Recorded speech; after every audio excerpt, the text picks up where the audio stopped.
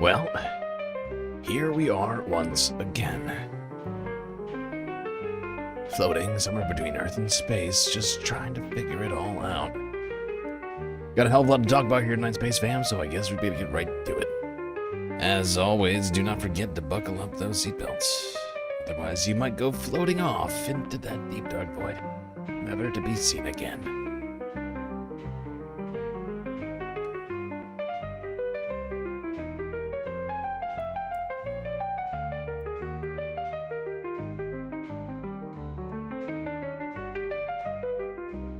Space Fams, good to see you on this moon day.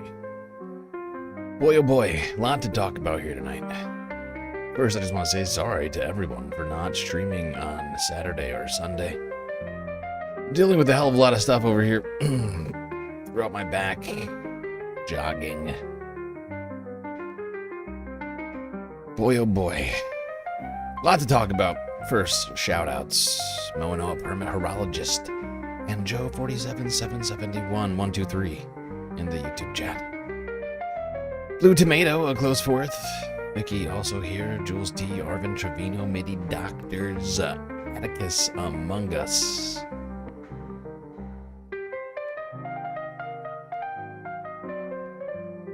Shirley Pulowski and R. Gray as well. Omegastar over on Twitch. YouTube vertical not working. I don't know what the fuck happened. Something weird happened. I don't know what. So no vertical stream tonight. And delete that. I can't. Somehow I can't not find a way to just stream to it now. So no vertical stream. I'd be quieter than usual. Thanks to that. Boy oh boy. A lot happened this weekend, and a lot has happened in the last 24 hours. My God. Where do we even start? America seems like the place. The Epstein files, perhaps? Jeffrey Epstein? This guy's been talked about for years.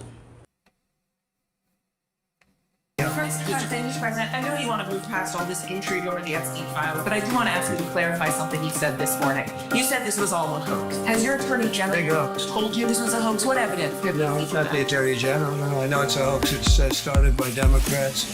Are you still talking about Jeffrey Epstein? I call it the Epstein hoax. Are people still talking about this guy, this great The Epstein hoax. Jeffrey Epstein? Epstein? I call it the Epstein hoax.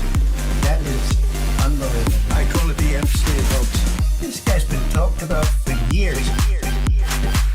I can't believe you're asking a question on Epstein. This guy, this Weird. It's all a big hoax that's perpetrated by the Democrats, and some stupid Republicans and foolish Republicans fall into the net.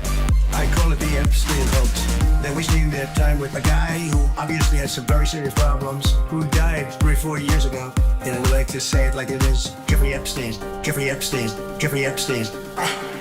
Jeffrey Epstein. Jeffrey Epstein. Jeffrey Epstein. Are you still talking about Jeffrey Epstein? I call it the Epstein hoax. Are people still talking about this guy, this great The Epstein hoax. Jeffrey Epstein? Epstein? I call it the Epstein hoax. That is These people are perverts. I don't understand why the Jeffrey Epstein case would give interest to anybody. It's pretty boring stuff. I don't understand why it keeps going.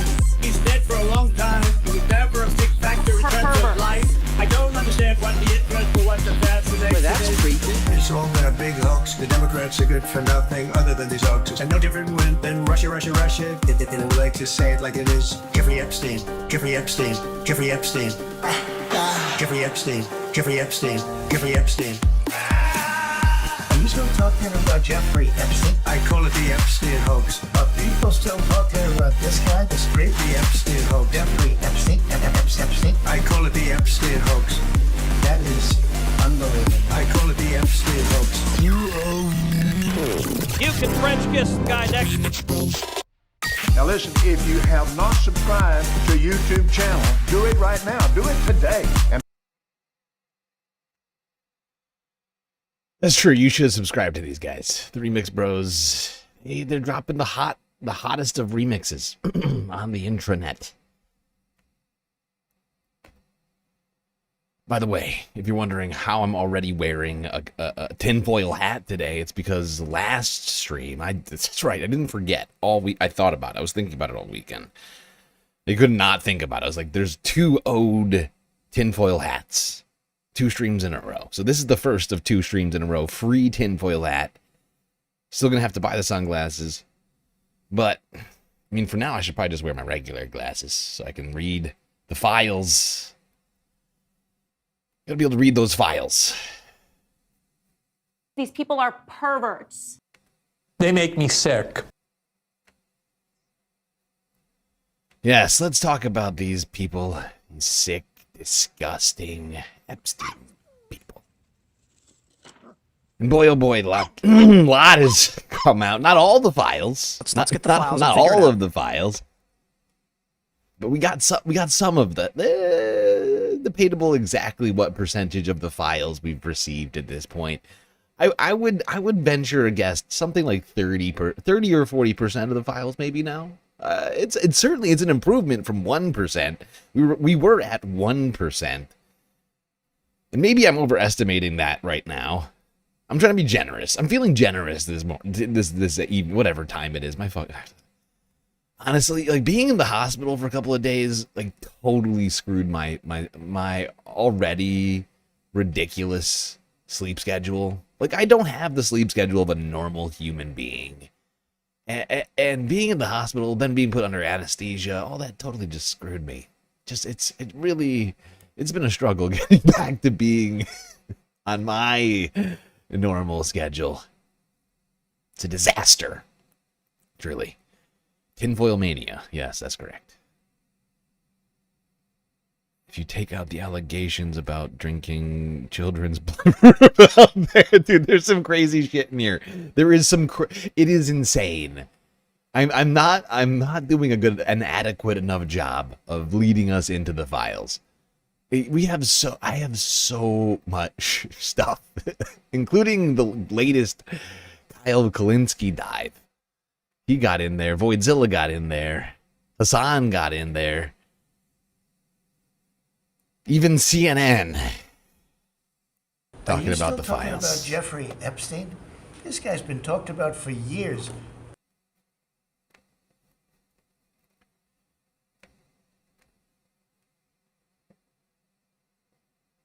Well, the files also show that Epstein repeatedly took the fifth during a 2016 deposition when asked more than a dozen questions about former President Clinton. Among them, several about whether Mr. Clinton visited Epstein's private island and flew in his private plane. The former president has denied ever having visited the island. So has Elon Musk, yet the files contain at least 2 emails discussing just that. In one from the 24th of November 2012, Epstein writes, "How many people will you be for the heli to island?" Musk responded the next day that it would probably just be him and his then wife, adding, quote, "What day/night will be the wildest party on our island?" A year later, Musk wrote Epstein saying, quote, What a fucking weird ass question to ask Jeffrey Epstein. Hey, what's a good time for me and my wife to come to your island? Your depraved sex island. What would be the best day for us, you think? Oh my God. This to be married to Elon Musk.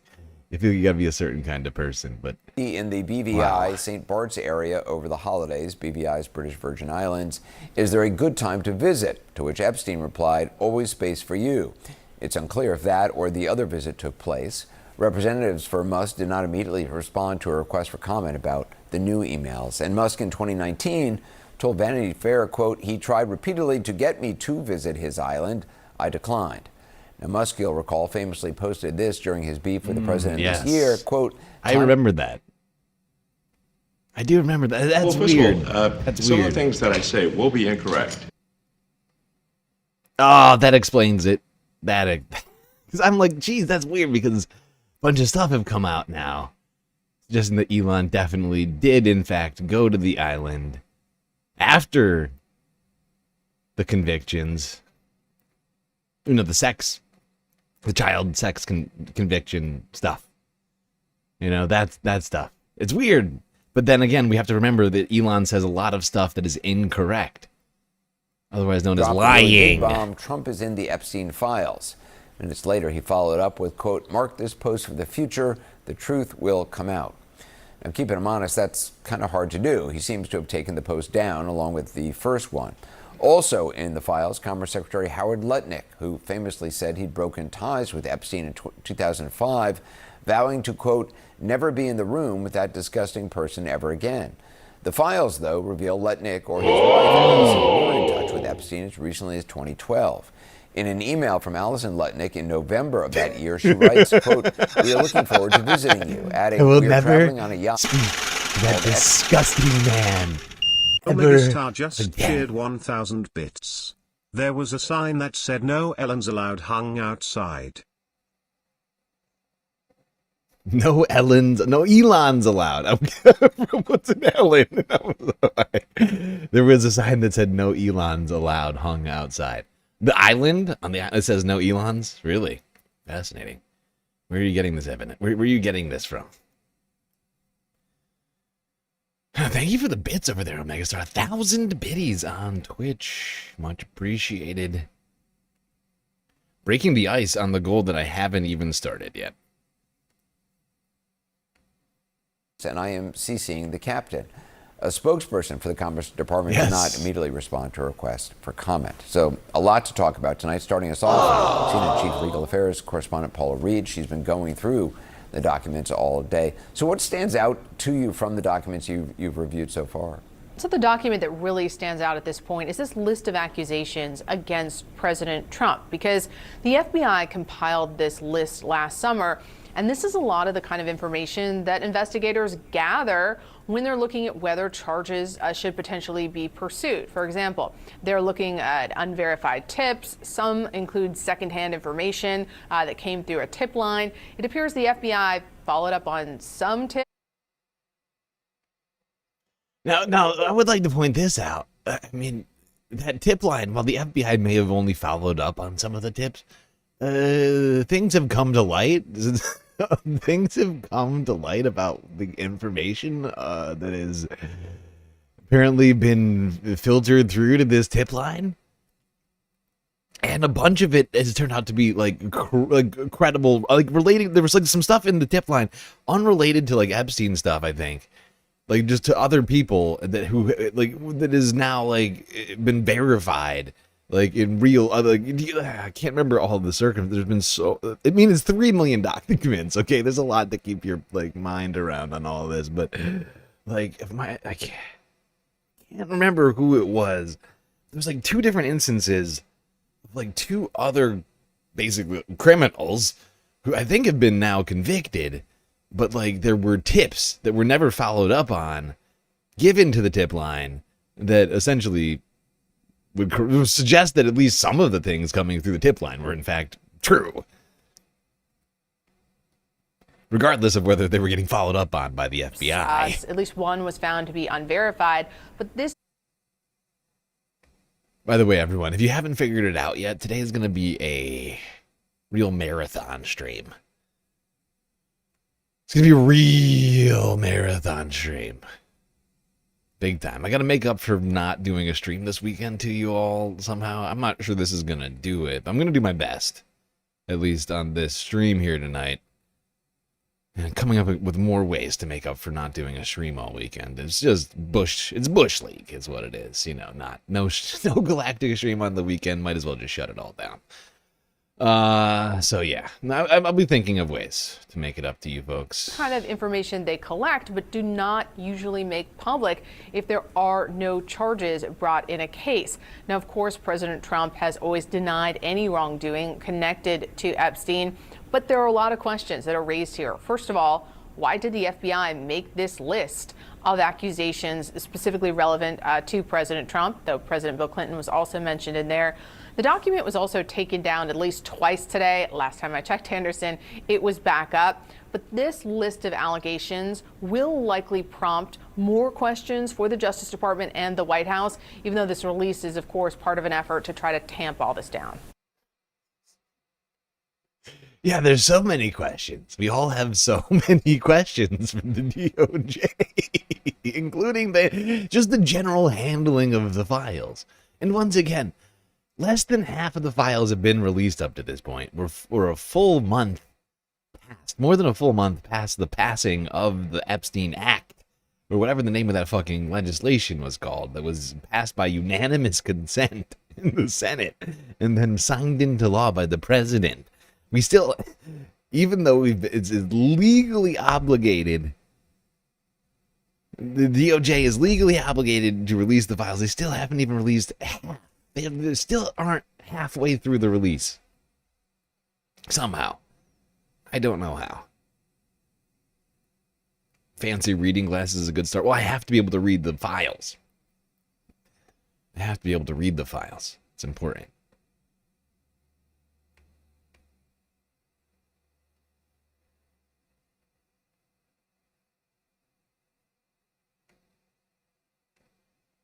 Jules T with a super chat on YouTube.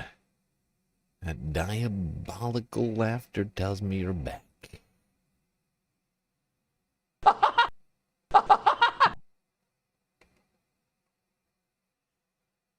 All right. Thank you, Jules. Much appreciated. We've already made great progress on the goal, the non-existent galactic content goal. WSNT_me gifted 1 subscriptions to the community. Wasn't me. It definitely was you gifting a tier 1 sub. I know that much. I spelled this wrong. Receiving that gifted sub. Much appreciated, wasn't me. But I know it was you. Once again. You and your tricky name over there. All right, we're going to keep get the going files to and the figure it files. Skipping past Anderson. Aaron Burnett now. It's Aaron guy. In the Epstein files, the Justice Department releasing millions of new pages of documents from the Epstein files, and among them is a list that Trump's own Justice Department compiled. His own Justice Department. This list details a list of sexual assault allegations related to the president. Now, this list was released this morning as part of this document dump, but then suddenly disappeared from the Justice Department's website. That was noticed, called out, that got posted again. Page the administration claims that snafu was because the site got overloaded. Now, many of the allegations appear to have come from unverified tips. Some are incredibly graphic and disgusting. And upsetting, frankly. The files also today released included a complaint from a woman who accused Trump of raping her in 1994 when she was 13 years old. According to the complaint, the woman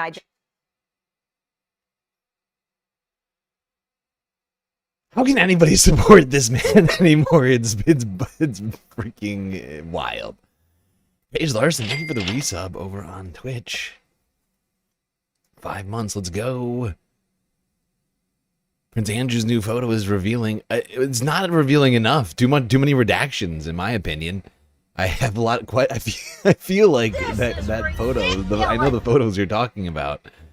I have more questions, I feel like, than answers with those photos. It's not clear whether the person underneath Andrew is even conscious. It's disturbing, is what it is. Jules T gifting a galactic subscription of totalitarianism to Oofta. Enjoy that, Oofta. And then Epi Mew gifting 5 galactic memberships over on YouTube. My God.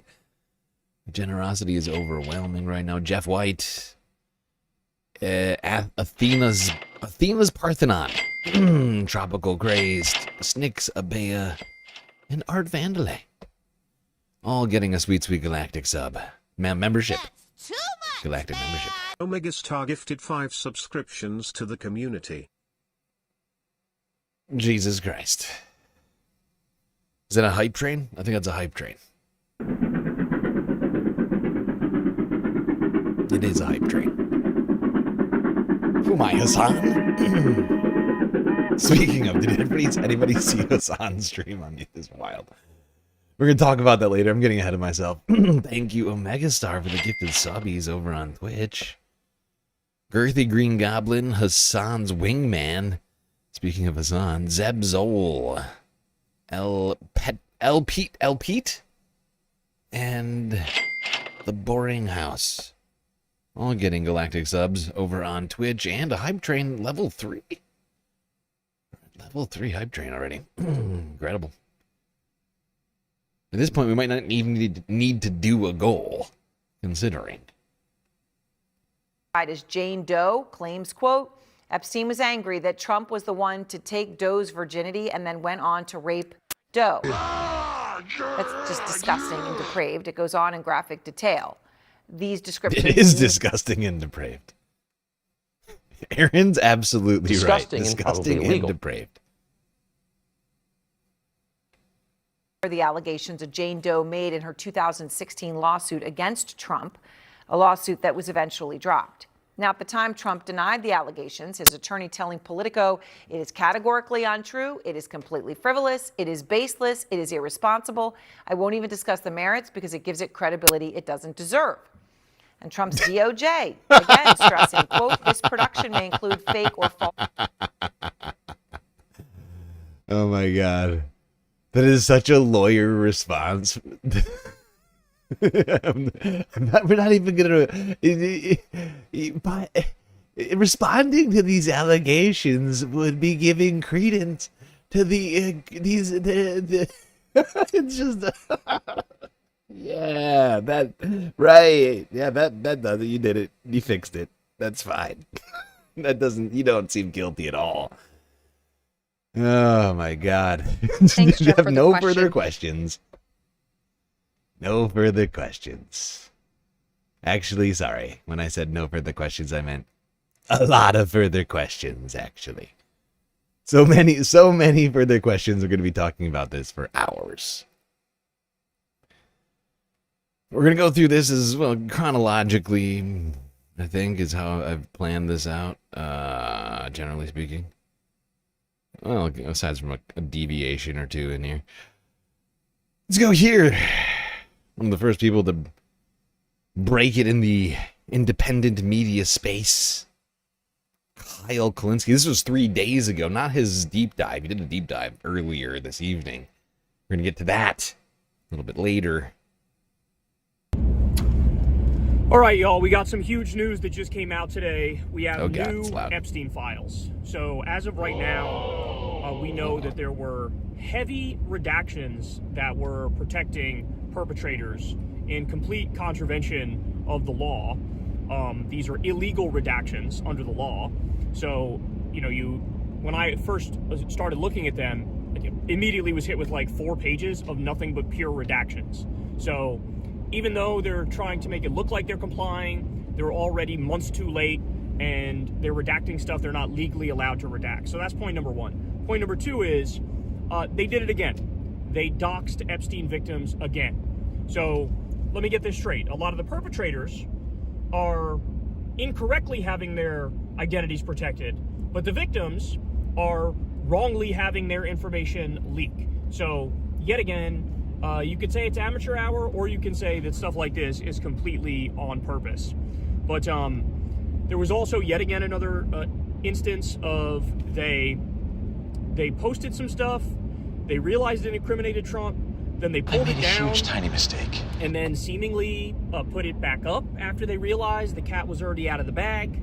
So this is now the second or third time that this... They are nothing if not consistent. You gotta give the Trump administration at least that much. They at least stick to their guns. They're not just one and done. They're they're gonna do the exact same failed strategy over and over again.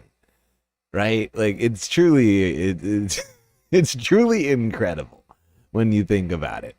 They've done this so many times now. How many fucking times have they done this? It's out of control.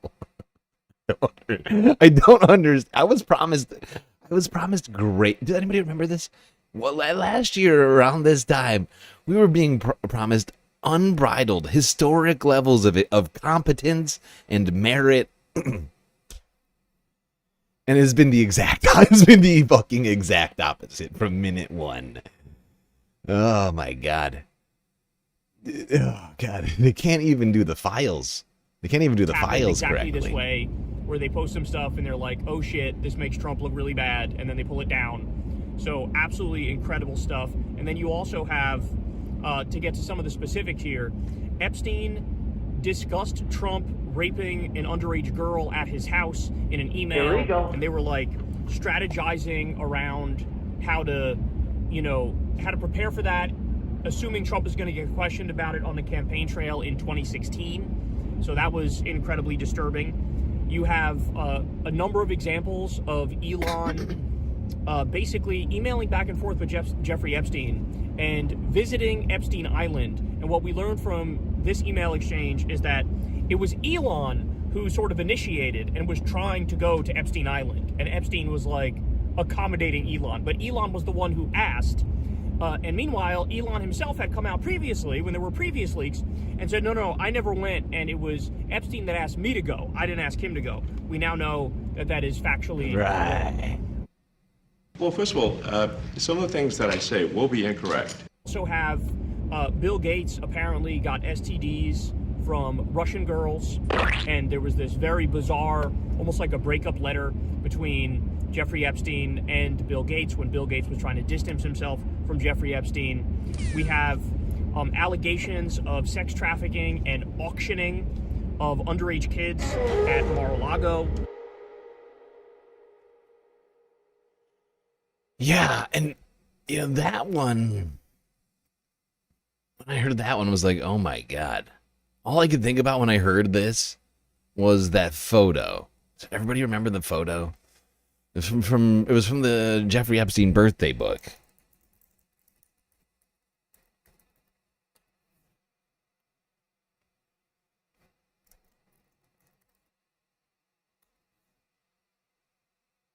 Everybody remember this photo?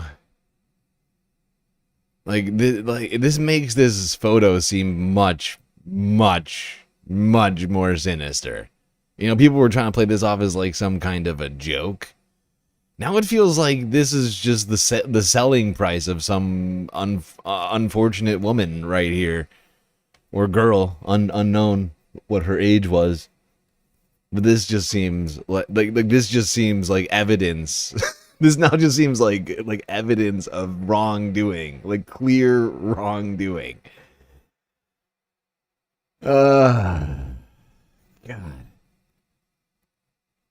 And you have Melania's close relationship with Ghislaine Maxwell was exposed here. We didn't know how close they were. Apparently, they were very, very close. It looks like, Ghislaine was the head.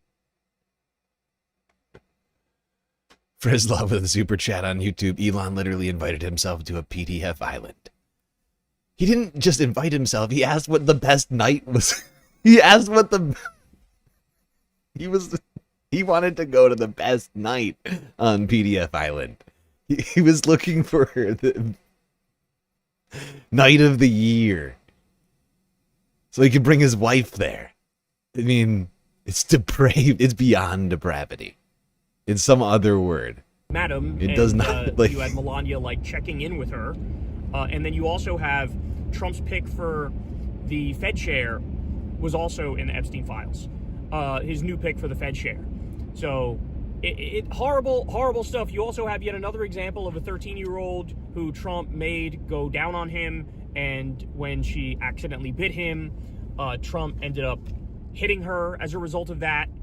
So, and that story lines up with the Katie Johnson story. It's possible it's the same one being reported to the FBI. It's possible that he just has a track record of getting underage girls to do that, coercing them into doing that, and then if they don't do it right, he ends up physically assaulting them. So really, really disturbing stuff here. There was some stuff that appears to be not true. There's one allegation against Robin Leach that he choked a woman to death. That one appears to not be true because none of the details in the allegation add up. Like, for example. Yeah. No, so yeah, at least one. is one allegation being untrue does not make the rest of them untrue. And there's plenty of other allegations. You don't need that allegation. You don't, like that. Honestly, it's superfluous. Superfluous is the word I would use in relation to that. Doesn't fucking matter that one happens to be untrue. The rest of them seem to have at least some amount of credibility. And even if like 30% of them are true, or even less than that, you got some real fucking problems here. Not just with Donald Trump, by the way. All of these people. It's a disturbing list. And just and there's so many things. God, and this drop site. Oh, God, drop site dropped some stuff. They dropped. Oh, God. We got to get to that in a second. I'm going to skip past Kyle because we're coming back to Kyle any minute now. Oh, wait. You know what, though? Before we do that, I should do this. 3 million pages. I'm just going to go back over here. I got to edit this.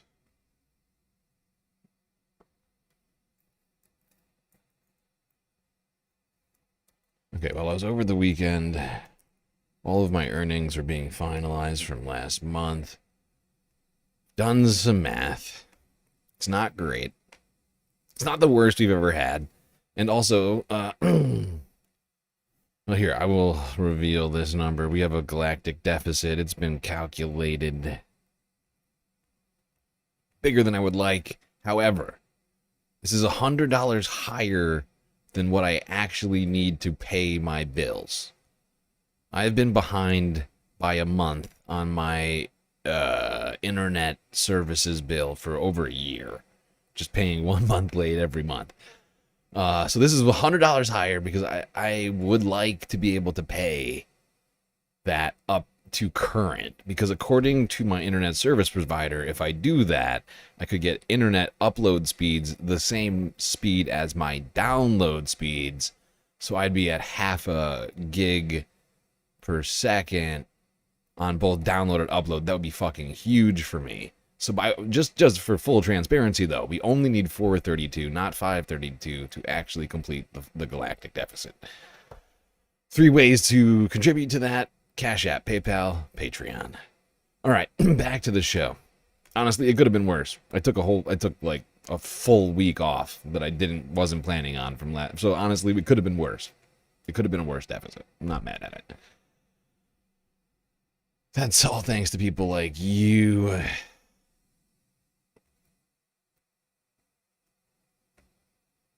All right, back to the files. Jeffrey Epstein? This guy's been talked about for years.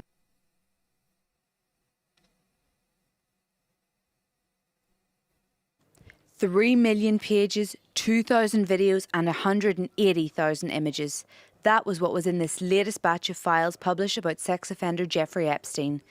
The release, mandated by Congress, is the largest to date and comes weeks after the December 19th deadline. Congressional Democrats criticised the Department of Justice, accusing them of not publishing all the files. They say they collected 6 million pages, but they're only releasing 3. What happened to the other 3 million? What's in them? And finally, has every document that mentions the word Trump been released? Yes or no? We need answers. It's now 42 days and counting that the administration has violated the law by failing to release all the files. Deputy Attorney General Todd Blanche earlier said the DOJ did follow the law passed by Congress. Good morning.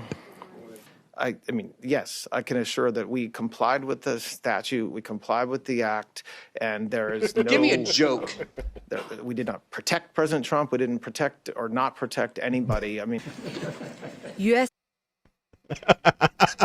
If they happened to protect anybody, it was a complete and total accident, says Donald Trump's personal lawyer, Todd Blanche, now Attorney General of the United States. Right. Now, unfortunately, they also didn't protect or not protect the victims themselves. In fact, numerous occasions, as it turns out, The DOJ released identifying information of victims who had, in fact, made themselves explicitly known to the FBI and the DOJ that they did not want their names put out there. But they didn't take the time to respect those victims. A lot of them kind of upset about that, as it turns out. President Donald Trump's name I know. appeared in thousands of references. This includes emails in which Epstein and others shared news articles about him, commented on his policies or politics. He's never been formally accused of wrongdoing related to Epstein. Other documents included in Friday's release showed correspondence between Epstein and his famous friends and acquaintances.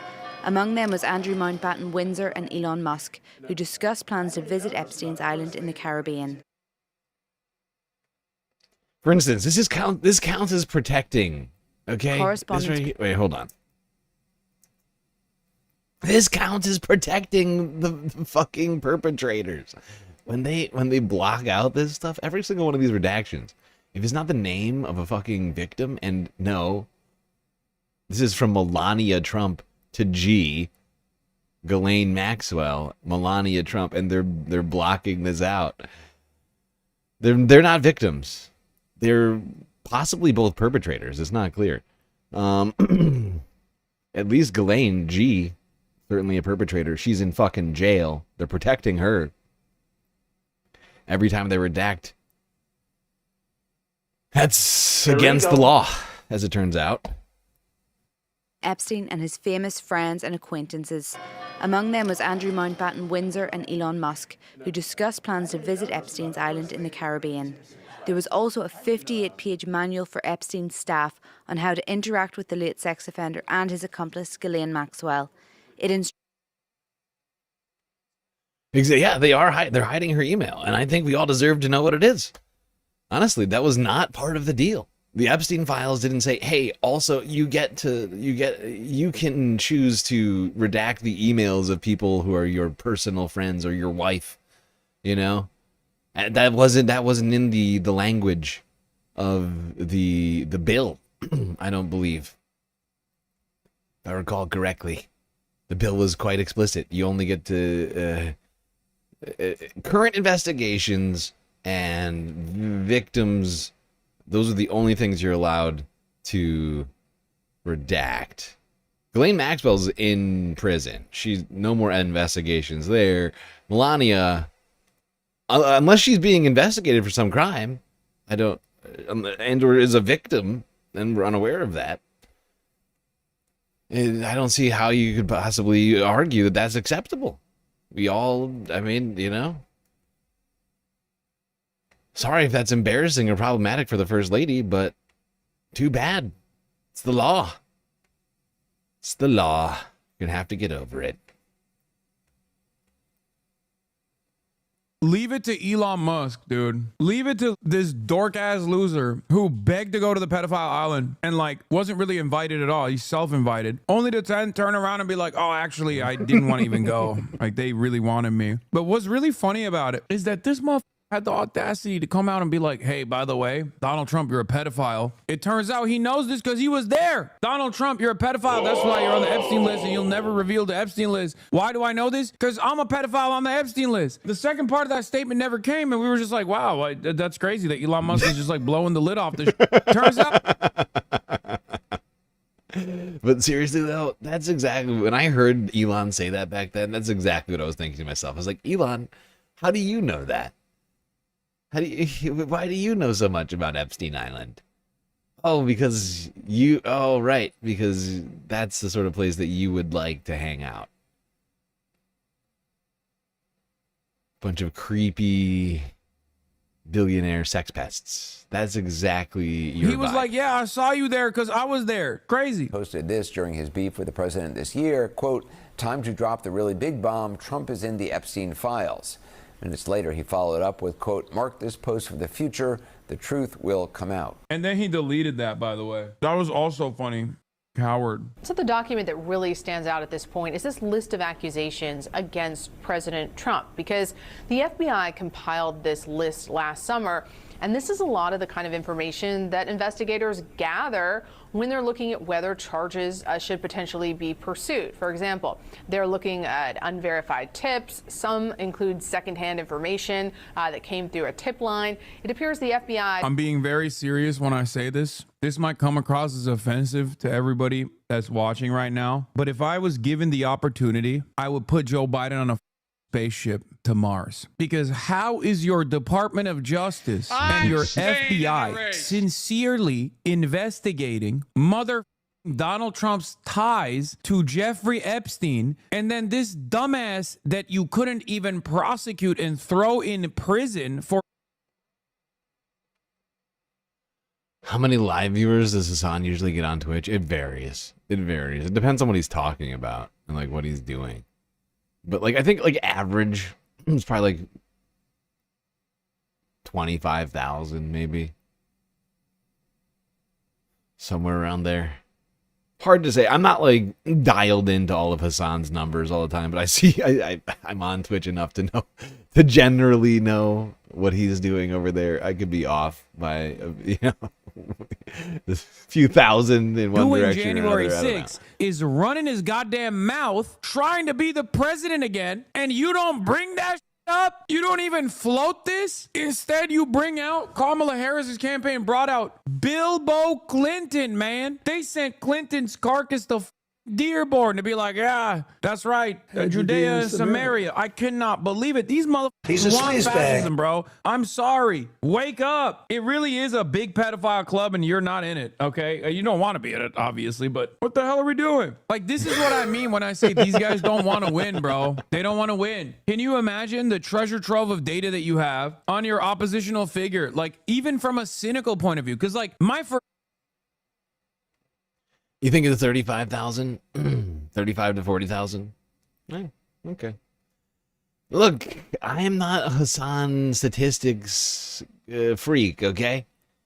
Nobody's reaction coming to at this is me like, right if this information is out there, I need everyone to know, right? Like, that's the moral position. You don't want people to go and vote for a pedophile, right? But even if you're like, well, everybody's doing it, we're all billionaire elites, right? Come on, Illuminati, sex rituals and stuff like that. But at least use it for gamesmanship, you know what I mean? To eliminate your enemies. Because you know whose name I haven't seen in the Epstein list? Joseph Robinette Brandon. That's why he's unique, because he was a Joseph ride or Brandon. die pro-Israel guy through and through, despite being Irish Catholic, okay? Perhaps the only Irish Catholic on the planet that's pro-Israel. He wasn't even caught, you know, any of the Jeffrey Epstein like sex traffic victims or any minors or anything. He was not like on the plane, and that's why he's like, oh, I love Israel. Like that didn't even happen. He just loved Israel for the love of the game. Think about that. Think about how disturbed of a psychopath you must be that you're like, I love Israel not because they have me blackmailed with like children, but instead I just love Israel so much. I love him so much. What the hell, man? Now, of course, President Trump has always denied any wrongdoing connected. I'm sorry, but this is also a hilarious dynamic that I routinely bring up, and I have to repeat it again. The very same dynamic between the Republicans and the Democrats in terms of like the ratchet effect exists in the Epstein case as well. In our lifetime, we've had 2 Democratic presidents. It's 3. But for a lot of Zoomers, they've only seen 2 Democratic presidents, Barack Obama and Joe Biden, neither of which is in the Epstein files. And neither of them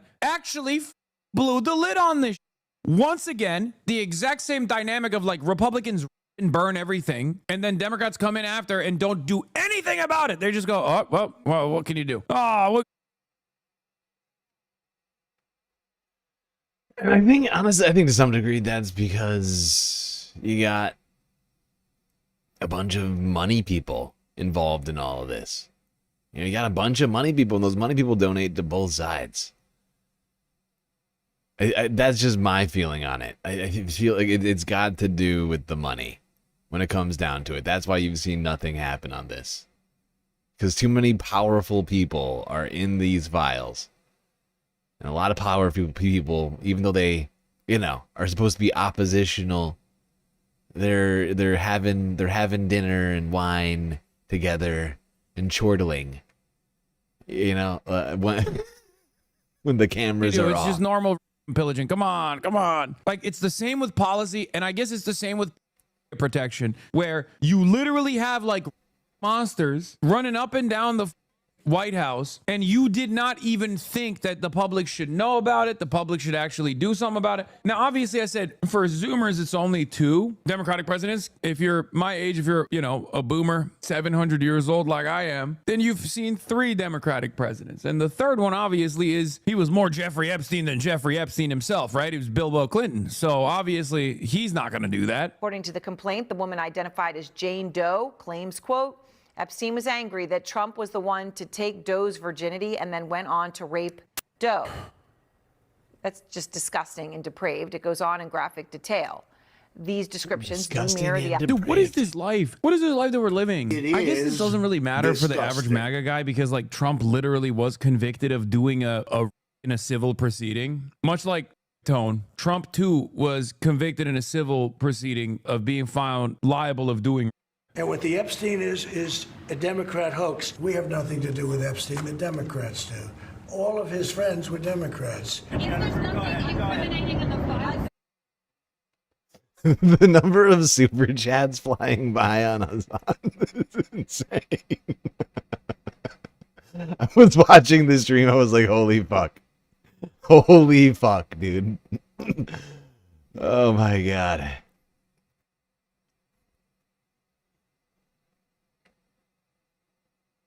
I love how Hasan gets banned on Twitch and goes to YouTube and makes more money than everybody else.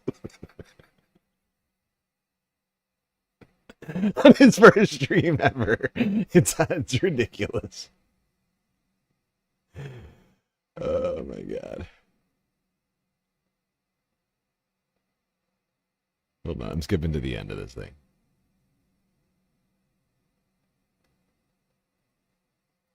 Believe me, we're coming back to Hasan. We're gonna be coming back to Hasan later. We're just covering the Epstein portion of this stream.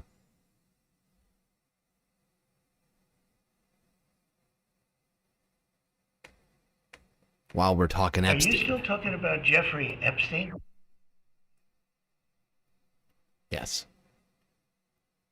Yes, we are. Also, Donald James X, thank you for being a Galactic contributor for 10 months.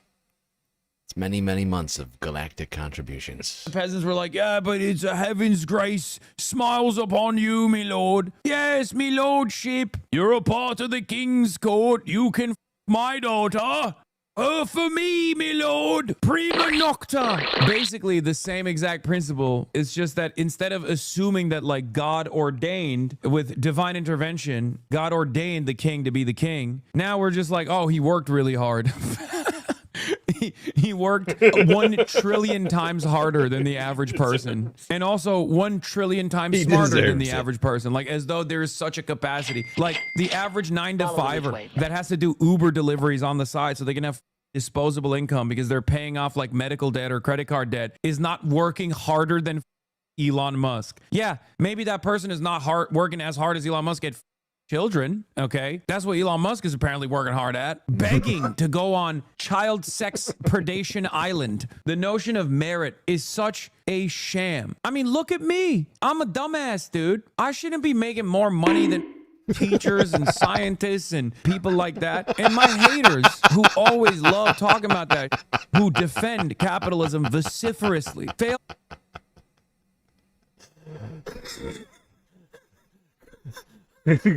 Fucking great Hasan quote. I should not be making more money than teachers. I'm pretty sure Hasan made more money than teachers in this one day live streaming on YouTube. Literally the most teachers in America. One guy, one time.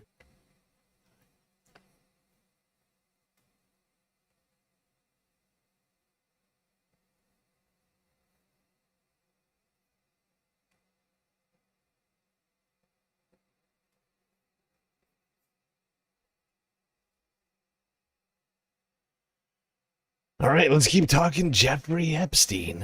The latest release of the Epstein files.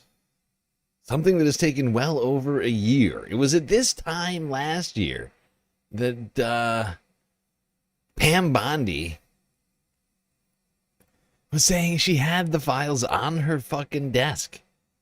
Apparently 6 million documents and thousands of hours of video and photos and all these other things were just on her desk. I don't know.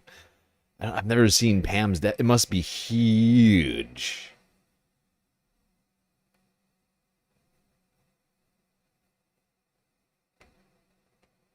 Everyone's saying it. Pam has the biggest desk in the entire White House. The Epstein files have revealed Elon Musk to be a massive liar. So in this video, I'm going to go over the Elon Musk portion of these Epstein files. And let me just tell you, after a day of consuming all of the garbage that has come out of these files, I'm feeling like that Charlie meme from It's Always Sunny, where the papers and the strings, except it's all real. And it's frying my brain because there is so much news that has come out on that story alone, on Epstein alone, let alone everything else that's been going on, that it's, as one person doing this, it's impossible. I don't know how anyone else in this position, other streamers, people like Hasan, who just cover everything all the time, I don't know how they do it because I have lost my mind. That said, I want to get into this, and then I'll quickly at the very end go over just some quick headlines of many other revelations that have come out from these recent release of the Epstein files. We're talking 3 million new Epstein documents, and there is like at least 75 different breaking news stories in this single release. So obviously, everything in there is not going to get the attention that it deserves. But let me get to this Elon stuff, because this is one that I find worth noting because of how vocal Elon Musk has attempted to be in his rejection of Epstein. Even before, months ago, saying Donald Trump's in the files, before we knew for sure that he was in the files. And we know, yes, he's in the files. Elon Musk ended up deleting that tweet because it offended Donald Trump. Yet he's also in the files. So it's unbelievable stuff. It's completely believable, but unbelievable in the sense that I am just fried from having to consume all of this.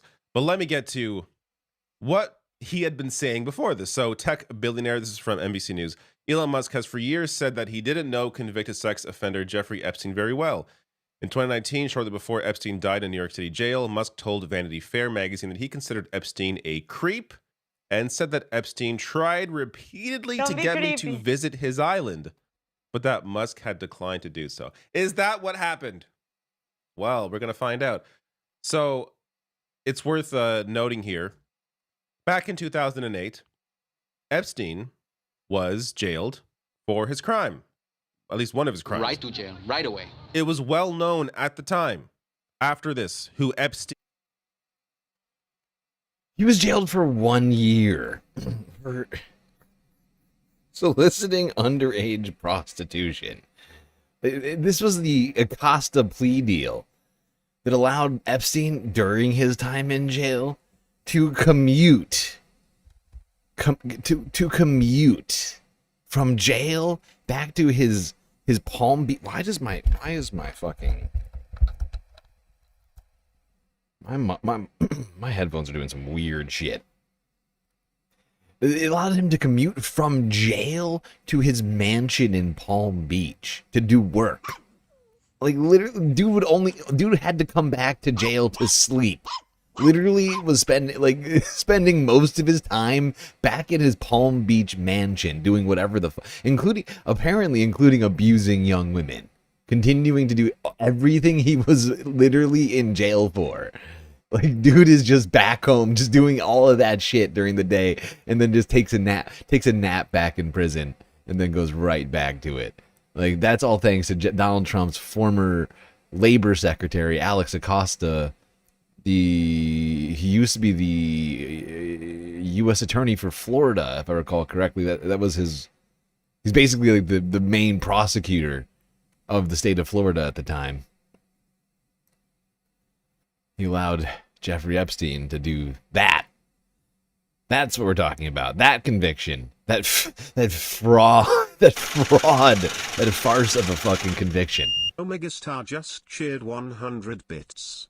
Feed the damn puppy already. Feed the damn pup. The puppy is munching over here.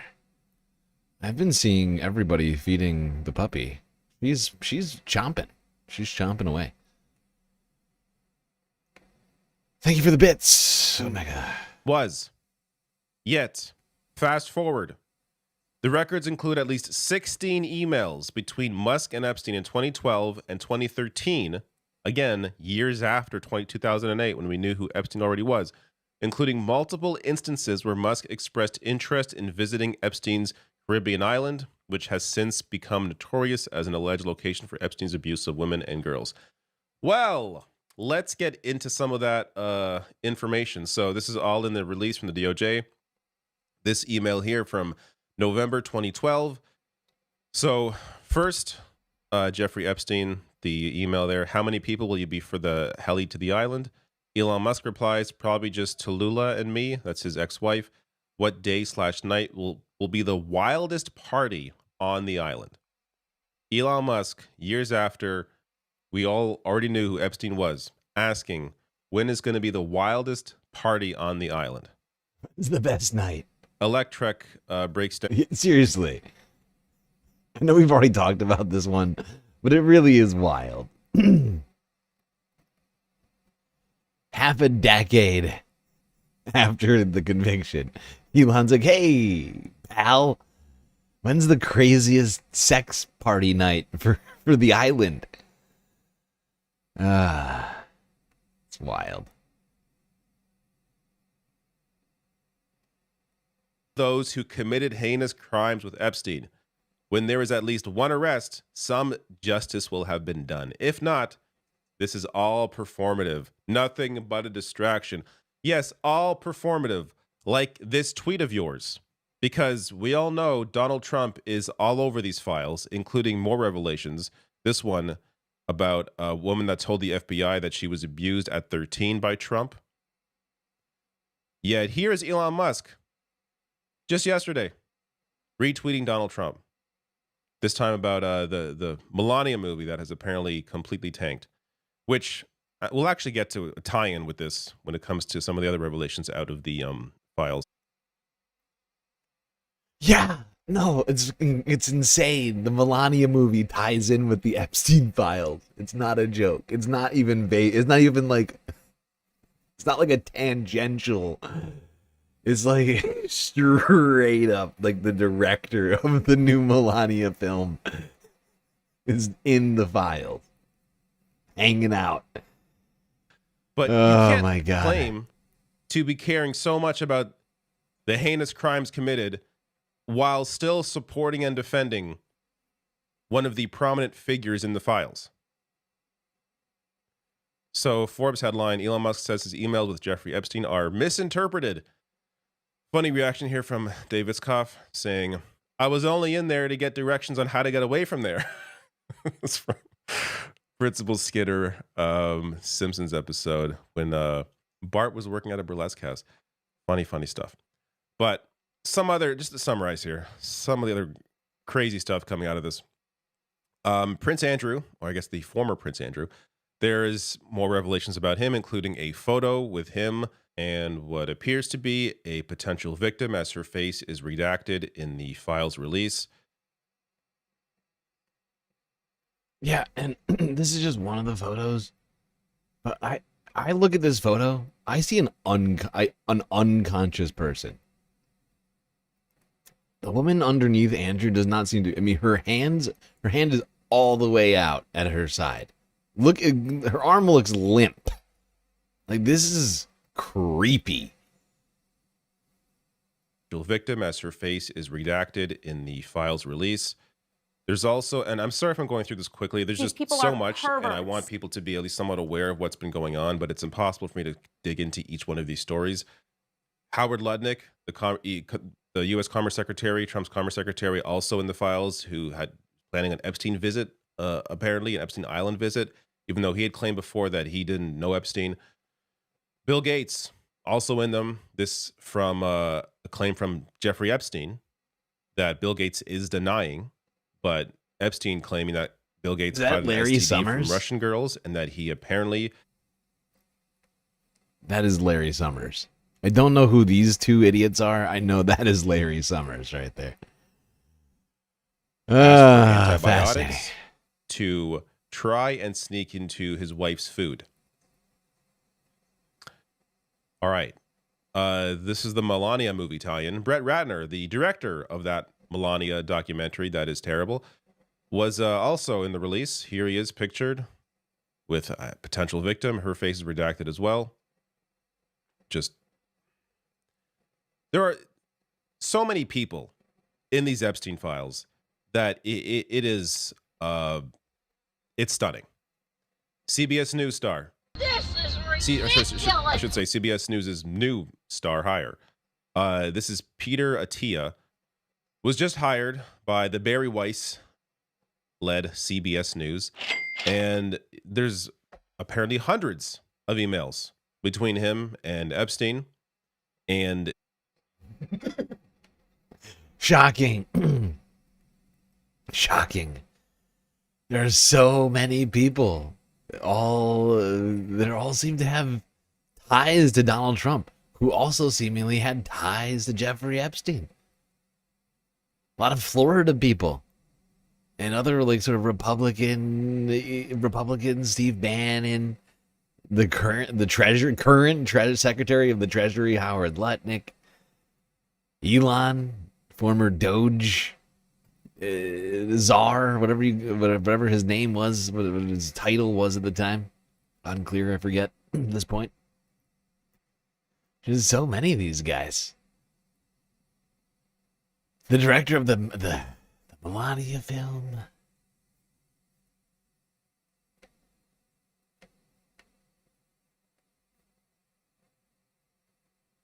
It's almost like a cabal. It's like a cabal of Republicans. It's very strange.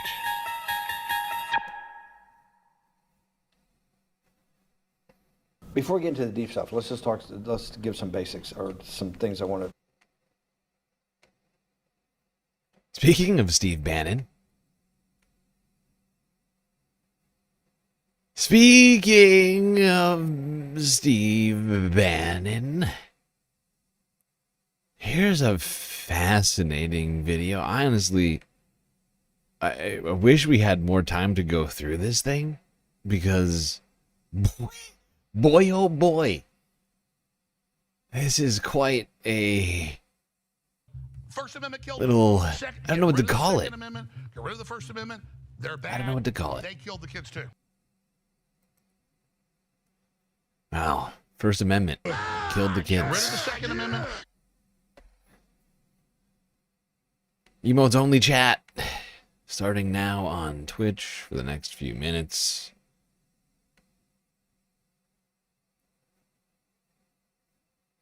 But here is a 2-hour-long compilation. I think it's two separate interviews compiled by Dropsite News, posted to their YouTube channel yesterday.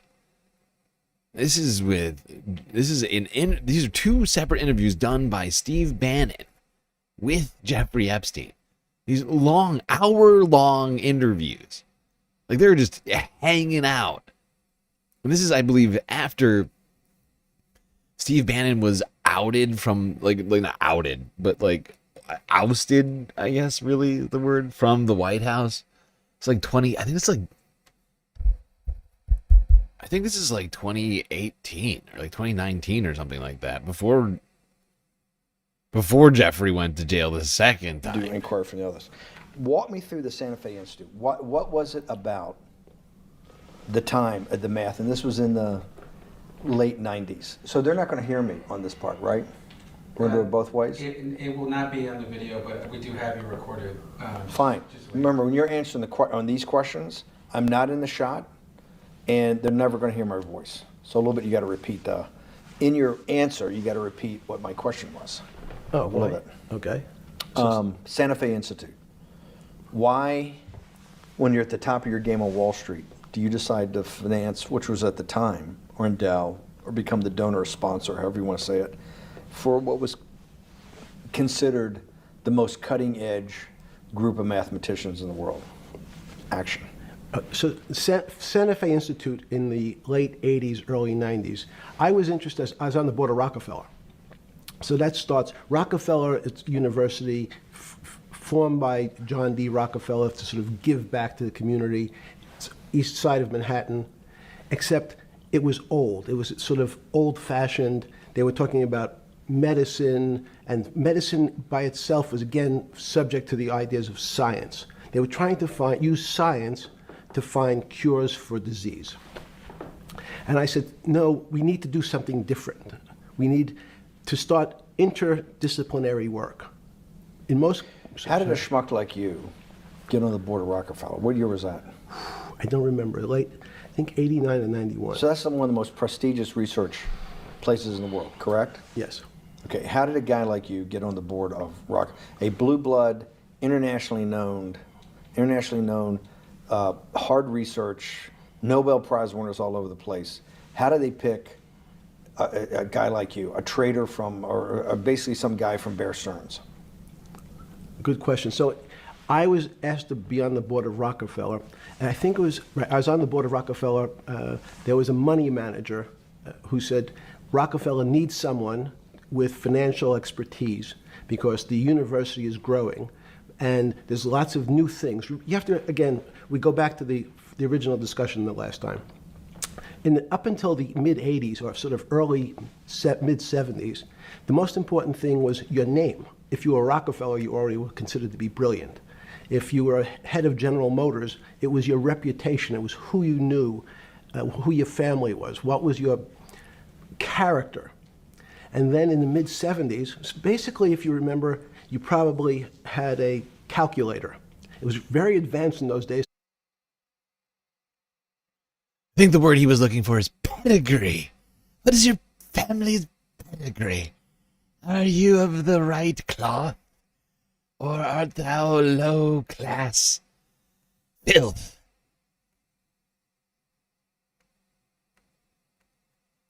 Honestly, this conversation is disturbing. I wish I never had to listen to this conversation. I'm not gonna lie. Where it could, by putting in the numbers, it would multiply for you to do square roots, and that was the first. And everyone who had a calculator was already advanced on Wall Street. A simple almost like your accountant. The most important parts of business were really now going to calculations. So it's not only mathematics, but it's things that could be calculated. Reputation couldn't be calculated. I could give you, are you a 10 on a reputation scale, an 8? What does it mean to have a measurement of your reputation? We'll get to that later. But places like Rockefeller needed someone to say, look, we're entering a different world where numbers and the numbers of companies, portfolio management was going to be balanced. It was going to be statistical. Jeffrey, could you come on the board? Potentially sit on the finance committee. Nancy Kissinger and a bunch of other people. Kissinger, I mean, like the names and all the people that like all these organizations, he's just throwing around in this discussion. This guy had way too much access to power. It's insane. It's insane. Like, honestly, we don't have time to listen to this, but like he just goes through like talking about like all of his relationships, like with all of these incredibly powerful people and like all of these money relationships he has that all just don't make any sense.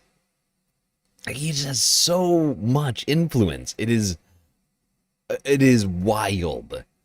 It is wild. And he honestly, he's like very open about it in this. I mean, you can tell he's still being cagey about certain details, but like he just sort of like, I mean, just sitting here palling around with Steve Bannon, basically just going through all of it. Oh my God. By the way, emotes only chat has been turned off. Back on Twitch. I'm going to skip ahead in this discussion a little bit. Trying to remember where it's like 2 hours of just disturbing Just like the two disturbing individuals. Just two despicable human beings. Just having a sit-down chat. Steve Bannon and Jeffrey Epstein. Just hanging out for hours. Just sort of just going wherever their deranged minds go. Like, really, I can't imagine, like, honestly, I can't imagine a worse blunt rotation. Jeffrey Epstein, Steve Bannon, and I would know, like, please don't make me the third. Don't make me the third in this horrible rotation. But Bear Stearns was still a zombie. A shell of its former self. A former self. But they had, quote unquote, saved it. They admit, why did they make the decision in your mind? Why did Hank Paulson and Bernanke, what's this concept of moral hazard? Explain to the audience what moral hazard is, and why did they save Bear Stearns 6 months before, and why did the smartest guys in the room decide not to save Lehman Brothers? It's a good question. The real issue is I'd have to go back when you have these systems to the way your doctor responds to any type of emergency in your body. If they might decide to save your kidneys and let your gallbladder go because the gallbladder is less important to your overall system. If at that time, even it's not that long ago, the boogeyman was when said, well, what really happened? Jeffrey, what really happened? What is this financial crisis? And, some of the progressives and the right wing blame it on the banks. It was the banks' fault. And it's the fault of this very esoteric, unknown concept of derivatives. It was really the derivatives that caused this financial crisis because the derivatives got somehow out of control and in the Mickey Mouse. And that in the United States, it might collapse. Did you know that at the time? Did you view that at the time? Yes. You did? Yeah. Why? Again, I don't want to bore you or the audience with the idea of it's a medical procedure, but you had system failures. So you'd recognize that if I said to you, did you realize when your father was on the ground and he was clutching his chest and he couldn't breathe, it was a bad situation and he could die. That's how I saw it. Did you immediately think about the commercial paper market? I mean, the mechanical triggers that actually you had to blow through these circuit boards. Did you know the circuits? Did you understand the circuits? Or did you have a concept of the circuits that were going to get blown through? Yes, but only because of an analogy to a body. And in fact, from my telephones against the wall with my little metal wires, because the next day I talked to another person in Washington about the issues of what I thought was happening, and I made the same discussion about the... They were at the Treasury Department? Yes. So in a 6x9 cell in... The phones were outside the cell. In Palm Beach County, California? West Palm Beach, Florida. West Palm Beach, Florida. This was your juice diet. West Palm Beach, Florida. West Palm Beach, Florida. West Palm Beach, Florida. You're making a call to Washington, D.C. to talk to some deputy secretary of Treasury. Someone. If you're not following what Epstein is trying to say here, I mean, he's effectively suggesting that he helped in, what's the word? Like sculpting the bailout of the banks, like the 2009 financial crisis.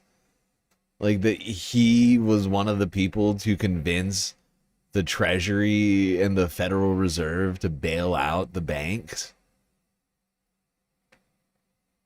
Like that's essentially what he's saying. When is this interview from? Like I was saying, I can't remember the exact year. I think it's like 2018 or 2019.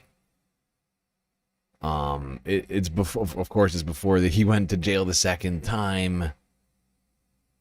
It's two separate interviews. This is the first interview. You'll notice he changes shirts at some point during this clip. But if what he's saying is true, it is wild to think about.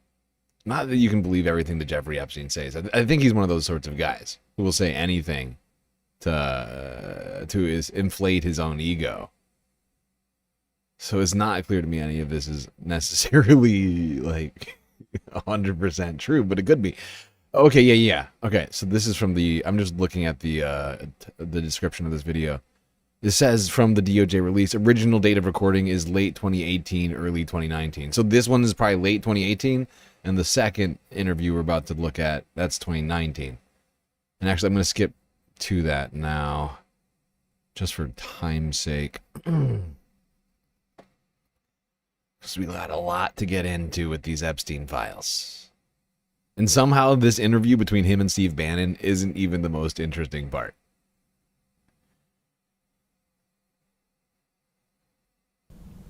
That starts to, you asked the question about what did I start to think about. Something's 1,000 and 990. This person now has to value it at 980. When did you first start to get nervous, understanding Bill Clinton in all this? Did you change glasses? Yes. Okay. I changed shirt. I saw that black. Are you okay with the? Yeah, great. I think we're gonna have all kinds of changes. I'm experimenting. Yeah. Okay. When did you get a feeling? Did you ever anticipate? This guy is saying, like, I'm experimenting is just, like, it's a disturbing sentence to me. I don't know why. Thinking about this guy experimenting with anything it's chilling. Before it happened, something like 2008 could happen. No. How could that be?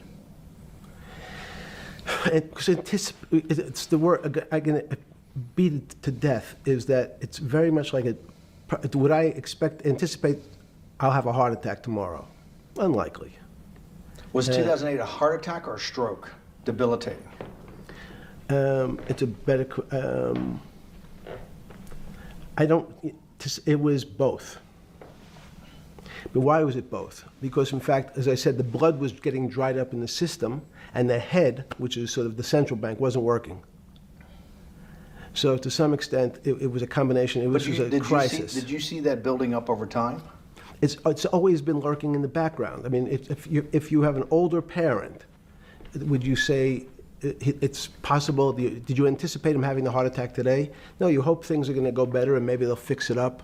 The system was getting too complex, and it wasn't based on derivatives, because what people keep forgetting, and as I was just explaining, Wall Street, and in many professions, including Wall Street makes it sound complicated. They don't want the little guy to understand what they do, because they make so much money, and they don't do very much.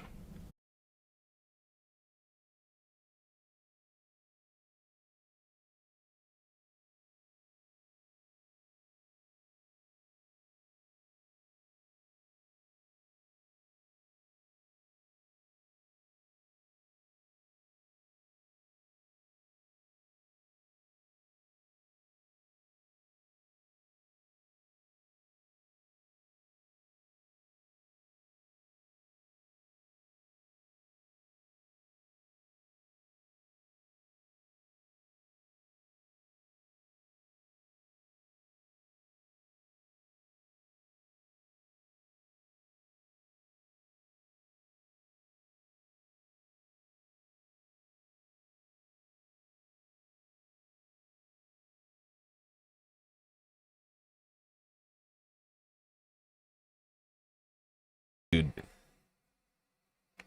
Ah, shit, I'm fucking muted. God damn it. What was I saying? I was ranting just now. I was saying, this guy, literally, Jeffrey Epstein just described himself. Jeffrey Epstein, when he says, like, oh, that Wall Street, that likes to make things sound complicated. Like, he just described himself. Jeffrey Epstein, spoke in ways that were intended to sound smart and complicated. Like, the man lived off of self-aggrandizement, and like just this guy was annoying. This is the most I've ever heard him speak. Right? Like, this interview, the one thing about this interview that I found fascinating was just like hearing him speak and listening to like how he thought. And this guy is just unbearable. He's fucking annoying. Like, he just speaks in this way. This just like I would hate to have to hang out with this guy on the regular. Like, this dude is a fart sniffer. Okay, like, he tries to make himself important. Like, he did nothing in life, right? Like, and somehow just like failed upwards. He literally is Wall Street. Like, the thing that he is accusing Wall Street of, he literally is the poster child of. Pretending as if what he does is important by talking about it in a complex way. And really, he's just a criminal. He's an opportunist and a criminal. All right, I'm going to the end of this thing, just for time's sake.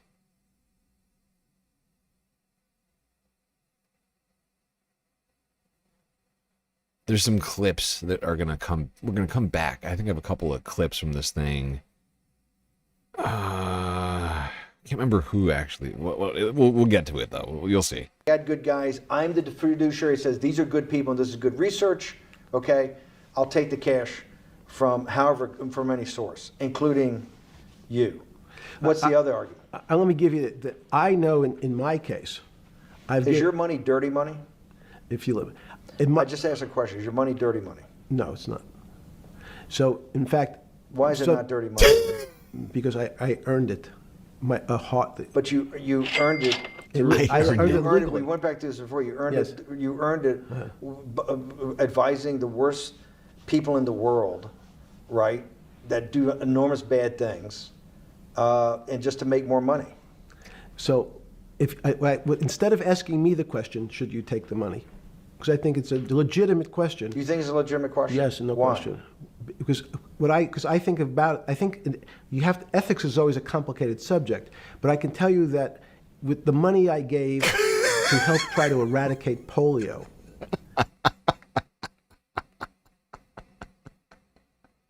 Hearing the world's most notorious sex criminal say ethics is a complicated subject is fucking hilarious to me. Something about that sentence is just, I feel like that deserves a sound drop. I think ethics is always a complicated subject, but I can tell you that with the money I gave to help try to eradicate polio in Pakistan and India, instead of asking me whether that money should be given to these children for vaccines, I think you might want to ask their mothers who received the vaccine, who know their child now won't get polio, and ask them if Epstein should have helped these people with their money. If we walked in, you're is a that a fair mathematician.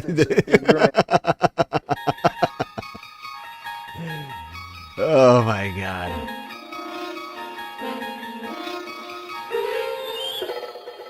If I hadn't done all of those sex crimes, if I hadn't trafficked all those women and girls, I wouldn't have been able to cure polio in India, says Epstein.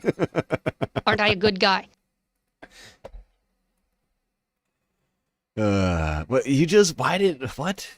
Kaname Kun, why did you just redeem a tinfoil hat on Twitch?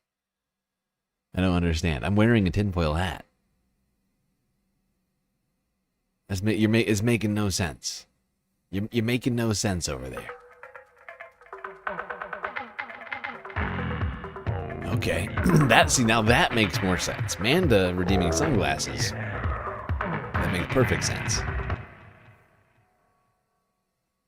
Nothing weird about that. I'm not wearing sunglasses. Although it is going to make it harder for me to read the files.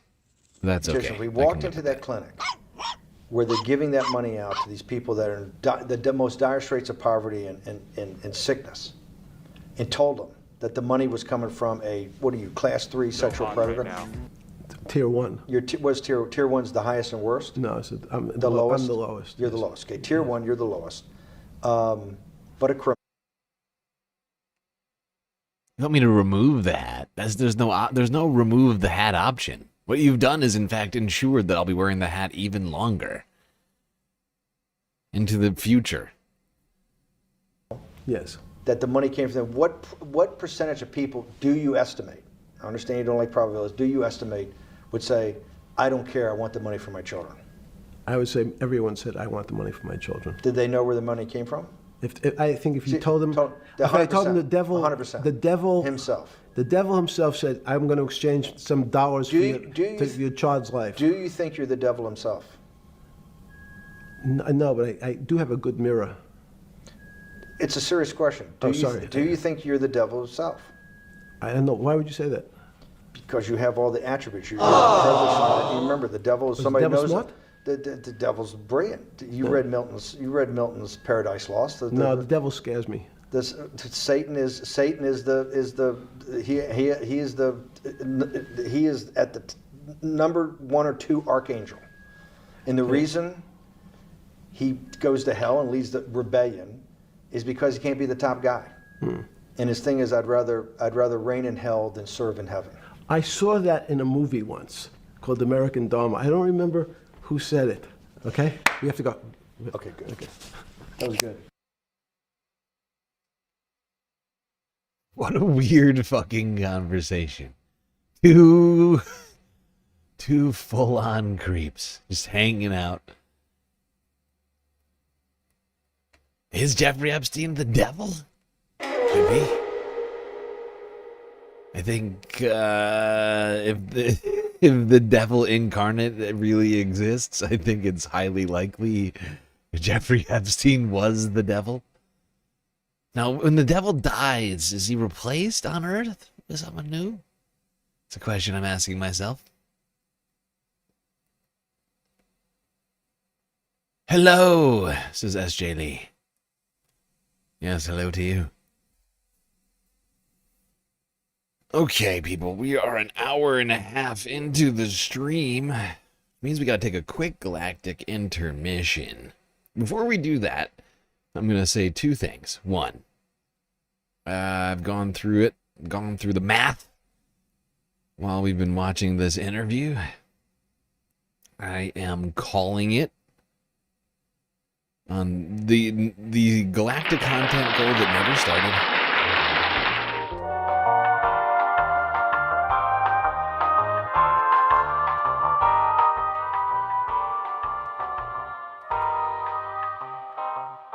That's right, everybody. Bask in the glory. Take in the epicness of your own achievements. All of the sweet, sweet contributions from you space fams have ensured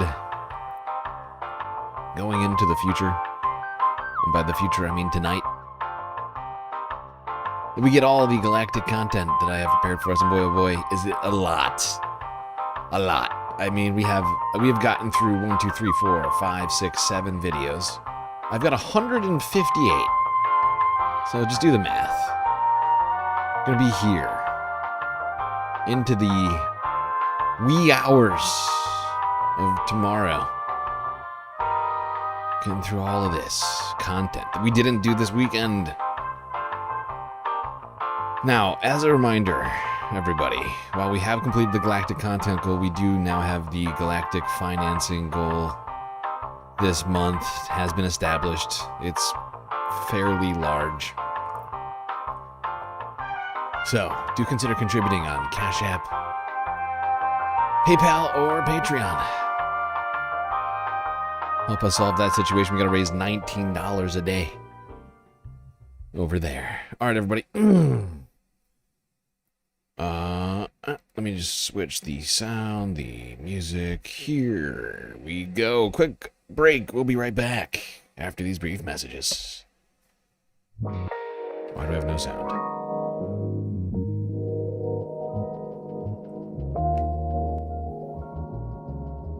Okay, there we go. All right, everybody. Hope you've been enjoying the show so far. If you haven't already, hit the follow button on Twitch and the subscribe button on YouTube. Hit that bell icon and the like button as well. And do consider contributing to the Galactic News Network, as we are, of course, completely funded by individuals like you. A lot of great ways out there for you to show your support. Things like YouTube, Super Chats, Super Stickers, memberships, gifted memberships. Twitch with the bits and the power-ups, the subs, gifted subs. Prime subs, you got Cash App and PayPal. We also have Throne. Also want to say thank you, huge thank you, to the people who've donated on Throne recently to the crowdfunding of that e-bike. I haven't posted it yet, but I'm planning on doing it. The bike has arrived.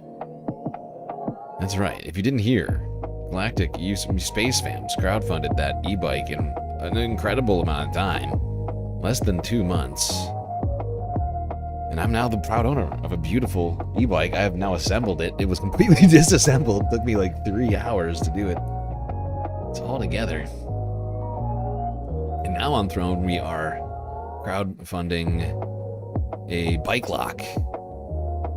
One of the fancy ones, so we can protect this here bike. But of course, the very best way to get the most base benefits for your dollars is, as always, Patreon, where for the low price of $3 a month, you get access to a myriad space benefits unseen by the rest of the goddamn Milky Way galaxy. Things like an avatar on one of the break screens, like the pool, the bar, the lake, or the street. Shout out at the end of every show. Secret Discord channel inside of the Discord server, as well as unseen content. So much stuff. Just go click the link and find out what lies in store. All right, everybody, enjoy the break. Grab yourself a drink, maybe a snack, and I will be right back.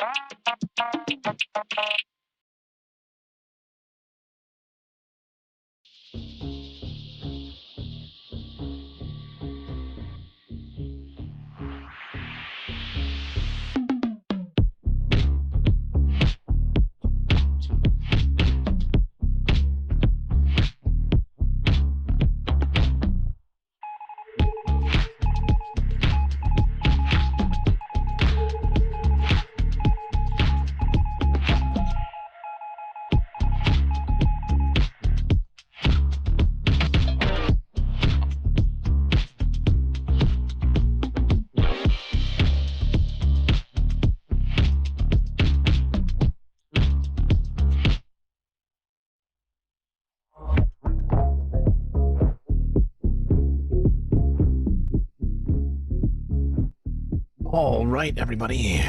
The break is over. That's right, your ears do not deceive you. The beeping is real. The stream is about to begin once again. So, get back in those seats. Otherwise, you're gonna miss it.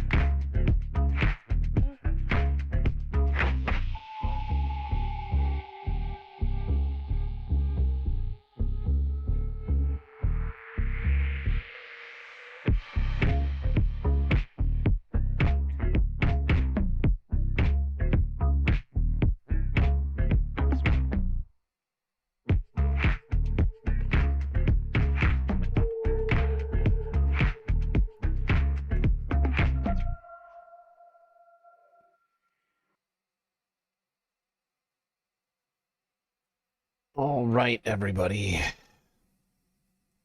We are back. Second half about to begin.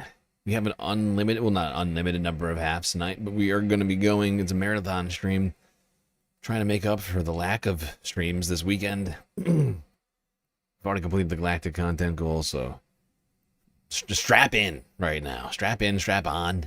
Whatever you need to do to get through this thing. We're still talking about the Jeffrey Epstein files.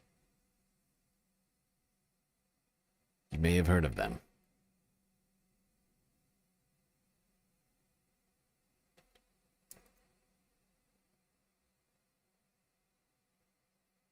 Why do I have no sound? I have no sound. I have no sound, and that's not helping me at all. Here we go. I know you want to move past all this intrigue over the Epstein files, but I do want to ask you to clarify something you said this morning. You said this was all a hoax. Has your attorney general told you this was a hoax? What evidence? No, it's not the Attorney General. No, I know it's a hoax. It's started by Democrats.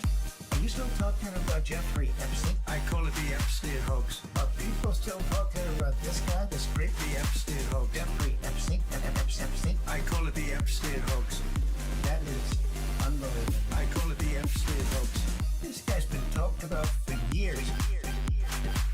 I can't believe you're asking a question of Epstein. This guy, this freak. It's all a big hoax. It's perpetrated by the Democrats, and some stupid Republicans and foolish Republicans fall into the net. I call it the Epstein hoax. They wasting their time with a guy who obviously has some very serious problems, who died 3 or 4 years ago. And I would like to say it like it is. Jeffrey Epstein. Jeffrey Epstein. Jeffrey Epstein.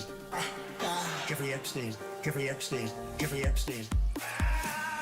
Are you still talking about Jeffrey Epstein? I call it the Epstein hoax. Are people still talking about this guy, this freak? The Epstein hoax. Jeffrey Epstein? Epstein? I call it the Epstein hoax. That is unbelievable. I call it the Epstein hoax. All right, people, let's keep talking about the Epstein hoax. Perpetrated by Democrats. This must be the leader. I'm fairly certain this next guy we're going to listen to is the leader, the perpetrator of the hoax. He's certainly been on the ball, so to speak. I am talking about CoffeeZilla. The FBI just dropped 3.5 million files, and it is incredible. Huge bombshells about some of the most powerful people on the planet. I can't believe they let some of this stuff out. I mean, it is stunning. Honestly, one of the biggest lies we've seen is the idea that the FBI could possibly come to us and say, not only is there not a client list, there was no credible evidence that Epstein blackmailed prominent individuals. Guys, we're about to see planned blackmail to one of the most powerful people on the planet, and that is Bill Gates. Listen, there's a lot we're gonna get to, but we have to start with probably the craziest revelation here, which is Jeffrey Epstein emailing himself about Bill Gates. Now, if you don't know, Bill Gates and Epstein had a relationship post 2008. That's a big year. You're going to hear a lot today because 2008 was the time that Epstein pled guilty for soliciting of somebody under the age Right, of EJ, 18. right He away. was a predator at this point. Everybody knew it. Now, eventually, Illegal. Bill Gates would get divorced when all of this came out. Melinda Gates said it was part of the direct cause for the divorce. She said she met Epstein and said he was evil. He was evil personified. So you have to understand, this is like Bill Gates' kryptonite. He's one of the richest men on the planet. He's got this huge philanthropy arm. But this relationship with Epstein has been a huge problem for him. And Epstein appears to have known that because in 2013, Bill Gates appears to be distancing himself from Jeffrey Epstein. And Epstein seems to have a problem with that. He says, I assume the dedication to our relation went both ways. Larry has now asked me to recommit to a confidentiality agreement. Basically, he's got to shut up about his relationship with Bill Gates. And this is where the blackmail starts. And it comes in the form of like, if I were you, I would do X if I were the type of guy that you should be.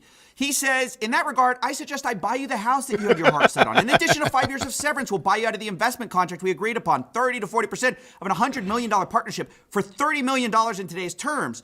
That's what I would have done had I been in your shoes. Then he lays out what he has on Bill Gates, or what he says he has. Quote, to add insult to injury, you subsequently, with tears in your eyes, implore me to delete the emails I had regarding your STD. Your request that I provide you antibiotics that you could surreptitiously give to Melinda, and the description of your I mean, this is And the description of your penis is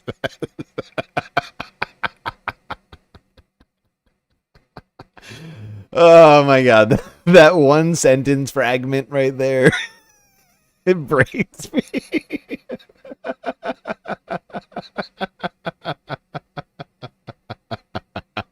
It must be very, I mean, it must be distinct, I guess. These people are perverts. These people are perverts. Oh, good, good God.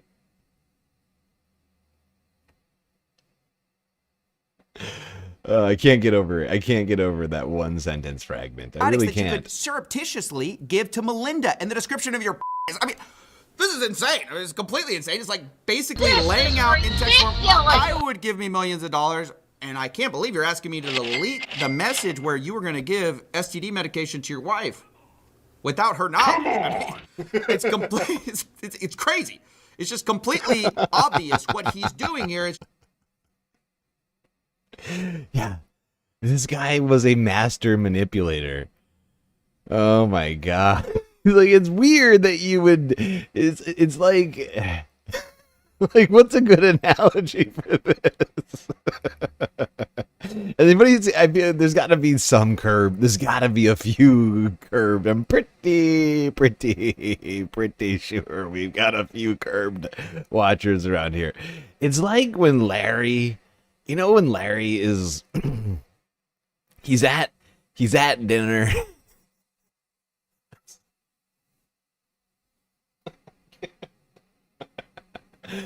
I can barely get through this example. Gotta keep it together over here.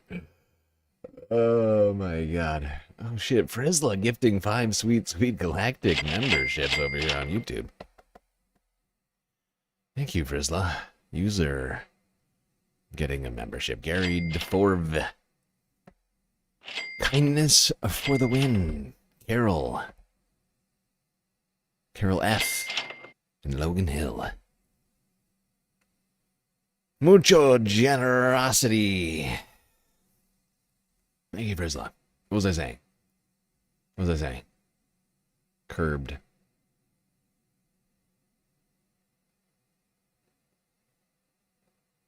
If you don't, I can't remember where it was at in this description, but like Larry David, like a social assassin. Like, I feel like this is basically that. This is basically that, in a way. He's like at a dinner party, like being like, oh my god, I can't believe you just did this thing just now. Oh, really weird that you would do this thing. But like, whatever. Nudge, nudge, wink, wink. Here's what you should do. But now that coming out after Epstein's death, this looks really bad for Gates, obviously, because You usually wouldn't blackmail somebody for something that's completely false or fake. I mean, maybe he did that. But we also know Bill Gates had affairs. Obviously, Melinda credits it for their divorce. So it's hard to believe there was nothing sketchy going on. Bill Gates, of course, maintains that it was completely above board. He says the fact this allegation was in here just shows how much Epstein was willing to defame people. But Epstein lays it out. He says he helped Bill get drugs in order to deal with the consequences of sex with Russian girls, facilitating his illicit trysts with married women, and to being asked to provide Adderall for bridge tournaments. Look, guys, this is exactly what we... By the way, bridge tournaments apparently come up on multiple occasions. Apparently, Bill Gates is a big fan of bridge for whatever reason, and sex with illicit sex with prostitutes. I guess prostitutes and bridge apparently Bill's two vices in life. Being asked to provide Adderall for bridge tournaments. Look, guys. This is exactly what we suspected the whole time. Epstein was providing services to rich people and expecting payment via blackmail. Now you might say, and it's true, that we don't know that Epstein ultimately sent that version of an email to Gates. All we know is he sent that to himself. He may have planned the blackmail and just been drafting something. But what we do know are two things. The Wall Street Journal has... It was just a concept of a plan. It's just the concept of a planned blackmail. Very different from an actual blackmail. That Gates was threatened by Epstein over an affair. We also know that after this blackmail email Jeffrey sent to himself was written, eventually Gates sent a $2 million donation to MIT directed by Jeffrey Epstein, which is a bit weird if you had distanced yourself from the guy and y'all had this big falling out. Now again, do we know for sure that Bill Gates did all of that? No, of course we don't. But yeah, but can we just stay on that for a second? Coffee. Weird. Because it is weird.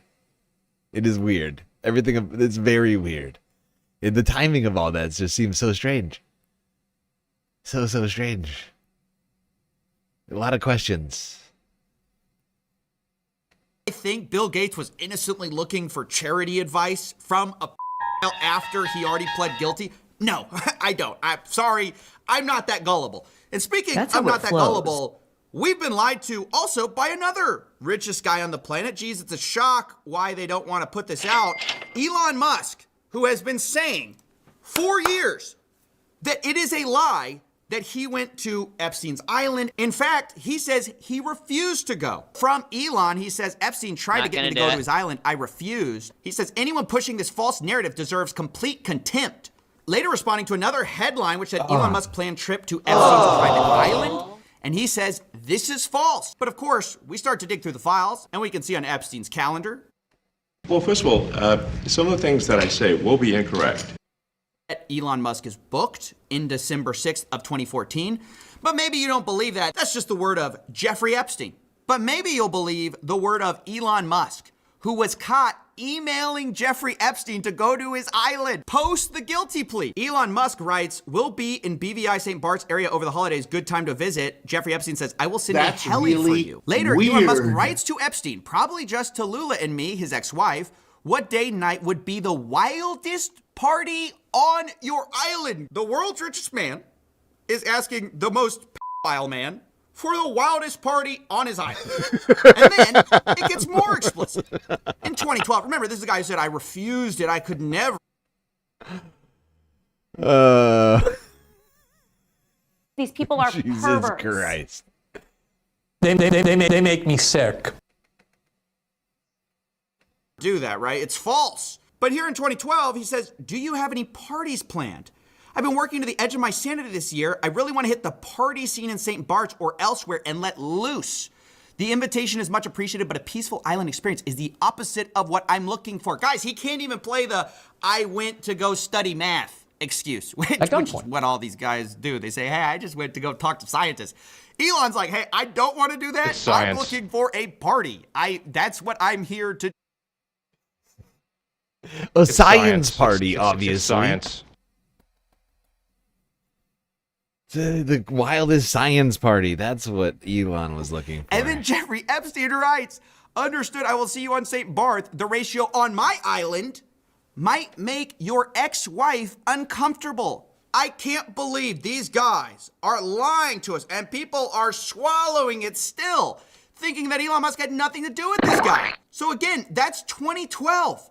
That's 2014. But guess what? There's another time in 2013. I mean, this seems like a yearly thing with the boys. Here, once again, Elon Musk writes, we'll be in the BVI St. Bart's area over the holidays. Again, is there a good time to visit? Jeffrey Epstein, any day, 1st to the 8th, play it by ear if you want, always space for you. They then plan some more, and you might think, well, if Elon ever told the truth, this is when he has to reject, right? Space for you. Can we stay on that one for a second? Always space for you? Wow. How sweet. They're like, you know, like, of course, Elon? I mean, you would even ask. That you would even think to ask. Of course, there's always space for you here at the place that you visit frequently. We still have your name, we still have your nameplate above the bed that you last slept in. You basically, you might as well live here. Of course, Elon, you belong here at the island, says Jeffrey Epstein. That's how comfortable they were. But of course, Elon. Fused. But actually, it appears to be one of those cases where, like, your friend says, like, oh, bro, I dumped her. And actually, it was the other way. Yeah, it turns out Elon didn't dump the p***. The p*** dumped Elon. He says, bad news. Unfortunately, my schedule will keep me in New York. Hopefully, we can schedule another time in the future. Jeffrey Epstein let Elon down. That's actually the real story. Oh, my God. Oh, burn, Elon, burn. Too despicable even for the world's most notorious sex trafficker. Even he thinks you're weird. Even Jeffrey Epstein was like, that guy? Ugh. You know what? Actually, no. Actually, no. You're kind of like a snotty faced bitch. The reason he didn't go in 2013 was because he couldn't go. Jeffrey Epstein was not there. Guys, I mean, how blatant do they have to make it before we start to just see through it, right? When they issue these ridiculous denials, they're totally associated with the guy after the guilty plea. They lie through their teeth, but they can't even keep their story straight. I mean, that's what's crazy. They're not even competent at this. They get caught in their own lies all the time. Remember, the FBI's official story was they didn't blackmail. Well, before we even had these files, Howard Lutnick was on the record calling Jeffrey Epstein the greatest blackmailer ever. So how come Bill Gates and all these other people could hang around him and not see what you saw? Or did they see it and ignore it? Or no, they participated. Right. That's what his MO was, you know, get a massage. And what happened in that massage room, I assume, was on video. This guy was the greatest blackmailer ever. Interesting. Okay, so Howard has a different perspective. Now, if you don't know, that guy, do you think he's just telling the truth there? Even this guy who's contradicting the official. Howard Lutnick? What? What is CoffeeZilla trying to get at you? Howard Lutnick? Is CoffeeZilla suggesting that Howard Lutnick, hedge fund manager, now turned Treasury Secretary in the Trump administration, would say something untrue? What? What you talking about? I have no idea. I have no idea what coffee This is. guy literally lived next to Jeffrey Epstein. This guy was like, I'm going to tell the truth. Those guys participated. That guy lives next to Jeffrey Epstein. Oh, and by the way, fascinating. he lied too. I love this video we're about to get into because this guy, Mr. He's the greatest blackmailer You ever. wouldn't. Does he know something we don't know? Because it's interesting. Mr. I'm his neighbor had to also explain how he had nothing to do with Jeffrey Epstein. And he lays it out pretty simply. He goes, yep, I live next to him, but in 2005, I had such a horrible experience that I knew I could never talk to him again. he was your neighbor. Aren't I a good guy? Exactly. Exactly. Howard wouldn't hang out with a creep like Jeffrey Epstein. He's got more character than that. Unlike the president, who was best friends with Jeffrey Howard. He's a man of integrity. How well did you know him? We move in 2005. Okay. Jeffrey Epstein is arrested in like 08, I think, or something like that. Right. So knock on the door. His assistant on like a Saturday says, Mr. Epstein, your neighbor would like to invite you over for coffee. And there's a massage table in the middle of the room. Massage table in the middle of your house? How often do you have a massage? And he says, every day. And then he like gets like weirdly close to me. Ooh. And he says, and the right kind of massage. Ooh. Now my wife is standing here. So she looks at me and I look at her and we say, I'm sorry, we have to go. And we left.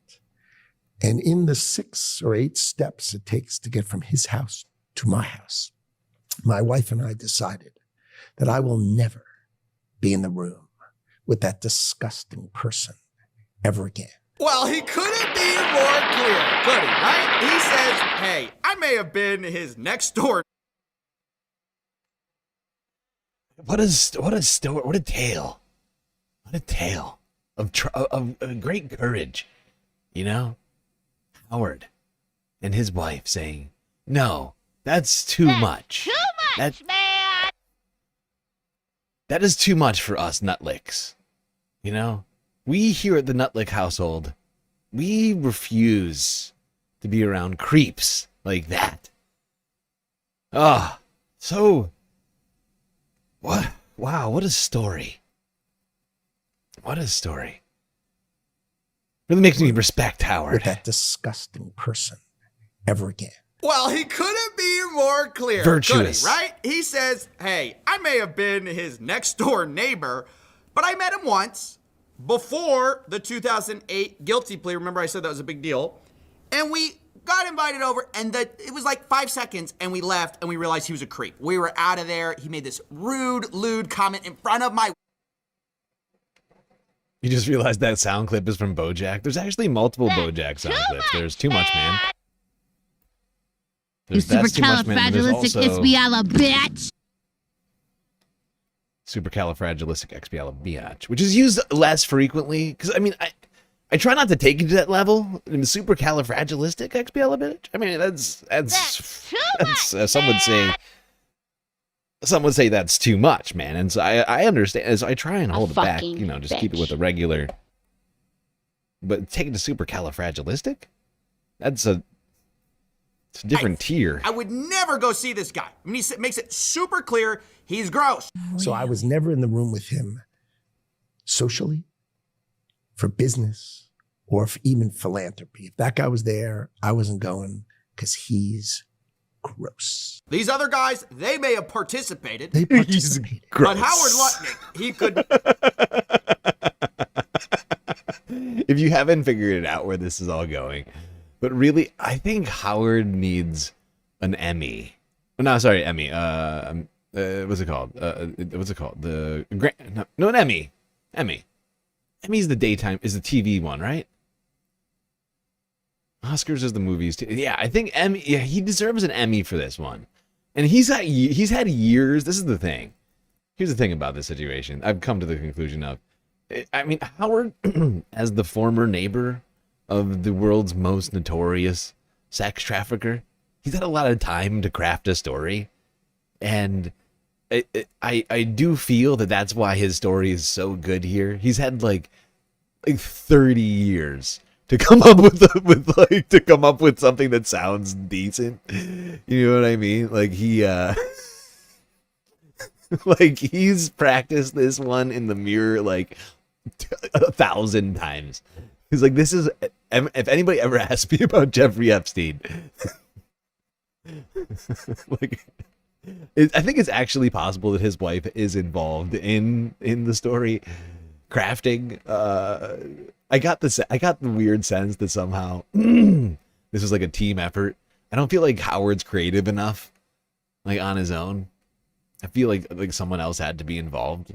Like honestly, I do feel it was a well-crafted narrative until, well, as you'll see, it fell apart. These in other guys, dramatic they fashion. may have participated. They participated. But Howard Lutnick, he could never. No. He's too good of a guy. Well, guess what we found in the old emails? Looky. It's Howard Lutnick writing in to Jeffy Boy in 2012. What? Hi, Jeff. We're landing in St. Thomas early afternoon, planning to head over. Where are you located? What's the exact location for my captain? Does Sunday evening... What? No. Howard, this can't possibly be true. Howard said it was nearly a decade before this email was sent. He stopped hanging out with Jeffrey before Jeffrey was ever convicted of this is years after Jeffrey Epstein was convicted of child sex trafficking. You're telling me that the Treasury Secretary lied on national television? No. It cannot be. Impossible.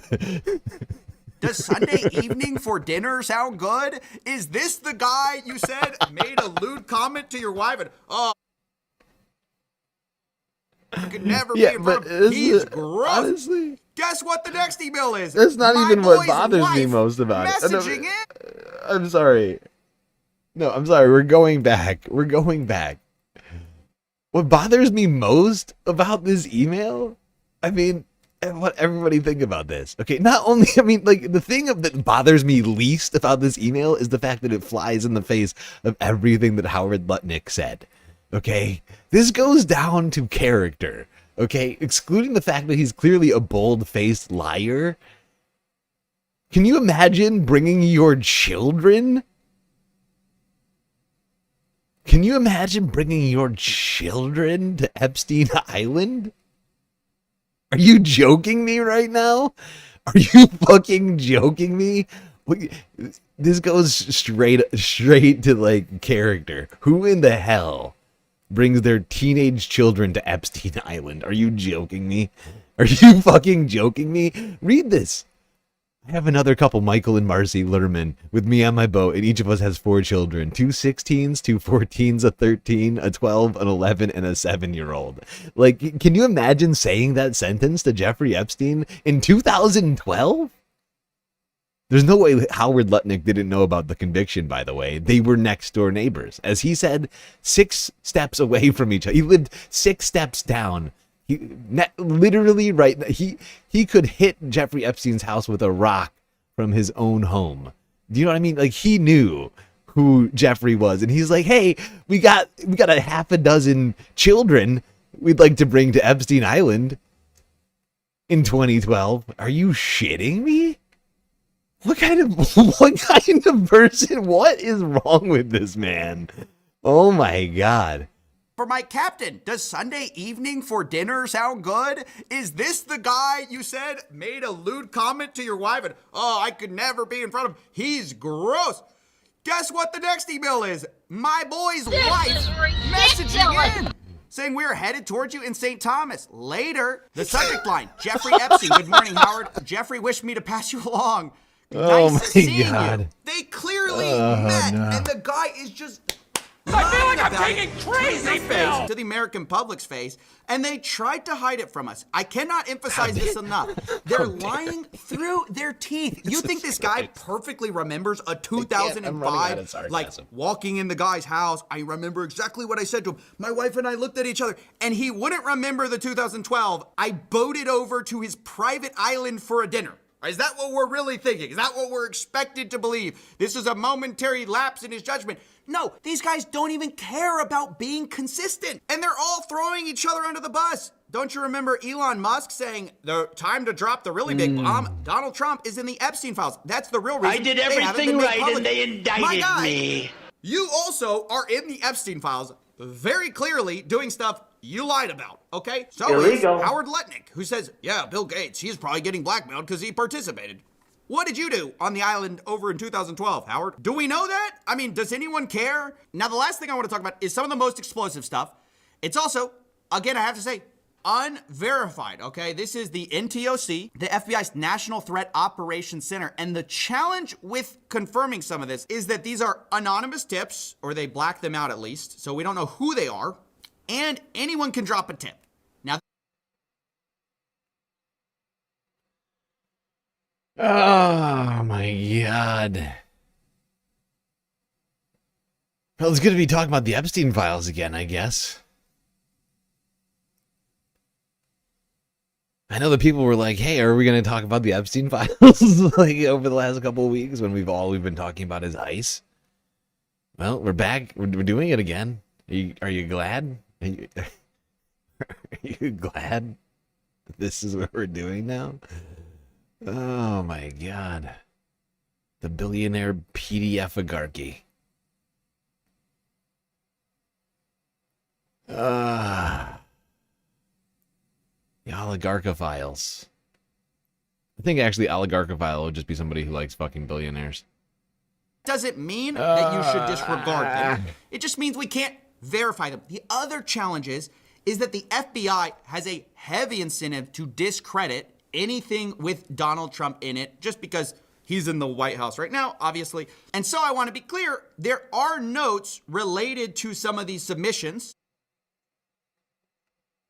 Seriously though, do you see what I mean though, like about all of this with in terms of Howard Lutnick's acting performance? Because like just going back to this fucking shit really quickly. Where's Howard? Where's Howard's stupid face? I want to say it to his stupid face. Like, do you see what I mean about Howard's acting here? Like the story is too well rehearsed. Like, and he emotes perfectly throughout it. Like he does deserve an award. He also deserves an investigation for like child endangerment. Like, and that's why I think he's got such a good story, because him, his wife, and his friends took their 6 children to Epstein Island, and who knows what else this guy got into. They were neighbors for years. And there was clearly never a time where Howard actually like cut this guy off. Not with any significance, not enough to make him not culpable for something here. It seems like he's done something wrong. Like it's just me, just the vibes of all of it. I'm just like, Howard, this story seems way too rehearsed, pal. Feel like you're covering something up. WSNT_me just cheered 100 bits. Hey, thank you for the bits. Wasn't me. It was you again, wasn't it? You counted 8. Was it 8 children? I'm sorry. I was...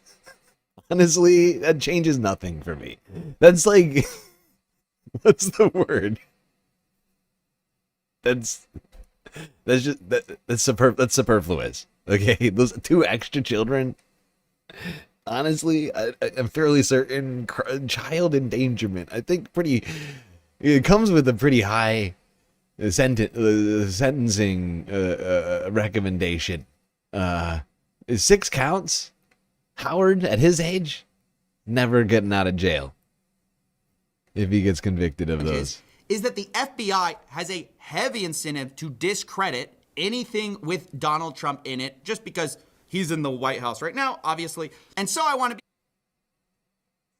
You know, if he wasn't a billionaire white man with connections in the government, I'm sure he'd just get a slap on the wrist. There are notes related to some of these submissions where they say things like complainant was spoken to and deemed not credible. Additional research showed 3 separate redacted. You know, it's hard to tell how much this is the proper due diligence of the FBI, which they should be doing, of course, and not all complaints are credible. But also there's this obvious conflict of interest with the fact that the sitting president is in some of these complaints. But here they are for what it's worth. I did everything Complaint right. summary. Blank reported an unidentified female friend who was forced to perform on President Trump approximately 35 years ago in New Jersey. The friend told Alexis that she was approximately 13 to 14 years old when this occurred, and the friend allegedly bit President Trump while performing. The friend was allegedly hit in the face after she laughed about biting President Trump. The friend also said she was abused by Epstein. Later, there's very explosive claims about big parties with her, other younger girls, and older Victoria's Secret models, including Bill Clinton and Donald Trump. There's claims third hand about a female victim of Epstein's who wants to publish a book. This is what I was saying, that if even like 25%, even like 10% of this stuff is true, like there are seemingly just, I mean, so many people that have questions to answer right now. Citing Leslie Wexner, Epstein, Bill Clinton, Donald Trump, Ghislaine Maxwell is in the videos as well. And it goes on like this for a while. Some of the complaints are just like very graphic, and obviously I'm gonna censor out some of it. But I should also mention the DOJ claims that some of these claims were submitted to the FBI right before the 2020 election. To be clear, the claims are unfounded and false, and if they had any shred of credibility, they would have certainly been weaponized against President Trump already. Now, I agree that if a complaint is timed right before an election, there definitely could be some other motivations to that. But it's also ridiculous to say that anything in the Epstein files, if it were true, would have come out already. Because why didn't we see the stuff about Bill Gates, for example? I mean, that stuff apparently has been sitting in here for a long time. And not only did no one talk about it, the FBI literally covered for it. I mean, they said. Yeah, and it's wild when you think about how many people have direct ties. It's fascinating how people in the Republicans, all these right wingers, who claimed to care about corruption for years when it came to Joe Biden, now comes this, and it's like fucking crickets. Because so many people are tied to Donald Trump in this web, this PDF, the sex trafficking web of Jeffrey Epstein. Alex Acosta, Donald Trump's former labor secretary. And Pam Bondi was the sitting attorney general at the time in Florida. The case that Alex Acosta presided over was technically, really, Pam Bondi's case. Right? Because she was the attorney general of Florida at the time. So she's the top prosecutor of the state of Florida at the time that the sweetheart deal is happening. She's now the current AG of the United States. Donald Trump's personal lawyer is the deputy attorney general who had a fucking real weird meeting with Ghislaine Maxwell earlier last year. Ghislaine Maxwell, who is now sitting in camp for girls. For bad girls, that's literally where she's at, right? She's not in a real, a federal prison like she should be. She's in a, daycare for bad girls who did bad things, but it's okay. You can have a puppy. The same Ghislaine Maxwell, who apparently has had a ton of correspondence with the First Lady of the United States, Melania Trump, who may or may not have been girlfriend of Jeffrey Epstein before getting passed off to Donald. I mean, must I continue? I mean, it's getting ridiculous at this point. This is It really is. ridiculous.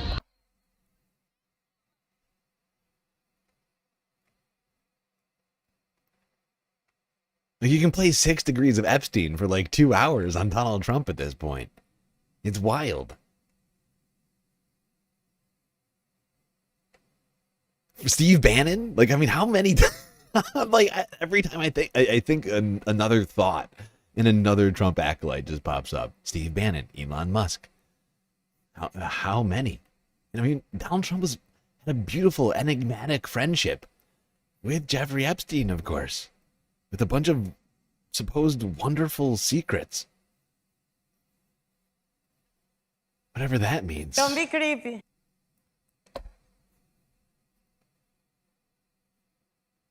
Let's continue the talk. Let's get the files and figure it out. Files.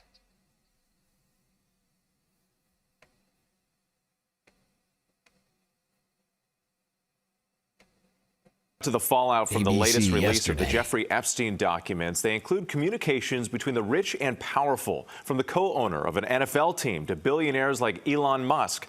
And tonight, the newly released photos of Britain's former Prince Andrew. Here's ABC's investigative reporter, Olivia Rubin. Tonight, the fallout continues as new details emerge from the millions of newly released Justice Department records on convicted sex offender Jeffrey Epstein. Today, we are producing more than 3 million pages, including more than 2,000 videos. Is that it? Is that?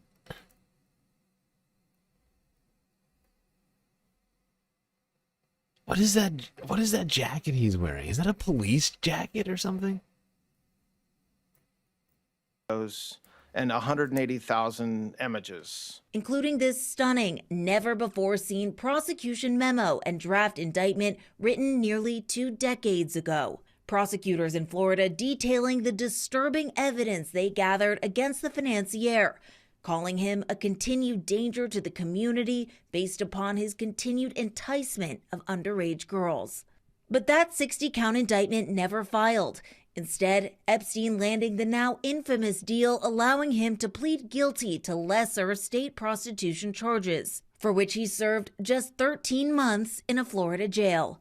Upon his release, Epstein free to enjoy a jet-setting lifestyle and access to the rich and famous, until his 2019 arrest. These messages from 2013 show Epstein connecting New York Giants co-owner Steve Tisch with various women. In one exchange, Tisch asked about a woman only identified as M, writing, "Curious to know about M, pro or civilian." In another, Epstein informed Tisch about a microbiology student in Florida who he said was interested in meeting, advising Tisch to, quote, "make it clear that you will organize her ticket." These In people a are statement, perverts. Tisch acknowledging a, quote, "brief association where we exchanged emails about adult women," but saying, "I did not take him up on any of his invitations and never went to his island. As we all know now, he was a terrible That's what person everybody and someone says. I deeply regret associating with." Ah. Yeah, so I made many a huge, regrets. tiny mistake.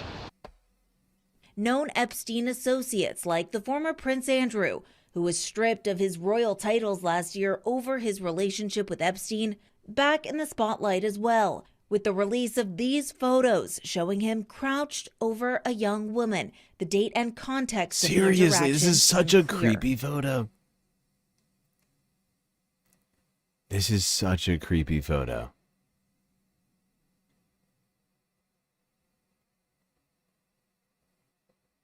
Like something's fucked up about these. Like Representatives for Andrew ugh. have not responded to a request for comment. Also in the documents, numerous unverified tips and unsubstantiated allegations against powerful figures in politics, finance, and entertainment, including President Trump, claims the Department of Justice says are unfounded and false. There's this mantra out there that, the Department of Justice is supposed to protect Donald J. Trump. And that's what we were telling. That's not true. That was never the case. We are always concerned about the victims. But some of Epstein's victims now furious, saying many of their names were left unredacted and exposed in this latest release. Epstein survivor Charlene Rochard tonight telling me she is, quote, completely disappointed with the Justice Department. I have absolutely no faith in this justice system at this point. The DOJ is not taking care in survivors at all. They're not considering us. And with now the bipartisan lawmakers who pushed for the release of the Epstein files are raising questions about the 3 million pages of records the Department of Justice did not release. Yes, what about those records?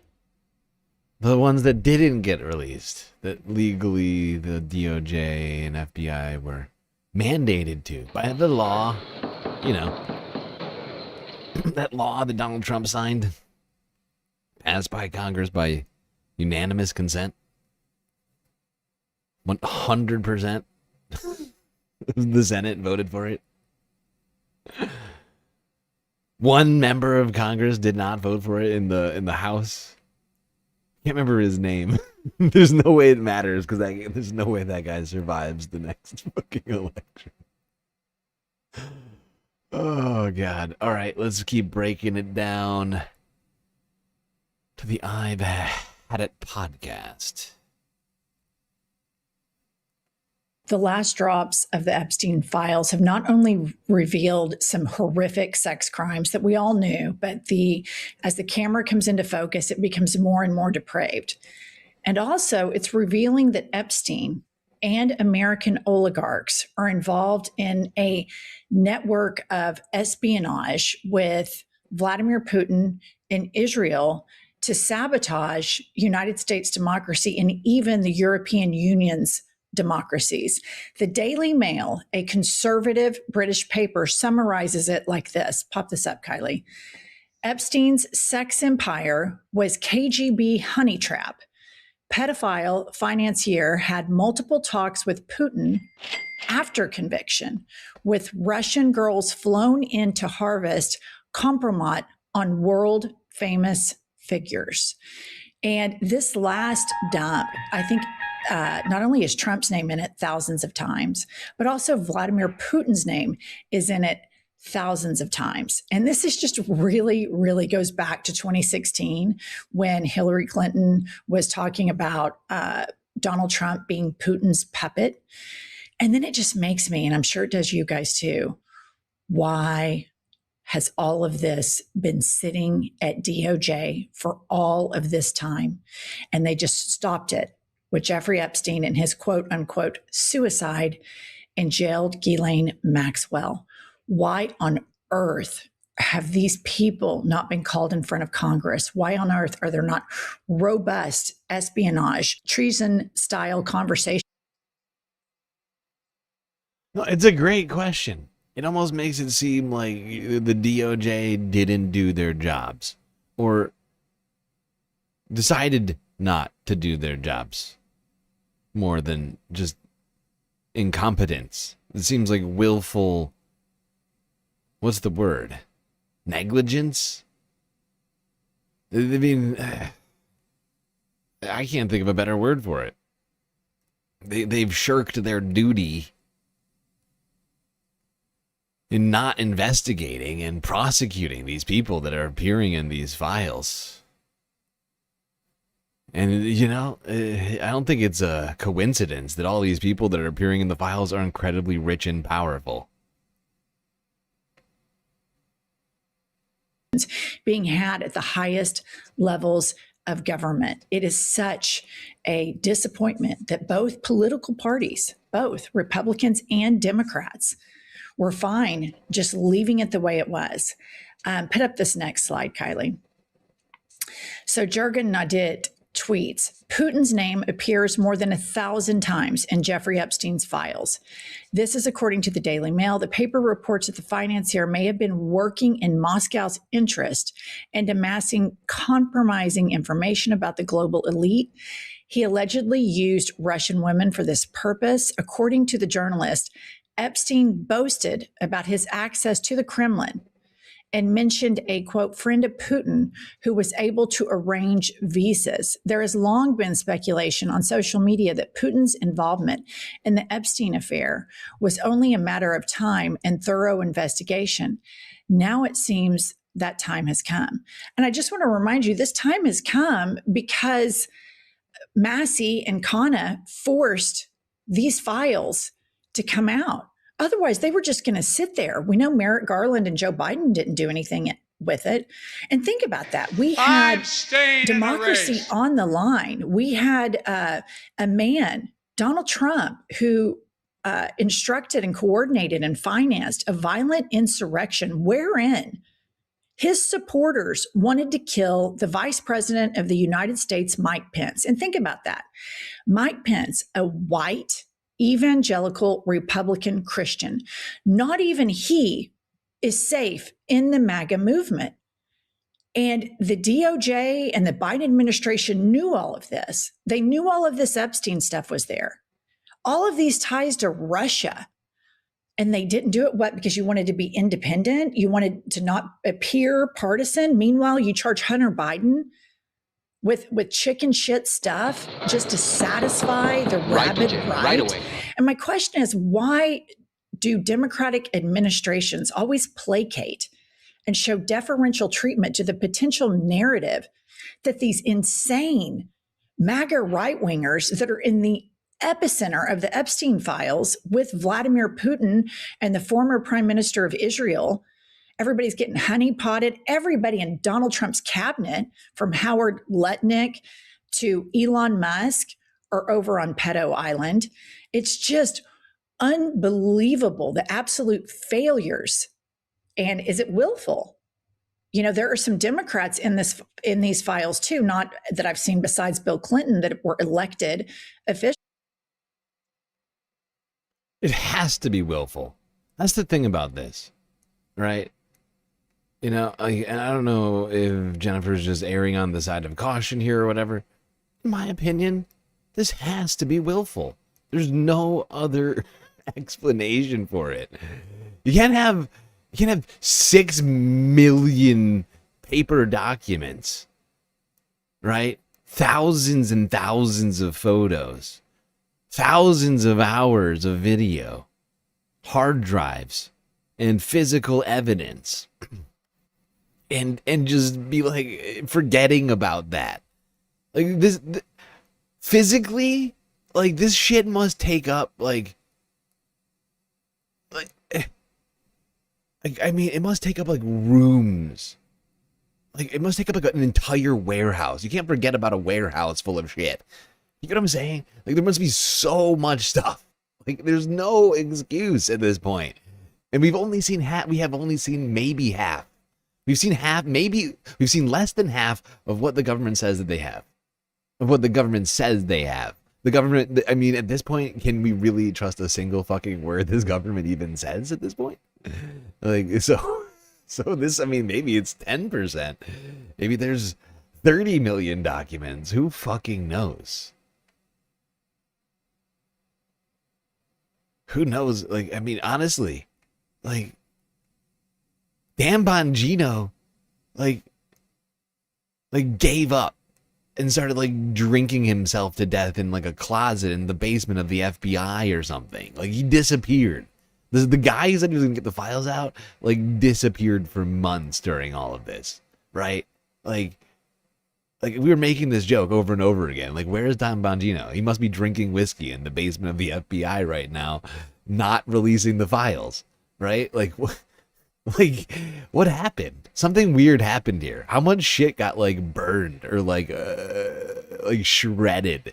Like these are questions. These are, I think, legitimate questions at this point. Why was Dan so salty? Well, this guy made his entire career on releasing the files, right? Became deputy director of FBI, along with Kash Patel, the other guy who made his entire career about releasing the files.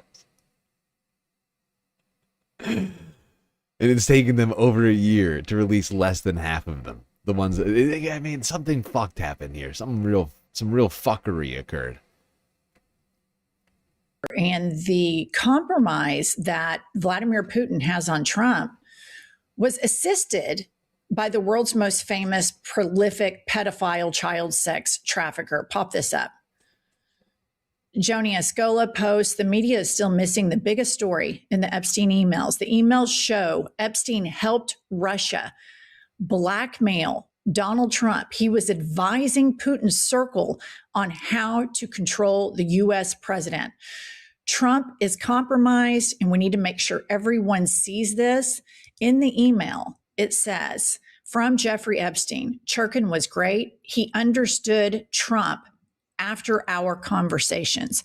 It is not complex. He must be seen to get something. It's that simple.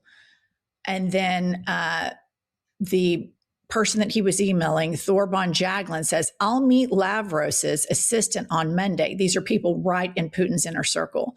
And will suggest, thank you for a lovely evening.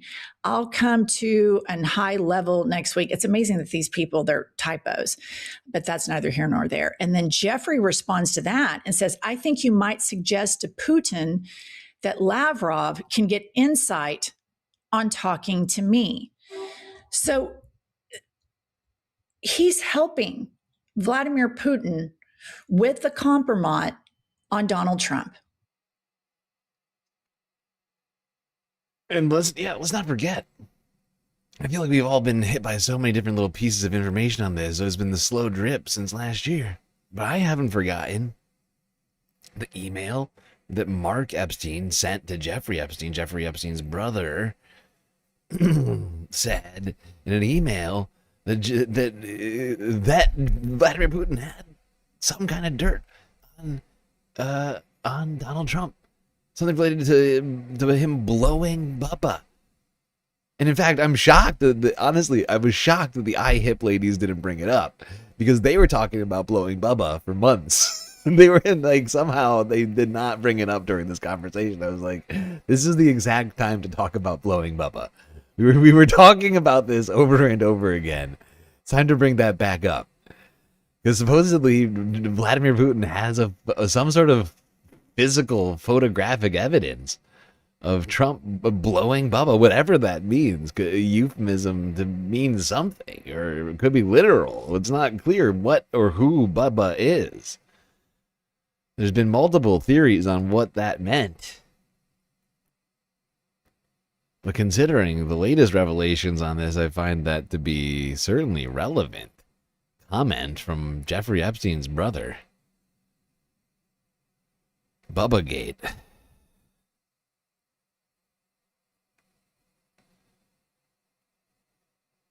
All right, let's go here now to CNN, where Donald Trump's personal lawyer, current Deputy Attorney General of the United States, Todd Blanche, went on for an interview with Dana Fash.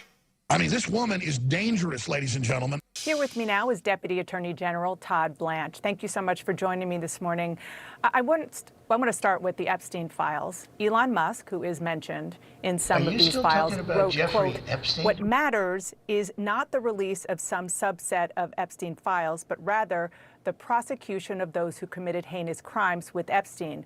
When there is at least one arrest, some justice will have been done. If not, this is all performative, nothing but a distraction." Is the Department of Justice considering bringing any additional charges here?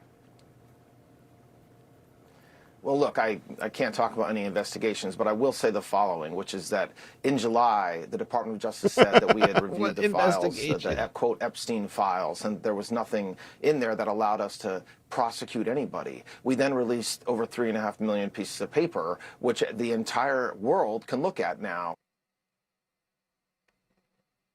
You know, when he says I can't talk about any investigation, it implies that they're investigating something, which completely runs contrary to everything they fucking said last year, right?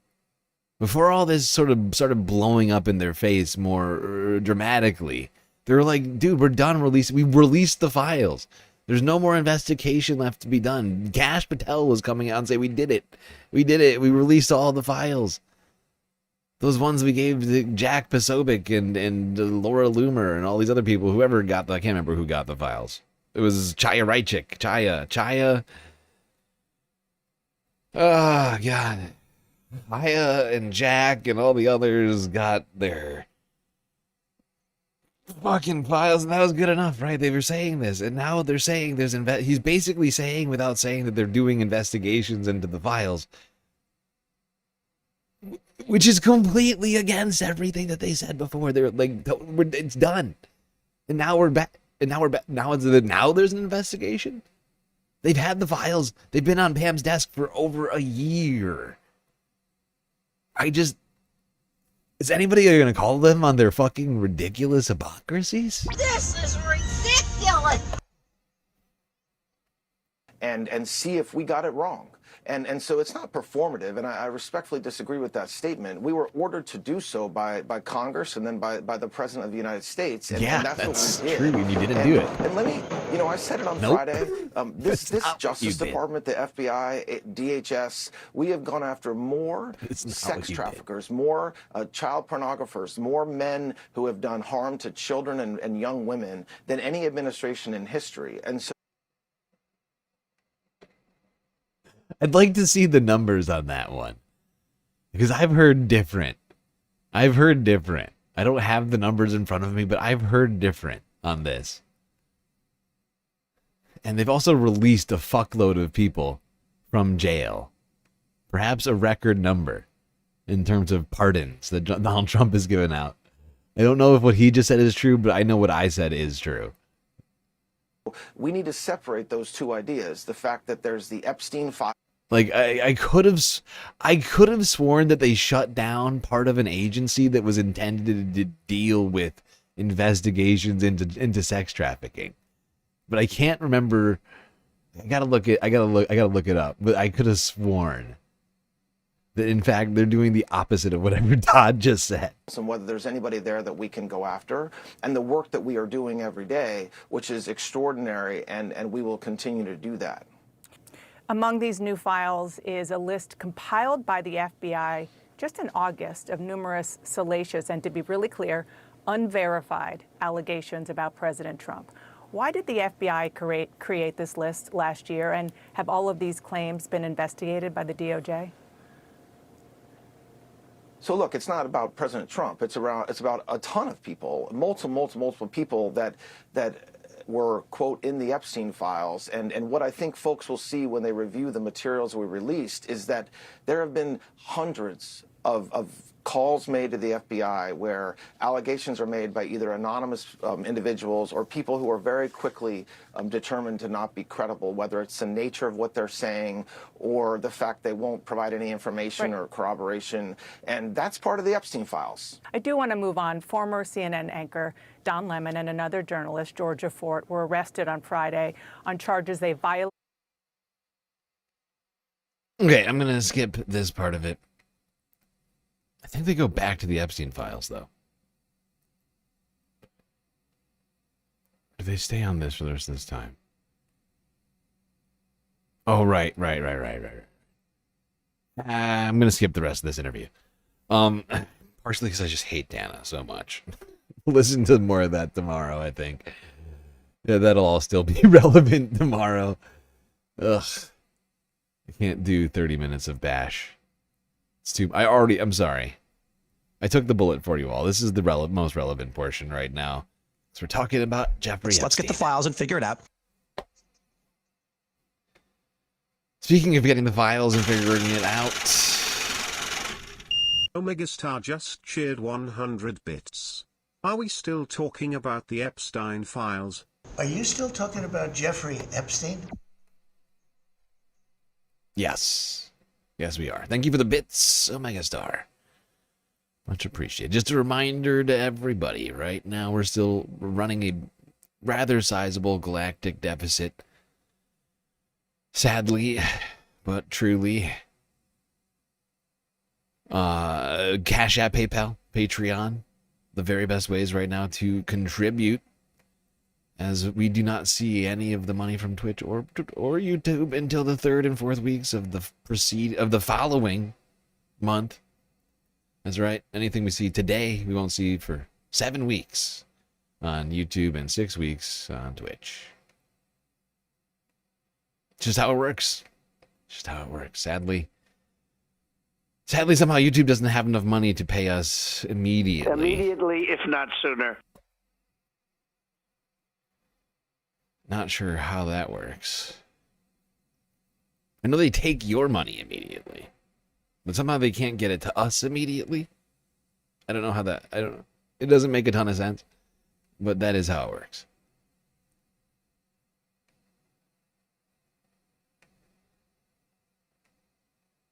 All right, let's go here now to Democracy Now! From 10 hours ago. The Billionaire Boys Club.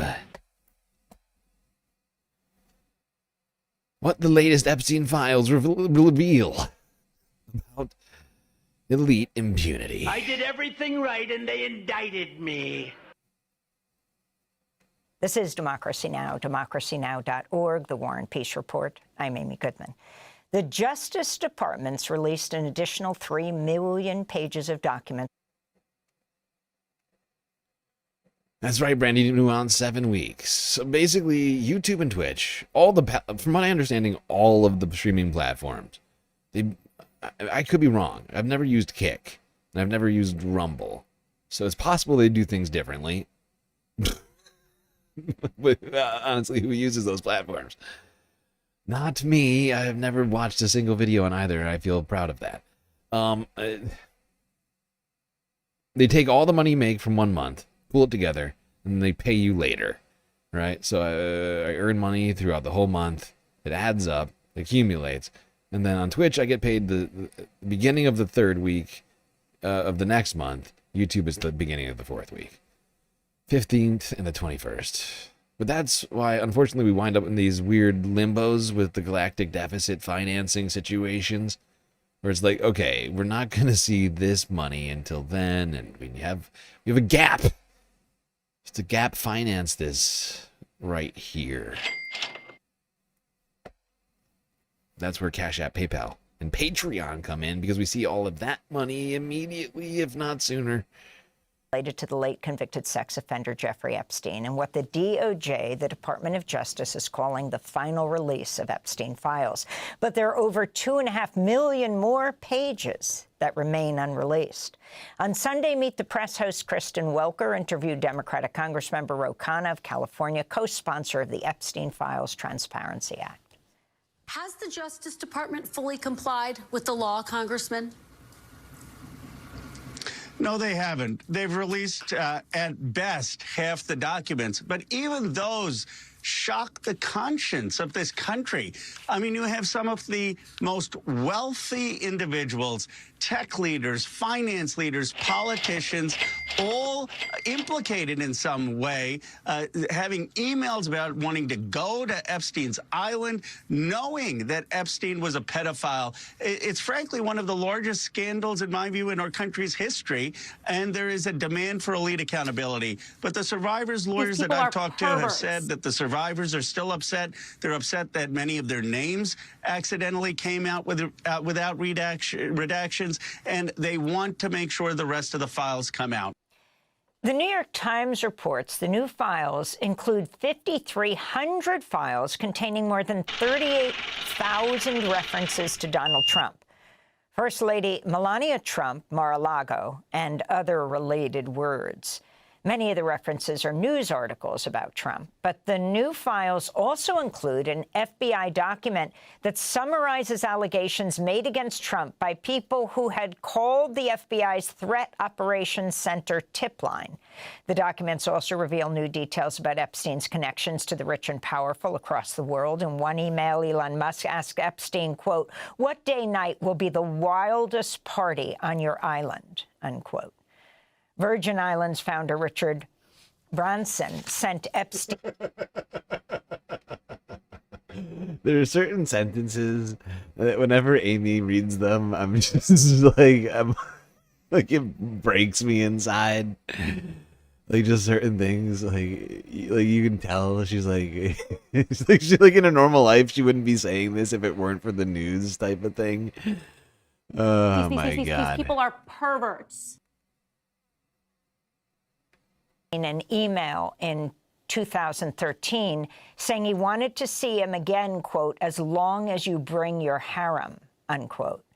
Emails showed Trump's Commerce Secretary, Howard Lutnick, arranged to visit Epstein's island in 2012, years after Lutnick had claimed he'd cut off ties with Epstein.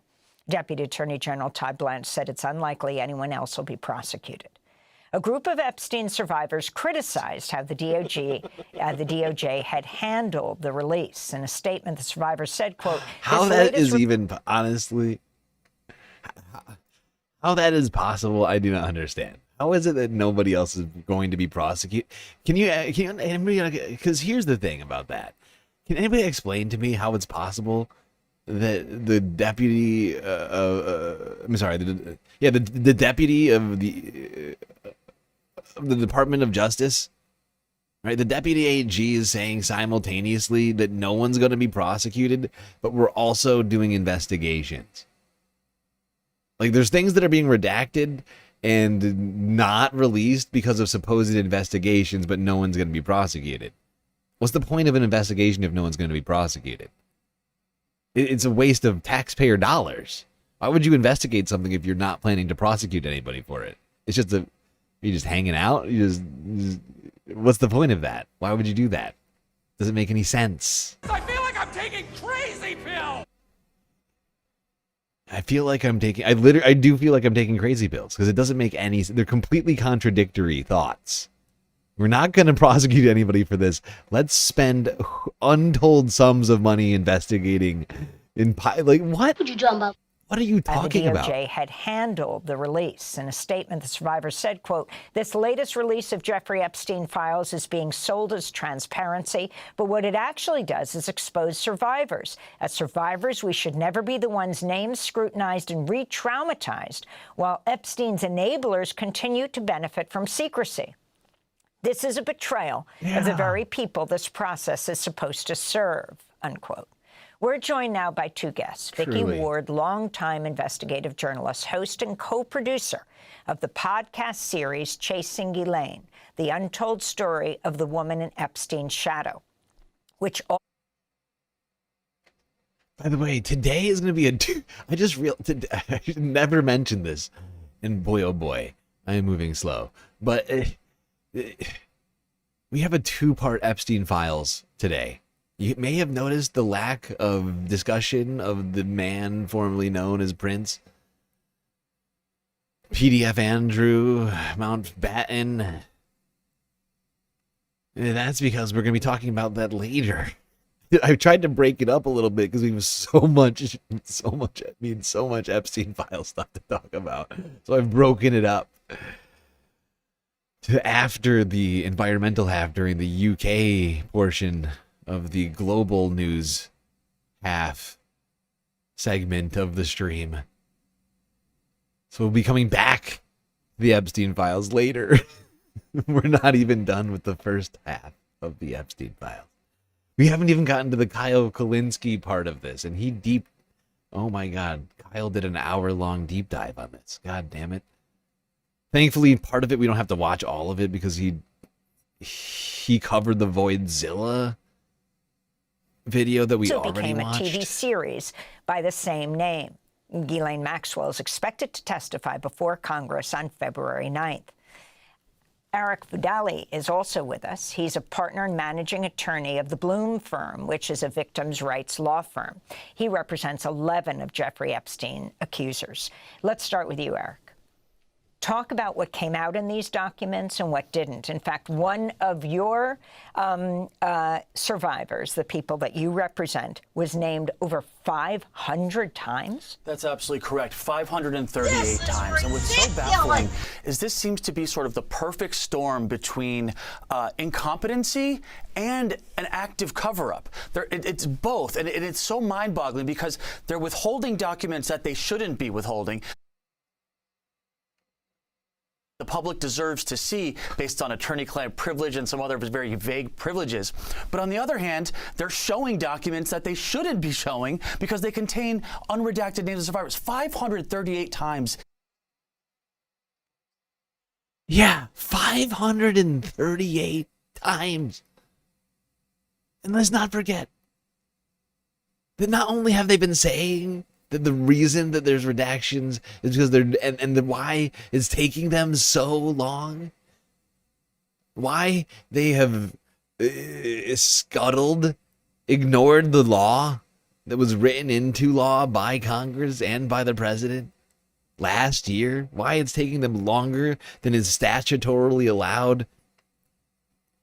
The reason for that is that they're trying to protect the victims.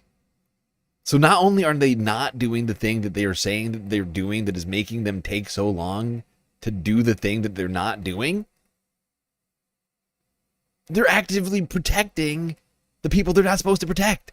As we saw earlier from the first Voidzilla video released a couple weeks ago, showing that everything that they were releasing, the redactions were protecting perpetrators, co-conspirators.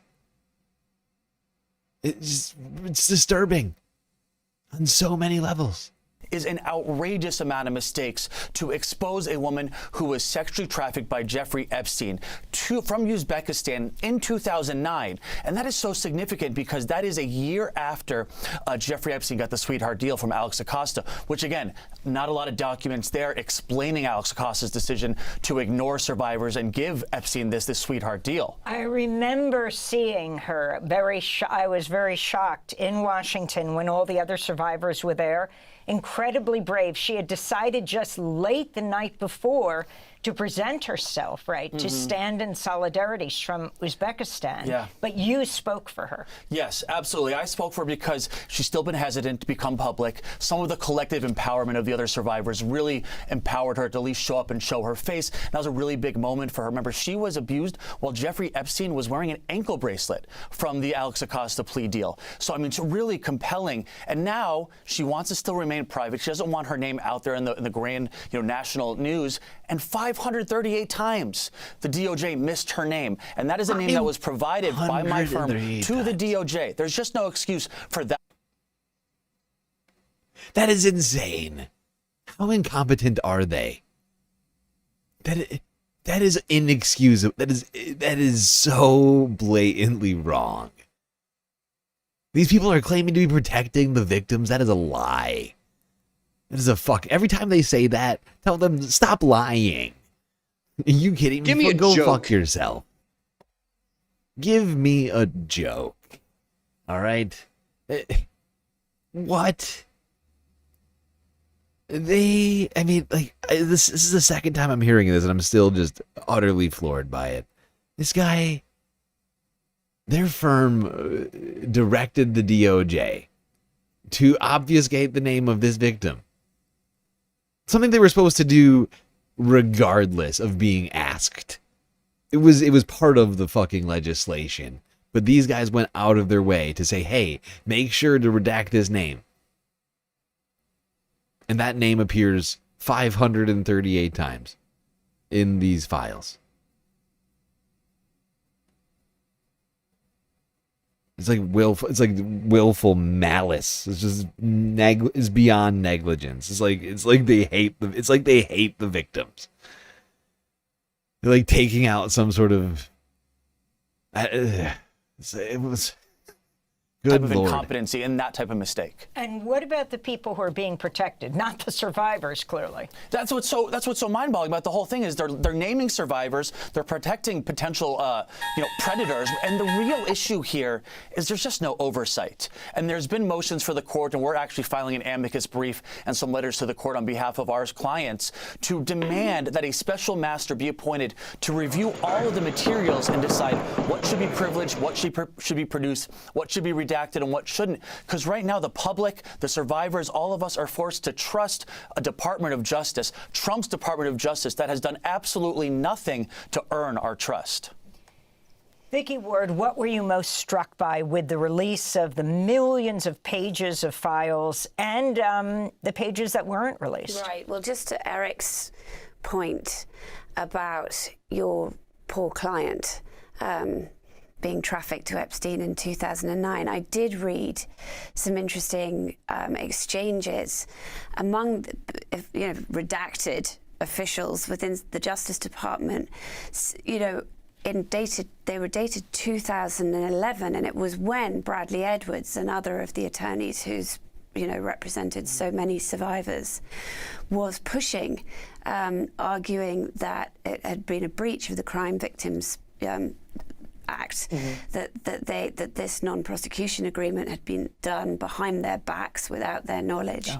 And you see these unnamed Justice Department officials saying, well, whether or not that deal was good or bad, we've got to dig in and protect ourselves. But there's almost, I was struck by that. I'm paraphrasing, but it was whether or not that was a good, whatever the content of that deal was, they knew.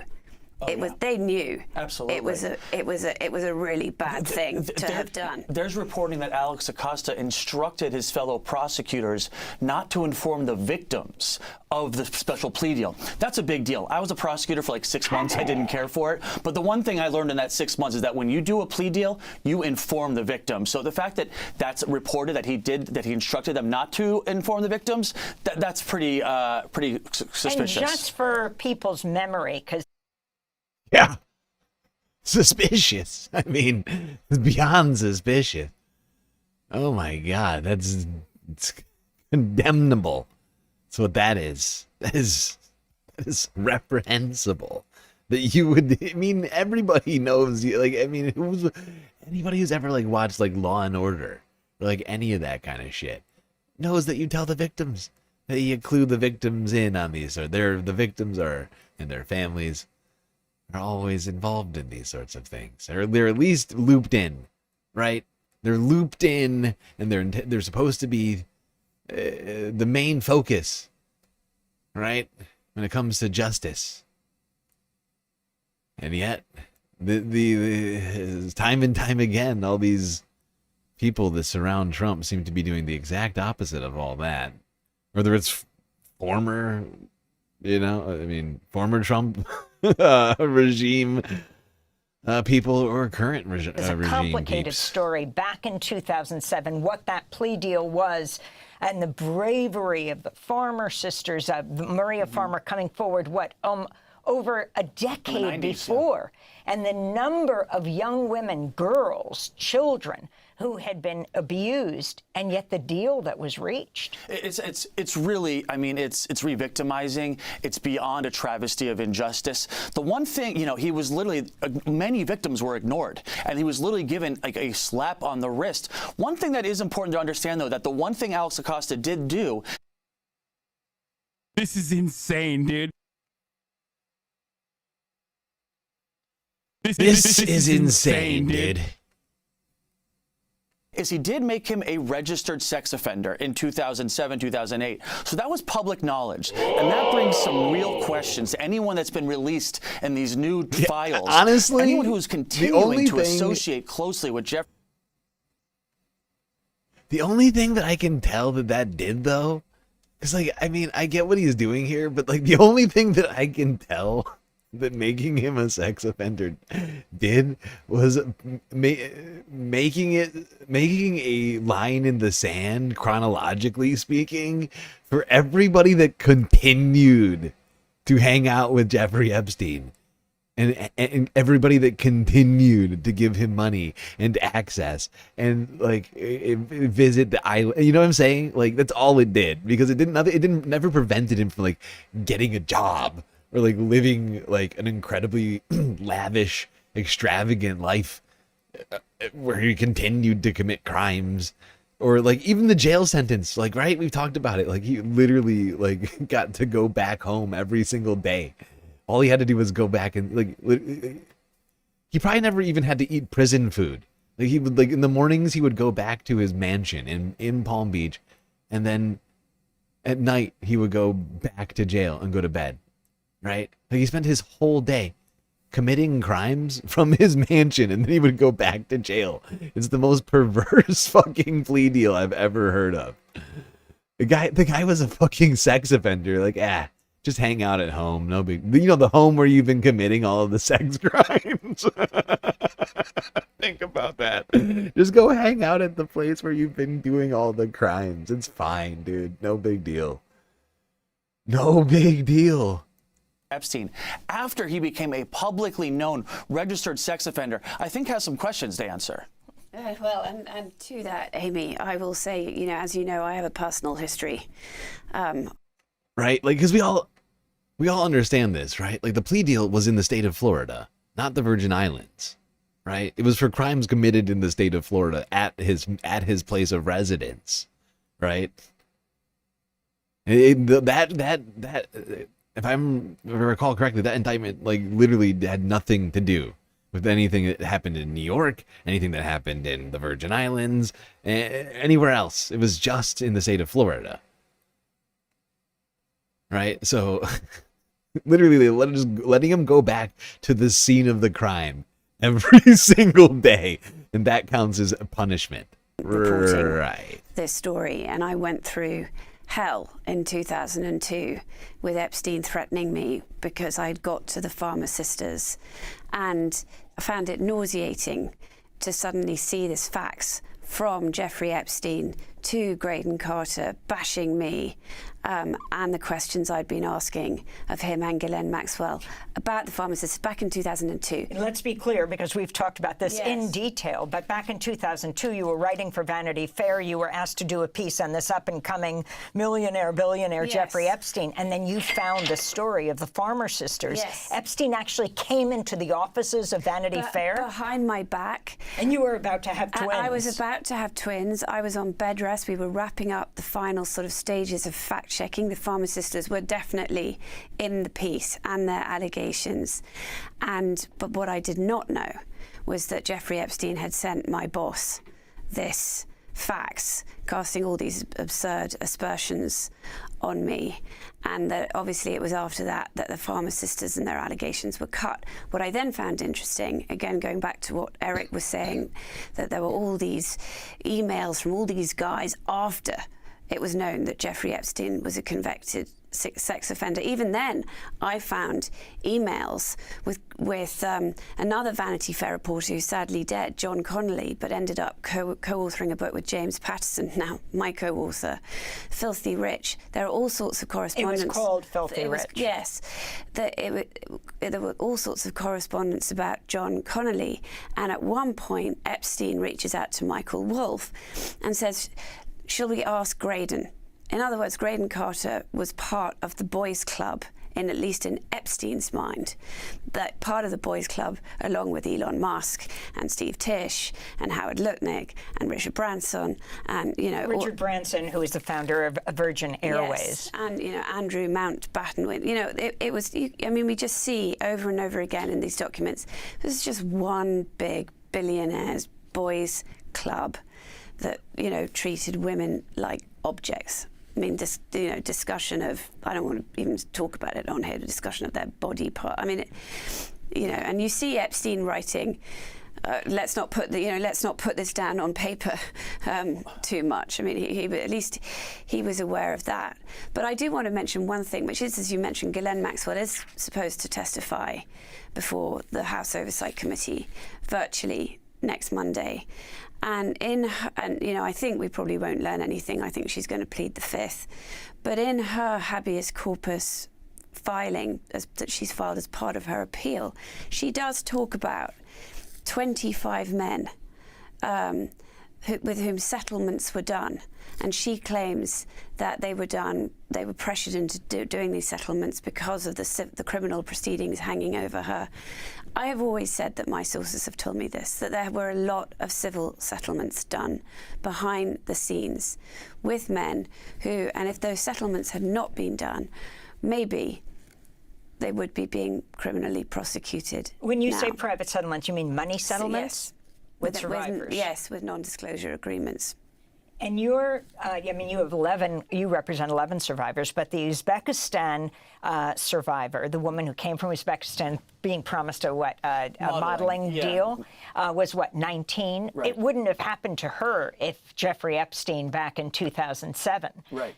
Absolutely, and that's what's so appalling about that deal is it did absolutely nothing to protect women from Jeffrey Epstein. That's the whole point of what a district attorney is supposed to do when they catch criminals. It's to stop them in their tracks and to protect the other potential victims. And that's the exact opposite what Alex Acosta and his team did. That's what's such a travesty, because had he not given him that sweetheart deal, had he not given the slap on the wrist, my client and many, many other women would have never met Jeffrey Epstein, would have never been trafficked, and their lives would be much, much different today. And that's the other such a frustrating thing about the documents releases. I'm not seeing anything. I haven't seen anything really explaining the prosecution agreements, the prosecutor's notes, what really the discussions, the emails, what went in to that deal that is such a suspicious and just really travesty of an injustice type of deal. Yeah, and that's one thing we need to be thinking about this whole time. I mean, we've been going over 3 hours on this just today. We've been talking about this for months. There's been multiple, piecemeal releases from the Epstein estate, some from the DOJ. Most of it's been from the Epstein estate. But considering the size of what is not released right now and what we've seen out of what is in existence already, you gotta wonder what's in there. How much worse does it get? That's the question. If this is what they're willing to release, what is being kept from us right now? How bad is it? I can't help my mind It goes to all sorts of horrifying places, especially with what has been uncovered. And we're not done uncovering all of this. We still have one very long video after this quick clip we're going to do here. Let's not forget the victims. Of course, we just got done talking about how the DOJ failed to cover up the name of one victim 538 times. I think each time must be a violation of the law, isn't it? So I guess that's 538 violations of the Epstein Act. Right to jail, right away. This was one victim. I'm forgetting her name right now. Today is the most saddening, deeply upsetting, heartbroken day that we have experienced as survivors. I can't help but wonder why the DOJ has once again failed us. Great question. Why has the DOJ once again failed the victims? They're failing on all fronts. They're failing to do the cover-up in a way that doesn't make it obvious that they're doing the cover-up. They're failing to protect the victims, the victims that they're claiming to protect. They're failing to release the files that they're claiming that they're releasing. It's insane. All right. I'm afraid we got to take another quick galactic intermission. Like I mentioned a second ago, with over 3 hours into the stream, thankfully we already completed the galactic content goal today. However, we have not made any progress on the financing of the galactic deficit. So quick break. We'll be right back after these brief messages.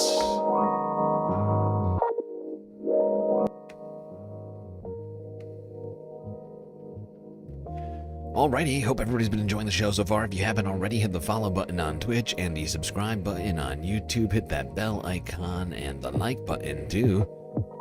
While you're at it, do consider contributing to the Galactic News Network. We are, of course, funded by individuals like you. A lot of fantastic ways out there for you to show your support. YouTube, Twitch, Throne. But right now, considering we have to raise $19 a day to fund the galactic deficit, places like Cash App, PayPal, and Patreon are your best options. And of course, Patreon is always the very best way to get the most space benefits for your dollars. So many great benefits. Just go click the link in the chat or on my bio on YouTube and Twitch and find out what lies in store. All right, everybody, enjoy the break. Grab yourselves a drink, maybe a snack. I'll be right back.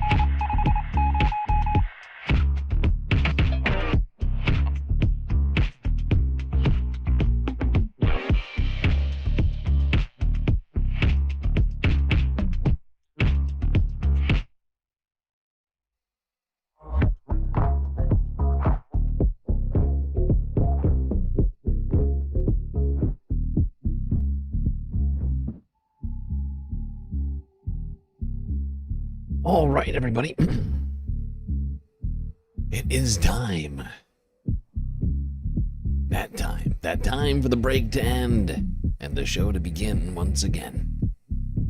So, better get those butts back in the seats, otherwise you're gonna miss it.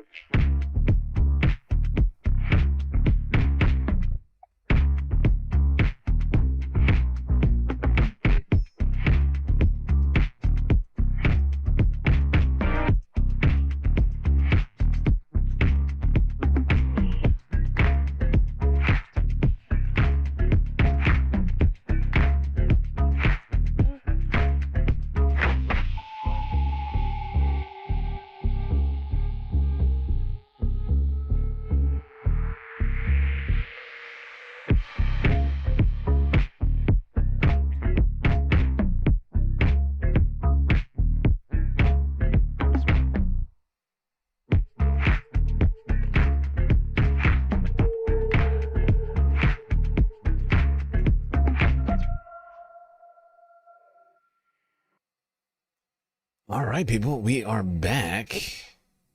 I noticed a question in chat. I think I'm going to do something right now. I'm going to do something. Oh, I'm going to feed the puppy. That's what I'm going to do. There we go.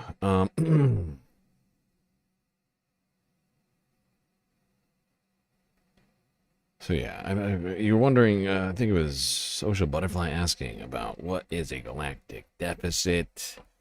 Is Trump tariffing space? No, Trump is not tariffing space. Thankfully. Not yet.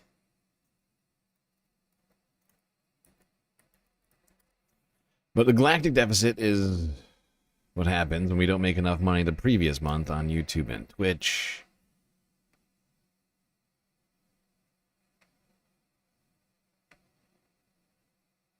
What have I done? Oh, I see what I've done. No, yeah, I gotta do that. Remove. Yes, I do wish to remove that. Yep. I'm gonna play something in the background. So yeah, galactic deficit happens. You only get paid once a month by YouTube and Twitch. So next month, 7 weeks from now, we'll see money from YouTube. 6 weeks for the Twitch money. And in that time, we gotta figure out a way to pay the bills for the beginning of next month, right? Mostly speaking. There's a couple that land before the end of this month. But generally, yeah, this is what we do every month. we don't make quite enough money on YouTube and or Twitch. We gotta do little finance deficit financing around here. Gotta keep the space station running, keep the bills paid.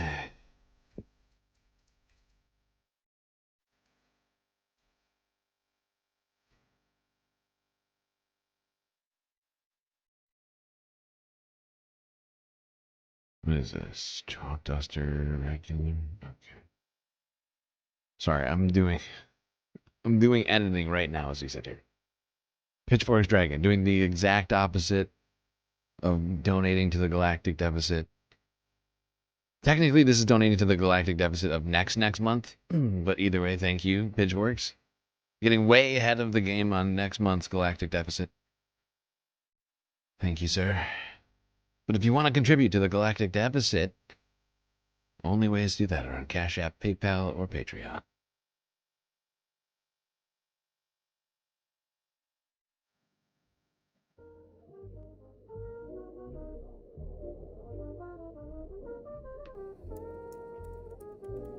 Oh my god, that's huge.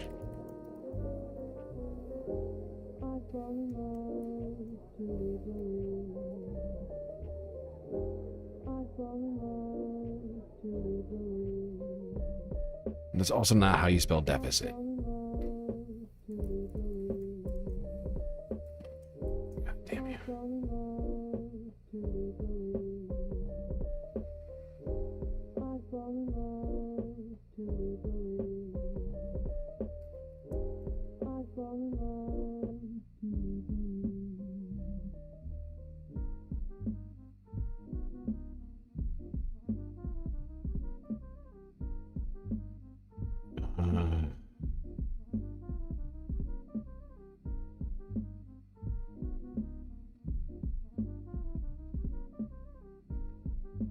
guess I'll do it this way.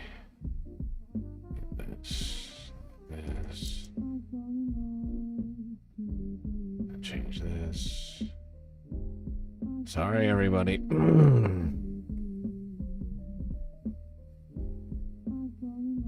Wait, how do I do this?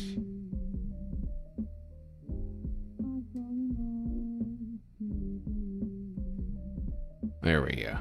I did it. Now it's more clear. That is the galactic deficit. There. And now you can see it. Okay, I solved it. So proud of myself.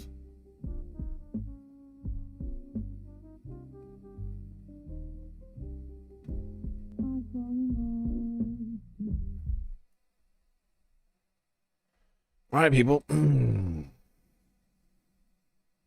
We're getting back to the stream.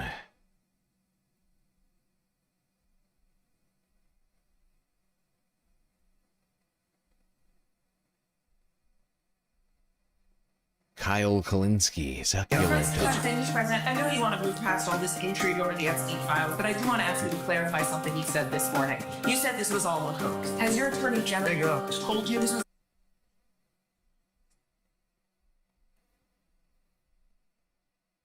How dare you? How dare you interrupt our music? What has just happened? This is incredibly rude. YouTube, you're failing me right now. I hope you know that. Mr. President, I know you want to move past all this intrigue over the Epstein files, but I do want to ask you to clarify something you said this morning. You said this was all a hoax. Has your attorney general told you this was a hoax? What evidence? No, it's not the attorney general. No, I know it's a hoax. It's started by Democrats. Are you still talking about Jeffrey Epstein? I call it the Epstein hoax. Are people still talking about this guy, this great The Epstein hoax. Jeffrey Epstein? Epstein? I call it the Epstein hoax. That is unbelievable. I call it the Epstein hoax. This guy's been talked about for years. I can't believe you're asking a question of Epstein. This guy, this great. It's all a big hoax. It's perpetrated by the Democrats, and some stupid Republicans and foolish Republicans fall into the net. I call it the Epstein hoax. They're wasting their time with a guy who obviously has some very serious problems, who died 3-4 years ago. And I would like to say it like it is. Jeffrey Epstein. Jeffrey Epstein. Jeffrey Epstein. Jeffrey Epstein. Jeffrey Epstein. Jeffrey Epstein. Are you still talking about Jeffrey Epstein? I call it the Epstein hoax. Are people still talking about this guy, this great The Epstein hoax. Jeffrey Epstein? Epstein? I call it the Epstein hoax. That is unbelievable. I call it the Epstein hoax. I don't understand why the Jeffrey Weird. Epstein case of interest to anybody. It's pretty boring stuff. I don't understand why it keeps going. He's dead for a long time. He was never a big factor in terms of life.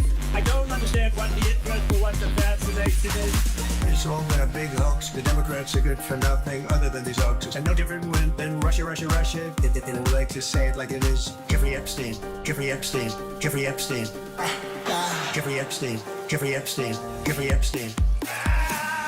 Are you still talking about Jeffrey Epstein? I call it the Epstein hoax. Are people still talking about this guy, this great The Epstein hoax. Jeffrey Epstein? Epstein? I call it the Epstein hoax.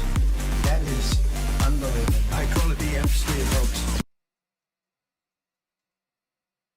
There we go, people. These people are perverts. I just feel like we need it. We just need to hear that song every time in between these hour-and-a-half long discussions of the Epstein files. We're only 3.5 hours in. We still got to get through this entire Kyle video. Also, don't think I missed you. Saw you over there with the raid letter hack. Much appreciated. Welcome, letter hackians. Welcome. All right, secular talk.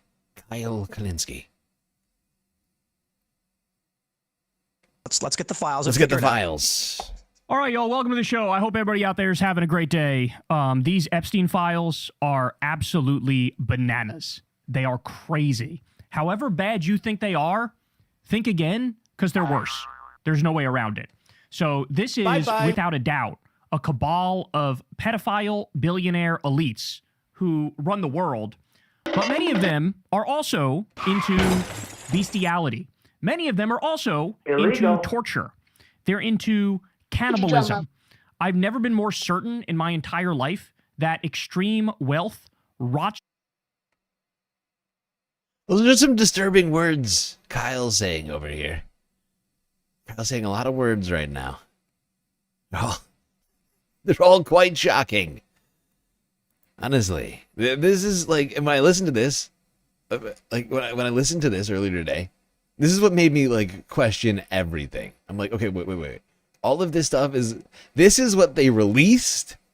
This is what they released? You're telling me this is the stuff they were like, okay, this is the least damning half of the 6 million files that we have. What? I made a huge tiny mistake. I've been wrong this whole time. It's so much worse than I thought. Oh my God. This is the... Oh my God. This is the safe for work portion of the Epstein files? Oh God, what's in the other 3 million? Can't be good. Many of them are also into torture. They're into cannibalism. I've never been more certain in my entire life that extreme wealth rots your soul. It kills your morality. It kills your ethics. It rots your soul. So sit back, relax, buckle up. We're going to go through all of it. And you are going to need to use that little Men in Black flashy thingy to erase your memory by the time we're done with this. So let's start here. In the new Epstein files leak, we have heavy illegal redactions protecting the perpetrators. So this is now the second time that that's happened. It's on purpose. This is totally in contravention of the law. They don't care. There's also doxing of Epstein victims again. Supposedly an accident, but this is now the second time that that's happened as well. You have incriminating documents on Trump posted and then pulled down and then reposted, apparently, when they realized the cat was out of the bag. You have Epstein discussing Trump raping underage girls at his house. You have Elon visiting Epstein Island. You have Bill Gates getting STDs from Russian girls. We have allegations of sex trafficking and auctioning underage kids at Mar-a-Lago. We have Melania's close relationship with Ghislaine exposed. Nobody knew how close they were until this new round of leaks. And you have the Trump pick for Fed chair exposed in the Epstein files as well. So many people, it's like 30 people or something like that. I'm sorry, I gotta do something. Honestly, at this point, wait, do I have this clip? I feel like I have this sound clip somewhere. I must have this somewhere. There's no way I don't have this. I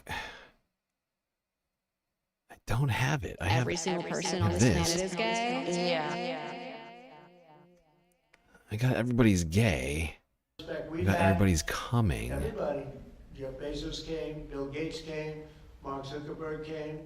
Many of them came numerous times. The bankers have all come. Everybody's coming. I've got everybody's coming. I got everybody's gay. I don't have everybody best. I at this point, considering what the topic of tonight's stream is, I do need this sound shot now. It's become a necessity. Some would say. Everybody's saying it. Everybody's saying it. It's a necessity.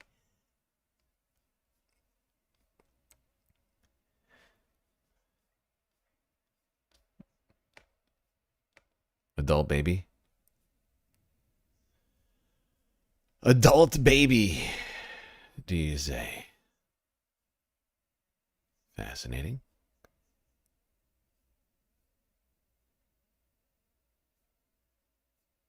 You're a little baby.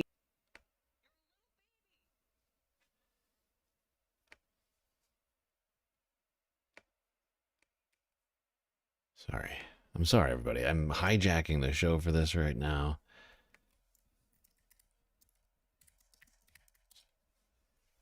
But it's gonna, believe me, you're gonna be glad. You're gonna be glad I did this later.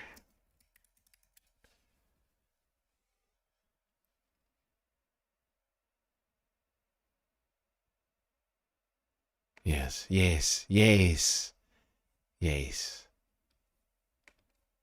Yes, I think this As is a mother one. and as First Lady, it concerns me that in today's fast-paced and ever-connected world, children can be less prepared to express or manage their emotions, and oftentimes turn to forms of destructive or addictive behavior such as bullying, drug addiction, or even suicide.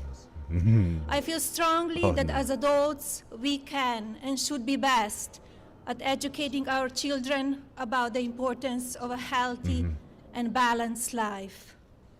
So today, Yes. I'm very excited to announce Be Best, an awareness campaign dedicated to the most valuable and fragile among us, our children. Everybody best. We need now, in this time more than ever, best. Everybody best. Bullying is wrong.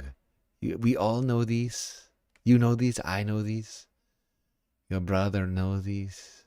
He's wrong. So be best. Okay?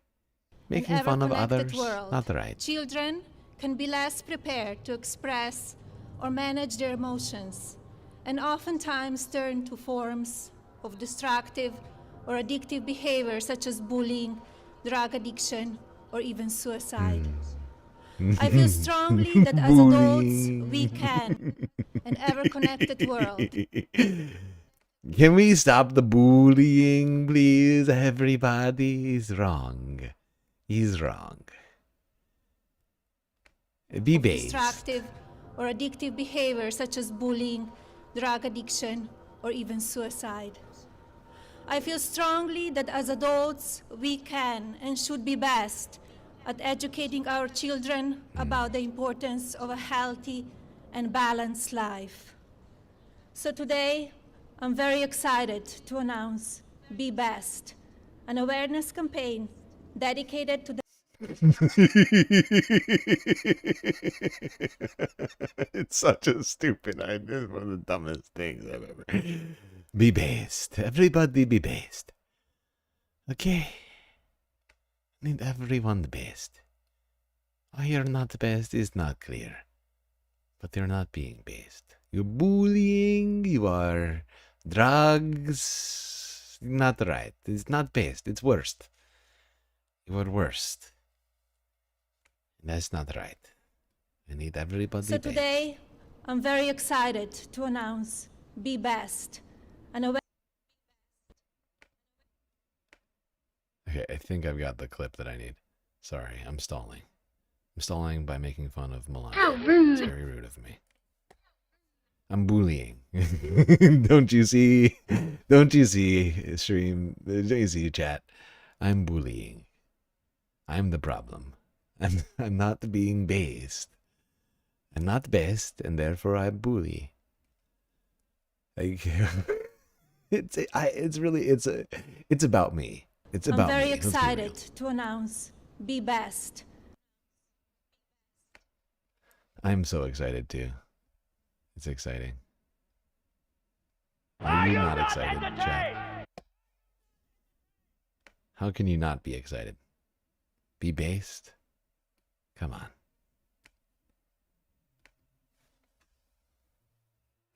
All right, hold on. I'm exporting the audio. Be based. I'm going to need it for later. Don't forget, look at the title and the thumbnail, okay? Believe me, we're going to need it.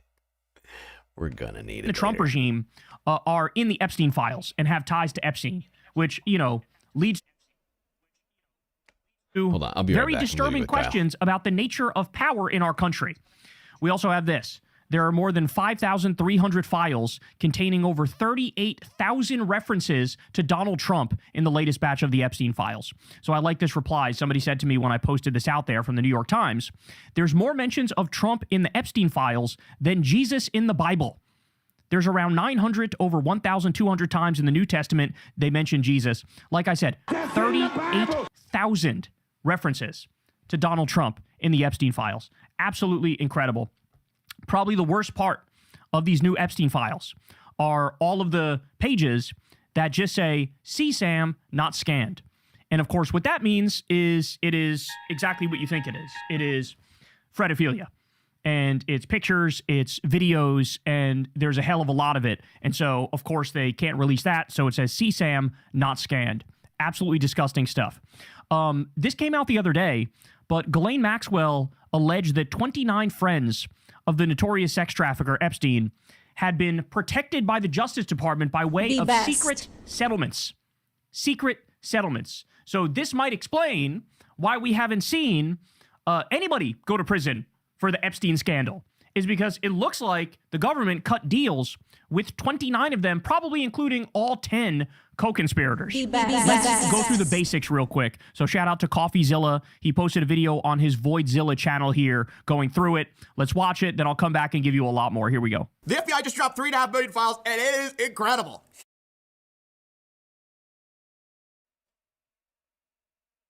Okay, this is the part of the Kyle drop that we are going to skip since we already watched the Voidzilla breakdown. I think this is where he finishes it. Yeah. Okay, nice. Did you torture her? Did you torture her? And here's the email right here. If you'd like to, you can pause the video and you can see it. Did you torture her? Is what he said. So as I said... I have to go back. I have to go back slightly. People are saying the reason is because he was a registered sex offender. Other people are saying Xbox is owned by Bill Gates, and Bill Gates banned Jeffrey Epstein just to like try to get back at him. He banned him from Xbox. But there's a lot more juicy stuff than this. Look at this. Massive breaking. A witness swore under penalty of perjury that Donald Trump threatened a young girl, telling her she could, quote, disappear like another 12-year-old female, and then threatened to kill her entire family, according to Epstein-related court records. This allegation appears in dataset 9 of the Epstein file, and then it has the exact file. This is sworn testimony. If the witness fabricated this account, they would face multiple years in federal prison for perjury. So you have different levels of certainty, right? You have the FBI intake form, which could just be something as simple as a tip, could just be somebody hurling an allegation with no evidence, could be real also, though. But then you have stuff like this, which is a level up in terms of certainty that a person was willing to say this under threat of perjury. All right, more. So somebody emailed, do you happen to have anyone with influence over Assad? And Jeffrey Epstein responded, quote, not for email. So what you're going to see here is Jeffrey Epstein was so immensely connected. He was acting in this weird way as like shadow emperor of the world. He had power. There's a better analogy to this, I think. He's playing Godfather. This is the sort of thing the mafia would do. They're like, hey, not on the phone. Hey, you can't, what are you doing? Putting us out on Front Street like this. You know, like that's what he's doing. He's Godfather. He's like, hey, if you want to talk to me, you got to come talk to me in person. Okay? The FBI, they're always listening. I need you here in front of me tomorrow. We will talk about this very important situation that you have going on right now. Like, that's what's happening here. He's Godfather, right? Like, that's what's going on. Like, this is the mafia. This is mafia shit.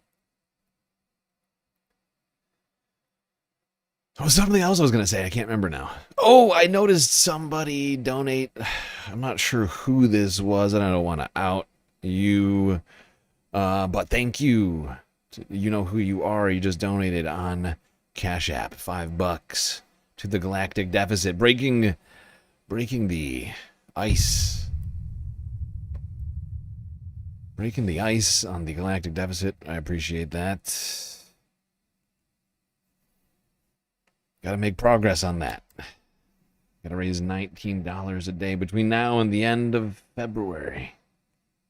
In virtually every country, one way or another. This is absolutely bonkers stuff here. Let's keep going. Epstein asked the Harvard professor Martin Novak, quote, did you torture her? Did you torture her? And here's the email right here.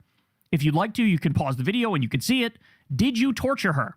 Is what he said. So as I said, going through these files, what became clear to me is that we're not only dealing with a cabal of pedophile billionaire elites who run the world, but many of these people, again, as you'll see, there's reason to believe they're into bestiality, they're into torture, they're into cannibalism, and this extreme wealth that they have, it has rotted their soul and totally blurred the lines between right and wrong, where they act like absolute monsters and animals and dehumanize everybody around them. And there's a lesson in that.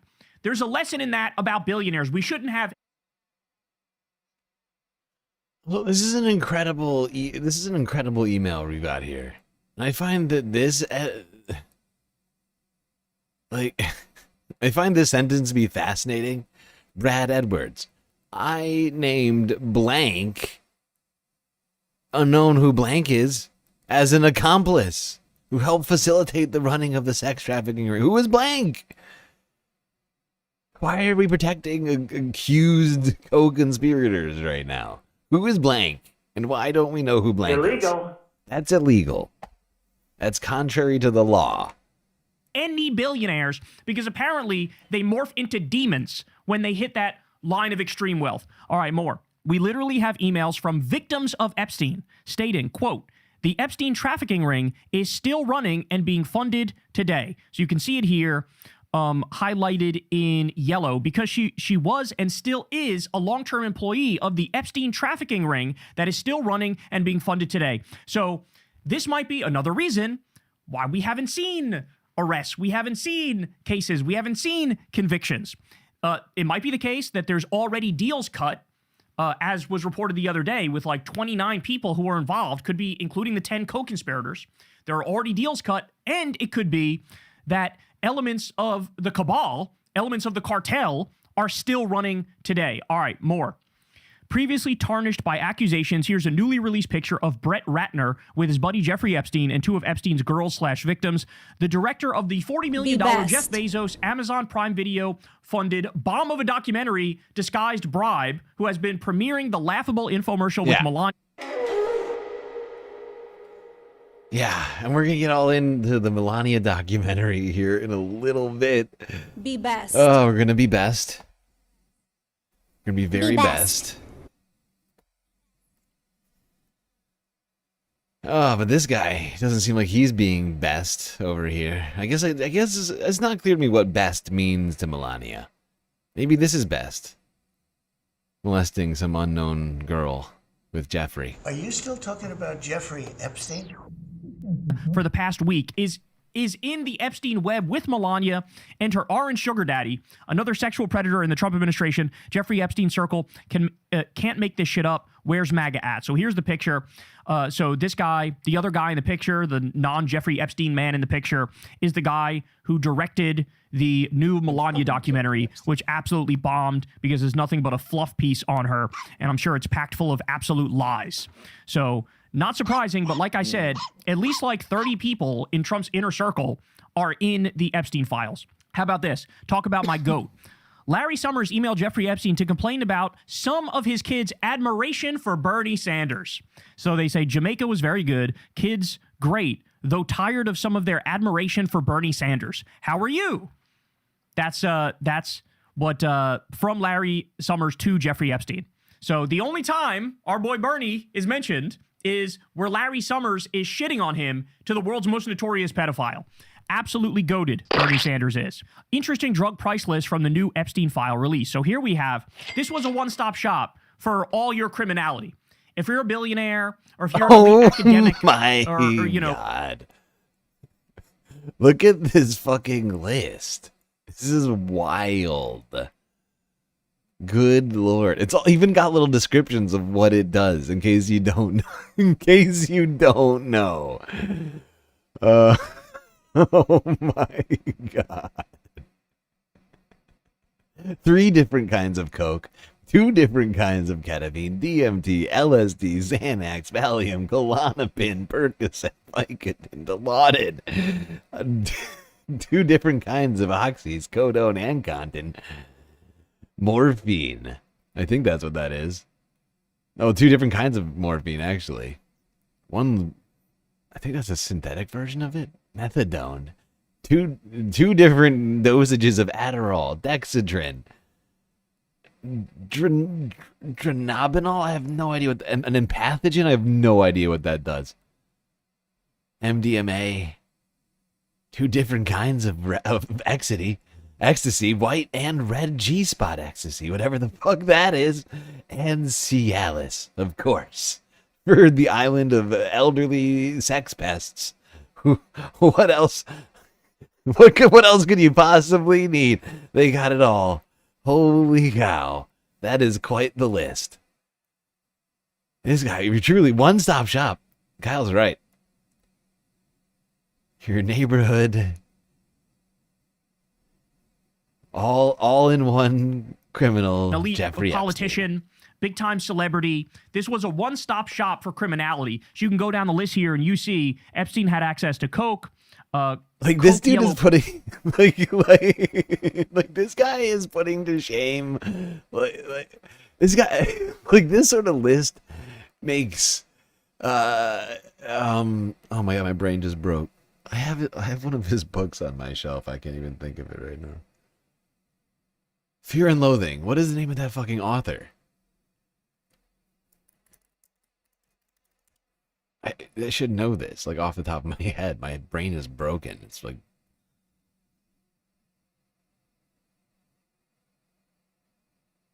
Hunter S. Thompson. Jesus Christ. He's like putting Hunter S. Thompson with his, like, drug suitcase to fucking shame. He's got, like, a full-on pharmacy over here. Fuck a suitcase. Fuck a suitcase. This guy... He's got a CVS. He's running a goddamn CVS off of the island. This is ridiculous. Illegal.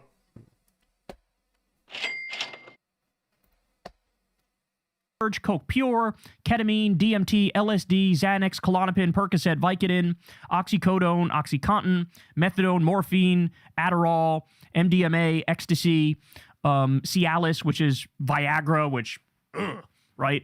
So you have this as well. Absolutely horrifying to think about the stuff that was going on that island and at his properties. So here we have another email from Jeffrey Epstein to redacted. Quote, do you have the photo of you?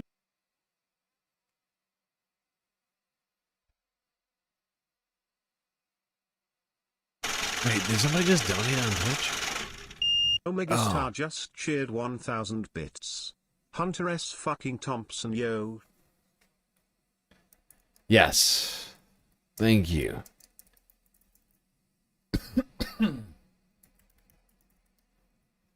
Thank you, Omega Star. Hunter S. Thompson, yo. Everybody has reminded me. Yes, I see all of your chats. Yes, we've figured it out. It's sad that I somehow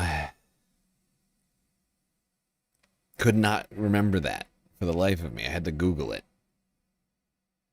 We were But it's somewhere like around this. Barstow, But it's on like... the edge of the desert, when the drugs began to take hold.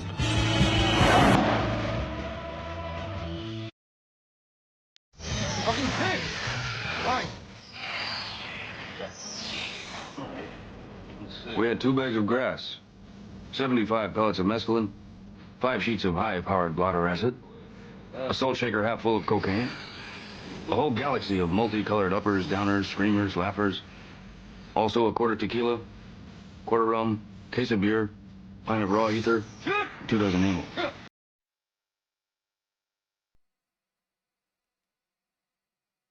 Just for anybody who Girls doesn't in know the Paris reference. when you looked fat and R-worded. Could you send? There's bizarre stuff like this littered throughout all of the Epstein files. All right, here is Jeffrey Epstein talking to a huge Democratic donor by the name of Reid Hoffman, who, by the way, has been lying relentlessly about his association with Epstein and trying to pretend like he's exonerated in this when he's not. In the same way that guy on Twitter, @Jason, is also trying to say he's exonerated in this. He is not. None of these people are exonerated. There's emails of all of them, right? So here you have from Jeffrey Epstein to Reid Hoffman. Okay, come to the island or the ranch. Let's play. Yikes. You say that with somebody if you're pretty fucking comfortable with that person and you've probably played in the past. There's also, of course, disturbing videos that came out.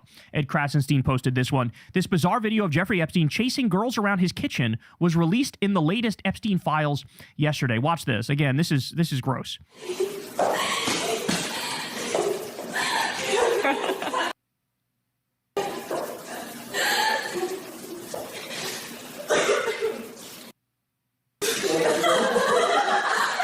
So they were able to, some people were able to find a still shot where you can see a little bit more, and it appears to be a young girl, and she's wearing a robe with nothing underneath.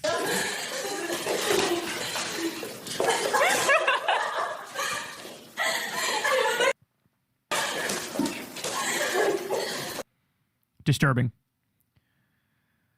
Absolutely disturbing.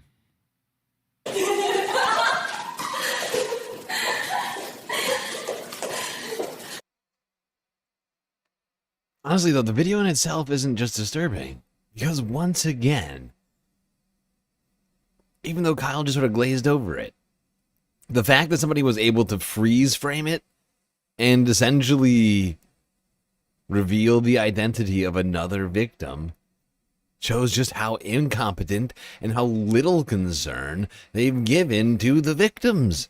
Something that was expressly put into the law. The law that they keep violating over and over again. Every single day, every second that they don't release all the files, every single time they don't protect a victim, every single time that they instead protect a perpetrator, they're violating the law. There's got to be hundreds of violations at this point, if not thousands. You could even hear from the laughs that this is somebody who's young. You could even hear from the giggling and the laughter. Jesus Christ. Yeah. A newly released clip shows Jeffrey Epstein dancing with a redacted girl. I'm going to mute it so we don't get jacked on copyright here. But there's Jeffrey Epstein dancing. It's just a the other one is never-ending... It's just a never-ending... It's like a bottomless pit. It's a cesspool. It's like a black hole. If it were filled somehow, instead of a void, the void was just a cesspool, right? And it's just like, it's an unknowable amount of just depravity that is contained in these pages. It's just disturbing. Censored a little bit, although you can tell she's wearing some sort of red scarf or something like that, black pants. Cannot tell the age of this one, but I would not be surprised if this one was also relatively young. So there's stuff like this littered throughout the files. All right, these Epstein emails are horrifying, man. Whatever the DOJ has alleged about this network, it's at least 1,000 times worse. So this is weird to me because on the one hand, you have so many emails where people are openly talking about, torture, and they're openly talking about pedophilia, and then you get stuff like this where they appear to be speaking in code. So from Roy Hodges to Jeffrey Epstein, this is in March of 2013. I wanted to let you know the crew really appreciated the pizza today. Thank you for letting us do that. All right, more. This is better than a Chinese cookie. See attached. Let's go for pizza and grape soda again. No one can understand. So another one here from Redacted to Epstein. You mean radiating a soft glow with the look of bliss and excitement? Yeah, that's the pizza. What the fuck? Then underneath here it says, she looks pregnant. Huh? How about this one? From GMax, which is Ghislaine Maxwell to Jeffrey Epstein. Start from the bottom here, and it says, if you are not too busy, click on a video below to watch it. To blank from Jeffrey Epstein. I watched them all. Please don't send any more. And then you have Ghislaine Maxwell chimes in and says, sorry, I have no stomach for even the slightest aggro. I don't have the stomach for it or for any drama. Imaginary just cheered 100 bits. So it turns out all the conspiracy theories were true. We were just looking at the wrong Clinton FML. I was thinking the exact same thing. Like, wow, the Pizza Gators, the QAnoners actually got one thing right. Pizza did have something to do with it. Not that particular pizza parlor that they stormed and did that terrorism at, but apparently pizza was in fact code for these creeps. It would seem. Although they took that, honestly, these conspiratorial nutbags took that and, of course, used it to cause chaos in places where no nefariousness was happening. Meanwhile, their president of choice is covering up the Pizzagate, the actual Pizzagate, right here. It's happening right in front of you guys. I'm still fragile off the last one and scared of shadows. What the fuck were these people doing, bro? What were they doing? So that stuff may be code. The pizza stuff might be code. All right, more. Which, by the way, looks like Pizzagate was real, but just not in the way that the right-wingers thought it was, where it was like this democratic network of pedophiles. I don't want reality. It turns out that that code may be real, but it was projection used by Bannon and Epstein and Trump to try to tar Hillary with all the stuff that they were doing in their social circle. Absolutely incredible. All right, how about this one? Disturbing photos in the Epstein files appear to show Prince Andrew on all fours over a woman lying on the ground. So here you can see this. Very disturbing. Don't know what the hell's going on here, but obviously he's been stripped of his royal titles because of his affiliation with Jeffrey Epstein. Epstein releases 2020 email references Prince Andrew was accessory to the death of a young girl he tortured and instructed to murder. Excuse me? So if you start at the bottom here, back in the 90s, Ghislaine Maxwell recruited a girl from a modeling career. Instead of modeling, she was sold as a slave for sex and torture. Prince Andrew was an accessory to her death as he tortured her and me to force her murder.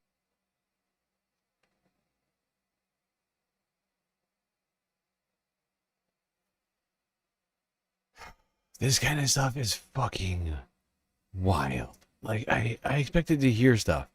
I expected there to be crazy shit in here.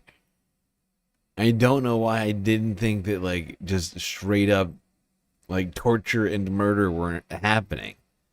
But, like, this right here, if this is real, what is it there? What are they hiding? If this is the stuff they're willing to let out, what are they hiding? That's the question you have to ask yourself, that we all have to ask ourselves. Whenever we hear just new revelatory travesties, just atrocities, we got to ask ourselves, what didn't they release? Like, if this is what got released, what in the hell didn't get released? If this made the cut, what in the fuck got burned? What got shredded? Who took a hammer to what hard drive? You know, like what's in the other half, the supposed other half, if that is all that exists? I need to get a passport to identify her. I will need someone to contact the passport office to get an expedited passport. What the hell is this? So this is the to and the from are redacted here, but the subject says Ghislaine Maxwell. So this is incredibly bizarre. And then some people were speculating, hey, is this picture tied to that? Right? I don't know if the dates line up, but is this picture tied to that? There's literal allegations of, like, torture and murder that are in these things here. All right, this one is absolutely crazy. I couldn't even believe this one was real when I saw this.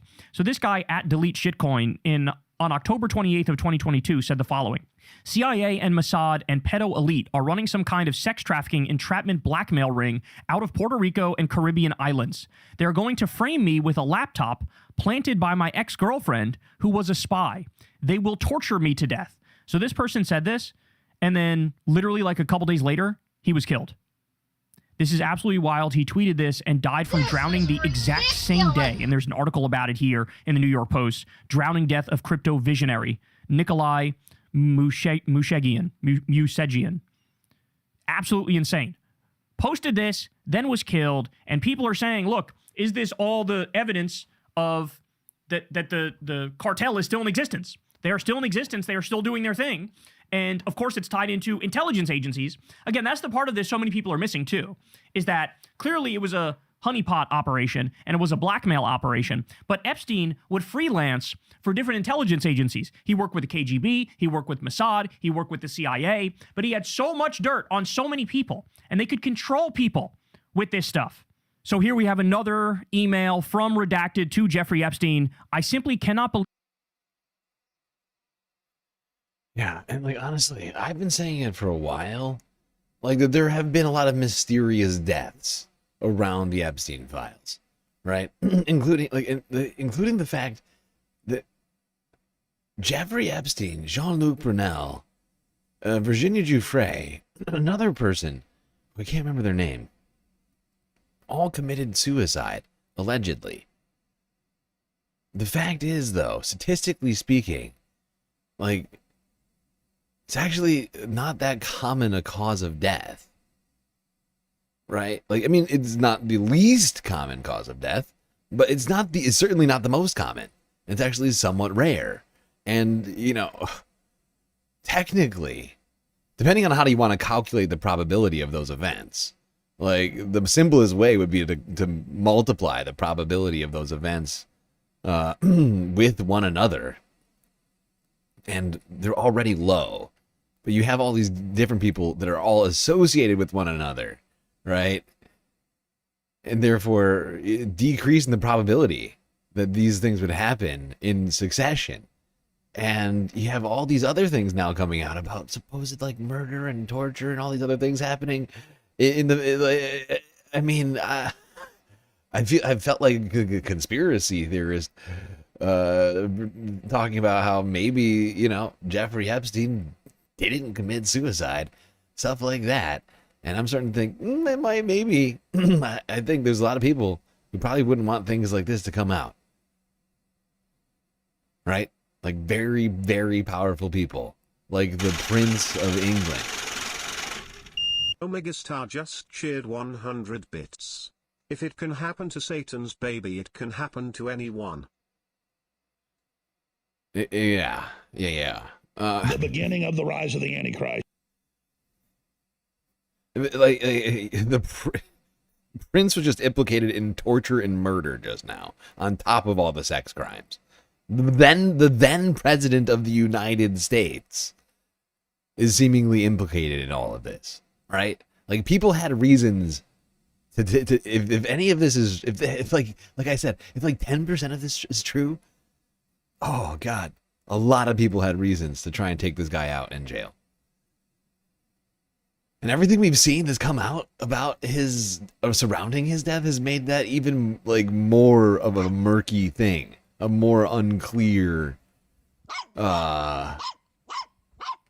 certainly less clear than it was at the time. It was all very like, oh, it was like very much like, oh no, we have like the video, and it, clearly he knows. And then now it turns out that we never really actually had the video of the cell.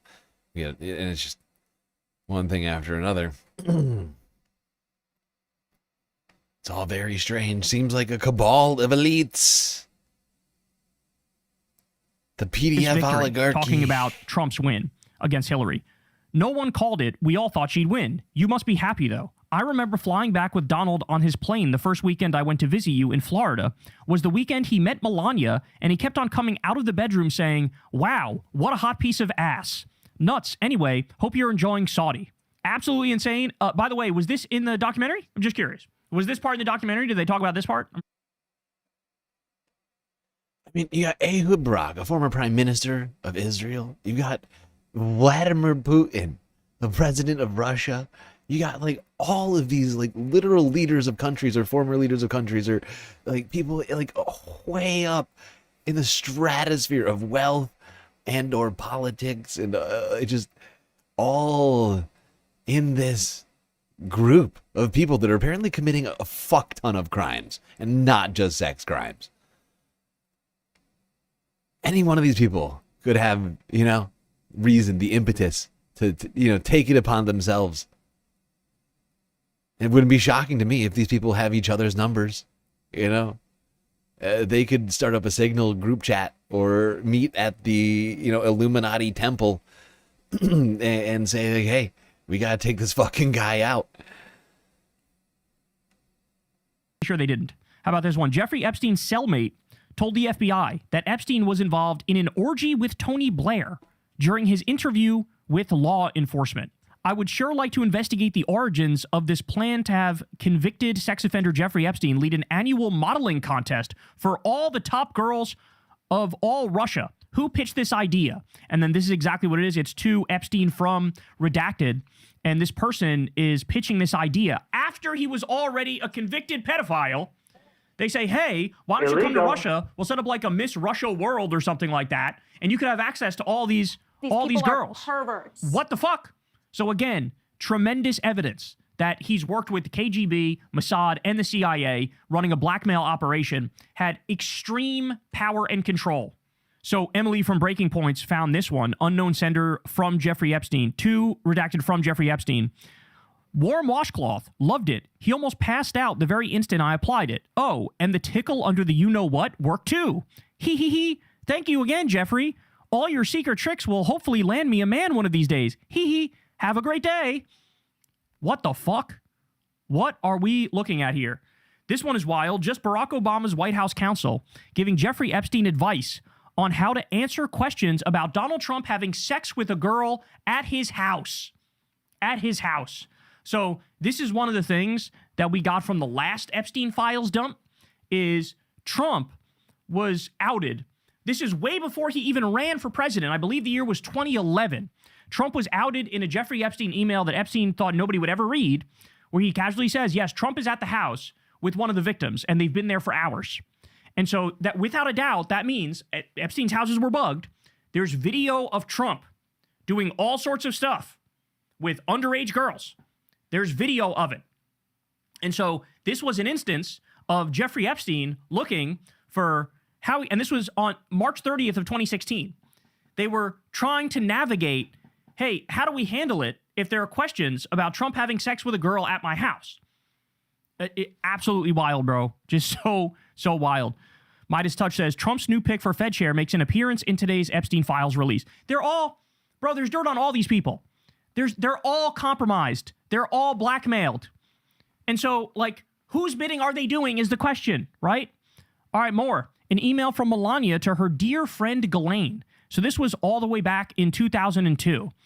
So Melania says, Dear G, how are you? Nice story about J.E. Jeffrey Epstein in New York Magazine. You look great on the picture. I know you are very busy flying all over the world. How was Palm Beach? I cannot wait to go down. Give me a call when you are back in New York. Have a great time. Love, Melania. So yet again, what people are speculating vis-a-vis Melania is... Wow. They sound incredibly friendly. Just like the closest of friends. Like, I thought of you. I saw that great article with Jeffrey. Oh, he must be thrilled. You look great. Love, Melania. Oh, she came out of this world. Did she directly come out of the world of fucking human trafficking that Jeffrey Epstein was involved in? Was she one of these girls? And we learned this in the last Epstein files dump. He had passports of all of these women from mostly the post-Soviet bloc countries after the Soviet Union collapsed. They used that as basically their hunting grounds for underage girls who they would kidnap and abduct and sell into sex slavery. Illegal. And did Melania come out of that world? That's the question. And I don't know, man, but I think the answers are kind of clear if you think about it. By the way, the first time Trump and Melania had sex was allegedly on Jeffrey Epstein's pedophile plane, the Lolita Express. Do with that whatever you will. All right, more. Epstein and Ghislaine reminisce about their fossil hunting trip with RFK. So from one of Jeffrey Epstein's other emails, or excuse me, from GMAX to one of Epstein's other emails, which is jevacation@gmail.com. Love that. Didn't we go fossil hunting with him and Bobby Kennedy in North Dakota? Dinosaur and fossil hunting with Jack Horner on the ranch. Found 90 million year old clams and fossils right up your alley. And so multiple times RFK comes up. He was deeper in this world than anybody realized. And there's even speculation about the wife of his that wound up dead, by the way. There's even speculation about that. How exactly did that happen? The story we were told is that she found Robert F. Kennedy's book about all the affairs he had, which went into excruciatingly lewd detail, and that the wife found it and the wife killed herself. But now people are going back and questioning, is that really what happened? Is that really? Because RFK was running in these circles where murder was nothing. This is the craziest, perhaps, of them all. So, creator and... It's a very interesting question. It's a very... And I mean, who knows what she did with that book when she found it? You know, if you were the wife of a powerful... a son of a powerful, rich family, you know, maybe you'd copy that book and use it as leverage in divorce. Threaten your spouse to release the book if he doesn't cooperate. You know? Just thinking out loud here. I feel like that's the sort of thing you would do, though. That would possibly upset somebody on the other side of that situation, to feel so powerless and to have your sexual exploits be possible media fodder or worse. Who knows? I mean, geez.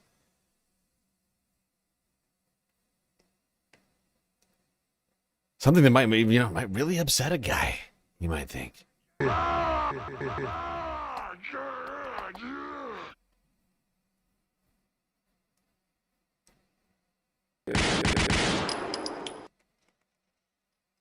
Past owner of 4chan, a guy by the name of Chris Poole, known as Moot, was in contact with Epstein and then possibly opened up the board, the Reddit for politics, or the politically incorrect Reddit, this like right-wing giant Reddit, after meeting with him. So people are saying the timeline lines up perfectly where this guy may have created this like online right-wing atmosphere, which birthed Gamergate, which birthed like every, MAGA far-right movement online. It may have literally been a psyop created at the hand of Jeffrey Epstein. Sean McCarthy says, pretty stunning. Ghislaine Maxwell was one of the most active and powerful Reddit mods. We learned that in the past. And the politics board is where QAnon was birthed. Among other things, the Epstein network was managing one of the largest online informational warfare ops in history. Bro, if you are on the right, you were fucking psyoped by Jeffrey Epstein to have the politics that you have right now. You were psyoped by Jeffrey Epstein.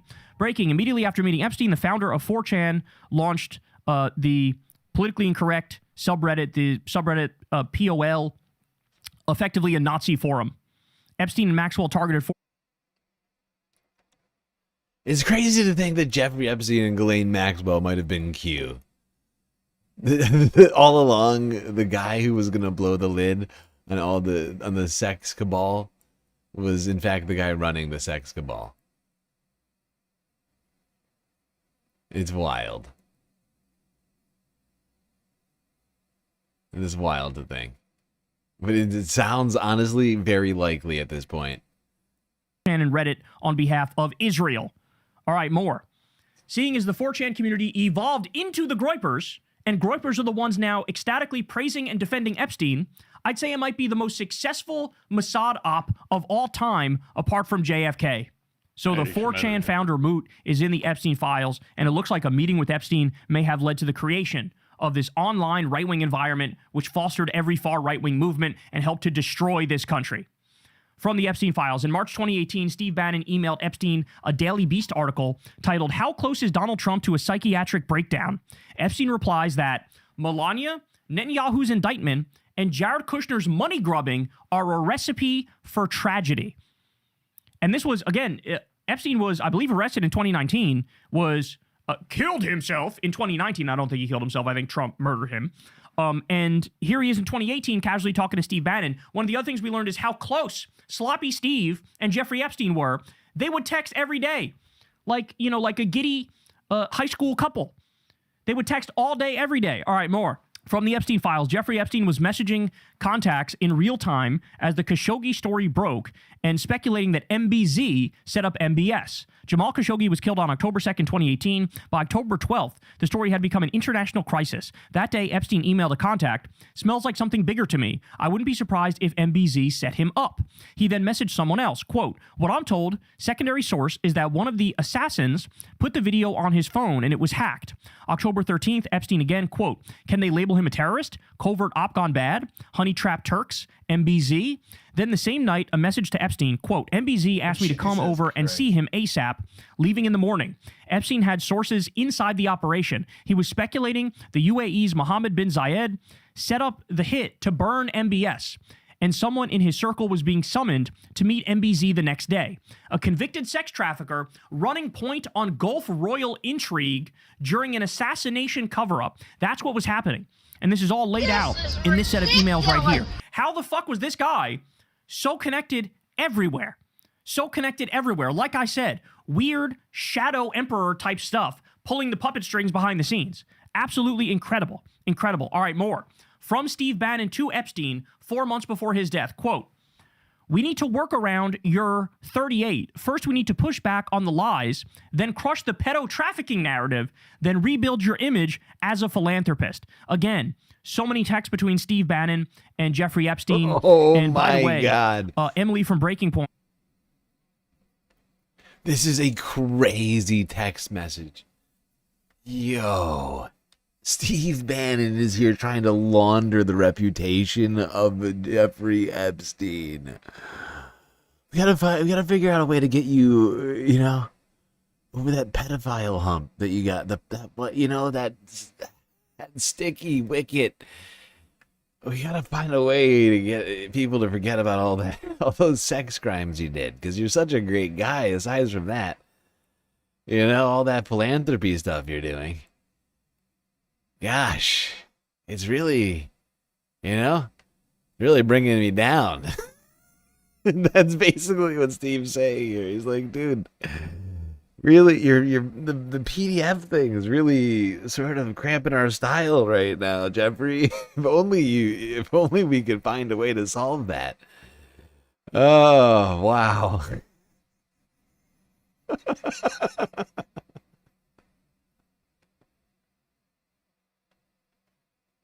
It's incredible. All these people who were talking about trying to get the Epstein files out were hanging out with Jeffrey Epstein. God, we got to get these files out. Figure it out. Did a whole long thread detailing a lot of the juicy stuff in their back and forths. Okay, Steve Bannon should be like excised from polite society. Nobody should watch this shitty show, The War Room. At this rate, Kash Patel and Dan Bongino are going to appear in the files. Like seriously, who isn't in the files at this point? You know, next week we're going to find out MTG was hanging out on Epstein Island. Like at this point, who wasn't hanging out with Jeffrey Epstein? Everybody should be calling him out as a fraud. He was literally besties with the world's most notorious pedophile child sex trafficker. And now you're supposed to be taken serious like some sort of... And once again, this is the moment where I feel it necessary to point out, this is what got released. This is what the FBI and the DOJ said, all right, just give this to the public. And let's hope that they don't want the rest of the files. Like, what is in the rest of the file?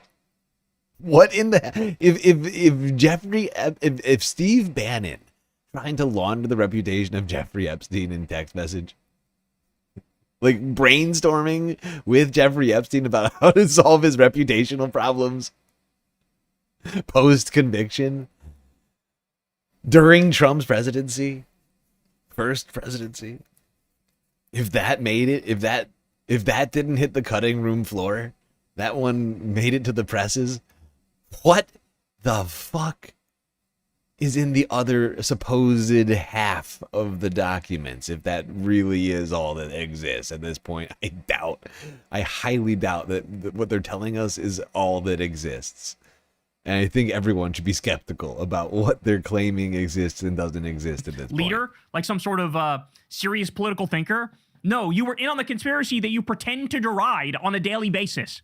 All right, this is crazy. Richard Branson told Jeffrey Epstein to, quote, bring his harem the next time they met, as he gave pedophile PR advice after conviction for procuring minor for prostitution. Omega Star is definitely not in the... Okay, that's good. As long as you're not in the Epstein files. Phew. Oh, boy, I was worried. Like George Carlin famously said, it's a big club, and you ain't in it. This is without a doubt a cabal of pedophile billionaire elites who run the world, and they are into disgusting, disgusting stuff, and they dehumanize everybody who doesn't have extreme wealth or power or privilege. How about this? Emails allege that Jeffrey Epstein traveled to Paris with filmmaker Woody Allen in March 2012 for what was described in the correspondence as a pedophile convention. Here's the email right here. Start from the bottom. From Jeffrey Epstein to redacted. Paris with Woody Allen. Sorry for all the typos. And then the response is, for less pedophile convention, I think pedophilie is the plural. So here they are saying, we're at a convention together. I guess it's the pedophile convention because it's me and Woody Allen together, and you know how we are, right? They just say it. They just say it. They just say this stuff out loud sometimes. Christ. Oh my God. What a pervert. These people are perverts. Half the time they're using the, would you like some pizza and grape soda and Chinese cookie? They're speaking in code. The other half the time they're like, I sure do love pedophilia and torture. Did you torture her? Oh my God, bro. Holy Chinese shit. tchotchkes. From the Epstein files, Epstein forwarded a blind item about Trump Jr. fucking Hope Hicks to several people. The item was apparently sent to Epstein by Sidney Blumenthal. That's crazy, bro. I think that's Max Blumenthal's dad. That's fucking crazy. So Trump Jr. fucking Hope Hicks. Oh, we got more dirty stuff like that coming up in just a little bit. You wait for it. Okay, so this story is crazy. So there's this like Norwegian crown princess, and she had a super close relationship with Jeffrey Epstein. So look at this. The crown princess of Norway was asking Jeffrey Epstein for parenting advice about showing her 15-year-old son naked women. In November of 2012, the crown princess Mette Marit emails Epstein, "Is it appropriate for a mother to suggest 2 naked women carrying a surfboard for his wallpaper?" I believe it was. And the whole correspondence is here. So bizarre. So bizarre. In 2012, he's already a convicted pedophile. And you're asking a convicted pedophile advice as a mom, "Hey, can I show my son naked girls? Can I do that?" What the fuck is this? Ready? Yeah, that seems like the wrong guy to ask for parenting advice from. It's fascinating what kind of advice people went to Jeffrey Epstein for. It really is. So we get, so the son whose mother asked Jeffrey Epstein about naked women wallpaper is the same man now on trial for raping 4 women. In 2012, Crown Princess Mette Marit emailed Epstein, quote, "Is it inappropriate for a mother to suggest 2 naked women carrying a surfboard for my 15-year-old son's wallpaper?"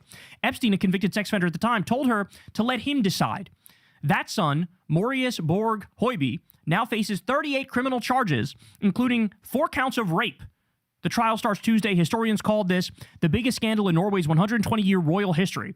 That was before the Epstein files showed his mother appears over 1,000 times, visiting his Palm Beach house, which was bugged, taking his parenting advice, and having his staff arrange her flights and drivers. Again, stop and think about this. How is this man he's tied in hardcore with British royalty through Prince Andrew, tied in super close with Norwegian royalty. What did they do to this poor kid that they fucked him up this much? Where now he's the criminal of all criminals and he's like raping women left and right and Well, apparently, billionaires and royalty were taking family vacations to Epstein Island. Howard Lutnick and friends took their children, their half a dozen or so children, to Epstein Island for vacation. I mean, clearly...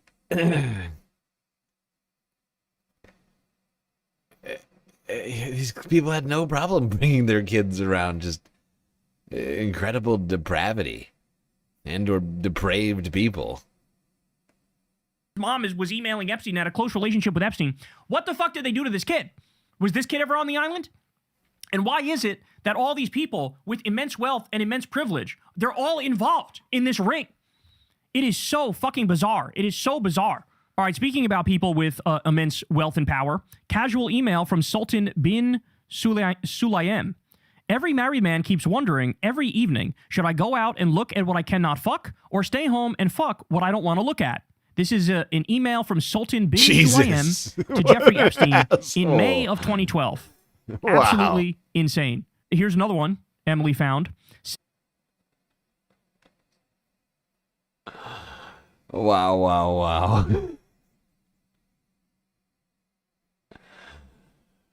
Oh boy.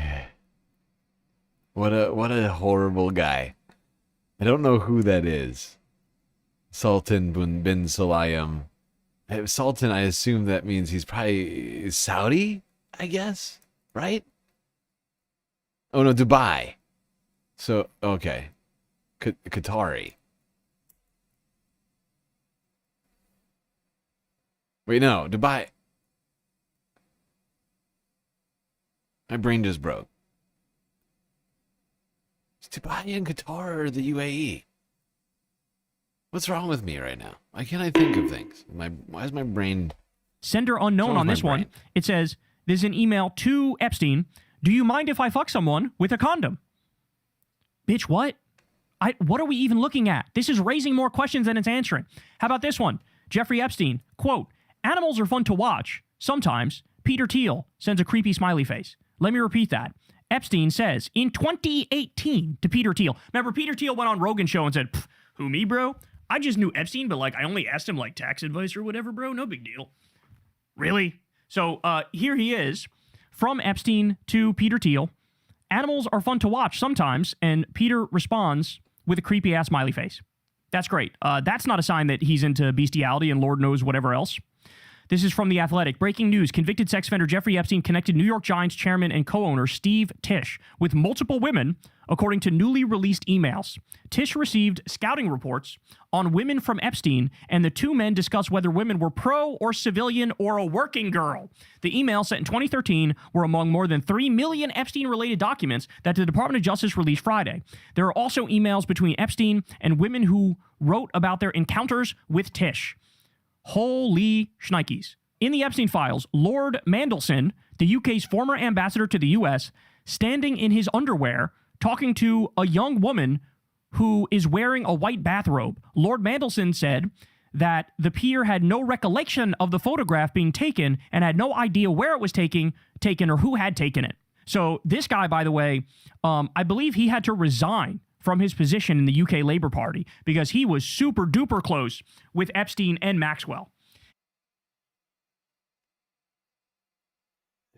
All this stuff is just like, people have barely had any time to go over this.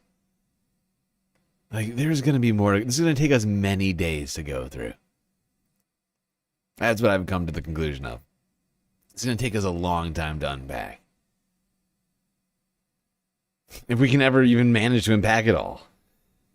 Because, of course, it's not clear we're ever going to get all of it.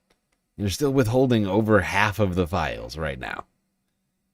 And everything we've already found out is just fucking disturbing. I gotta move away from this still of this dude in his fucking underwear right now. Also, we're gonna go back to talking about Mandelson later anyway, so.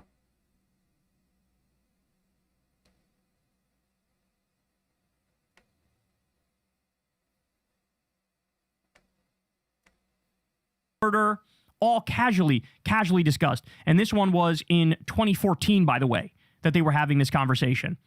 More. Jeffrey sharing some of his favorite Bible verses. So here is Epstein in 2014, and two redacted from Epstein, and he goes through his favorite Bible verses here, and oh, would you look at that? All of them are the most psychopathic Bible verses that are out there. Quote, slay utterly old and young, both maids and little children and women. Their children also shall be dashed to pieces before their eyes. Their houses shall be spoiled and their wives ravished. Thou shalt surely smite the inhabitants of that city with the edge of the sword, destroying it utterly. Thus said the Lord God of Israel, put every man his sword by his side, and go in and out from gate to gate through the camp, and slay every man his brother, and every man his companion, and every man his neighbor. When thou goest forth... I can almost guarantee this is to Ehud Barak. Or somebody like that. Like, this is like all the Bible verses people will use to like justify like the like the atrocities brought down on Palestinians. This is basically just a what do you call it? Like a Cliff Notes version of that. War against thine enemies, and ceased amongst the captives a beautiful woman, and hast a desire unto her, that thou wouldst have her to thy wife. So it's basically like pillage, murder, and rape. Do that.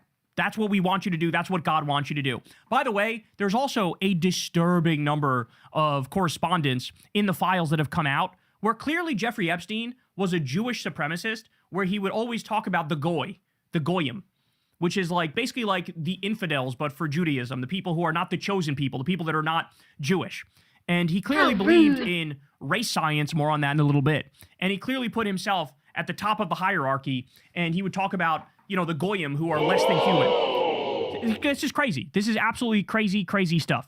Epstein's sex empire was a KGB honey trap. Pedophile financier had multiple talks with Putin after conviction, with Russian girls flown in to harvest compromat on world-famous figures. So understand something, and this is not surprising, but it's what's happening. You do have, the Western media is not afraid to talk about the KGB links when it comes to Epstein, which are true, which are real, but they will not, with a 10-foot pole, touch the claims about how he's a Mossad agent.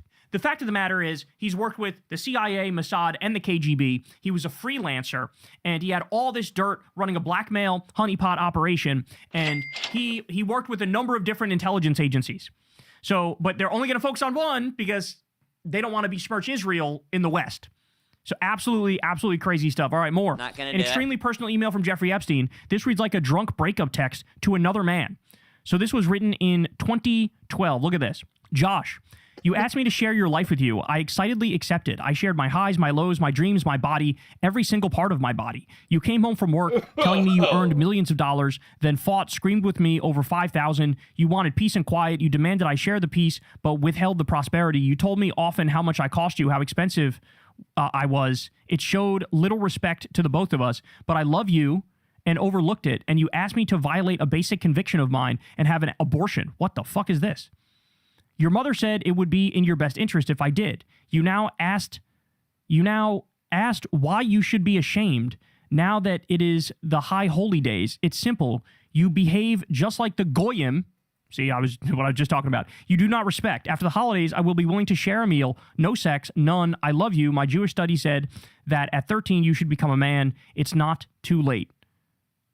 So 2 redacted from Jeffrey Epstein in September of 2012. So fucking bizarre. So fucking bizarre all this stuff is. Jeffrey Epstein funded a white supremacist YouTube channel. Can't make it up. So Jean-Francois Gariepi is a Canadian neuroscience and far-right political commentator. He's been in YouTube circles for a long time. There's actually a clip of him talking to Richard Spencer back in the day where he says to Richard Spencer,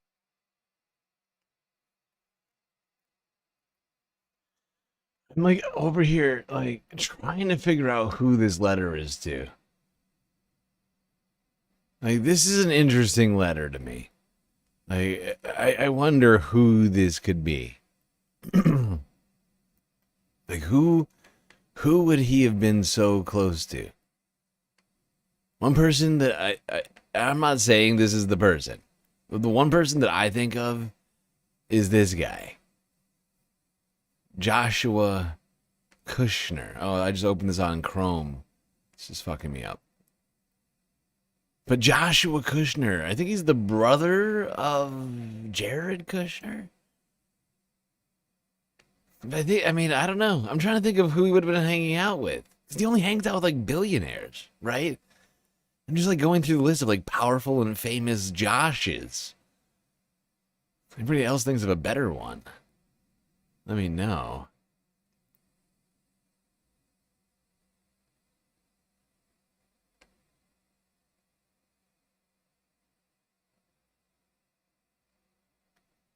But Joshua married a model, Carly Kloss. I can't remember whether Carly was Victoria's Secret or not. But, like, I cannot think of who it would be. Beyond, like, it's just like the first person that comes to mind. Days, it's simple. You behave just like the goyim. See, what I was just talking about. You do not respect. After the holidays, I will be willing to share a meal. No sex of reactionary centrism. Let me explain. Talking about Jean-Francois Gariepi. But here you have Jeffrey Epstein funding race science peddlers, junk race science peddlers. That's what he's doing. This one is crazy. Shout out to Jeet here for this. The new batch of Epstein documents helps illuminate one contemporary controversy. What is Barry Weiss up to at CBS? I think the answer is she is trying to rehabilitate the Epstein network as a bulwark of reactionary centrism. Let me explain. Let's lay out the connections. Barry Weiss's partner and ideological collaborator, Nellie Bowles, was on very familiar terms with Epstein. And there's countless emails with Bowles and Epstein going back and forth.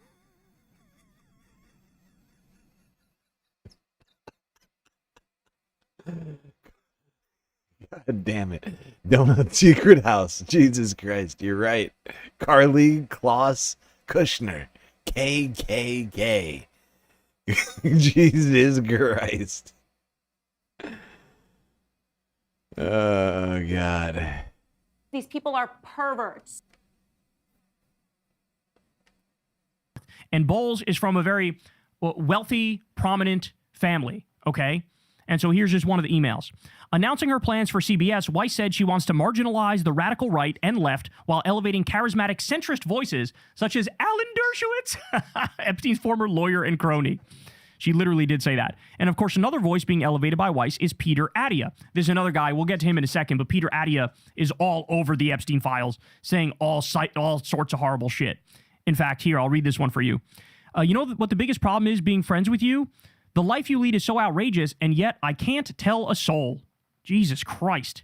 This is what Attia said to Jeffrey Epstein. And of course, Weiss has brought on Steven Pinker to CBS as part of her new town hall format, and she has used Larry Summers for the free press. But of course, now Summers is too toxic to rehabilitate. Steven Pinker also knew Epstein. Weiss presents her mission at CBS as restoring trust by elevating centrist voices, which is accurate enough if we understand centrist voices to mean the type of men likely to hang out with Jeffrey Epstein. I completely forgot to mention, Weiss did a lengthy, friendly interview with one of Epstein's closest friends, Woody Allen. That's right. Weiss's project is creating an Operation Paperclip for Epstein's cronies, taking a group of discredited men and rehabilitating them as necessary pillars of system. Dershowitz and Peter Attia are the Werner von Braun's of reactionary centrism. So this is all just factual. What he's describing here is just factual. Barry Weiss and her wife, I mean, her wife was super close with Epstein. They're trying to rehabilitate all these people in the Epstein circle and bring back this sort of MAGA-adjacent, hardcore Zionist. So, Donald Trump said he was going to get rid of the swamp. And our world is now run by the Epstein cabal. Is that a change? Can anybody explain to me, is that better? We replace the swamp with the Epstein cabal? Basically everybody who's ever had a hand in anything that Jeffrey Epstein did. Now they're the ones in power? Good. That's good. That seems good. I mean, the list is huge now. In terms of people that have been involved in government since Donald Trump taking office the second time. It's honestly sort of fascinating. Like, all these people that are just, like, related. There's all tied up in this. People who've been, including people who have been claiming to want the files and to take down the Epstein elites. They're actually the Epstein elites. Centrism. It looks like Barry Weiss, the whole operation is an op. The whole operation is an Israeli psyop to go soft on MAGA, prop up Israel, and bring back Epstein-adjacent centrism. That's really what's happening here. Absolutely incredible stuff. Haven't seen many people talking about this, but here is the diary of a little girl who was raped, tortured, and used as a human incubator and forced to have abortions. It mentions Mar-a-Lago, Jeffrey Epstein, Jean-Luc Brunel, another pedophile who committed suicide in prison, Ghislaine Maxwell, and others. So the link is right here. I've gone through it. It's real. It's real, and it's disturbing. So a little girl who is raped, tortured, and used as a human incubator.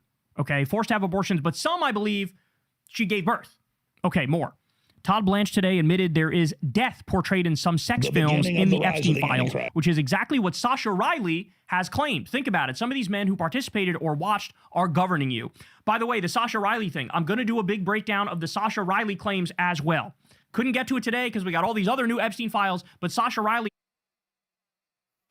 This is what I'm saying. It's going to take us days, if not weeks, to go through. And we still don't have all the files. We still somehow don't have all the files. And these are the things that, once again, I gotta say it again, considering the heinousness of what we just heard, this is once again what they released. This is what they allowed out into the public domain.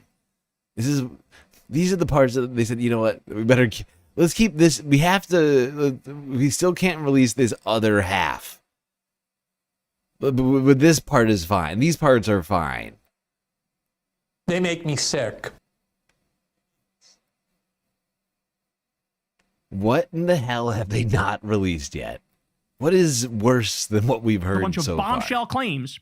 And now what we're learning is a lot of that stuff that was fully redacted, some of it is death portrayed in... Like, literally, like, I'm running out of things to think of that could be worse. Like, just in terms of, like, forget about, like, morally speaking or, like, any, anything like that. Just in terms of like PR, like for the Trump administration, what is worse than this? Like, what is genuinely worse? What are we going to find out next week? Donald Trump was actually... Jeffrey Epstein was just a front man for Donald Trump, and that Mar-a-Lago was actually the epicenter of this entire criminal. Like, I mean, what is worse than this? Somebody give me something, because I am struggling. I'm struggling to come up with worse. And what I'm being forced to use my imagination. I would point this out. I've mentioned it multiple times. I'm being forced to use my imagination. I wouldn't have to if they would release all the files. If they just followed the law and released all the files, I, a commentator, would not be forced to opine on the possibilities in a potentially reckless manner. Because I don't have the information. And the only information I have is utterly disturbing. And I'm just going based upon what I know. And... if this is what's in the if this was what is allowed to be released to us, what in the hell are they not telling us? What could possibly be worse? What are they hiding? What are they hiding? It's my question. I don't have good answers for it, and everything I come up with is so outrageous now because we're talking about murder, we're talking about torture, we're talking about child baby incubators. What? What is worse than this? Someone explain it to me. One thing, I actually honestly don't, because don't do it because you're gonna get banned. Like I'm not gonna be the one to ban you. You just like literally, like you can't even. You literally could not type into YouTube or Twitch things worse than what we're talking about, right? Like we all know inherently. Anything worse than this couldn't possibly make it past the chat moderation system. Films and Epstein was very clearly involved. We've already you know what I'm saying? Like we've already gone through some of the worst, like most heinous possible crimes you can imagine. What's on the cutting room floor over at the DOJ's editing room right now? It's like what we need to know. Snuff film empire. He was involved in this snuff film empire, and it appears like the people who are into this sort of stuff, again, perhaps not a coincidence, but it's pedophile billionaire elites. It is this cabal of pedophile billionaire elites that seemingly rule over us. And their extreme wealth has fucking rotted their souls to the point where they no longer exist. All right, this is crazy. In 2009, a 21-year-old Gabriela Rico Jimenez was filmed after claiming she had attended an exclusive party. She vanished that night, never to be seen again. In 2026, Epstein's victims claim elites did the same. A coincidence, I'm sure, right? So here we go. Look at this. So from redacted to redacted, I'd like to add a few other points disclosed by the purported victim. While on this yacht, he witnessed African-American males having sex with white blonde females, all of whom were bleeding during intercourse. He was a victim of a type of ritualistic sacrifice in which his feet were cut with a scimitar but left no scarring. On the yacht, he witnessed babies being dismembered, their intestines removed, and individuals eating the feces from these intestines. He was also raped by George Bush 1. What the fuck? So as you can see here, it says to and from is redacted, but you can see here that this involves the NYPD Detective Bureau of Child Exploitation and Human Trafficking Task Force. And so here we go. Look at this. Look at this video, which people are now recirculating. They ate humans. Disgusting. They ate humans.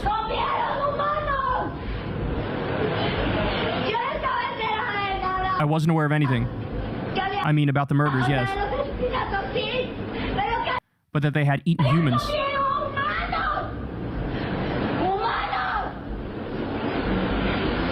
They smell like human flesh. I mean, again, how do we even process all this? Here's a picture that came out in the Epstein files. You can see Jeffrey Epstein standing here with somebody who's redacted. But if you look around, you see these red circles. It says CIA, CIA, CIA, CIA, CIA, CIA. So it's like some storage place that has a bunch of like CIA bins, which again, people are further pointing to, they're pointing to the fact that I guess he also worked with the CIA on top of Mossad, on top of the KGB. Very, very powerful guy here. Disturbing. New Epstein footage appears to show underage girls dancing. Here we go. I'm going to mute it because again, you could hear the music. But if you look here, all you see is the legs dancing, and let's just say that doesn't look like in adult female, right? That does not look like an adult. It doesn't. So this is a disturbing video, and there's stuff like this littered all throughout the Epstein files. Okay. Now, here is one. I think the investigators online really pulled it off. I think the sleuths got one here. Okay. So here's an Epstein email from 2009, April 20. This shit is just so disturbing. This is so disturbing. Like, I am utterly abhorred, appalled by the things that we are seeing from all this. Like I keep saying, if like 10% of this is true, like how there could be no prosecutions. Remember, the DOJ just got done saying they're actively contradicting themselves, saying that there will be no prosecutions. They have no prosecutions that they're working on, while simultaneously saying that there's redactions due to ongoing investigations. I don't know how that's possible. But if 10% of this if 10% of this shit is true, we got a problem, because literally one person has faced justice for this, and her name is Ghislaine Maxwell, and she's sitting in a goddamn daycare for bad girls in Texas, where she gets to play with puppies and tell the warden what to do, get the warden to send emails for her, and like she's living like she has like access to like a computer, a bunch of other shit, usually stuff that sex offenders don't get. So she's the only person currently facing any and really it's a travesty of justice is what she's facing right now. She does not belong where she is, and that's the only justice that we are supposedly receiving for it. No more prosecutions, says Todd Blanche, Donald Trump's lawyer, now the deputy attorney general of the country. From Jeffrey Epstein to redacted. Okay, where are you? Are you okay? I loved the torture video. So to Jeffrey Epstein from, again, redacted. Here we go. I am in China. I will be in the U.S. the second week of May. Sent from a black China. guy. Okay. So late April of 2009. Where are you? I love the torture video. I'm in China. I'll be in the U.S. the second week of May. Ready for this? Israeli Prime Minister Netanyahu. Here's another question. No, you're moving too fast. I know you got time constraints right now, Kyle, but we don't. Can we talk about something really quickly? Who the fuck is this email from? Huh? That's a question we should all really want answered right now. Lawfully speaking. What is going on here? Who is this from? Who is this to? Where are you? Are you okay? I loved the torture video.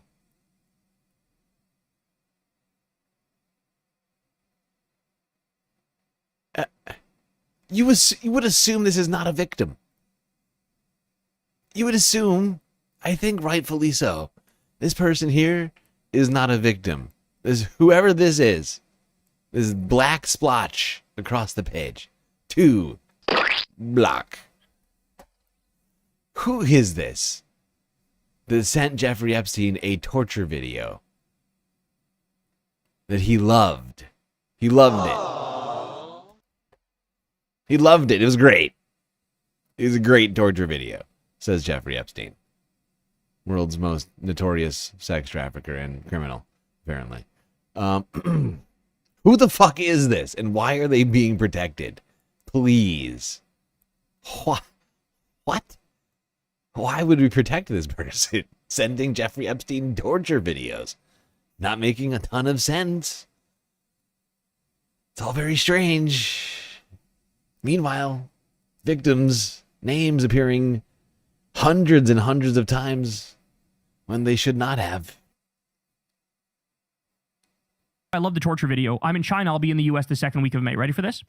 Israeli Prime Minister Netanyahu meets with Yang Jiechi April 23rd, 2009 in China at the exact same time. But ready? It goes deeper.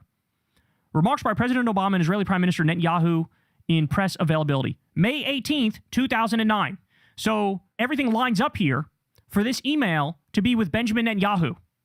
It all lines up here for this email to be with Benjamin Netanyahu, where you have casual talk about the torture video. Looks like Netanyahu sent Epstein a torture video. And Epstein said, I love the torture video. Jesus Christ. Great torture. Great torture, buddy. Love it. Super good. The angles, the production quality, really great. The war crimes, oh my God. Top notch. This is disturbing. We're protecting a guy currently accused of war crimes. Of course we are. Of course we are. I mean, it would make sense, but it doesn't have to be him. It could be anybody. That's the thing.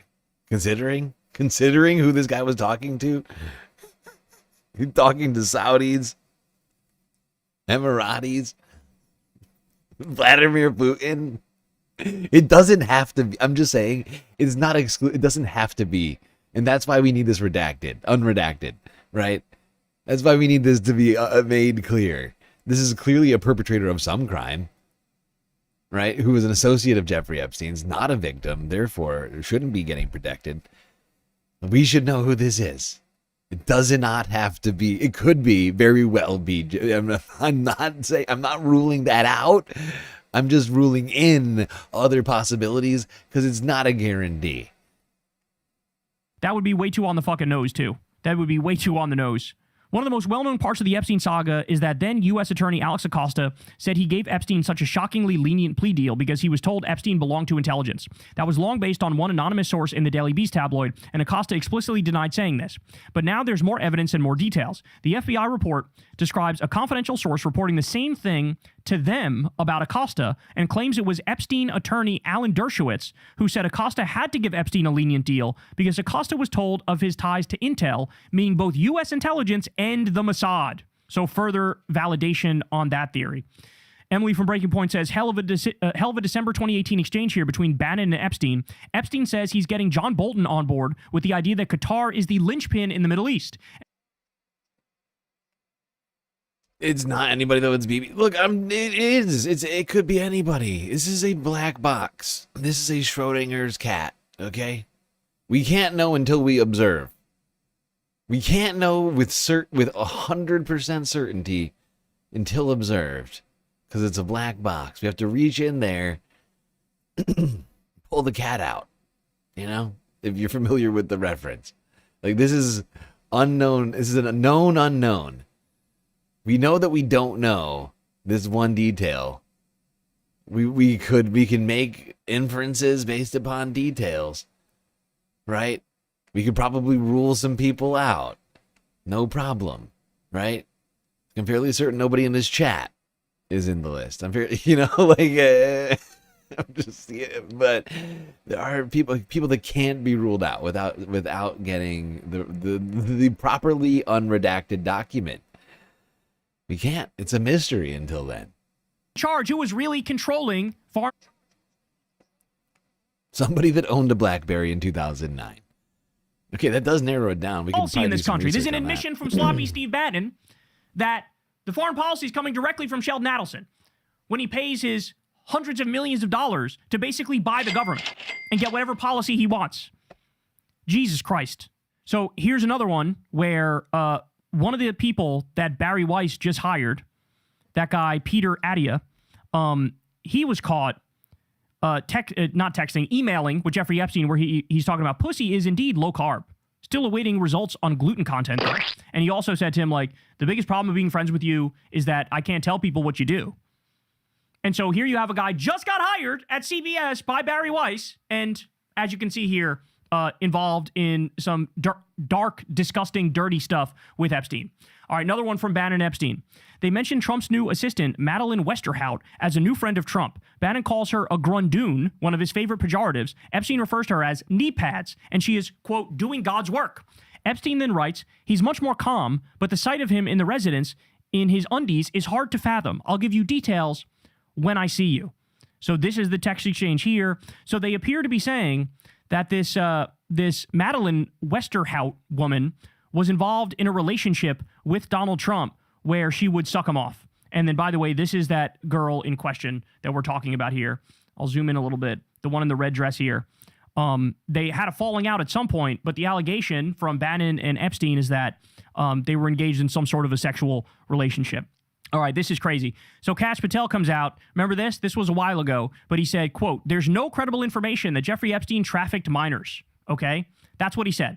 This is flat out perjury. We now know that as a matter of fact. We literally have the fucking passports. We have text messages where he's buying and selling girls like they're cars or some shit. Okay? But he said, quote, "There is no credible information that Epstein trafficked minors." Ready for this? This picture came out in this document dump. This picture right here. Very clearly these young girls, right? These young girls and this old disgusting man. Jesus Christ. This one people are speculating about. I don't even know what to believe about this one, bro. But here you have another email where involving Epstein. I have not. He has declined to give me a copy. He is constantly out. Jeffrey is a textbook blackmailer. He is constantly sending messages to himself or CCing himself. Like, it's insane. Like, he's always trying to keep like a paper trail of shit. Melania not living with him. Nikki Haley, Trump says blowjob, but who can trust him?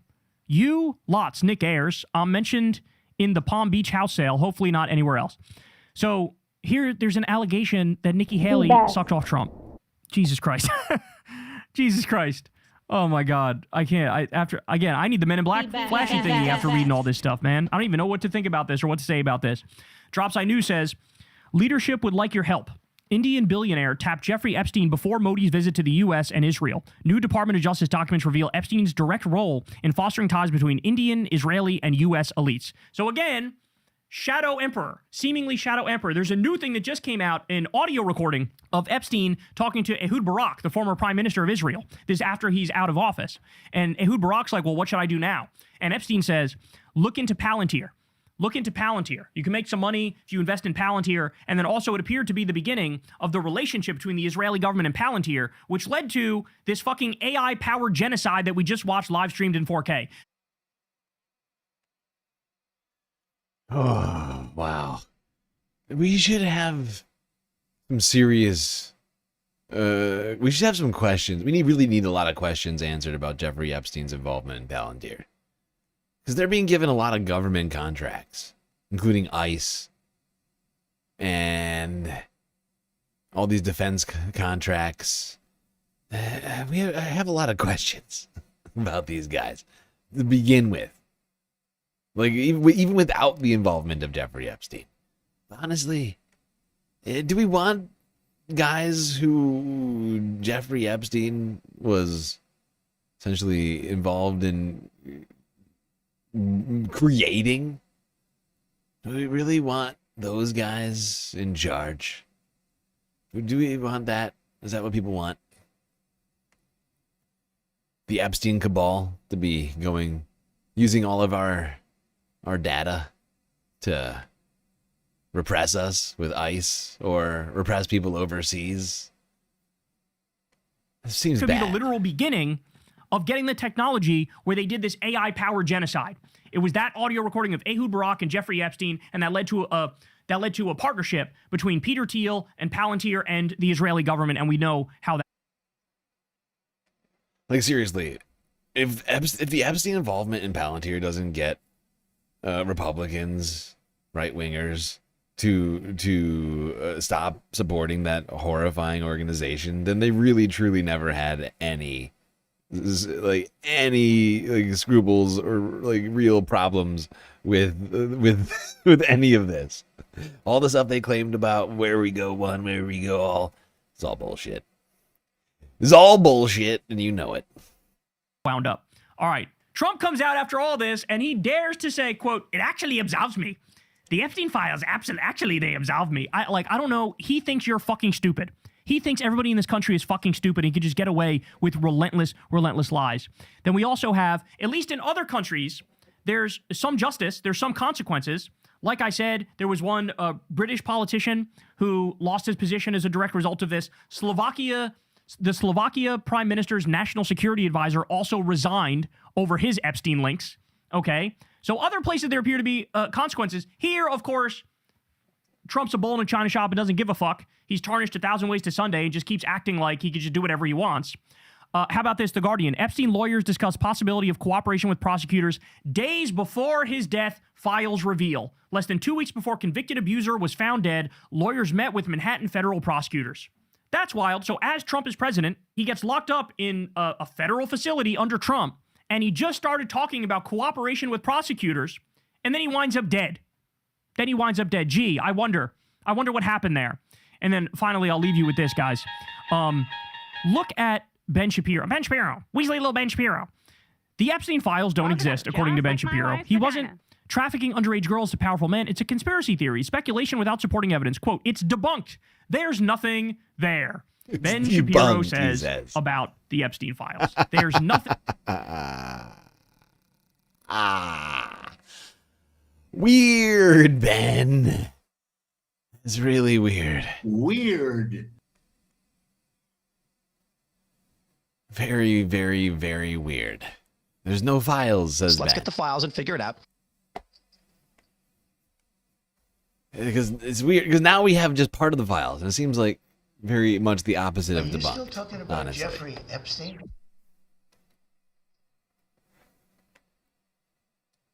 Sort of seems bunked, in fact. Fully bunked. If you asked me whether it was bunked or debunked, I'd say bunked. It's been bunked. It's been bunked so many times. Slovenia is really The nice. best.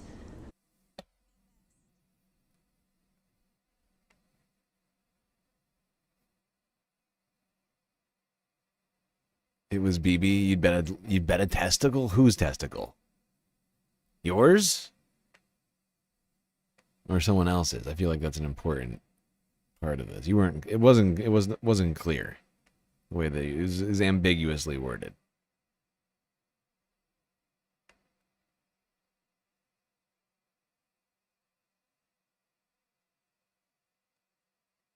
Okay, that's going to be it for the Epstein files. We've only made it through the first topic on the stream. Considering everything, I think we're going to wind up having to skip a few things tonight. Nothing on the list, right? We're not going to skip anything on the thumbnail, like on the title. We're not going to do that. We're going to hit all those topics, but there's no fucking way I get through 160 videos tonight. I have 159 videos in my list because I didn't stream all weekend. It's just been, the pile's just been building up. But we are moving epically slow. Perhaps the slowest we've ever moved before. Everybody's saying it. Slowest in history. We've made it 1, 2, 3, 4, 5, 6, 7, 8, 9, 10, 11, 12, 13, 14. We've gotten through 14 of 159 videos, and the maximum length the stream can go is 12 hours. So, I'm going to have to make some sacrifices over here. I'm going to have to sacrifice a bunch of topics, it would seem. Jesus. How did 14 videos just take us 5 hours?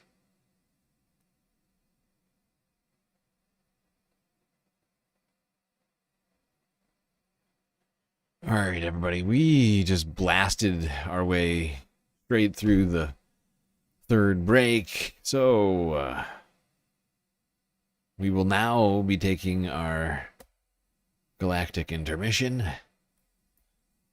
Don't worry, though. We'll be right back after these brief messages.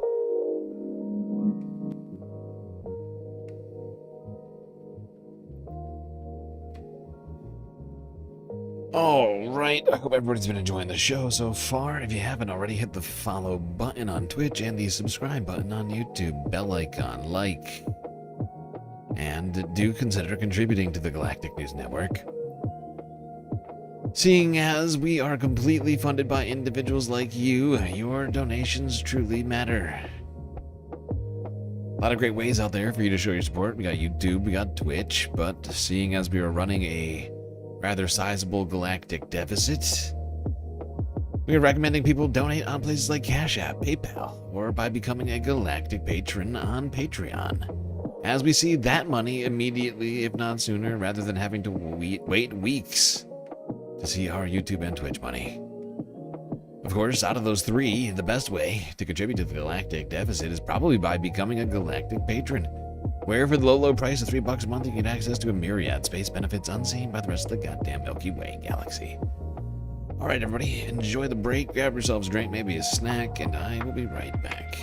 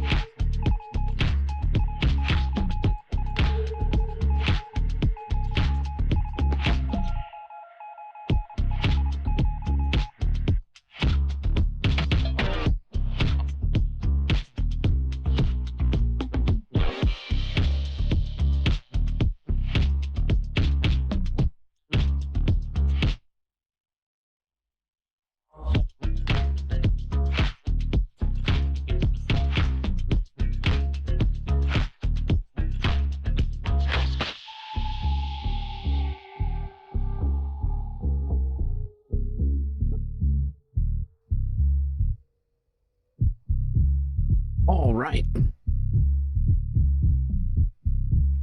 We are still going here, folks. Still got a hell of a lot for us to talk about tonight. So get back in those seats, otherwise you're gonna miss what's coming next.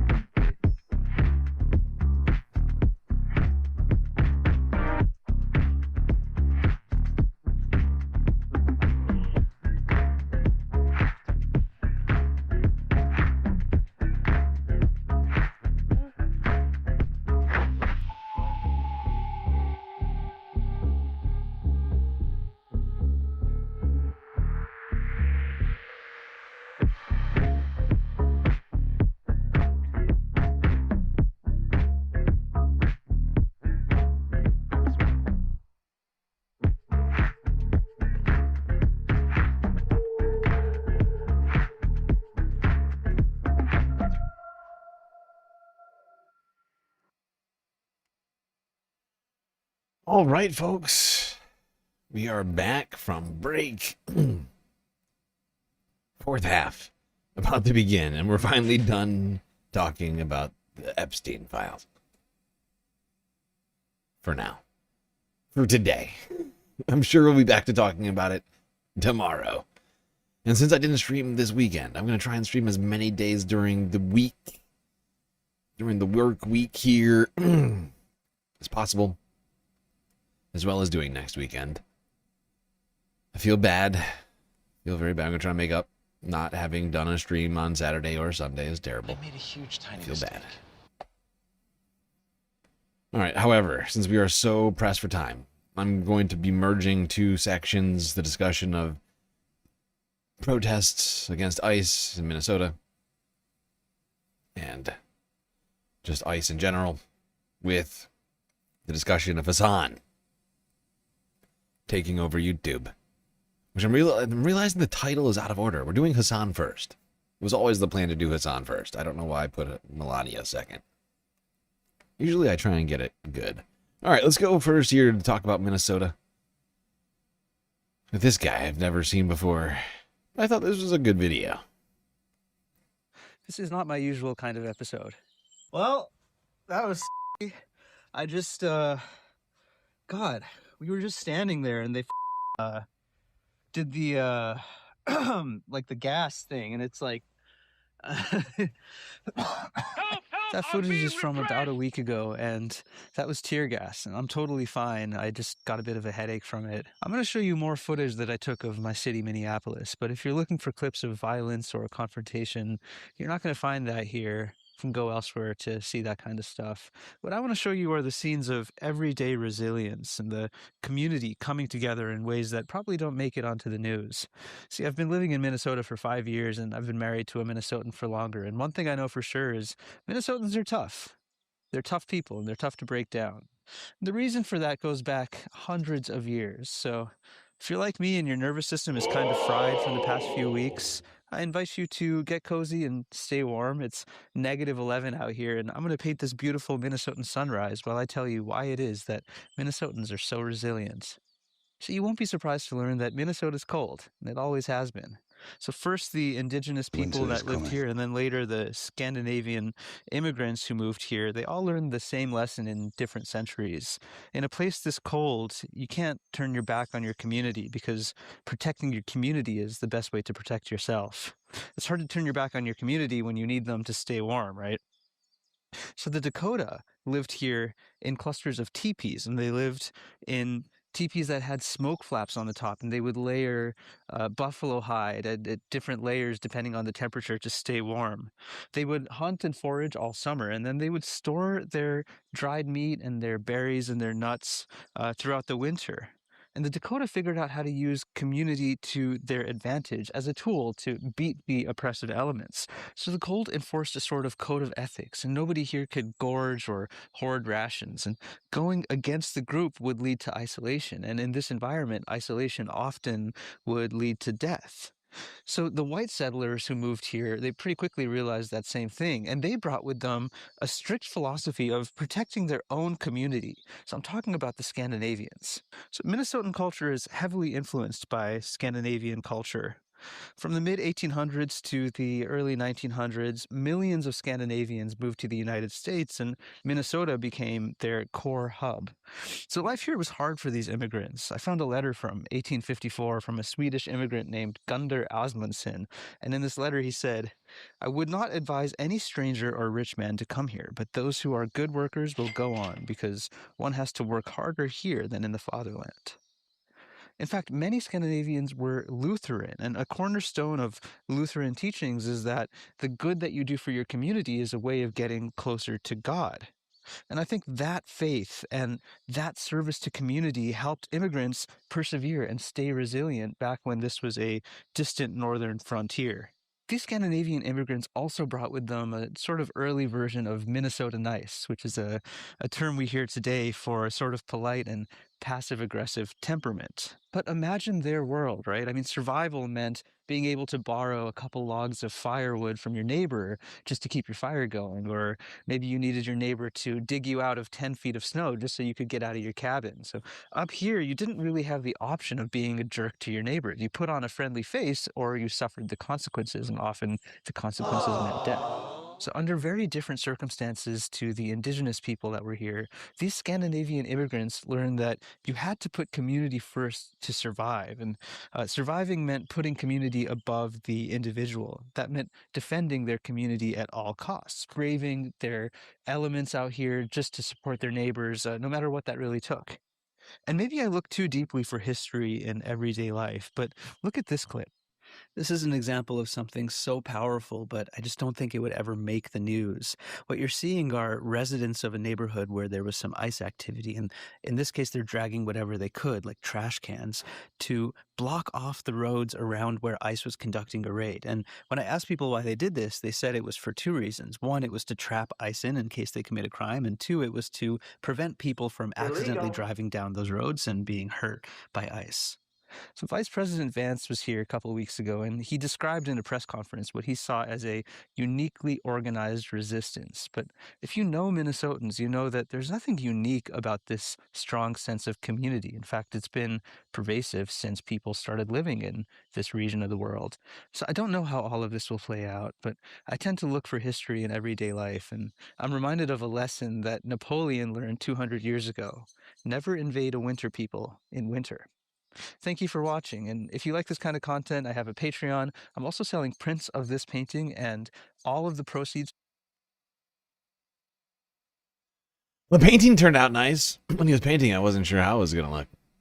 This is a small-ish YouTuber by the name of Painting the Past, a Minnesotan, with some historical knowledge drop on us about the resilience those living in the Arctic north of Minnesota.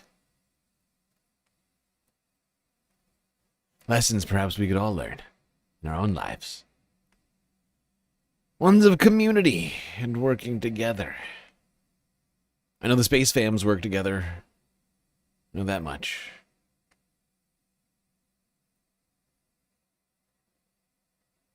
In fact, I think I saw a Space Fam post a GoFundMe recently in the Discord. Saw people helping out.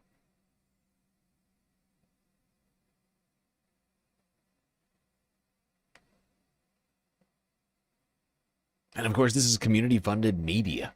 Space Fams funded media. The Galactic News Network. Oh, I gotta skip past so many videos to get to Hasan right now. But if you didn't hear, Hasan was banned on Twitch. That's right. He was banned on Twitch for saying words, naughty Twitch words. Words that Twitch doesn't like. Oh boy, that's not good. Let's see, here was his YouTube explanation video in the wake of his ban. I think this was posted on Friday. Hasanabi.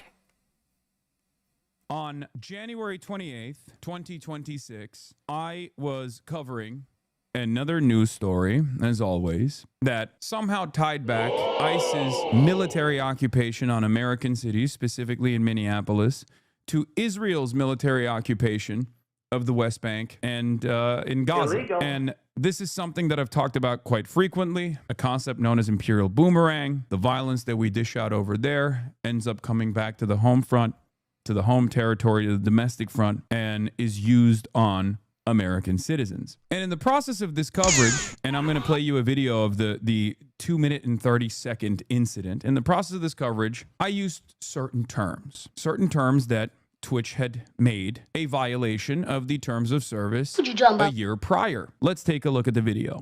The man in our footage is wearing a similar outfit to what Pretti was wearing on the day he was killed. What appears to be a gun is also visible above his waistband. What's more likely is that they filmed his face and they put him on a watch list.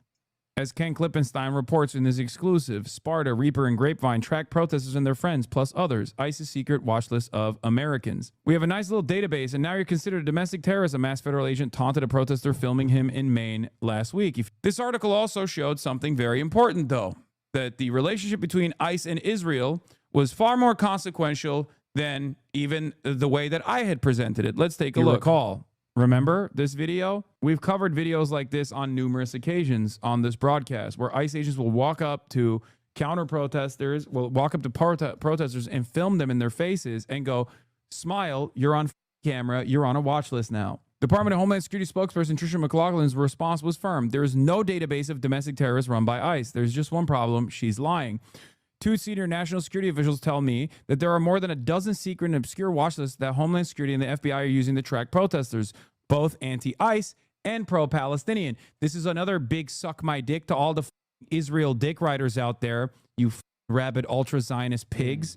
You run around going, oh my God, Israel first, Israel first. Why are you tying this back to Palestine? Because this is precisely the same shit. Okay, that's it. That is the reason why I got banned. That is the reason why I ate a fat 7-day ban on Twitch. You might not have even picked up on what the reason was, but that was it. How crazy. This line right here, rabid ultra-Zionist pigs. Now, one might ask the question, why rabid ultra-Zionist pigs is even a banned term? Unfortunately for all of us, the ADL last year was looking for any and every opportunity to apply pressure for the last 2 years, as a matter of fact, post-October 7, the ADL... And this is baby brained, right? This is baby brain shit right here. Like, You're a little baby. Like the fact is like when I was a baby, when I was younger, right? And by baby, I just mean like when before I became an adult, I grew up believing that people who referred to people as Zionists were in fact being anti-Semitic, and that there was no reason to do it. But that's because I was You're a little baby. Baby, right? And people around me told me that, and I had to learn. I had to actually learn things to be like, oh, wait a second, that's not anti-Semitic. That's actually just describing a political cause. And it would be banning and making this a banned term is the same thing as making the term Nazi a banned term, or making Proud Boy a banned term, or making Al Qaeda a banned term, or ISIS a banned term. It's a political ideology. It is an ethno-nationalist political ideology. And it would be the same as saying you can't say Ku Klux Klan anymore, right? Because that offends some people when you use that in a derogatory fashion. Was trying to apply as much pressure as possible on Twitch because I was the Apartheid Defense League's #1 op. They cynically smeared me as an anti-Semite over and over again, even though I'm basically the strongest last remaining soldier combating anti-Semitism on the internet, pretty much, especially at my size. They kept cynically smearing me as an anti-Semite. It didn't work. Obviously, the adults that, you know, work in media were like, this is ridiculous. We've seen Hasan's work in this field. We know he's not an anti-Semite. It doesn't work with Democratic Party politicians in general, especially ones that aren't, you know, directly in the pocket of Israel, unlike Richie Torres, who also participated in this ADL back smear campaign. But in the process of trying to make things as difficult as possible, when you were engaging in commentary about Israel's violent desires and Israel's genocide, ADL was able to successfully enforce a new terms of service violation. This happened last year. The Apartheid Defense League got Twitch to make Zionist a protected identity. This is precisely the reason why on this platform, on Twitch, you can say someone is a Nazi pig. On the platform, you can say someone is a Democrat pig. Someone is a Republican pig. You can say someone is an Islamist pig. But you cannot say Zionist pig on Twitch. It's wild. That is wild. The two-tiered system of justice is unacceptable. Twitch should honestly be ashamed of themselves for this decision. 100%. It's pathetic. It's pathetic. It's like they've done no. It's like they are intentionally doing the wrong thing. Like they should know better. Like anybody who's done any research on this subject knows that Zionism is a political ideology. It is a political ideology. You can, and it's got nothing to do with any sort of intrinsic characteristics to anybody, right? Like Joe Biden is a Zionist. He's a Catholic Zionist, right? Joe Biden is far away as you can get, you know, from being Jewish. And I know of it. Well, not whatever. I don't know how you even quantify that. The point is that he's a Catholic. He's a Christian, but he's also a Zionist because it's a political ideology, and it's got nothing to do. It really doesn't have anything to do with your religion. You can be both Jewish and a Zionist, but it's not. But you know, they're not like what's the word? It's not mutually exclusive. I can't think of the term right now. My brain is broken. Oh God. No, but it's wild that they would ban Hasan. And honestly, they've started something here with Hasan. I don't think they can't unring the bell on this. They can't unring the bell on this one. Unfortunately for them. They can't do it.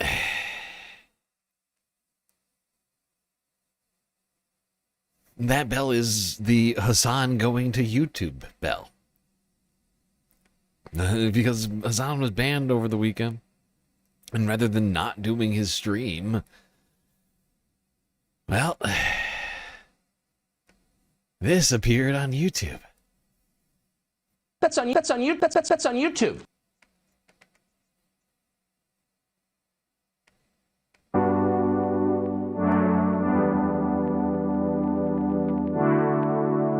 That's right. The Hasan cast appeared on YouTube of all places. A place it has never appeared before in history. Not one time. Actually, I take that back. I believe that Hasan did one stream 7 years ago on YouTube. And that's the only one that exists on his, or at least existed on his channel, until this day, Saturday, when Hasan did a stream on the YouTube instead of Twitch. I said it before he did the stream. Actually, I think it was on the day that he did the stream. I said, Twitch should be offering Hasan like $5 million as like an apology, and as a way to like beg him to never do another YouTube stream.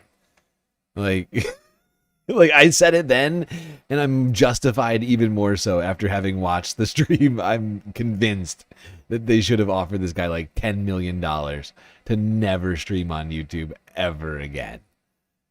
Because this is going to fuck them so bad.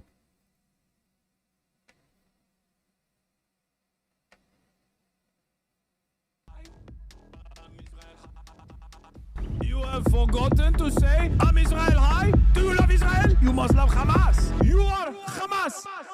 I'm Israel high. I'm Israel high. I'm Israel high. I'm Israel high. I'm Israel high. I'm Israel high. I'm Israel high. I'm Israel high. Oh, Israel not number one for you. Oh, anti-Semitism. Israel, small nation. That's Israel, on YouTube. tiny nation surrounded by scary Muslims. That's on YouTube. Ah, That's you on are YouTube. That's on anti-Semitism. YouTube. You That's are Hamas. really You are weird. Hamas. No politic here. Say Israel number one. Tweet Israel number one. What the fuck is going on? No politic here. No politic here. No politic here. No politic here. That's in the Bible. These people are perverts. Say you condemn Hamas. Say I'm Israel high. Say you condemn October 7. You are. This is a human man.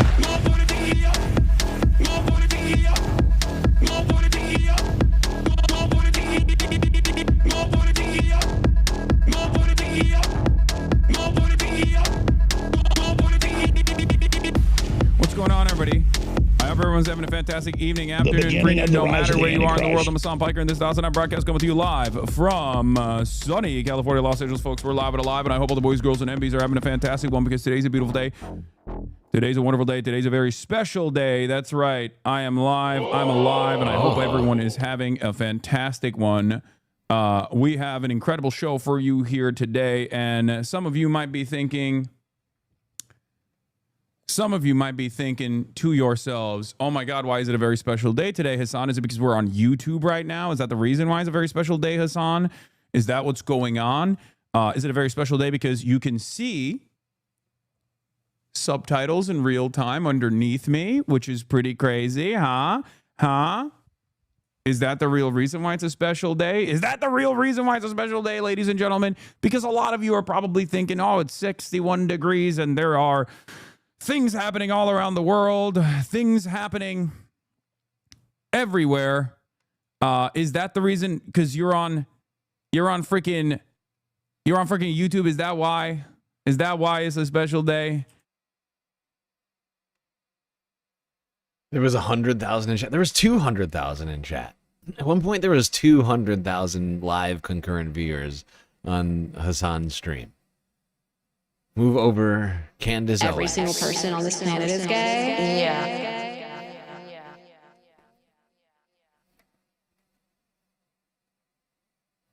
Move over, Candace. Hasan has taken YouTube. His first live stream got like 1.5 million views in like 2 days. Now, you might be thinking those are the reasons, but the real reason, let's go. Let's know. That's on YouTube. Let me tell you what the real reason is. It's this. It's Friday, ladies and gentlemen. That's right. It's freaking Friday. You already know what it is. You already know what's happening. I don't want to fucking play this too loudly because I don't know what kind of copyright restrictions exist on this goddamn platform, but it's freaking Friday, and you already know what's up. You already know what's going on. You already know what it is. Our forefathers fought long and hard and super savvily with blood, sweat, and tears to make sure that you got a goddamn weekend, okay? And that's what we celebrate on Fridays with the immaculate vibes, regardless of what the world may throw our way. So you can feel a sense of purpose, a sense of autonomy in your life. It's freaking Friday. It's fucked up Friday. It's fucking fans mom Friday. It's Friday. It's Friday. You already know what it is. And you already know what's up. We're live. This stream was crazy. 200,000 live concurrent viewers. And would you believe me if I said that I heard that Hasan made 100 grand in this one stream? In this one single stream, Hasan made $100,000 in one day. In one freaking day. One guy, one time. One guy, one time. $100,000 from one stream on YouTube, dude. And that's just in viewer donations. 1.5 million views on YouTube? I'm trying to think. That's like 30 grand. It's like 30 grand. And for Hasan, probably higher. Probably higher. But I'm just going to go with like the standard metric against 1.5 million horizontal, because they're different views. Oh, I'm sorry, 3 grand. It's like, all right, it's like 3,000. This is really nothing compared to 100,000. Still, though, an extra 3 grand on top easily from the views after the fact, if not more. And honestly, it's an 8-hour live stream. It's more. It's a 3,000 per. Yeah, no, way more actually. Yeah, it probably is closer to 30 grand for that 8-hour live stream with 1.5 million views on it. $10 of that was yours. Oh my god. I heard Donald James got a membership too. You're not the only person. You're not the only galactic viewer who also gave Hasan money. This incredibly rich motherfucker. 100 grand. I'll be lucky to make 1/5 of that this year. The whole year. Hasan made 5 times as much. One day. One guy, one time. Day. Jesus Christ. Fanatical race loyalty to a race that he does not fully belong to. He just assumes everyone has the same opinions as well.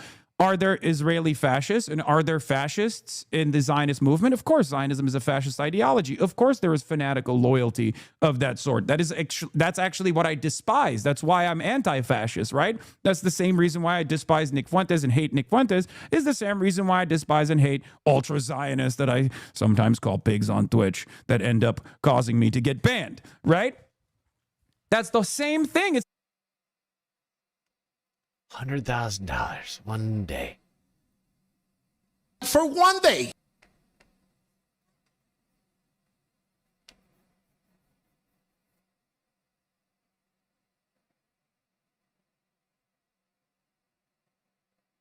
Wait, I just missed. Where's the chat? There was a chat I was going to respond to. I can't find it now. Is it on Twitch? And he gave it all away? Wait, what do you mean he gave it all away? Who did he give that $100,000 to? the same reason, because I'm consistently and principally anti-fascist. In any case, he didn't stop there. He said a bunch of other stuff as well. There was a video that I wanted to show you. I don't know where it is, but I did respond with, I'd rather be a class traitor than a gay Mexican manlet neo-Nazi. Jesus Christ, Hasan. I suspect he did not like that. Oh my God. I mean, if it wasn't Nick Fuentes. Which is part of the reason why, and I will show you this now. He went on a tangent. He went on a fucking rant, literally defending Benjamin Netanyahu. This guy can't even be consistently anti-Semitic. I guess that's not a bad thing. Wait. wait. Nick Fuentes is now a Benjamin Netanyahu defender? Wow. That's weird. But that's weird. I guess that's not such a bad thing. It turns out for prominent anti-Semite, avowed white supremacist, prominent anti-Semite Nicholas Fuentes, there's one group of people that he hates more than Jews. What is... Let's take a look at who that group is. Hasan Piker just got banned on Twitch, which W's in the chat. Hasan Piker just got banned on Twitch for calling supporters of ICE Zionist pigs. What a petty He says, loser. if you support ICE, you're a Zionist pig. Really? Once again, it's like, what is the value of someone like that? Hasan Piker is human garbage. I didn't know they stack shit that high. Hasan Piker... Oh! Height reference too? Dude, why are you bringing up look at hype, the baby? super chats go over there. It's crazy. There's not enough space. There's not enough space to show them all. I jumped into the stream. I was watching just like 50 people like just gifting like 50 memberships at a time. People just like out of control. It was out of control.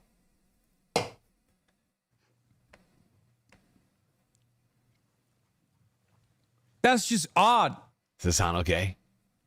It's just odd to bring is up weird. height like that. I didn't know they stack shit that high. Biker is human trash who should be deported back to Turkey. Wow, you scum rat. Honestly, we should just put him in the ocean like Osama bin Laden. We should just give him a watery grave like bin Laden. Just tie weights to his ankles and throw him overboard. I don't care who the fuck does it. I don't care if the IDF does it. Hey, Netanyahu, if you can hear us, can you do us a solid? Netanyahu, if you're listening, you know what do you know what would get all of Gen Z white guys, right wingers to support Israel again? You need to go Maduro on Hasan Piker and fucking throw him in the ocean.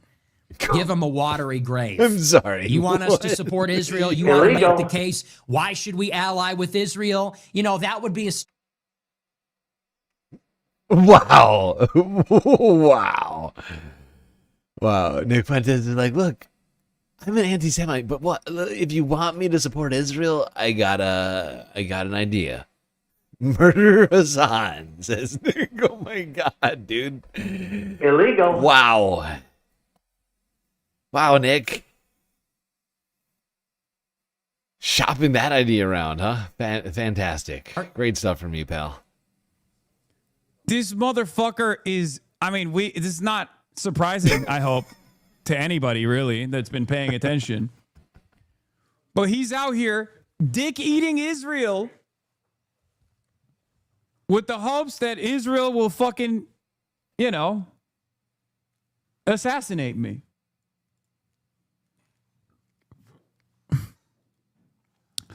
I don't know what it is, man. I don't know what it is. I don't know what it is. But there are people out there that when they get to a certain place, when they get to a certain place in their commentary, in their ideology, they're so one note. They're just so locked and loaded. Hold on. On singularly Since hating Hasan is your boy. And it makes no damn sense. So much so that they will cast aside their previous enmity that they've spent years and years developing. Hush.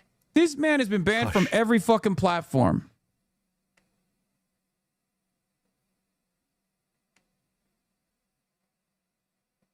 All right, how do I turn this on? Where is it? Oh, there's a way. There's got to be a way. Oh, there it is. They moved that. Okay, why would you put that down there? How is that making any sense? Can you explain that to me? Okay, this man's been banned from every goddamn platform. It's extra stupid. For being a Jew hater. Like he is. He's just a straight up anti-Semite. He is trying to get me to also become an anti-Semite and failing, of course. In that first conversation that we had when he first replied to me, he's like, just say Jew, just say Jew. This is about Jews, right?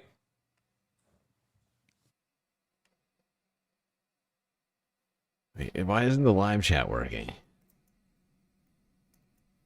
Did he disable the live chat? In his Say VOD? Jew, just say Jew. That's weird. This is about Jews, right? Oh, no, there it's working now.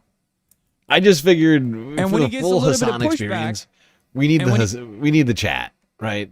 For the full Hasan experience, we need to be able to see the Haas chat moving at all times. And it's YouTube rather than Twitch, so we gotta pop it open over here. No counter positions whatsoever. When he can't, like, Because when you have a conversation with someone like myself, when you have a conversation with an anti-Zionist, an anti-fascist, if you yourself are a fascist and you're anti-Semitic, and you want to bring the... By the way, every time a super chat goes by, I'm going to do this. And there's 2 more, so... Goddamn. Conversation back to like spiritual, ideological basis. And there is obviously the ideological side of this argument as well. There's the Israeli lobby side of the conversation. That's fine, right? Like that's valid. That's valid to discuss. I discuss it all the time. I'm stuck between the Mearsheimer, Chomsky approach, even though, you know, only one of those guys hasn't been on the Epstein Lolita Express. Let's be real. But I think both the prominence and the influence peddling operation that is a multi-billion-dollar endeavor of the Israeli lobby, most commonly known as AIPAC, but there's so many other groups there, that plays a significant role in American politics, a very significant role. Oh my God. Oh my God. He just made like $200 in 30 seconds. Oh, people love Hasan. They really do. They really do. It's wild. What was I gonna say though? I'm forgetting the things I want to say because of how many like I keep having to hit every time. There's so many. I forgot what I was gonna say. I was gonna say something relevant, but all I can think now it's just this. Hasan is just making $200 a minute. About that all the time. But also the very notion that Israel is the bulwark of American empire in a fucking resource-rich region, an unsinkable aircraft carrier with its own espionage capabilities. That play. He said he was donating all the super chats. Yeah, I think Omega said the same thing. Who did he donate them to, though? I missed that. I missed that. I did not watch the whole stream. I didn't have the time to watch the full 8-hour Hasan stream. I'm not gonna lie. Not gonna lie. I did not have time to watch this.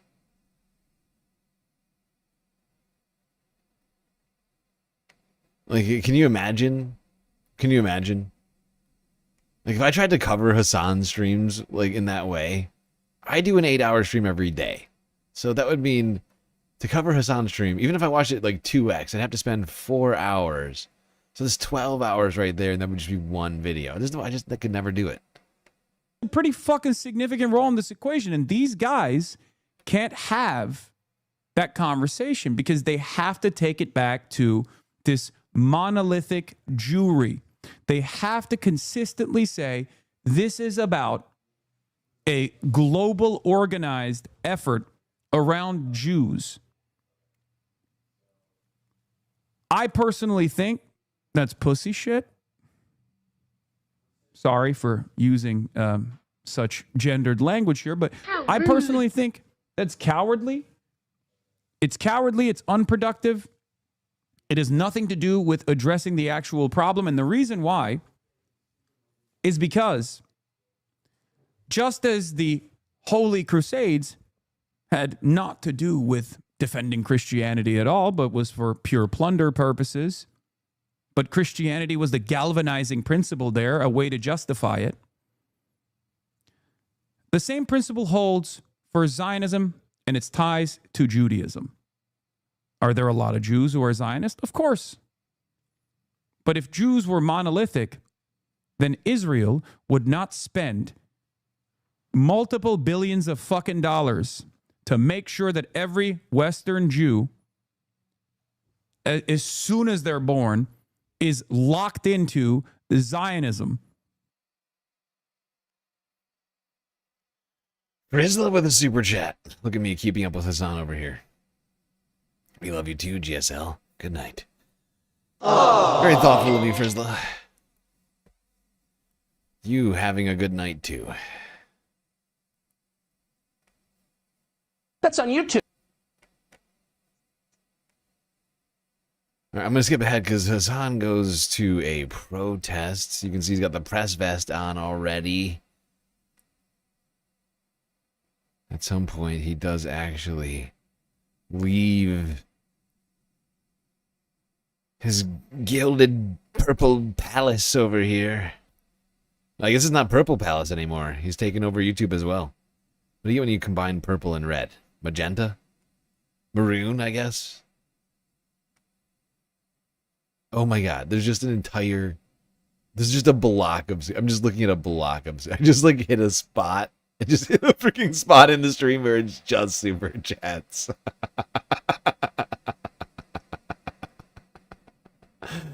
That is ridiculous. That might be a glitch because I just scooped ahead. But this is wild. This is wild. Look at what I'm looking at right now. I just scooped ahead to this. This is all I could see. $100 super chat. Oh my god. Oh my god. Jesus Christ. This got to be a glitch. Right? There's no way. Yeah, I think we're gonna be. Which fine. we will be doing. Yeah, we're not gonna be live streaming for 2 days straight. Yes, we will. Bro, now He donated to a local organization that helps stream ICE tomorrow victims. to YouTube as well. Okay. Am I a YouTube streamer now? Did Twitch just unlock this? Yeah. Am I Twitch do this? a Twitch, YouTube streamer now? He another says shout yes. out. I want to give a shout out to Correct. all my haters. And this is what I've been Thank saying. you so much for all your This work. is what I've been saying You since the caused this to beginning of happen. this ban. Because I mentioned it on Friday. We didn't get into it very much on Friday, but we talked about it quickly on Friday. And I was like, dude, Twitch is going to regret this. And they better shell out like millions of dollars to Hasan. Otherwise, they're going to lose a huge amount of revenue. Because one thing people don't maybe know on YouTube, but people go and watch Hasan's videos after the fact, right? You have like clippers and people who missed parts of the stream or whatever, and they go they're not just watching the stream and donating on the live streams, they're also re-watching his VODs on his channel, right? I think his VODs stay up for like 30 days or longer because he's like the biggest stream. I think he might be up like 2 months on his VODs. I'm not sure, but the point is like people are going on, they're watching those VODs, and just like with YouTube, they run ads over on Twitch. And so if people can go to YouTube indefinitely for his it would change, honestly, it would change up a lot of stuff. It would change up a lot of stuff drastically. I'm also thinking about like all the Hasan clippers. All of a sudden, Twitch. Oh my god, people wouldn't have to go to Twitch at all to find his clips, or to even like make his clips. Because like I don't know how much people know about Hasan that are watching right now, but like there's like a whole ecosystem of people out there like clipping Hasan's videos. People who have like they run their own channel. Like Hasan doesn't go after these channels, generally speaking. People just make clips of Hasan's streams and post them to YouTube. But now they're all going to be on YouTube if he continues. And he did a stream on YouTube earlier today. I missed the whole thing, but he might be here to stay on YouTube. And I say welcome, Hasan. Welcome to YouTube. But for Twitch, it's a massive loss of revenue potentially if he stays on YouTube. Like I said, they're gonna have to like shell out millions of dollars. He made $100,000 in a day. Like, Jesus. Big ups, big respect. Oh, there's a 12-hour limit.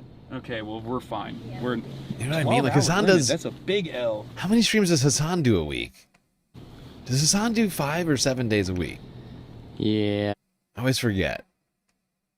Like 5, even like 5 days a week. It's like 250 live streams. $100,000. I mean, granted, you're probably not gonna make $100,000 every stream, but I mean, you're talking about a stupid amount of money. It's gonna take a lot for Twitch to get. I mean, they should have bribed him first before he got to do the first stream on YouTube. Because now all of a sudden Hasan is thinking to himself, how much am I missing out by not streaming on YouTube? I will say one of YouTube's downfalls is they definitely don't prioritize live. No, they do not. Not even a little bit. Also, there's no Chatterino equivalent as far as I know. I guess we got to hit up Coworker Wig to figure out how he does this YouTube live streaming thing. Here's the other thing Hasan's probably going to figure out pretty quickly. YouTube pays better for ads than Twitch does. the RPM on YouTube versus Twitch, it's I honestly, it's like, it's wild. It is wildly different. The way that it's all set up is wildly different. And considering who Hasan is, I mean, he's going to pick up on, there's no way he doesn't pick up on that, like, immediately. It's like, wait, what? How much did we make from ads? Shut up. You shut up. That's a lie. But no, but really though, in comparison, like, say we have the same amount of, honestly, there's many days where Twitch and YouTube, like, at least the horizontal streams, right? The horizontal and YouTube and Twitch, they're doing equal, if not sometimes Twitch is doing more views than YouTube. Like, the Twitch streams get like 1,000 views per stream, right? Whereas like the YouTube horizontal streams get like 500. But like, I don't earn ad money from Twitch. Like, I'm lucky to get like 5 cents from a stream. Like, I don't even look for the ad money anymore, because it just doesn't show up. It just never appears. I don't know how many ads people are watching on Twitch, but I'm not getting paid for them. I know that much. And then partly it has to do with the fact that people have subscriptions, and whenever you gift a subscription on Twitch, those people don't see ads, so those people aren't actually being seen. Those people aren't even seeing ads, right? So the calculation is completely different. Whereas the people who aren't seeing ads on YouTube, premium viewers, you wind up getting some tiny cut of that. So it's just a completely different space. It's like drastically different. There's no way that Hasan won't notice, because he's gonna be making like thousands a day just from ads. I don't know.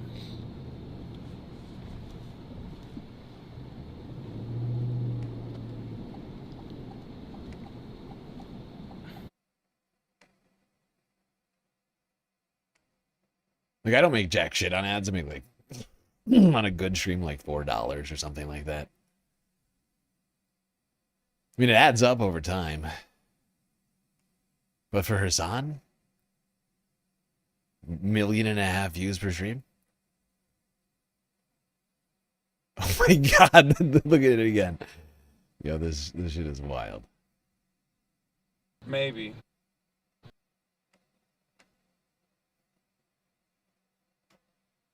What just happened? What is happening?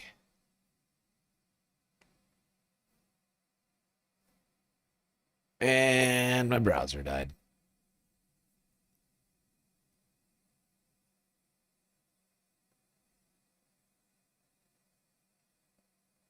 Hasan is going to have to quickly get used to not playing copyrighted music, or the whole stream will get demonetized. That's fair. That's fair. That is going to be a problem. Although, I mean, you can remove that stuff pretty quickly. And, you know, like, if I go to his channel right now, like, he's still, like, people are still, like, going and watching his streams after the fact right now, right?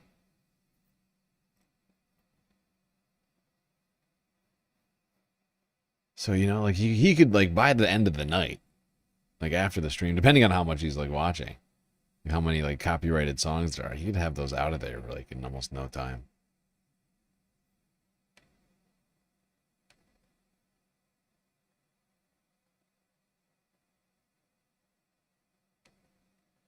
Okay, and my browser is dead. Please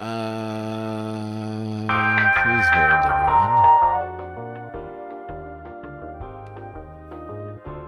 What the fuck?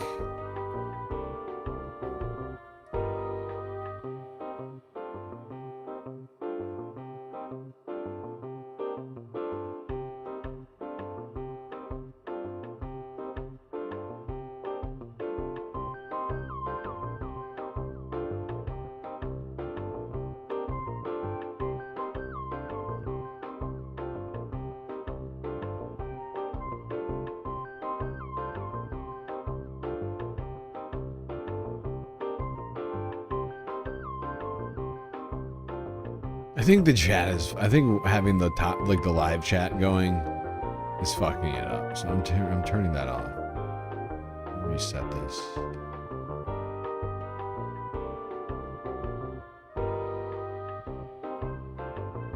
Hasan might turn ads off. Does Hasan not run ads on his Twitch?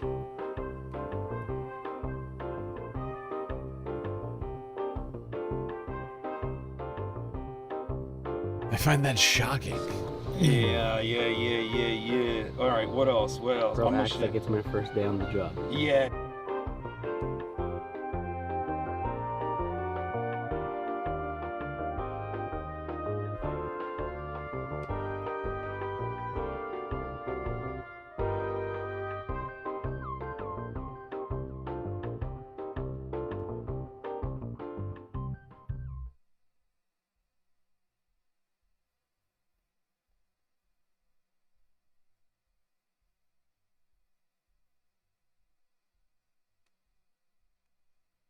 I'm starving right now. I need food.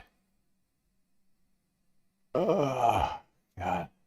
I know. I still worry a little bit though. Always.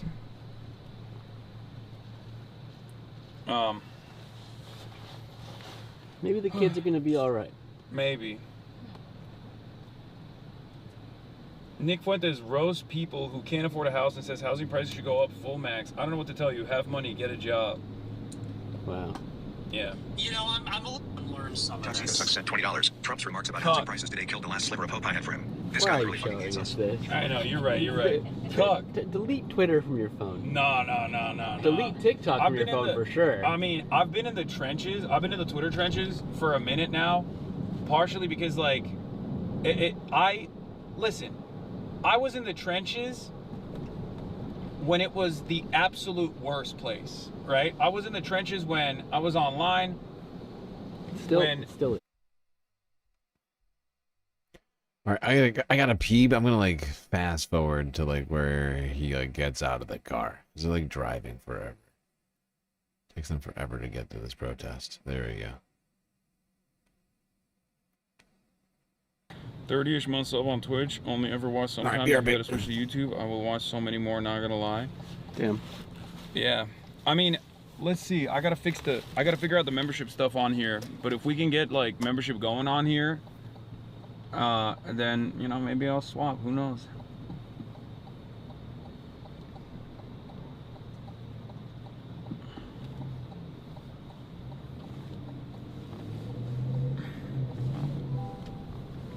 You were also the number 4 live stream on YouTube today. All right, we're here. All right, let's do it. Get out of his way. Yep. Yeah. Yep. Thank you, sir. We'll see you in a little bit. Yep. I'll try to stay here if I can. Okay. Whatever works. We'll figure it out. All right. I'll be in touch. Yeah. One sec. Me one sec. Good? Yeah. Hello. Yep. Nice to meet you. So obviously, you know, the main things of the day, we're just going to be around, but not around. Okay. But South African. I am, All right, we doing Hasan. Jake. Nice to meet you. Hi. March. Nice to meet you. Hannah. All right, where is everybody gathering around? Like, where's the truck and stuff? I assume like the march is down that way. We're 180 out. Okay, let's go in that direction. Can we do you guys do a little talk about it? It's really What's up, Hasan? What do you want to do? What's going on? I don't think it'll get like that, but if it gets uncomfortable, we'll get out of there. Just let me know. Yeah. And if you got our part, just let us know. Yeah. We've done this stuff before with no security. Normally we don't do security, so you know it'll be. My plan is to be around, but not on top of you. Yeah, we'll be on it. But be around. Give you enough space. If you need anything, get our attention. We'll be around. But we're not going to be walking like a security around you. So Yeah. I don't think that's the All right. intention. Yeah. Exactly. Hi, Chad. All right. And if it gets weird, I'll yell pineapple. Hasan. All right.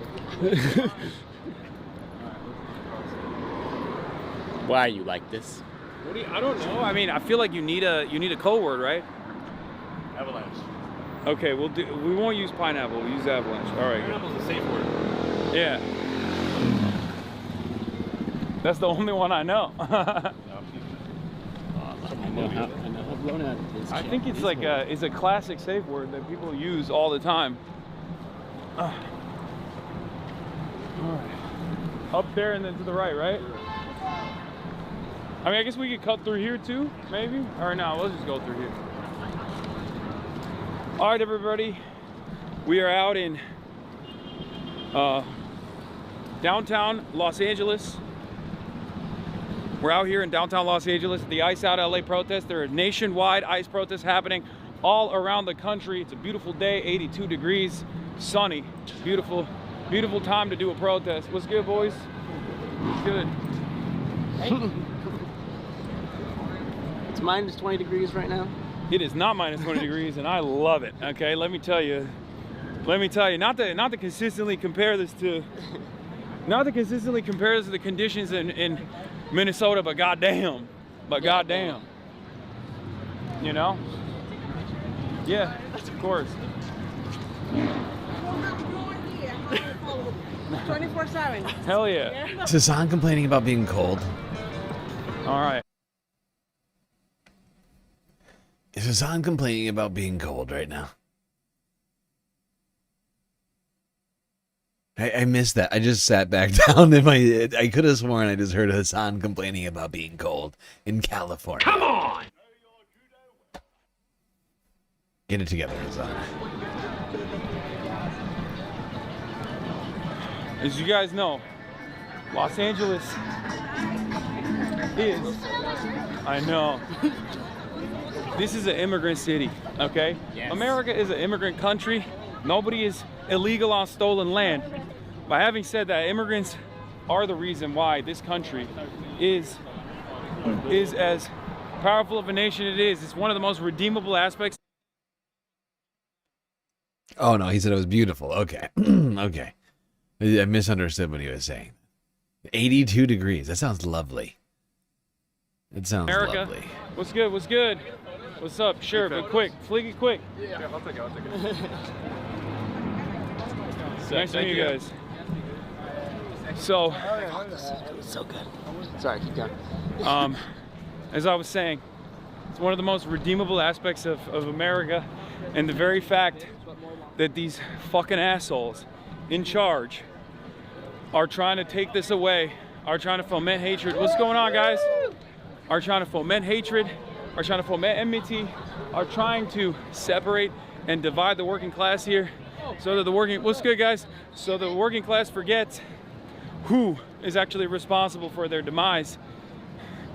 We're not putting up with that shit. And yeah, let's see where everyone is. So normally, this is around the space that this is usually the space that they gather around, right? Would you like to sign our petition to tax 200 billionaires with SEIU, UHW? Yeah, I can't do that right now, but thank you. All right, we're taxing billionaires 5% of their money. Hell yeah. To go towards healthcare. Hell yeah. SEIU's out here. I think Ray's team is right over there. Okay, let's cross. Go meet up with them.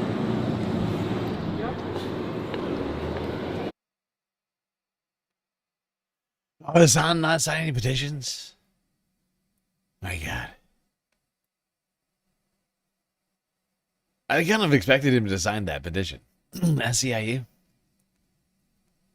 You would think. He was talking about, he was comparing the weather to Minnesota. Right, that makes sense. I was going to say. Hasan must be glad to be back in California, away from the cold. It'd be weird for him to be complaining about the weather in Southern California after being in the freezing cold in Minnesota. Was it last week? Let's use the crosswalk.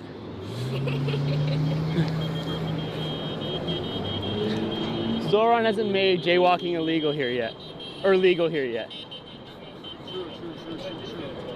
He will though, he's working on it. God damn, it's nice as hell out. Yeah. Yeah, I mean, Get your drum up. Hell out. All right, let's go. We gotta go, man.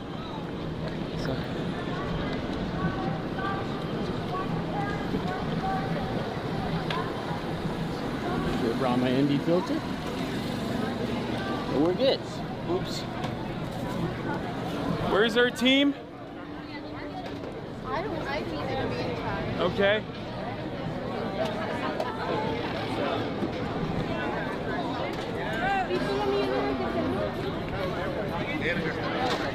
I love your stream. What's up, man? Nice to meet you guys. Thank you for being here. I'm doing the cop stance. Not a federal agent jacket. You sure? I don't look like a fed right now, do I? Not as much as Minnesota. Okay, you'll pass. A little bit. You're fine. A little bit. You're tall, bro. Damn. Do you want a picture, Billy? Are you registered to vote, or do you not want to put your address? Yeah, I'm not going to do that right now, but I am already. Yes, but I am registered to vote. I love how when Hasan shows up to a protest, it suddenly becomes like a Disney character breakfast or something. You know what I'm talking about? It's like literally everybody shows up and wants like a picture and an autograph from Hasan. She's gonna start lining up. She's like, "Okay, I got my picture. You want yours now?" This is like a queue starts forming, the Hasan queue. You just got here? Yeah. Billionaires. Where did it start here and then they moved? Yeah, they moved and started walking maybe like 5 or 10 minutes ago. Okay. All right, we'll go. Let's go with them. We're looking for. All right, let's do it. Hey, Hasan, how you been last time? Wow. Yeah. That's sick. It's Compton Uprising. Hell yeah, thank you, and man. I wanted to shed light. I was recently charged right there at that federal building for assaulting a federal officer. And I was acquitted. Allegedly. And I was acquitted yesterday. Hell yeah. Yeah. Good They shit. tried to fucking throw the fucking Look at you, huh? Yeah. All right. Oh, you got more? Yeah. Here's my design that I made too. Okay. You have one too. Sure. All right, we'll God damn, I'm running out of tea over here. I think I'm down to my last tea. This is a disaster. It's a fucking disaster. I did not plan well today. Being down to my last tea with only 6.5 hours into what's supposed to be a 12-hour stream. It's Bush League. I have to I think I'm gonna have to jog. I'm gonna have to transport myself back down to earth and jog to the store during the next break to grab drink and snack. Otherwise, I won't be able to get through the whole stream. Already promised a 12-hour stream, which means I can't not do it. Can't not. At this juncture, not gonna do it. Wouldn't be prudent at this juncture. Can't not.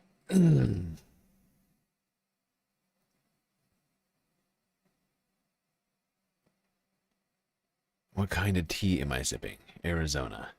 Speaking of Arizona, people, you can help me with tea. You can help make sure that I never run out of tea. Well, not never, but you can help ensure that I run out of tea less frequently. On Throne, you can literally buy me tea. You can buy me tea, you can buy me snacks. You can help me buy a new bike lock for my e-bike. My Earth transportation needs over on Throne.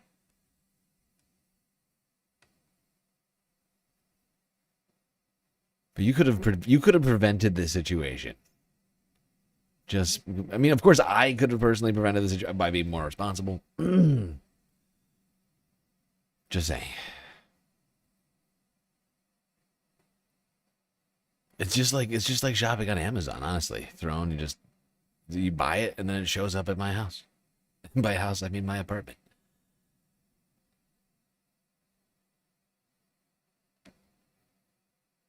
Peach Zero. Peach Zero. What is Peach Zero? I don't know what that means. Peach Zero. Is Zero the name of a brand of something? Arizona isn't even 99 cents anymore. It's true. It's getting out of control.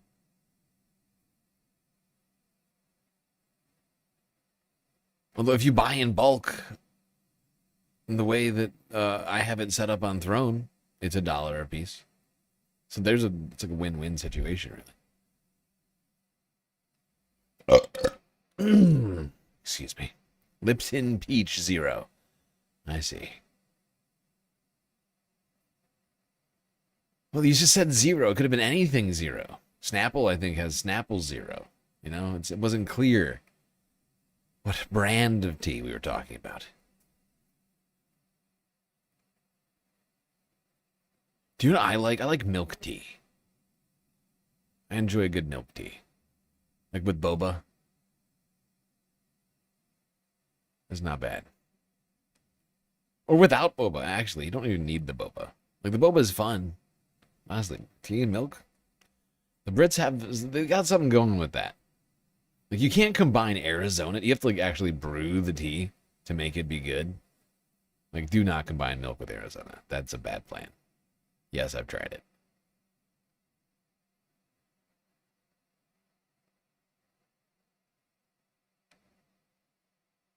The corn syrup makes it hideous. Does weird stuff to the milk. Really weird stuff. Don't do it. Anyway, Hasan eventually went back home after signing autographs and posing for photos at the protest. Made his way back home. Continue streaming on YouTube. Views so far, almost 1 million. Isn't that crazy? I can see it right here. And stream is healthy. No copyright issues whatsoever. I mean, this has been an incredible experience overall. I'll be honest. Like, this was shocking. How many subs? 1,000 subs only. Not a lot. We didn't get a lot of subs because we got membership. Like, subscriber wise, I don't know. What am I at? I'm at 1.81. So we didn't actually reach 2 million. We didn't actually reach 2 million subs in the way that I thought we would. But I will say, I don't know what the total number of like super chats we got, but other people can see it, I think. There's like a way to track super chat numbers. I don't know how to find it, but you guys do.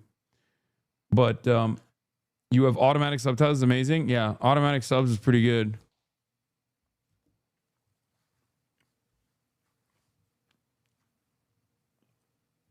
I think but yeah, this was was unbelievable. I did not think. I think the only way to see what he's talking about, it's called fan funding. I think you have to be like a particular level mod, like a collaborator level. I forget what it's called, like a certain level moderator to be able to see them, but you can see them.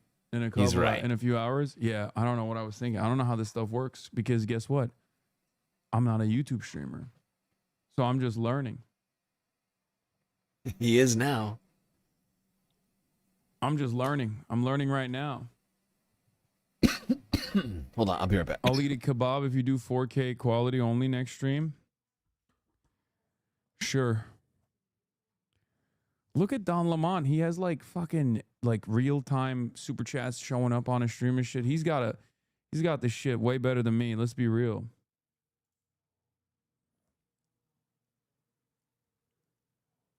YouTube was pumping you. I got served on a new account. I wonder if that's the reason why we blasted for a little bit.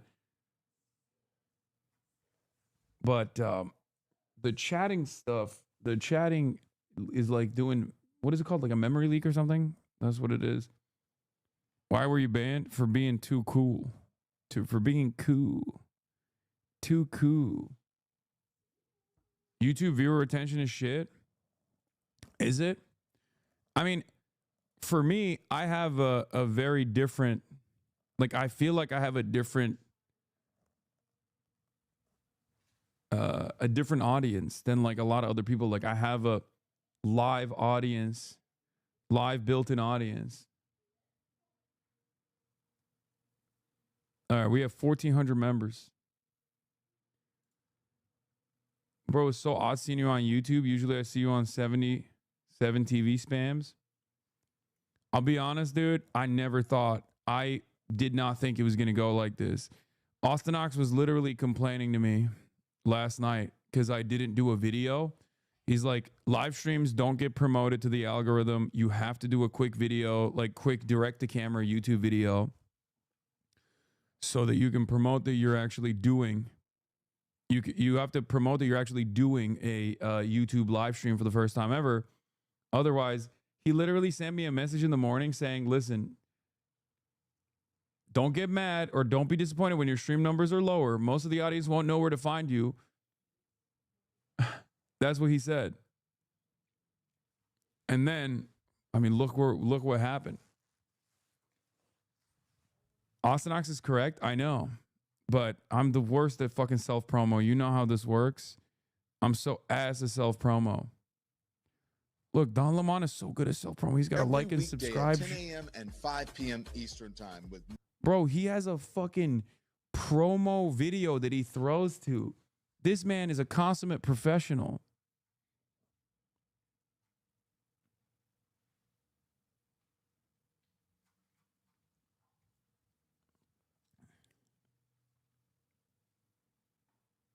To be fair, you have picked out far less negative comments, so that's been cool, huh? Have there even been negative comments?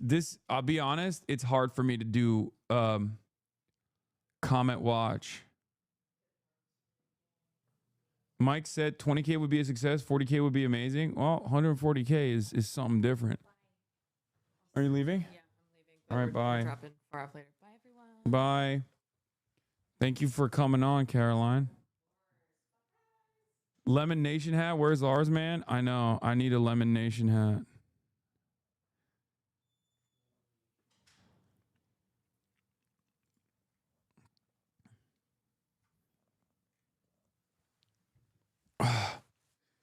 You know, it's good. We don't normally get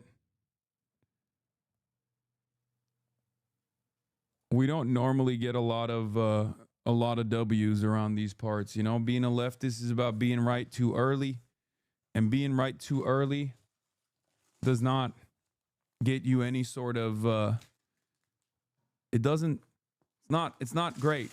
Being right too early doesn't really do too much, right? Is it confusing having different names in the chat? Yeah, it is. Let's see how sweaty I am underneath this. Ooh, god damn, look at this. God damn, son, I need to change my fucking shirt. Look at that.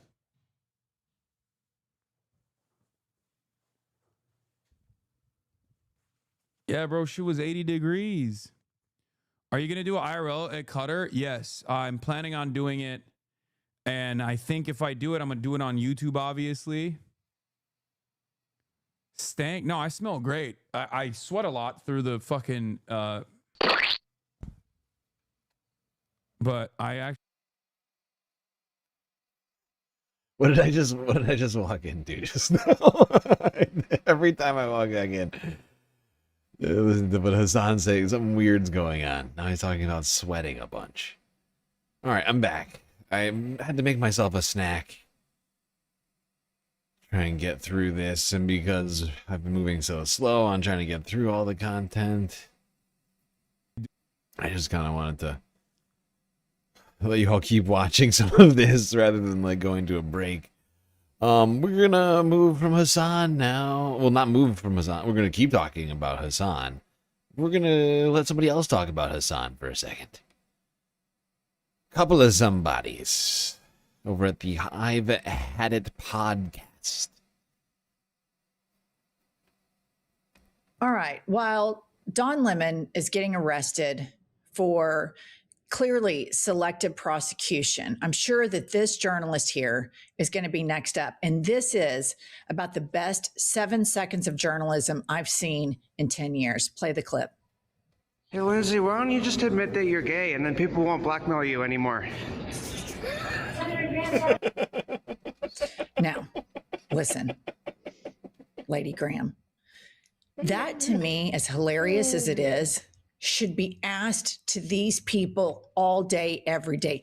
Normalize rigorously honest journalism. Okay, hold on. This isn't the part that I wanted. They talk about Hasan at some point. Oh, God. It's a fair question, though, especially for Lindsey Graham. Especially for Lindsey Graham. Journalist Don Lemon, what are they going to do? They're going to arrest him. I'm sure us, Midas Touch, and other people are going to be on the chopping block next, but we must never obey in advance. This censorship is ubiquitous everywhere now, and they are really amping it up on independent journalists because Trump has been able to shake down the corporations that own the big media conglomerates. And so Hasan Piker, who is a Twitch streamer and very, very popular with younger millennials and Gen Z, he gets banned from Twitch last night. Put up the headline. Twitch has banned streamer Hasan Piker for his comments on ICE tracking Alex Pretti. 2 senior national security officials tell me there are more than a dozen secret watch lists that Homeland Security is using to track protesters. Hasan responds to this report and says, Israel's censorship regime. DHS has lists of American, quote, domestic terrorists that they surveil on the basis of their anti-Israel and anti-ICE activism. If you cover it, you'll get banned over frivolous rules that ADL will establish ahead of time. Surely this will make people love Israel. So Hasan's point here is that, you know, they're thinking, oh, if we ban people, if we censor people, then we're going to force everybody to love Israel. Did you hear Stephen Miller say little kids need to be raised to love America in school? This forced patriotism. This is always a red flag. If you went to see a therapist and you said, everybody's making me want to love Israel, but I've seen all these images where they're killing little kids and bombing schools and bombing hospitals, and I don't feel like I should love them. This is so incredibly toxic, but they're serious. And you have the Barry Weisses funded by the Ellisons who donate to the Israel IDF. They donate to IDF. And then you have the Anti-Defamation League that is laser focused on left-leaning critics of Israel. Meanwhile, they just ignore rampant, incubating anti-Semitism in the MAGA movement because they want to force everybody to love Israel, and they want to conflate. If you're critical of Israel, then you must be an anti-Semite. And Jonathan Greenblatt of the ATL has even said anti-Zionism is anti-Semitism. And so they are weaponizing anti-Semitism to erode free speech. But here's what I have to say. Any person that wants us to remember the lessons of anti-Semitism and the lessons of the Holocaust, that is not screaming at the top of their lungs about masked agents, rounding people up and putting them in concentration. Honestly, the ADL is less concerned about actual anti-Semitism than they are with anti-Israel sentiment. They've proven it time and time again over the last year. People doing Heil Hitlers, you know, Elon Musk, Steve Bannon, all these guys. At Trump's inauguration and or the CPAC, like the next week, like all these like actual like acts of anti-Semitism, they're not concerned with it. In fact, they're running to the defense of the actual anti-Semites, so they can turn all of their focus to people who don't like Israel doing genocide. Camps and murdering people in the streets, you have no credibility. You forgot the lesson of the Holocaust. So don't get on the moral high ground with us and other people and act like you get to pick which countries we like and we dislike. We're Americans and we're going to still fight for it. It's not your business if we like Israel or not. We don't have to like a murderous regime.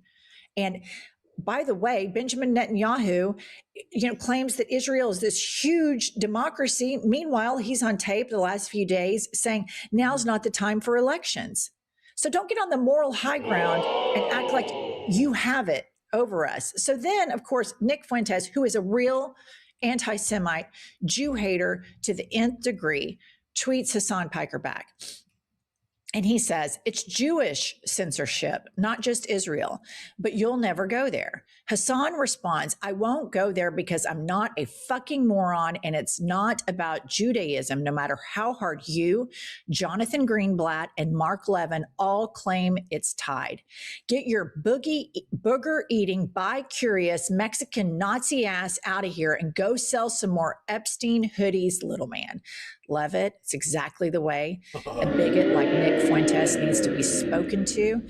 And then, huge white nationalist Nick Fuentes, who gets cover from the vice president of the United States, I might add, responds, yeah, bro, the Jewish state of Israel, the ADL, Project of B'nai B'rith, and their Jewish billionaire benefactors have nothing to do with Jewishness, laughing my fucking ass off. You say that supporting ICE is, quote, Zionist, but mass migration is the most Jewish policy of all time, and you are a collaborator. Hasan responds, you think Jews are monolithic because you are simple-minded. You believe in tribalism. I recognize class. You foment enmity against entire subgroups and divide the working class because you're a slave to Trump and billionaires that all defend Israel because of their investments. And this is just really important stuff here. Jonathan Greenblatt, who has perpetrated horrific Islamophobic attacks against Zoran Mamdani because Zoran Mamdani refuses to say, I love Benjamin Netanyahu and I love Israel. The ADL and these Zionists want to erode civil liberties because they want to force us to love Israel.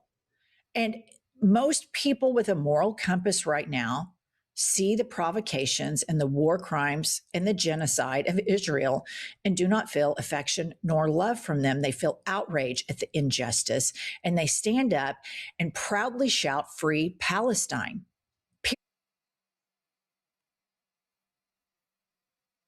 Yeah. And Hasan is, of course, one of the most prominent pro-Palestinian voices on the entire internet, let alone on the platform of Twitch.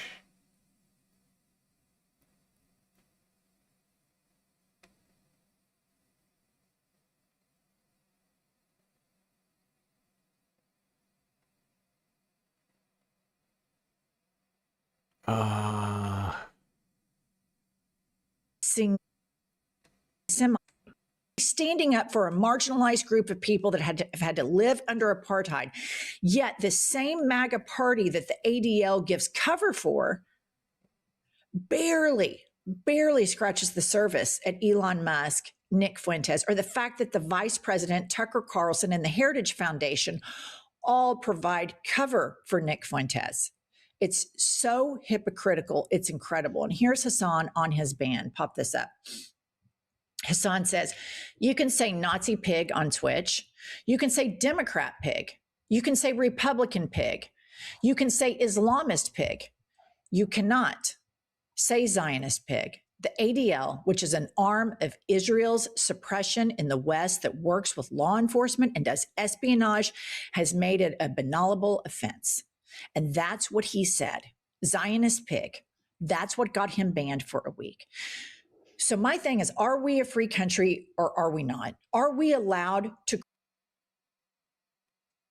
I think the word she meant to say was bannable. I don't know what she's banalable. I don't know what she just said, but bannable offense is what I think that other said. Countries that we fund to kill little kids, are we allowed to do that anymore or not? Do we all have to be forced to love the perverted sense of America that Stephen Miller has and the sick and twisted idea of Israel that Benjamin Netanyahu and Greenblatt have? I'm sorry, I see all of these people as toxic. I see all of these people as walking, talking red flags that support human rights violations and the indiscriminate and arbitrary murder of people in both in the United States and in Palestine. And I will not, nobody who is trying to tell me you need to remember the lessons of the Holocaust, who is not standing, waving their arms like this, saying, hello, this looks familiar. What's happening in the United States reminds me of Germany 1930s. has no credibility. And Hasan is right. Jewish people are not a monolith. There have been countless Jewish people that are screaming, not in my name. This is a betrayal of Judaism. But Western media suppresses those voices and props up those of people that support murder and genocide. So in review, Don Lemon's been arrested. Hasan Piker has been banned from Twitch. And this is really serious shit because these people are not fucking around. They're so insecure and they stand for such immoral things and they feel so bad about it. They want to force everybody else to support the same murderous shit that they support. And Okay, well, there we go. Jennifer all heated about Hasan getting banned. But he's back, of course. He was unbanned within days. I think he did his first stream back on Twitch yesterday. But it was a multi-stream. So YouTube and Twitch. Which means that Twitch must not have taken my advice. And must not have bribed Hasan, one of their biggest moneymakers, to never do a stream on YouTube again. Hasan's going to get used to making extra money over on YouTube. You gotta figure it expands his audience to some degree. And it might draw people away from Twitch who otherwise are only on Twitch because Hasan is there. And if Hasan's all of a sudden off, the streams for Hasan are all of a sudden on YouTube, now people have like a choice to make. A choice which they never had to make before.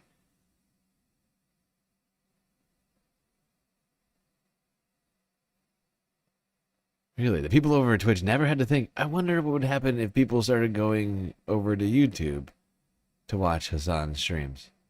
Well, certainly they haven't had to think about it too hard because he's never done one before.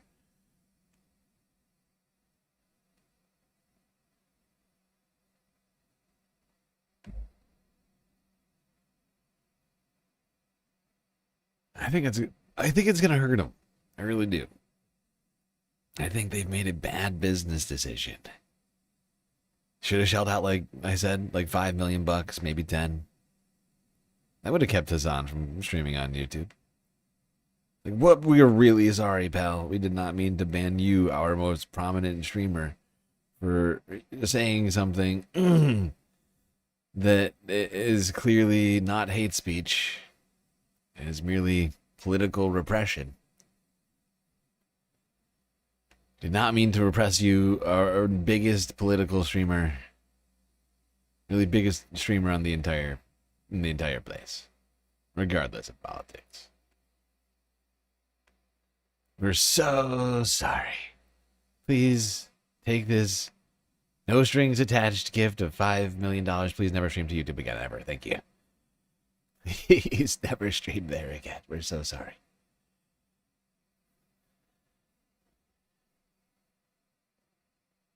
Would you like Jeff Bezos to give you a massage?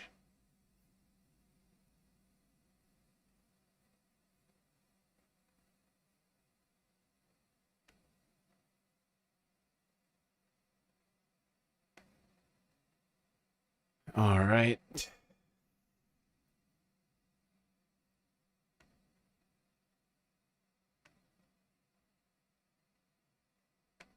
Let's talk more about ICE real quick. What time is it? Jesus, really? Are we really 7 hours into the stream already? That's wild. That's wild. Okay.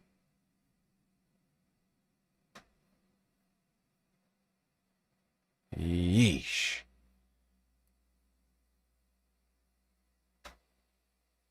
I have so many things to talk about today. And I'm so screwed. I've gotten through nothing. How has this happened? Oh, this is unprecedented level of just short-sightedness on my part.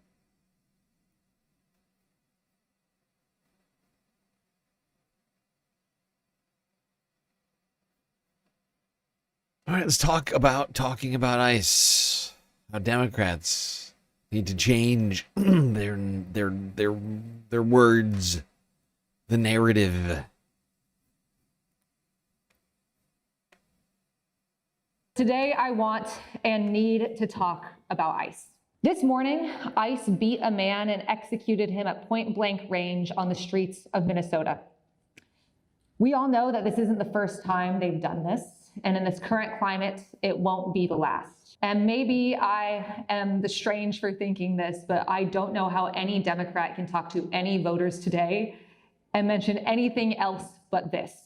We can all speak the lines, we can go through all of the motions, but it is not enough anymore. Saying abolish ICE isn't enough. Voting against ICE spending isn't enough. Having stern words for Kristi Noem or Greg Bovino or Tom Homan, it's not enough. Every single person running for an elected position or in elected office needs to use their power, platform, and privilege to protect the communities they want to represent. And we need a promise from them to prosecute and try every single one of these criminals, everyone, and make sure it happens. This administration has been indicting people they see as effective opponents and effective critics. I am one of them. That is why I am reading this off of my phone, so that way my lawyer won't be mad at me. But I want to note that I was indicted for my continued activism and protest against ICE. I was indicted for what I see as the bare minimum for anyone trying to run for office right now. This administration cracks down against any critics they see as effective, and frankly, it is a shame they don't see more Democrats in that light. I decided to run for office in the first place because my background is fighting the right as a journalist and researcher. The exact same people, Tom Homan, Stephen Miller, Dan Bongino, that run our country right now. I have a track record of success against the right. My work contributed to Tucker Carlson getting fired from Fox News, triggered Elon Musk into deposing me, and I successfully worked with fellow activists to get the illegal wall that ICE erected at Broadview to keep us from our neighbors torn down. I don't have power. I am not an elected official right now, but I do know how to make change and hold fascists accountable even with the odds against me. I thought I could make change in March of last year, which is why I launched my campaign without asking for permission. This is not a promotion for me. This is not a stepping stone in my career. I want this seat because I want to do what I'm good at, help others, fight Nazis, and go back home to hang out with my cat. If you're angry, stay angry. I'm angry too, and we're in this together. Thank you.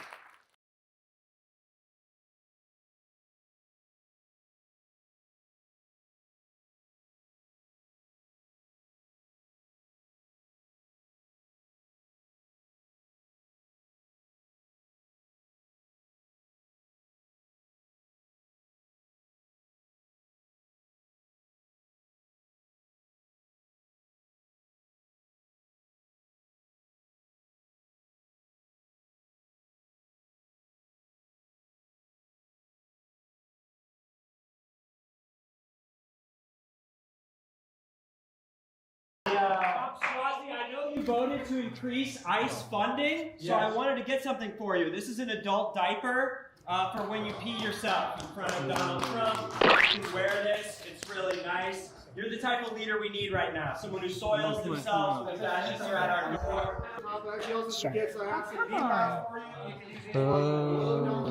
I just would like to say really quick, if I could, as a Jewish man, I have never felt safer than when there is a masked Gestapo in the street.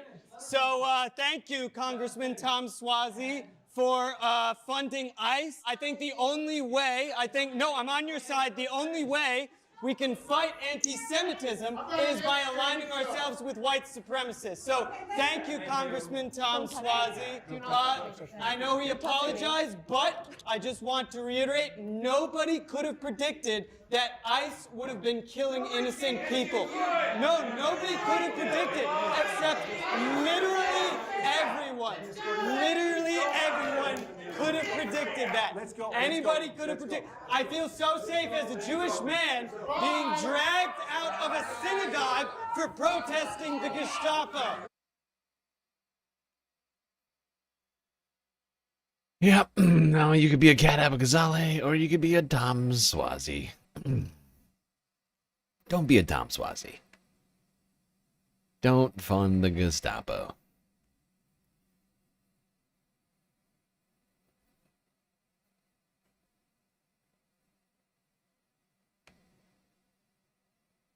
All right.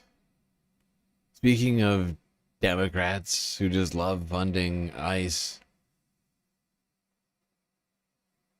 just love giving our tax dollars over to people who are bound to repress us. How about Mary Guzenkamp, whatever her name is, Perez something or other. I can't remember. So there were 7 Democrats She sucks. that, after the Renee Good murder, voted to fund ICE, increase funding to ICE in the House. And it's, you know, there's always 7, right? They have Hakeem Jeffries. It's been reported in the American Prospect. He actively chose not to whip votes, meaning, you know, Not threaten gonna do it, people, wouldn't. try to keep the caucus together on this particular topic and on this his funding. job? And you know, they'll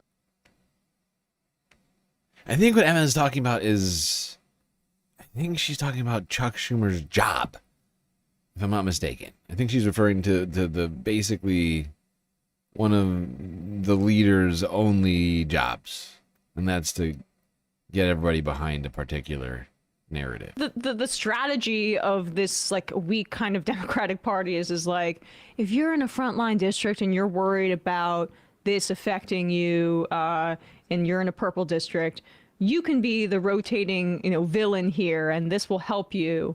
But the problem for these 7, Cuellar, Mary Gluesenkamp Perez, Tom Swazi, who like immediately 4 days later was forced to send out an email apologizing to his constituents because Pretti was then killed. The carousel has stopped on the rotating villain strategy, and these people are screwed because the American public, and it's not just Democrats, you look at the numbers with independents, they are disgusted by ICE. The jig is up. And so this lady who sold a bunch of, allegedly, according to Daniel Bogosaw, stepped on weed to some people, which, I mean, that's lock her up, honestly. That's when I'm tough on drugs, as if the drugs are bad. This is her explanation, or like her analysis of this current moment. I mean, this is inscrutable to me, but here's Mary Gluesenkamp Perez's, I guess, Fireside chat about the state of the country after she just voted to fund the American Gestapo. And after she just stripped copper out of somebody's house illegally. I mean, like, does she have a cut on her face? Okay. Like, shit's terrible, but we have to be strategic and think clearly. And no one's talking about this fact, like, ICE. You know what I like about this? It's almost like it's very real. It reminds me of the show Shameless. Have you seen Shameless? Right? It's got the vibe, right? Sort of a unpainted, worn siding.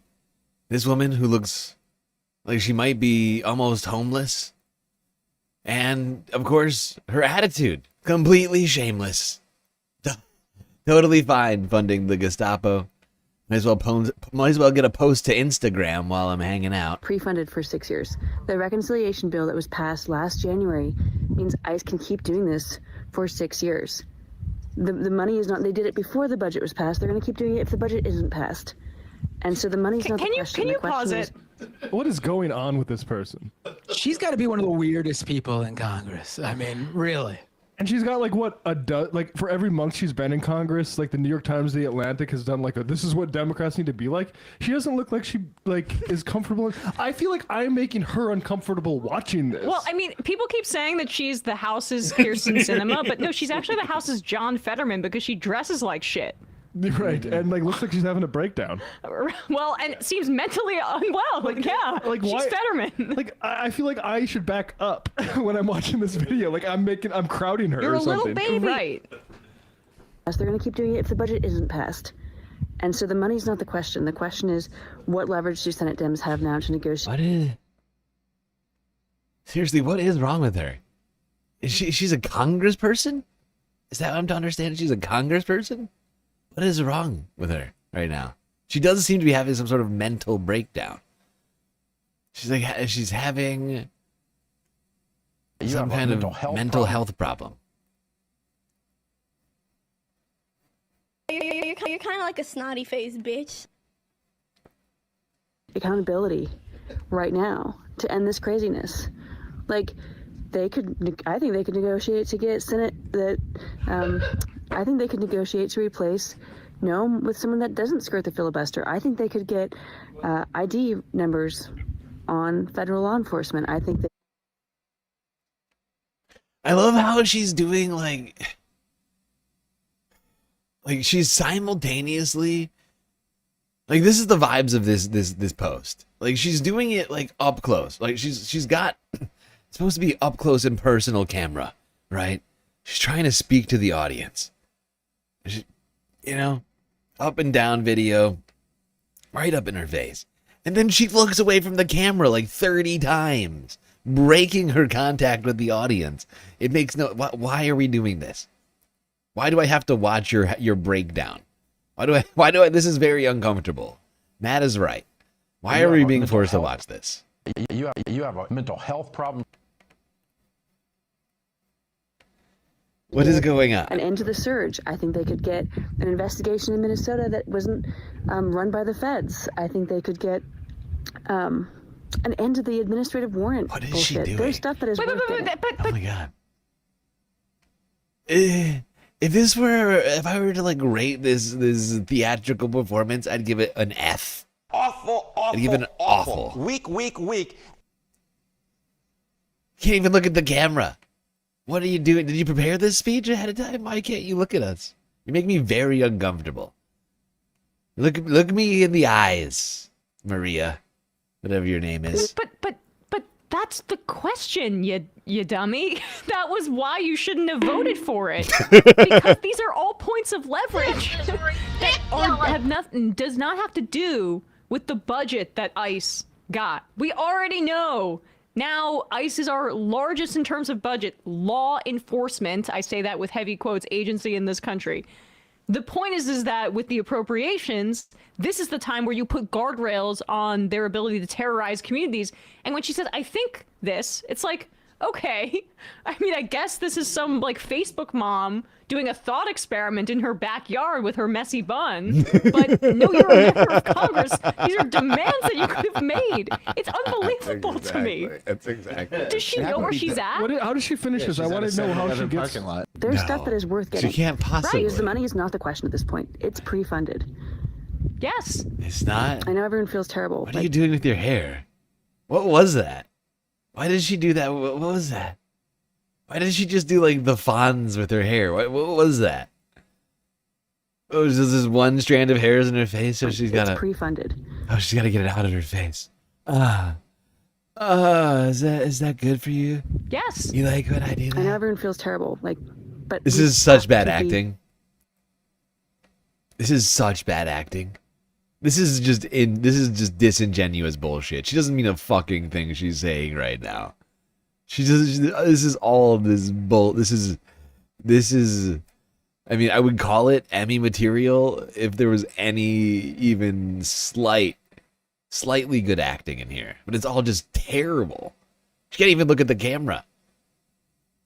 And sure, in most cases, you don't want to look at the camera, but she's set herself up particularly for a environment where you're supposed to look at the camera. Like when you do these sorts of up close, supposed to be personal, like these videos like this, like you're not supposed to be looking anywhere else but in front of you. And it's all she's acting super weird. Like it makes me uncomfortable watching this. Jesus Christ. That is the worst. Okay. That was the worst. I can't believe I had to watch that. That was so painful. Yeah. Go ahead. I love when they chastise you for not being strategic when they're the ones who are not being strategic, where it's like, no, like you've already given up the leverage and now you're chastising all of the voters for like, you know, pointing it out. Like the strategy was to hold your vote hostage for like, you know, well, in this case, I kind of. Yeah, that would have been nice. And technically, I think they had another chance this week. I don't know, did they vote today? I've been so... Oh, God, I've been so behind. I barely watched anything that's gone on today. But did they vote? Because I think the Senate technically amended slightly the House bill, so it got kicked back to the House. So I think they had another opportunity to block ICE funding again.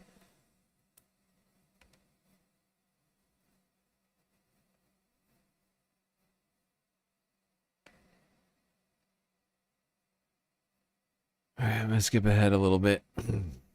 The guy in charge, Chuck Schumer.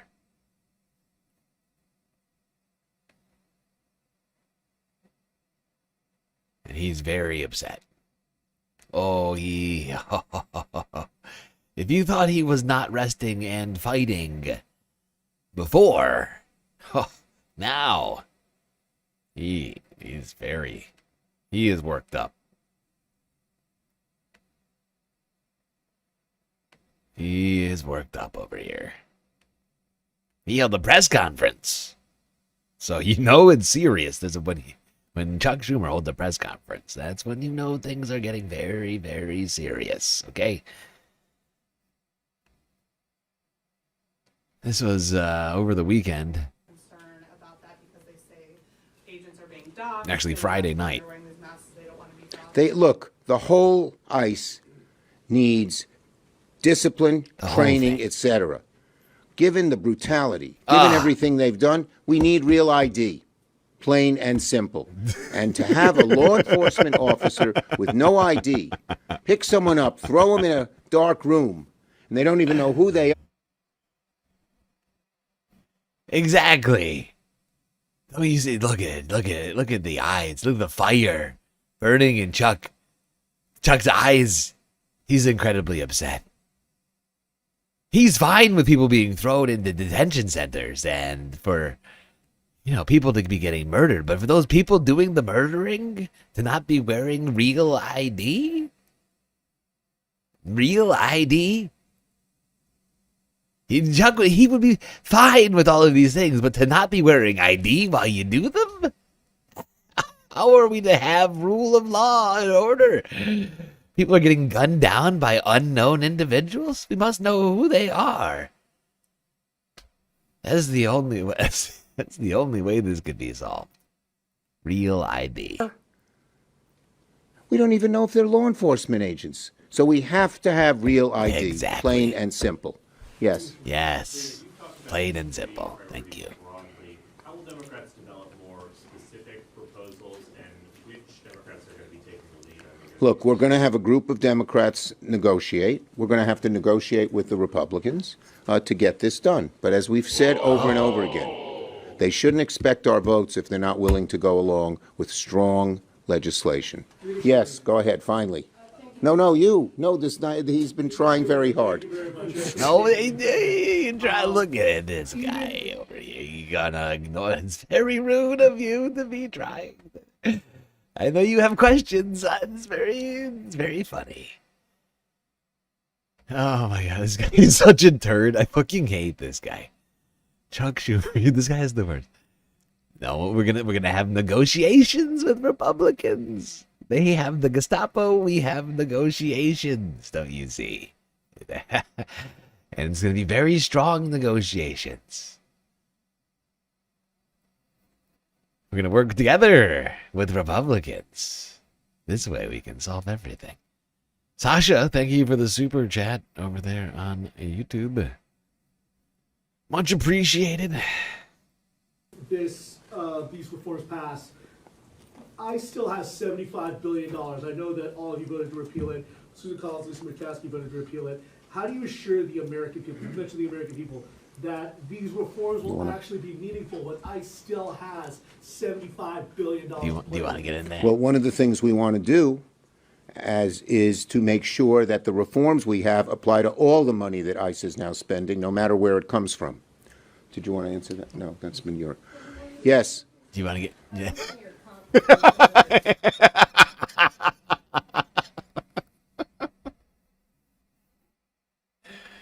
Oh, did you want to get in there? No? Okay. Next question. Jesus Christ, Chuck. He's so weak and useless.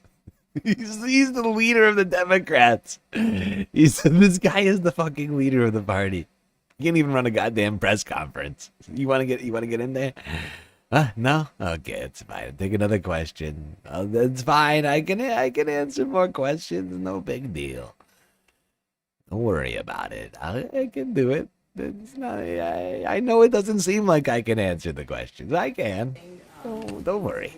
Did you have any direct conversations with President Trump while you were negotiating this, and do you intend to engage him over these next 2 weeks? Or Look, do you want to sit down with him to try? we need Democrats and Republicans in the Senate to pass this, so I'm going to talk to Thune. Whatever he wants to say to Trump, and whatever, if Trump can be constructive, great. But when I mean, right now, Trump is being destructive. It's his force. It's his ICE force. It's his roving band of thugs going across the cities. Thune and I are the two leads on the negotiation. Do you hear Chuck right now? There's so many conflicting things happening all at once. We'll talk to John Thune. Whatever he wants to tell doesn't matter. He can tell Trump whatever he fucking wants to. I don't care. John can say whatever he wants to the president. That's fine. The president wants to work with us and be constructive. That'd be great. I mean, right now he's being destructive. Right now he's got a roving band of thugs running around the street. A roving band of thugs that Chuck just got done funding for another 2 weeks. Chuck, how is this guy the opposition? How is this fucking moron, this useless bag of bones, the leadership of the opposition, is pathetic? He's literally identifying the problem here. It's like it's a roving band of lawless thugs. We don't even know who they are. They could be doing whatever. We don't know who they could be. They might not even be law enforcement agencies. But we're gonna give them billions more dollars. 2 more weeks. That's fine. That's fine. Whatever Trump wants to do is fine. It is so pathetic. He's like, yeah, they're a roving band of thugs and they deserve millions and millions more taxpayer money. Hundreds of millions of dollars. 2 weeks. He has leverage. Every time that Chuck finds, anytime that, not finds, because while Chuck doesn't rest, he's not actively looking for leverage. So he doesn't find it, right? It shows up. It's handed to him.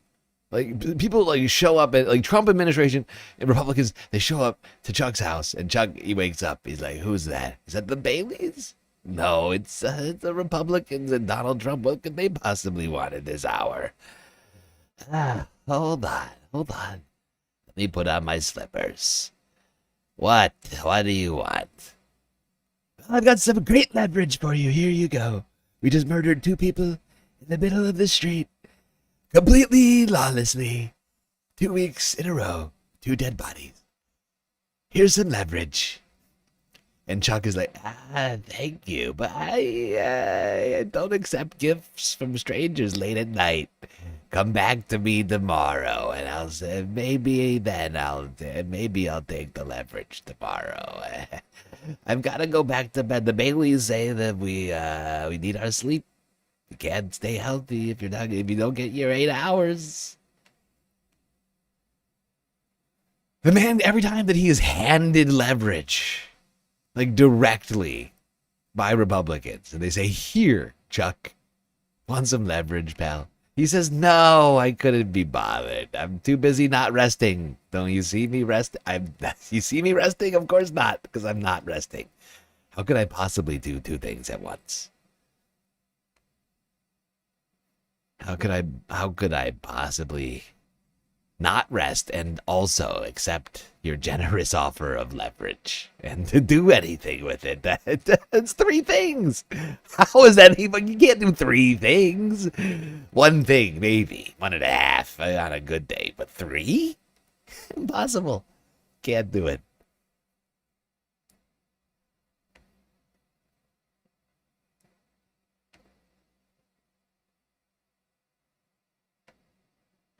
He's the worst. I swear he's the worst.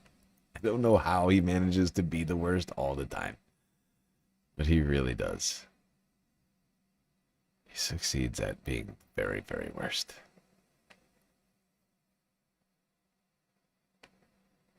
All right, let's see some other people's takes on what's been going on the streets of Minneapolis regarding ICE.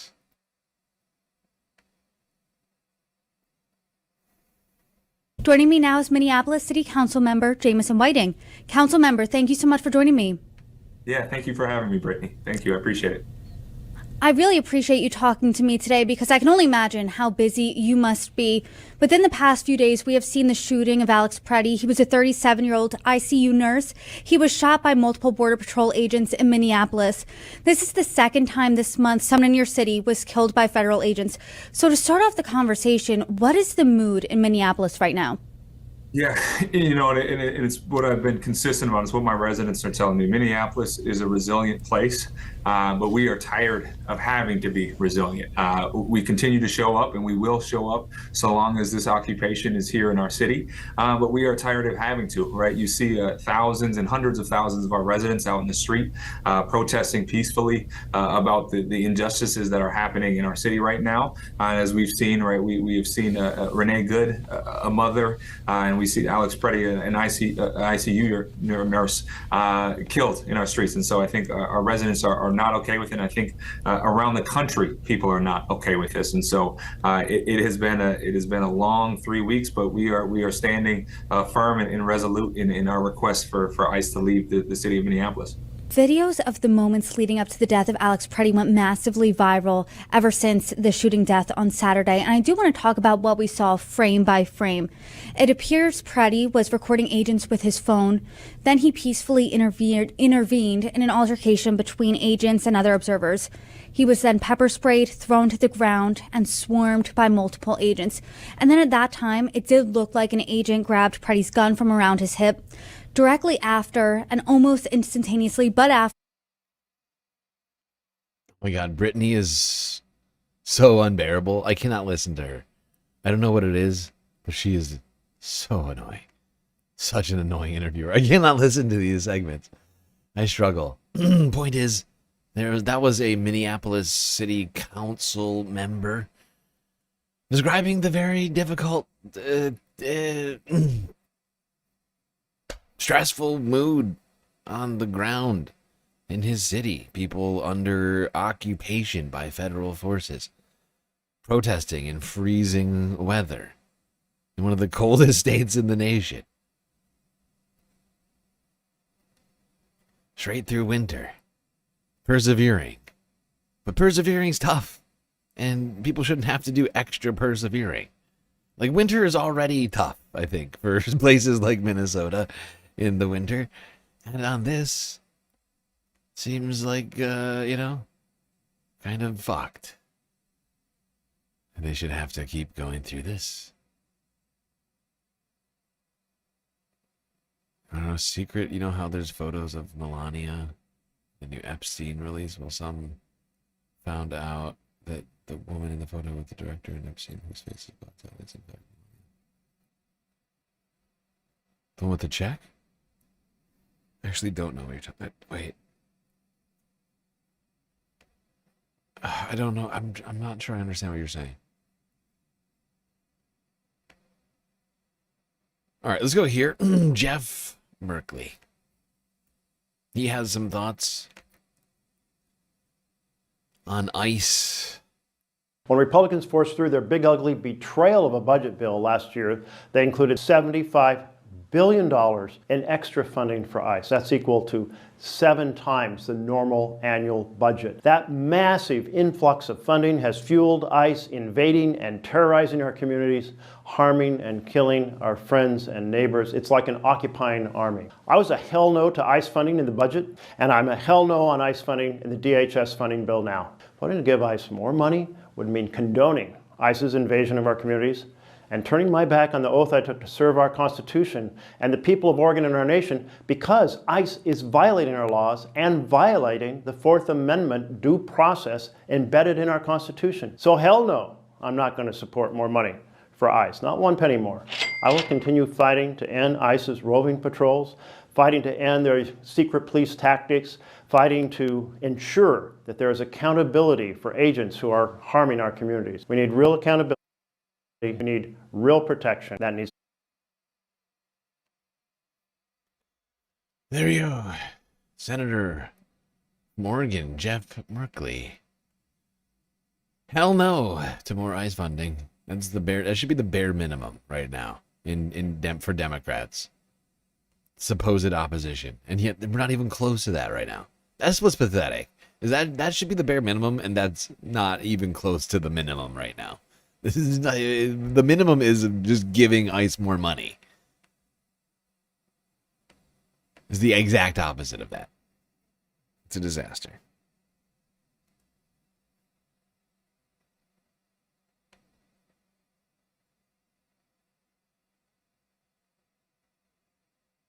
Okay, shit, I gotta really fucking move this along. I hate to say that, but it's because I just have so many things to cover tonight. And I wanna get through. I'm trying to think of what we should get through here tonight. It's also like I'm trying to make up for Sunday Funday, so there's certain things I'd rather us do than get like bogged down too much in any like one difficult topic tonight, honestly. Because I want to do Melania. We've been waiting. You all know I have been waiting bated breath over here for Melania to release. I mean, yeah, I have been waiting and waiting. I've been getting ads. Melania ads have been running on our channel, right? On the Galactic News Network. I've been getting ads for the movie myself over here. I keep watching them. I'm anticipating the release of this film.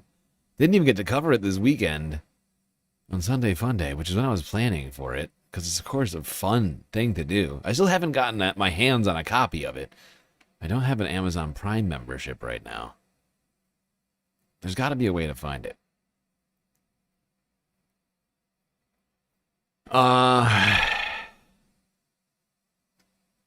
Before we get to any of that, do one more video here on ICE.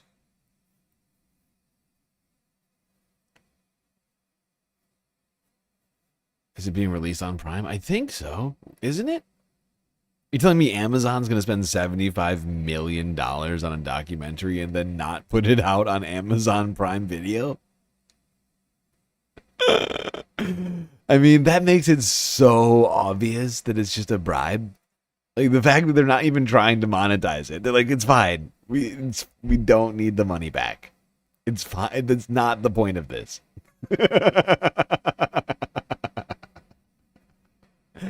That is, I mean, game, set, match. Might as well just come out and just tell everybody this was a bribe. This was a political bribe to the President of the United States. You know, like a crime. Illegal.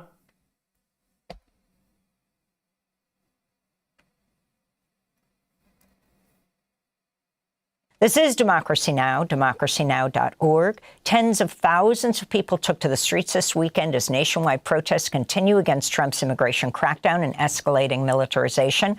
More than 300 anti-ICE protests were held across the United States Friday, including in Minneapolis, New York, Washington, D.C., Tucson, and dozens of other cities. Thousands of others also participated in nationwide general strike Friday. Democracy Now! Is in the streets of Minneapolis Friday, speaking with protesters who marched in sub-zero temperatures. ICE out! ICE out! ICE out! My name is Robert Blair Dondelay. I'm the Director of Engagement Advancement at Film North and also the Creative Director at the Idealist Project. First and foremost, I'm out here to show that, well, we're not going to accept it, right? These are our family, our friends, our neighbors, our brothers, our sisters. We have children. This country itself, as well as the state, is largely built by migrants and immigrant populations, and we're not willing to accept what's happening to all of our friends.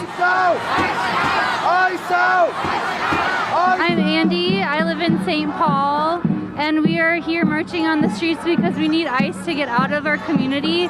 They've been terrorizing innocent observers and bystanders. They've been stealing neighbors out of their workplaces, homes, schools, and we need ICE out of our community right now. The whole city's been affected. Immediately, it's not Workplaces sooner. have been closed down. I have friends that are scared to go get groceries. I have people who are scared to show up for work. So yeah, I've been affected. This whole city has been affected. ICE off our streets! No justice, no peace! ICE off our I'm Izzy. I've grown up in Minnesota, and I'm an aspiring teacher. And I think that right now in this divide, our country lacks empathy, and I think we need to teach peace. We need to stand up for our human rights and protect our students and teach what's right. With the current events, students are feeling less and less safe, and not only is that impacting their education, but their mental, physical well-being. I think that if you can't feel safe in your own home, in your own country, how are you supposed to feel safe in a school? My name's Ryan. This is a protest demanding that ICE gets out of Minneapolis immediately. I mean, they came here to terrorize us, and they came here to suspend our constitutional rights. It's a lot of anxiety, to say the least, and I'm not one of the people they're targeting, but I still feel it. They need to leave our city now. Illegal paramilitary police forces have no place in Minneapolis or in America. I think they're going to leave because they're going to have to leave. Because no one is going to, this is going to be relentless. It's time for them to go. And I think people need to realize that they came here not for a law enforcement action, but to terrorize our city, our citizens, and our immigrant neighbors. And it's time for them to go. No fear! Immigrants are welcome here! My name's Noelle. I've lived in Minneapolis for my whole life, and I'm just deeply concerned and afraid. But I also really feel empowered by the way that Minneapolis residents, by the way that neighbors have come together to support each other. My brother is a student at South High School, and one of his former soccer teammates, who's 16 years old, was detained by ICE along with his sister. So I know that really touched the South community, really hit close to home for us. I'm Gianna. I was born and raised in Minneapolis. I'm currently a resident. My sign here, Renee, Alex, you. Renee, Alex, they were standing up for what was right. They were looking out for their neighbors. And so really, it's just who's next, at this point. I feel like it's not an if, it's a when. So just really kind of realizing the danger that we're facing here, it affects everybody. No matter the color, the citizenship status, it's really heartbreaking. Welcome here, no hate, no fear. Immigrants are welcome. I'm Crystal, and I am from the Leech Lake of Ojibwe Reservation here in Minnesota. My family has been here ever since we migrated to this space in Minnesota. My sign says ICE out. So I'm here today for my two beautiful grandbabies, so that their future, is bright and opportunistic and not a land where they have to be afraid to be themselves. My name's Alicia. This is my sister Claire, and we're here to protest calling for a general strike, and also to tell ICE to get the hell out of our city. I saw them at 26th and 27th and Nicollet last weekend. My sister and I went there to pay our respects shortly after the shooting and to see if anybody needed help. We ended up she ended up turning into a regular Florence Nightingale. She was there washing tear gas out of people's eyes, and we helped somebody who had passed out. It was really pretty intense. So yeah, that's why we're here. This is totally ridiculous. Yeah, they have to leave. They have to leave. They have to get out of here. They're terrorizing our neighborhoods and our communities, and it's just not right. It's not right. Thanks for watching Democracy Now! On YouTube. Subscribe to the channel. I gotta say, it is good to see everybody out there fighting together against this lawless administration. Just gives me a little hope. A tiny little bit of hope in a bleak, bleak world.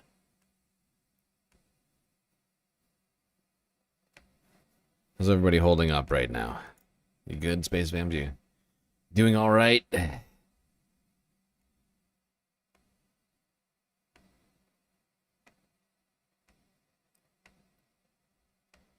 Well, hopefully you're doing okay.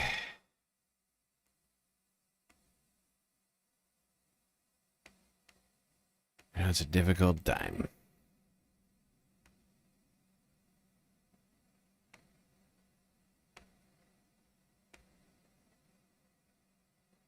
All right, I'm going to add this in. I'm just going to add this in while I'm sitting here. Just because, honestly, it's just easier for me. Not going to lie.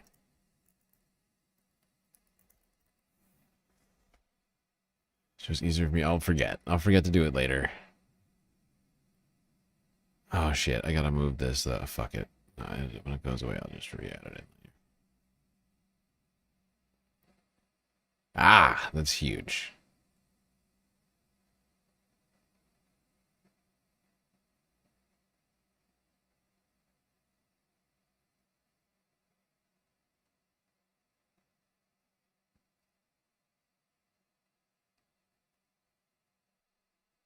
That's better. All right, now people know what they can, without me having to even say it, you can know what it is that helps contribute to the galactic deficit. Right there. Cash App, PayPal, Patreon. Blam. Yes, I made that graphic just now while I was sitting here watching that video.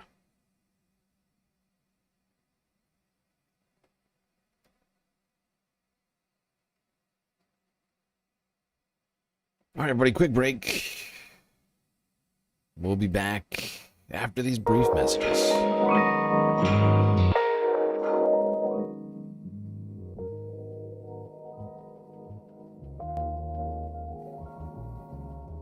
All right, I hope everybody's enjoying the show so far. If you haven't already, hit the follow button on Twitch and the subscribe button on YouTube. While you're at it, do consider contributing to the Galactic News Network, as we are completely funded by individuals like you. A lot of great ways out there for you to show your support. YouTube, Twitch, Throne. But right now we are running a galactic deficit, and the only ways to contribute to that are on Cash App, PayPal, or Patreon. That's right. A lot of great ways for you to show your support. But of course, the very best way to get the most space benefits for your Earth dollars is Patreon. $3 a month. Crazy number of space benefits unseen by the rest of the goddamn Milky Way galaxy. They could be yours for that low, low price. All right, everybody, enjoy the break. Grab yourself a drink, maybe a snack, and I will be right back.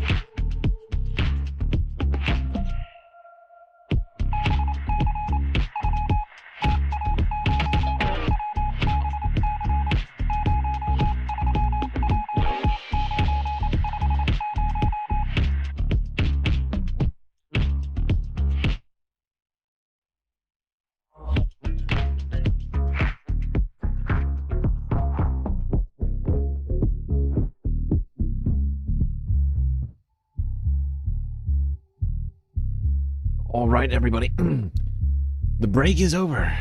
The show is about to begin once again. So get back in those seats, otherwise you're going to miss it. We've still got like 2-3 halves worth of content here to get through.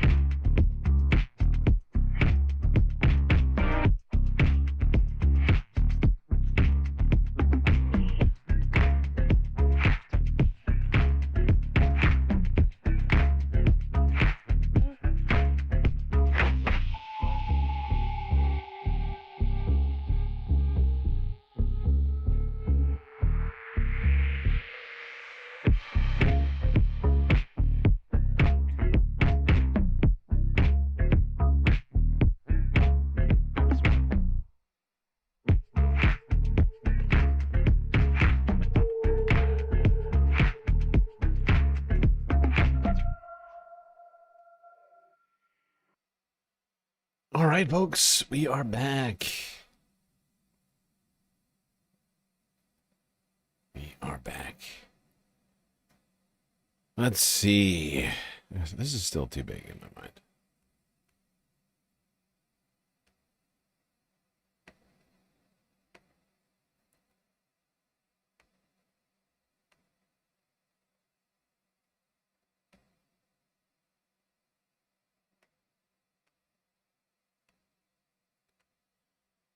Okay, that's better. All right. We gotta get us ahead. We gotta skip a few videos again here, unfortunately. We just don't have time to cover everything that I have in this list. So I'm gonna have to hit the finer points of this and cover more of this tomorrow and Wednesday, I guess. I don't know how long it's gonna take me to get through all of it. I have such a massive list, and I know I'm gonna add stuff from today that I haven't yet seen. Between now and tomorrow. Can almost guarantee you that. Alright, we're going to move on to talking about Melania. I've held you all off long enough. We must talk about the hit movie of the weekend of 2026. The multi-million-dollar documentary funded by Amazon. For the First Lady, the billionaire First Lady.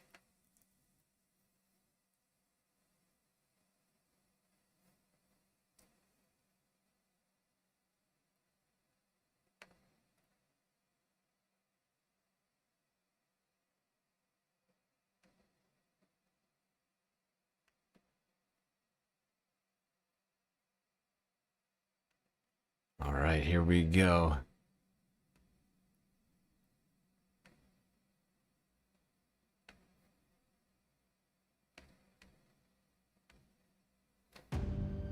Here we go again. Be back.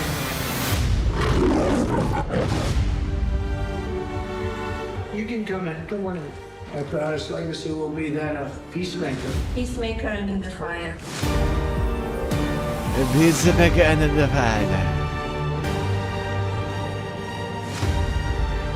Beautiful. Beautiful. Together with like-minded leaders, we have a voice. Is it safe? It is safe. It is safe. Is it safe? Everyone wants to know. Everybody wants to know. Be best. Be best. A peacemaker and the fire. Is he safe? It's safe. What the hell was that even about? Be best. Bear and my son. So here it is.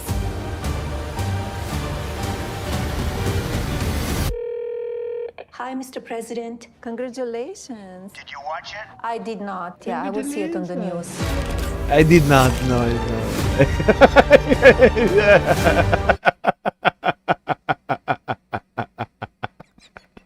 it. I did not. Congratulations. Anyways, I hear people say you win. I say good job. Good job, Mr. President. Be best. You're being based. President, congratulations. Did you watch it? I did not. Yeah, I will see it on the news. Hey, DC.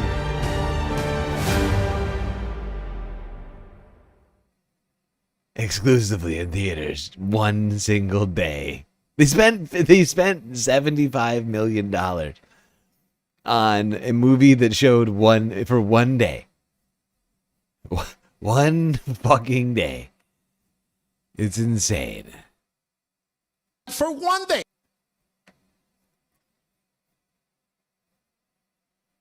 I feel like I'm taking crazy pills.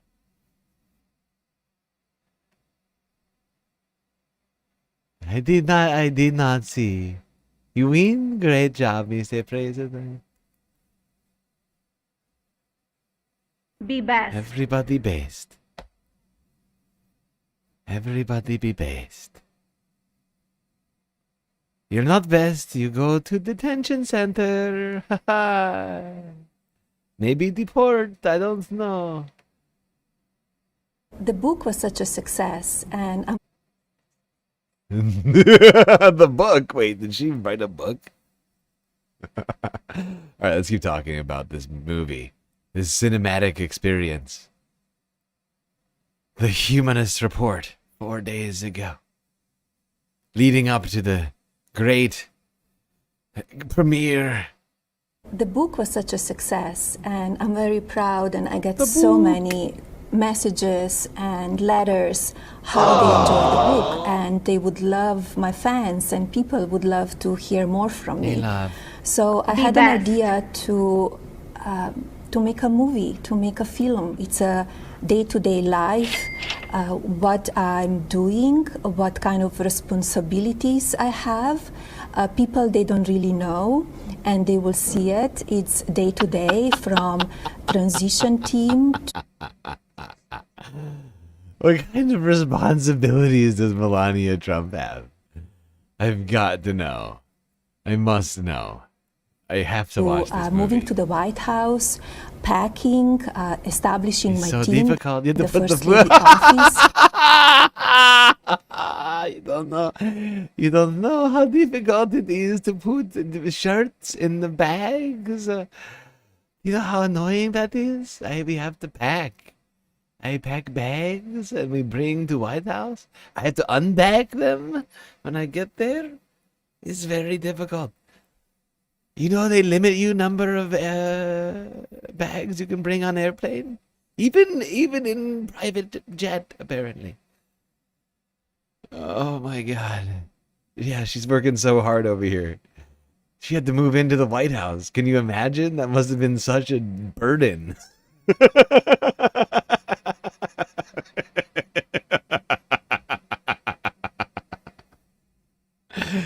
Oh, it's very burdensome. You don't know. I have to carry luggage. Well, not me personally, but I have to tell somebody to carry luggage. It's very difficult. You don't understand. Moving into the White House. You just heard First Lady Melania Trump, aka FLOTUS, talk about her new documentary narcissistically titled Melania, not to be confused with this Melania from Elden Ring. That's not the same Melania, but the Melania we're talking about is the First Lady. And this documentary is going to chronicle her life in the 20-day lead up to President Neck Pussy's second inauguration. And she gave us a brief synopsis of what to expect in that interview that you just watched, but it's still unclear to me whether or not we're going to get to see her move into the White House and if it's going to cover the day-to-day. It'd also be really cool to see the behind the scenes for the crypto scam that she launched too. You know, I hope that they put that in there. I would love to see that. Now, as riveting as this nearly 2-hour documentary sounds, it's apparently not doing too well, even though Trump claimed that tickets are selling out fast. And since he never lies about anything, you would assume that that was true, but apparently not too many people are lining up to buy some tickets. So The Guardian reports that just one ticket for the premiere was sold in London at the flagship location of the biggest cinema operator in the UK, although to be fair, 2 additional tickets were sold for the 6 p.m. showing later that day. But with that being said, they report at the time of publication, all seats remained available for the for the 28 screenings of Melania at the Blackburn, Castleford, and Hamilton branches of View. Although they add, it's just the UK though. Do British people even watch the picture was movies? slightly rosier at the Cineworld in Wandsworth, which had sold 4 tickets, while 5 back row seats were also booked at the Cineworld in Brighton. But keep in mind, this is only the beginning, guys, because once word of mouth gets around, and one of the 4 people who saw the film in Wandsworth, here we go again. Tell their friends about it, and 2 of the people from the Brighton showing recommended to their coworkers, we could see ticket sales hit double digits for the first time. Who knows? Anything's possible. But that's just the UK. The film hasn't actually launched in America yet. That is tomorrow when it premieres. So we're not really going to know for sure until like the end of the weekend if it does well. But I've got to say, it doesn't look too good, if I'm being honest. People are showing screenshots of ticket sales for their local AMC theaters, and well, as Nate Gilbert points out on Twitter, not a single ticket sold for the opening night of Melania at Boston's largest theater. This person points out that literally every single... Are there no patriots left in this goddamn country? Oh, God. Nobody went to see the Melania movie? Oh, this is so sad.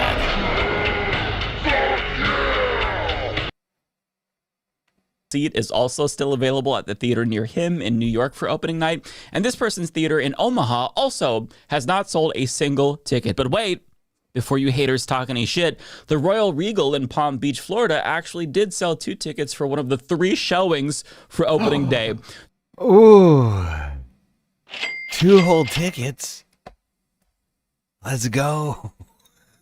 That'll definitely make up for the $70 million budget that was spent on this movie. This is a money-losing operation for absolutely everyone. The production team as well as the theaters. I mean, because the theaters have to pay ahead of time. The theaters had to buy these movies, right? The rights to film the movie, to screen the movie at these theaters.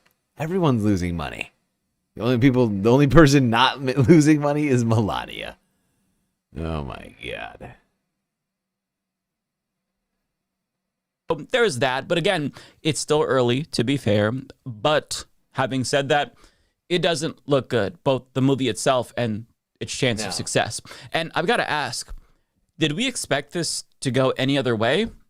Because when I found out that Jeff Bezos spent millions of dollars on this documentary, I, much like everybody else, assumed he'd just dump it on streaming services and forget about it. But the fact that they're actually putting this into theaters and spending millions of dollars to market it is fucking wild to me, because who wants to see the Melania movie? Even within the MAGA cult, are there really that many Melania heads? I just can't fathom. Oh, believe me, that's not what happened. That's not what happened. They didn't do like marketing for this. I can almost guarantee that that's what Amazon wanted to do. Right? Just think about it for 1 second. Of course, that's what Amazon wanted to do. But instead, they probably did whatever the fuck Melania Trump wanted to do. You think Melania really cares if it's on streaming? She wants to be at the premiere of her own movie. Are you kidding me? You're kidding me, right? Like, of course, that's what happened. Melania, at some point, was like, when will the premiere be? I want to invite all of my friends. Be so best. they can see me being based. They can come, they can see me be based. And that will be good for America. And they're like, wait, a what? The premiere? Let's do it in the end of January. Why not? Yeah. That sounds good. That's what happened. She's just like, I mean, it's just, Of course, I mean, come on. They would have just premiered it on Amazon if Melania didn't want that. It's a girl's dream, you know, it's a young woman's dream. And by young woman, I mean a 60-year-old woman's dream. Have a documentary, have a billionaire oligarch spend tens of millions of dollars to make a terrible, unwatchable documentary about her, and then to be at the premiere with her husband for it, where she can tell everybody how great she is. Come on. That's the dream. Anyone giving a single shit about this vapid shell of a person who literally chose to marry an ugly pedophile just for his money. The only logical explanation that I could think of as to why Jeff Bezos chose to butter up Trump with this is that Trump and Melania were fighting or something, and Trump thought that this was the best way to make it up to her. Sort of an, I'm sorry I cheated, babe. Here's a documentary to make it up to you apology gift, since, you know, this is something that she really wanted, since after all, she's the one who pitched this. Let that sink in. Imagine being so self-obsessed that you pitch a documentary about yourself. Who does that?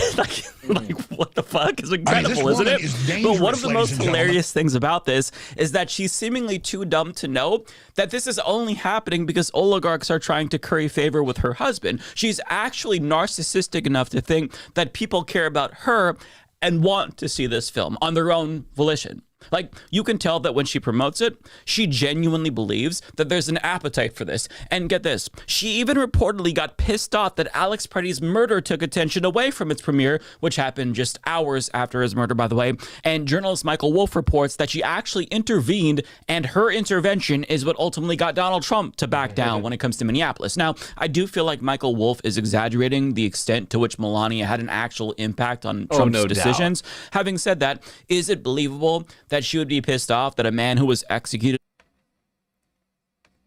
Honestly, I don't believe almost anything that Michael Wolff says. Like, most of the time, I assume Michael Wolff is lying.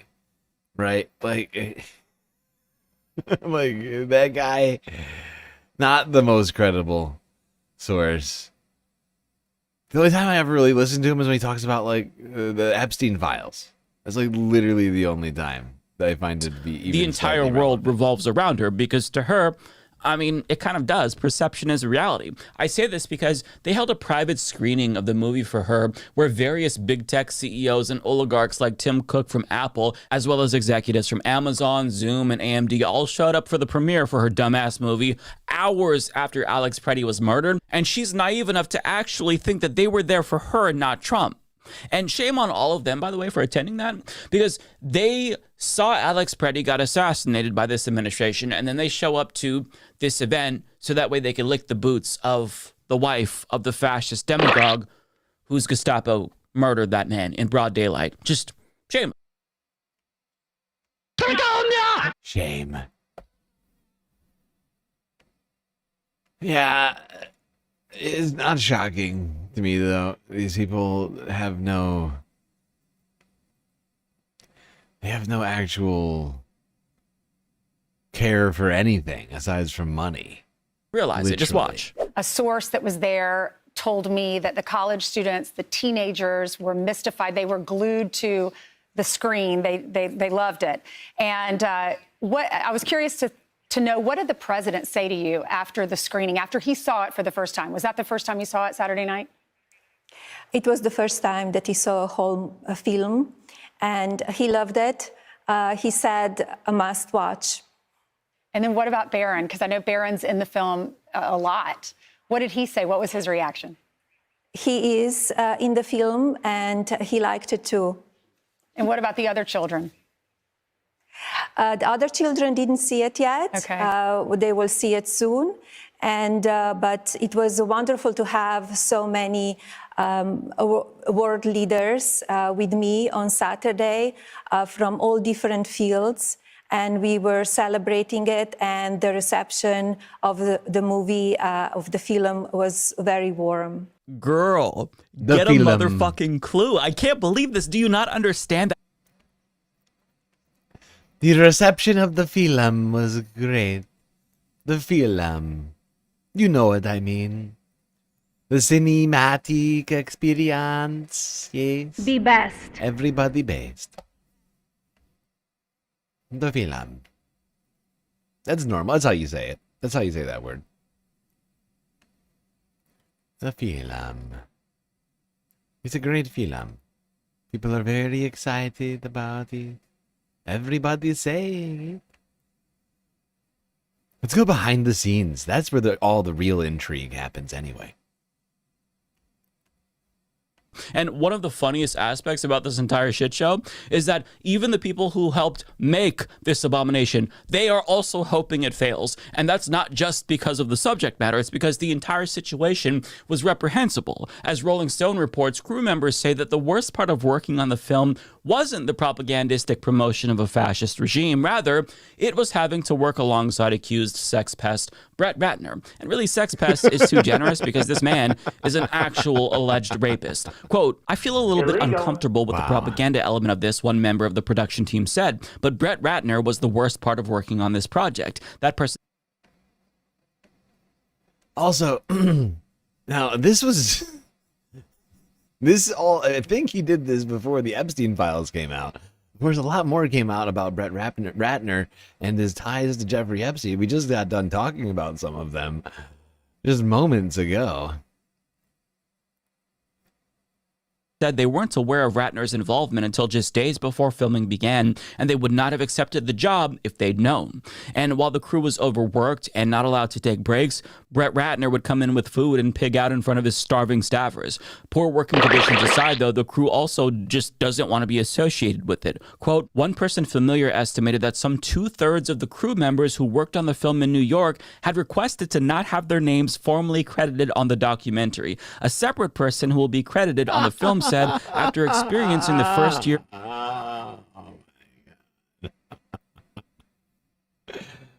That's what you want. You know, you might be shocked to hear this, but people tend to like to have their names associated with their work. Especially people working in things like film. And for people to be actively saying, hey, you know, now that I know who's going to be associated with this, maybe this would be better for my career if you didn't tell anybody about it. That would be great. Thanks. Trump's presidency, they now wish they had not put their name on it. Quote, I'm much more alarmed now than I was a year ago, that person said. And get this, unfortunately, if it does flop, one member of the Melania production team said, I would really feel great about it. God damn. So even the people who made the movie are so embarrassed by it that they don't want credit and they're hoping it fails. But I'm sure that all of the very important people who told Melania at the premiere how wonderful it was were being totally honest. But the most embarrassing fact about this film that I wasn't even aware of until today is that there was actually a bidding war over this film by major movie studios, mind you. Disney and Paramount also tried to buy the rights to this film, but they were outbidded by MGM, which is owned by Amazon. Like, if that doesn't speak to how broken our system is, nothing does. You have multi-billion-dollar corporations fighting each other to finance a film that they know is going to flop, also they can curry favor with the incoming fascist president. Fuck all of these corporations. But as infuriating as that is, I'll admit that I'm glad that they did decide to put out this movie, because even though the film itself isn't entertaining to me, I am entertained by the discourse surrounding it, because basically everyone and their mothers are shitting on this movie. Yes. Gosh. People have been saying very rude things about the movie. Like, it's bad. And with $75 million for a documentary, I mean, should have been way better. Or like, you know. Like, how did you spend $75 million on this movie? Or, you say $75 million?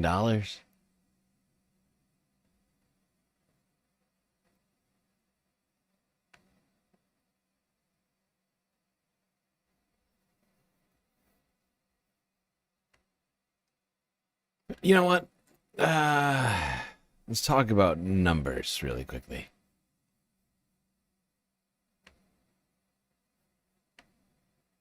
So you may have heard, tomorrow Melania opens in theaters nationwide. It's a documentary about the First Lady. Amazon paid huge money to Melania Trump's production company for this. They're paying even more to promote it. So how's it going to do? CNN Chief Data Analyst Harry Enton is here with me now. So what are the forecasts for how much it's going to bring in for this giant investment? Yeah, for this giant investment, and this is getting a very wide release.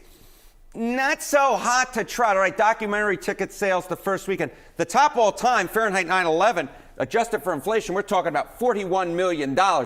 Melania's forecast is not anywhere close to that. $1 million to upwards of $5 million. You don't have to be a mathematical genius to know that this number, $41 million, is significantly higher than the $1 million to $5 million forecast, despite this movie getting a lot of press and this documentary getting a lot of press. You want to know something you may not know? Yeah. I'm in this quite a bit. Oh my God. I'm all over Fahrenheit. I did not know that. I am. All right. Be that as it may. What are some of the predictions for how the reviews are going to be? Okay, you know, I didn't realize I was standing here with a movie star, by the way. But if we look at the reviews, not particularly good. So what's the chance that Melania's Rotten Tomatoes score is below 20%? Of course, you don't want to be below 50%. You actually want to be above 60% for a fresh score. The chance that it's below 20%, ergo the critics are... Really? Do we need to know the Kalshi market odds for Melania? Really? Is that how we're doing politics now? Is that what we've decided? We have to ask what the prediction markets think every goddamn the amount time of money happens? that the forecast is for the opening weekend. It'll obviously make more than that when you take in, you know, as it goes on in the theaters for at least a few weeks. But you see the $1 to $5 million, you might say, okay, how much did Amazon actually spend on this? A lot of money. We're talking about a film budget. They bought it for $40 million. Then the marketing budget is an additional $35 million. You talk about the total cost, we're talking about $75 million. I was looking back at some other documentaries, none of which that I could find, except for maybe a few, came anywhere close to this $75 million. And the $40 million, even that would be about, I think, based upon my research, probably a top 5 cost for a documentary. And those documentaries took years to make. This, of course, did not take years to make. Wow. Just an exorbitant amount of money spent on this mediocre documentary. I hear that there was another fee on top of this. I hear that they spent $40 million on the film, $35 on the marketing budget, and it's not clear to me whether this is true or not, but I heard that Melania herself received like a one-time cash payment of like $20 million. So it may have cost upwards of $100 million, all said and done. I cannot imagine spending that kind of money on a movie like this. You could have done it with an iPhone. You could have done this shit with a fucking iPhone. It would have been just as good, I'm sure. I'm going to watch it. I'm sure. I'll watch it at some point. But it's wild. All right, let's go here.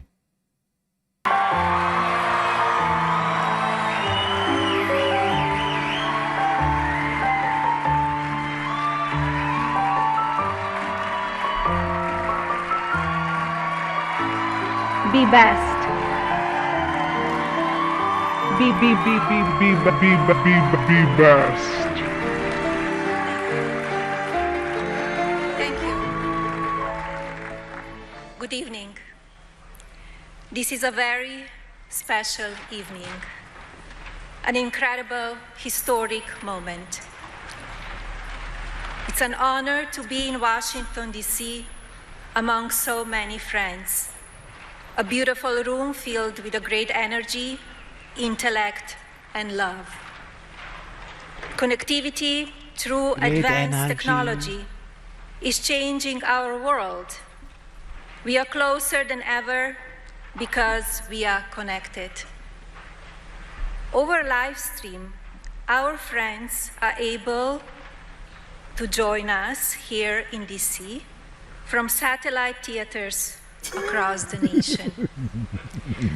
So here is a warm welcome to my guests in New York City.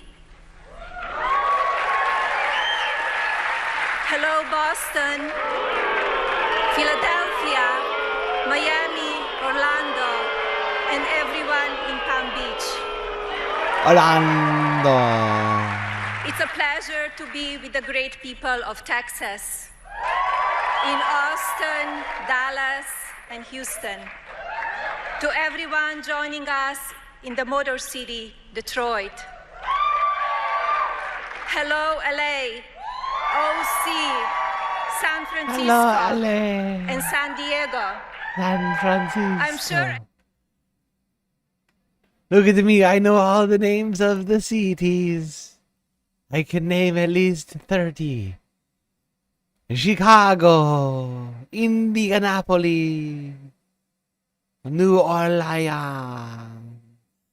I know the places, Kansas City, Oklahoma City, a lot of cities.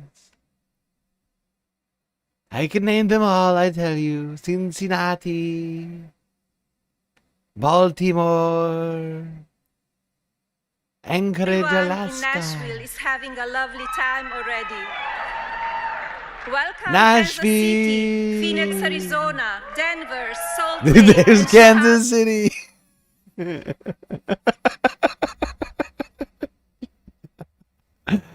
Oh my god. She is literally my own. I feel like she's literally a meme. Las Vegas. My film is about to begin. Hello, America. My film is about to be. Why can't she say the word film? Why? Why can't the first lady say the word film? She keeps saying it the same way. Film. What is a film? This woman got here on a genius grant. She is in the United States on the Epstein genius visa. This gal. Film. My great film is about to begin. My Hello, film America. is about to begin. Everybody based. Stories endure. They make us more human. Stories embolden Oh, God. individuals, inspire legendary achievements, and build empires. They define who leads. It is, however, the untold story which carries the great significant. I authored the story you're about. It is the untold story that carry the great significance. The great significance. It is, however, the untold story which carries the great significant. I authored the story great you're about to significant. experience. The great significant. Everybody be based. Okay?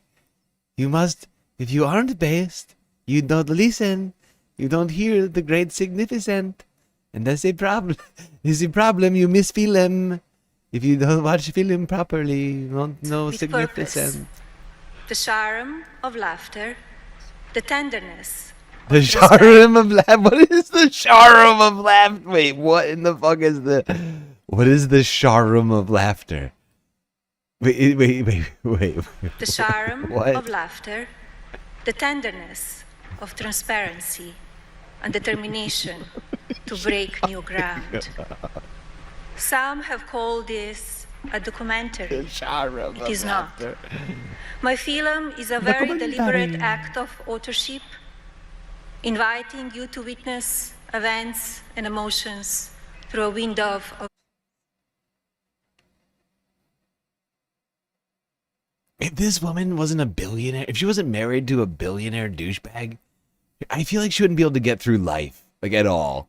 Like if she just wasn't able to like order people around constantly, and like, like I cannot imagine how she would get through life. She cannot say words. This woman cannot say words. It is wild. The charm of laughter, yes. In this great film documentary. She's a genius. I should stop making fun of her. She's an unbridled genius. She's here on a genius visa. She's clearly smarter than I. It is a created experience that offers perspectives, insights, and moments that only few have seen. Here, honor, pride, Yes. and truth are revealed. Right. Not through narration, but through genuine discovery. What? It is purposeful Wait. storytelling. You are part of this journey now. Our story will live on for generations, forever. Generation. Creating a film and launching a global marketing campaign Film. is not easy feast. I'm fortunate to be surrounded by a visionary team. He's not easy feast. He's not easy feast, everybody. He's difficult feast. Sometimes you have big feast. It's difficult to eat the whole feast, and you have to take your time, or you not eat whole feast. Difficult feast. Woof. Woof. Honestly, how is this woman the first lady of the most anti-immigrant president in my lifetime? How is this woman basically the I don't understand. Everybody's fine with this woman. She can't string together two sentences, let alone 2 words in English.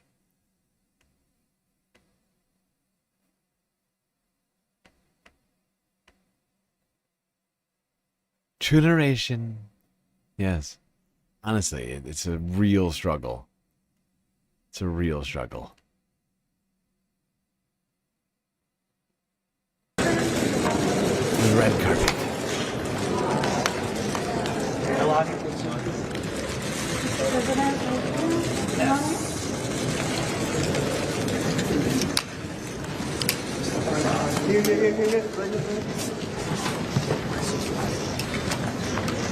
And Mr. President, on the right. Could you face us so we can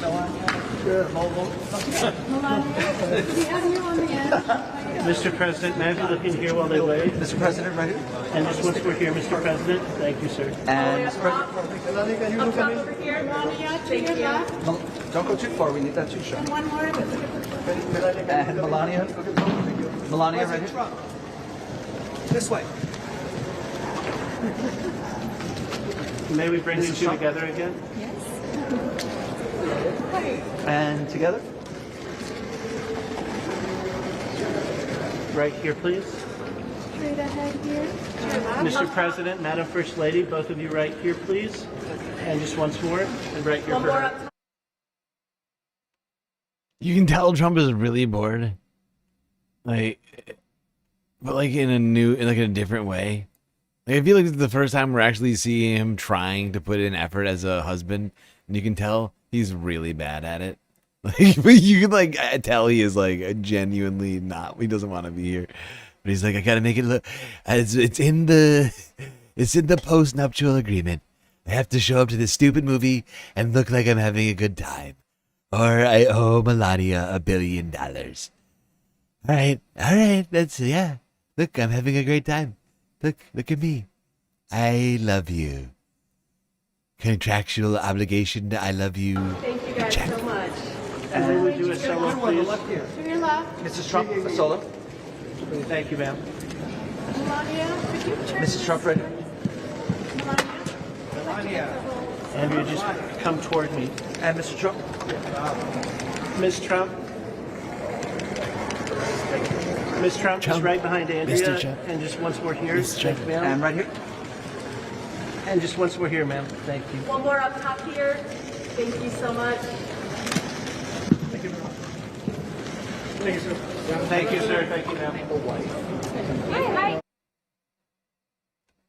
Melania. All about me, Lania.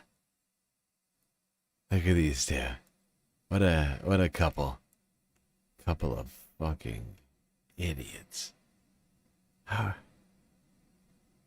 These two are proof that the meritocracy is bullshit. Okay? These two are billionaires.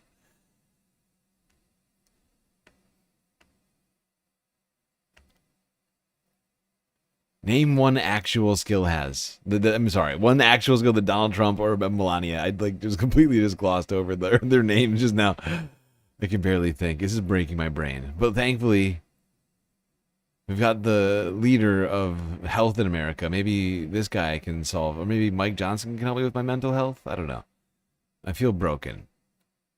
Let's take a gander at some of the big names showing up to the Melania documentary.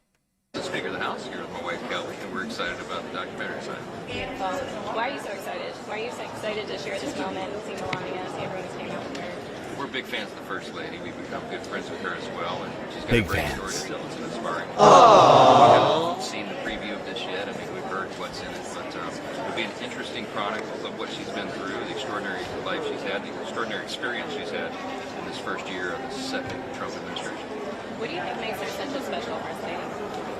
Her class, right? She's very gracious, graceful, kind-hearted. Very classy. Kind-hearted. She deeply cares, and she has a great personal story. She appreciates America. She's a great personal story? What is Melania's great personal story? Can anybody tell me what Melania's great personal story is? She slept her way to the top. First Jeffrey Epstein, then Donald Trump. And now she's here, First Lady. What a great success story. Follow the rich white man. That we have here, and I think she's a great spokesperson for the country. Are you so excited for people to see us? Really? They might not know.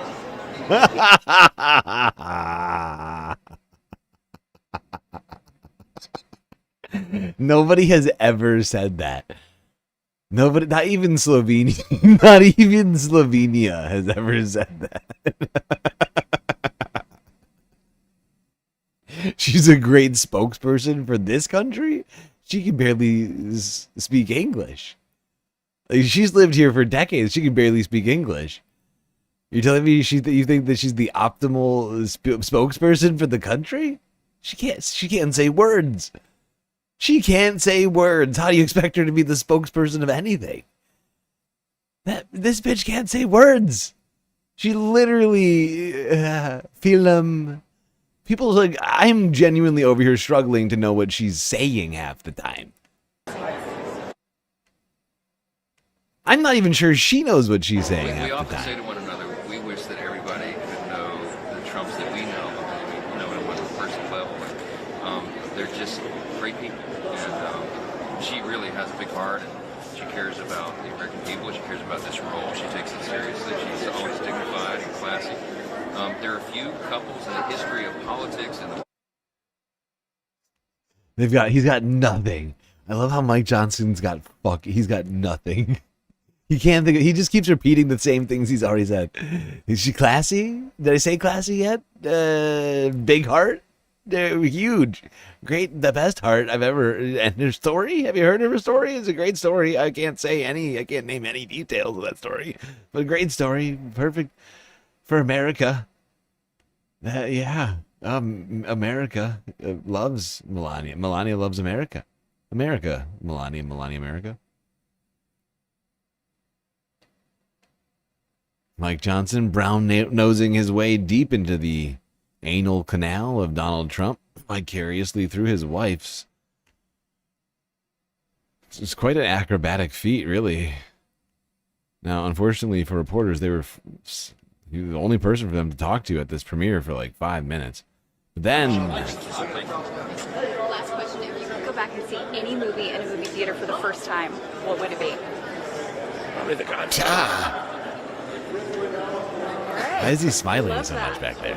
Well, sir, do you have any questions for the secretary? How are you doing? Fine, Mr. Secretary.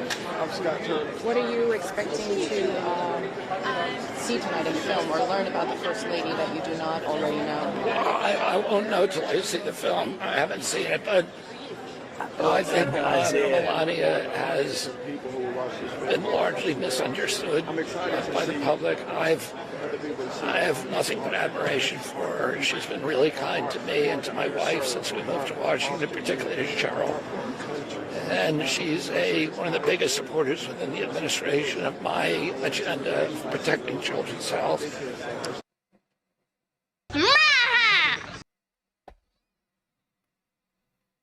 She really loves protecting children's health and hanging out with Cheryl, who nobody wants to hang out with her anymore now that people found out just how crazy I am.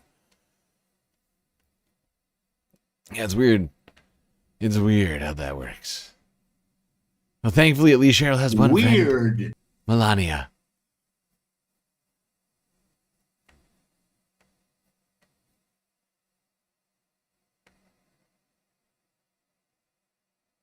What other weirdos were here? Why is everybody dressed like this at this premiere?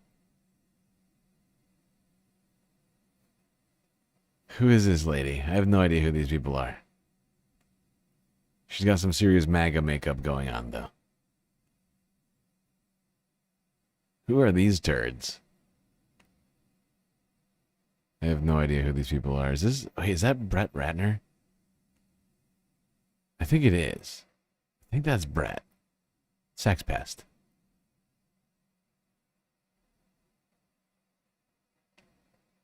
Oh, you're okay. Yeah. And you're the, I don't know why you don't have a pocket. I don't know why you don't have a pocket. because we didn't have you guys there. We were told, and we make it work. Yeah. All right. So let's start from the beginning. Yes. What was it about Melania that inspired you to make this film? Wow, well, I didn't know her, but when I met her, I was totally taken with her, and how passionate she was about her role as the First Lady, and how much she wanted to kind of show the world, what her job really was. I'd never done a documentary before. I was very flattered that she even thought about me to be the director of this film. But when I sat with her and I saw how serious she took her role, and I saw that, wow, this is a film that's not just a film for one audience, it's for a global audience, because... Really? It's for a global audience? Is that why it made, no money? It's fascinating. I can't listen to this guy. He talks for 15 minutes. Jesus Christ. Who else is here? I don't know. This guy. Wait, I think I see one guy I know. I almost called him Gavin Newsom. What's this fucktard? Oh, God. What's this guy's name? Why can't I think of it?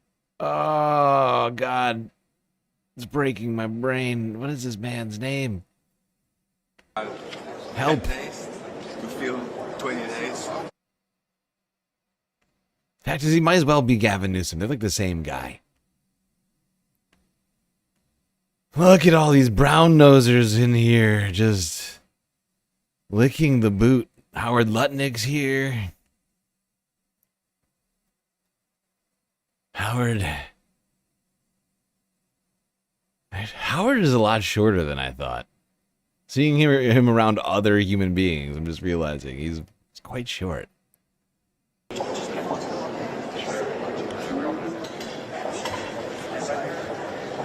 No, that wasn't Hegzev. That was the guy who was running for... He was trying to be... he was one of those guys that was running to be... Who wanted to be Donald Trump's vice president. The guy who was running for president, right? But we all knew that the primary was really a vice presidential run. What is his name? I cannot think of it right now. For some reason, it's just left my brain.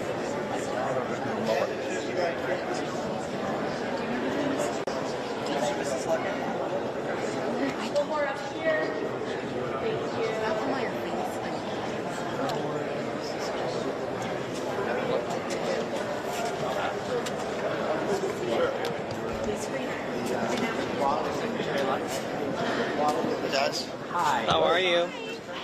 Hi. I'm Bill Reuters. Hi, Howard. Which prime minister was in? Howard Epstein Island Lutnick. And there's his wife, Lady Epstein Lutnick, who, according to Howard, said, "Oh, we will never hang out with that disgusting, filthy man ever again, unless It's bringing our kids to Epstein Island in in the Virgin Islands. That's different. I mean, this was around this. I think this was premiering around the time that all of these documents are coming out. I wonder what he was thinking at this moment. I assume that's his wife. I could be wrong. But she gives me vibes. She gives me big vibes. He was saying that he wants to increase trade with China. What are your thoughts? I think good luck. You know, the Chinese are the greatest exporters. And, China! Very, very difficult when you're trying to export to them. As we all know, they ran a 1.2. Oh yeah, that's her, Allison Lutnick.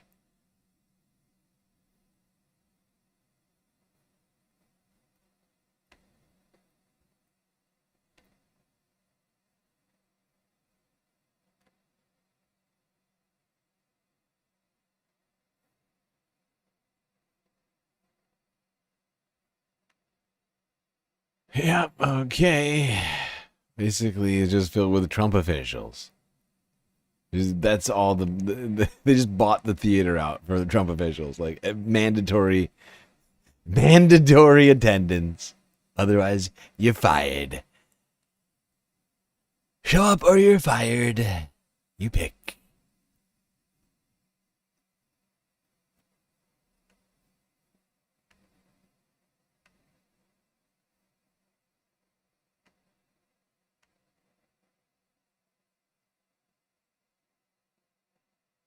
It wasn't a red but a black carpet in DC last night for the premiere of the First Lady's documentary about herself. You will see humor, you will see grief, you will see fashion. So I'm very proud of film. I saw it for the first time 2 nights ago. I loved it. I thought it was really great. But it really brings back a glamour that you just don't see anymore. Monochrome is part of Melania Trump's brand, the Washington Post explained. Its owner, Amazon's Jeff Bezos, should know. He, while planning widespread layoffs at the paper, shelled out an unprecedented $75 million for the Melania film. Hi, Mr. President. Congratulations. Did you watch it? I did not. Yeah, I will see it on the news. I did not. It's reported that Melania pitched the film to Bezos over dinner at Mar-a-Lago ahead of Trump's inauguration. And the trio have brought the film's director, Brett Ratner, back in from the cold. Several women accused him of sexual harassment and misconduct, which he denies at the height of the Me Too movement. But these are different times. Hair, makeup. Here we go again. Now his documentary is not only the most expensive ever licensed and advertised, but released in cinemas worldwide, even if it's projected to make at most $5 million in the US on the first weekend of its release. Melania, however, has reportedly been paid $28 million for it. The generous sum didn't escape the notice of Trump's sworn enemy, late-night TV. Amazon bribed a whopping $40 million for the movie and an additional $35 million for marketing, promotion, and distribution. So big box office, right? Wrong. Why would Jeff Bezos, a billionaire who has tons of business with a government run by a famously corrupt president known for loving bribes, overpay for a Melania documentary? Be best. In 2013, Bezos bought the Post for $250 million, with the paper endorsing both of Trump's rivals for president, Hillary Clinton in 2016 and Joe Biden in 2020. But by the 2024 election, it chose to forego any official endorsement. Following Trump's inauguration, Bezos said he would only publish opinions supporting personal liberties and free markets, prompting the paper's opinions editor to resign. By then, the Melania documentary had already been filmed, triggering a bidding war from which Bezos emerged victorious, vastly outstripping Disney and Paramount, which owns ABC News and CBS. Trump has threatened to use government regulation to rein in media organizations that he feels are not being fair to him, whatever that means. And knowing that Trump is also in control of the Justice Department right now, I think that media organizations are making the calculated assumption that they won't win, even if Trump's lawsuits are frivolous. So they are willing to go along with his schemes and ideas for coverage. As the international juggernaut launched today, landing in cinemas across the UK, we spotted that 6 people had bought tickets at a South London viewing. Some were journalists, 2 were camera-shy Melania fans who told us no one understands how hard she works, but one man spoke frankly of his experience of the film. It's one of the most blatant pieces of propaganda I think I can imagine. It's the sort of thing you'd expect from like North Korea. It's the sort of thing you'd expect from North Korea, says one intelligent man on the street. Wow. Yep, that's how far we've come, America.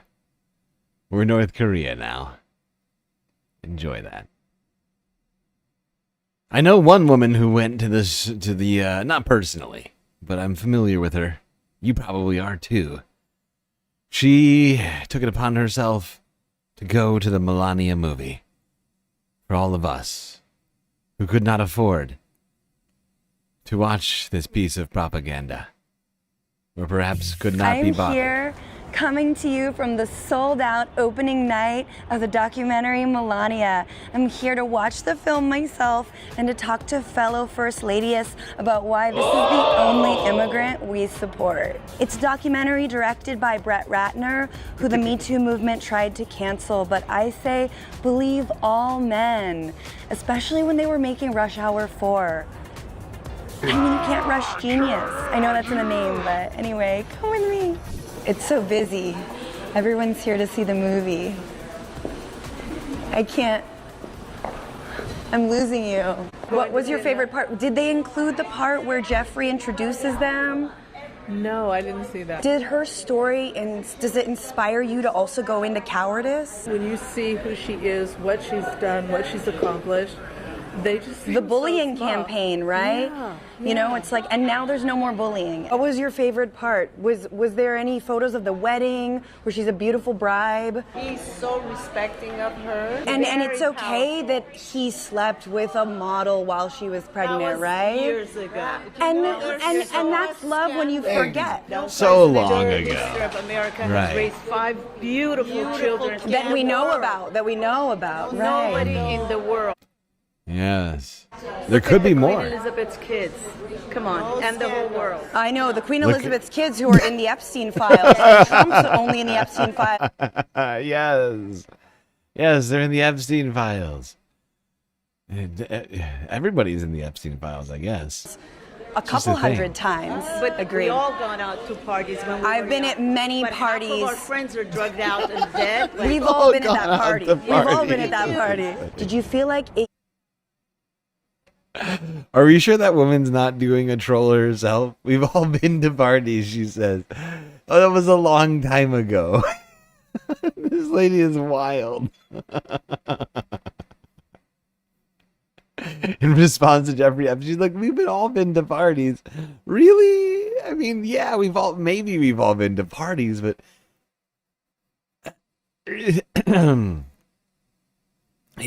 I think we can all say, most of us at least, maybe not her. It's not clear. I think most of us, though, can say we have not been to parties where there have been underage crimes against underage people happening. I don't mean underage drinking. We all know what I'm talking about. That's not a normal party. Like, she's like, it's just a party, you know, like people, they do the party thing. We've all been at that party. We've all been at that party. Did you feel like you We've could all see the been to that $75 party. million? Bullshit. Bullshit, Francesca. We've all been to that party, she said. And did it have corruption value? I mean, production value? Did you all see the Melania movie? Send help. Oh, send help. It's sort of the same plot, right? A woman is trapped. So how was it? Great. It was great. Yeah? What did you like about it? You know what movie we saw? I'm assuming Melania. This guy doesn't even know what Oh, movie yeah, we yeah, saw. yeah. That was great. It was good, I right? loved it. I loved it. I'm sorry. How is this guy walking out of the movie theater not knowing what movie he just saw? What is going on, man? How? You just like how you haven't even made it out of the theater. But didn't she look beautiful in every scene? Yeah, she was great. Yeah, and she looks that's what I was gonna say. But she is her own person, and people don't understand that. She's in a golden prison, and she can stay there. Are you Slovenian yourself, or do you just like the taste of boot? Did you just see the Melania movie? No, I did not. But you don't support women in film? Would you see the Melania movie? No. Why not? You don't support immigrants? Well, she is an immigrant, and I support one immigrant. You don't support immigrants. No. No. This is my first Just time her. seeing it. I'm so excited. I'm probably gonna see it like 5 more times.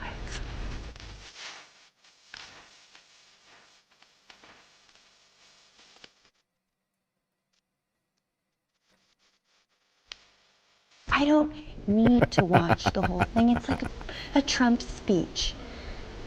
You leave early. Oh. That was so amazing.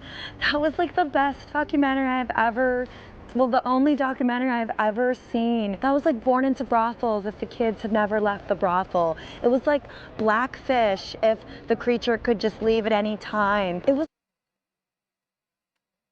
It was like Blackfish if the creature could just leave at any time. Jesus Christ. There you go. Francesca Fiorentini.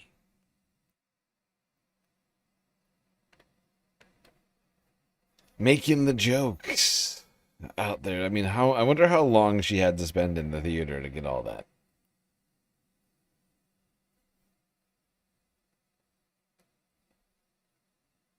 Terrifying. But you know what's even more terrifying? People's reaction to Melania's movie. And I don't mean those people's reactions. I mean other people. I guess it could have been those same people. It's not clear. Ugh. Let's go to LA. NBC LA. To a crime spree happening on the streets of Los Angeles. It's a serious story.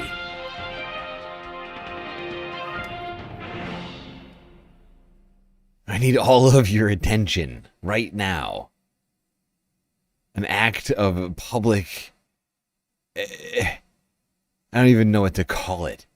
I don't think it's covered under the code of U.S. law.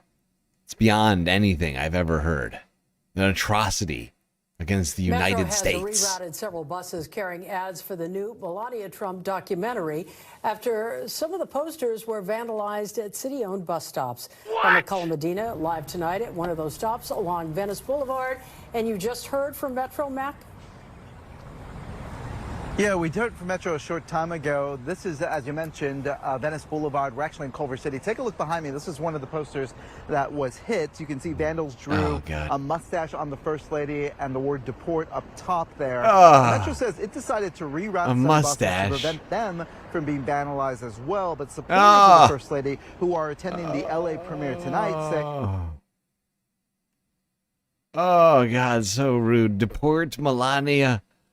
Oh, God. Oh, a Hitler mustache. And a deport Melania. Oh, she must be, oh, God. How rude. Broken inside. The move is politically motivated. Yeah, I was disgusted must to be. see that there are numerous people Oh. throughout the city that decided to vandalize and deface bus shelter advertisements for the upcoming Melania movie that's premiering today. Dr. Human Amadi says seeing this in his city on the night of the LA premiere is unnerving. So far, the vandalism appears to be targeting only Unnerving, bus he stops. says. And in very He's unnerved. profane, obscene, and inappropriate ways. Calling her a Nazi. Metro confirms buses have been carrying the same ads for more than 3 weeks and no vandalism there. But after the agency was alerted to the bus stop vandalism, it shared these images showing some of that damage. Metro decided to pull several buses. Oh, God. It shared these That images is- showing oh, some of that damage. so rude. Metro decided to pull. Yeah, Ava Braun. Ava Braun. I thought that's what it said. Ava Braun. That's fair. That's fair. I can't read all of them. That one, she has devil horns up here. She has multiple Hitler mustaches. Ava Braun, deport Melania. Melania is in the Epstein files, I think is what it says over here. Pull several buses with those same posters off certain routes, saying in part, given that Metro buses have had significant vandalism and damage during previous periods of heightened public activity, we made the decision in the interest of protecting our riders, employees, and assets that out of an abundance of caution to shift some of these buses to areas where we're not observing. I love that. They're protecting our riders and employees and assets out of an abundance of caution. Yes, you must protect everyone from seeing this. They might melt, the snowflakes. They might melt having to see Melania looking like a Nazi. Oh, God, however would they recover?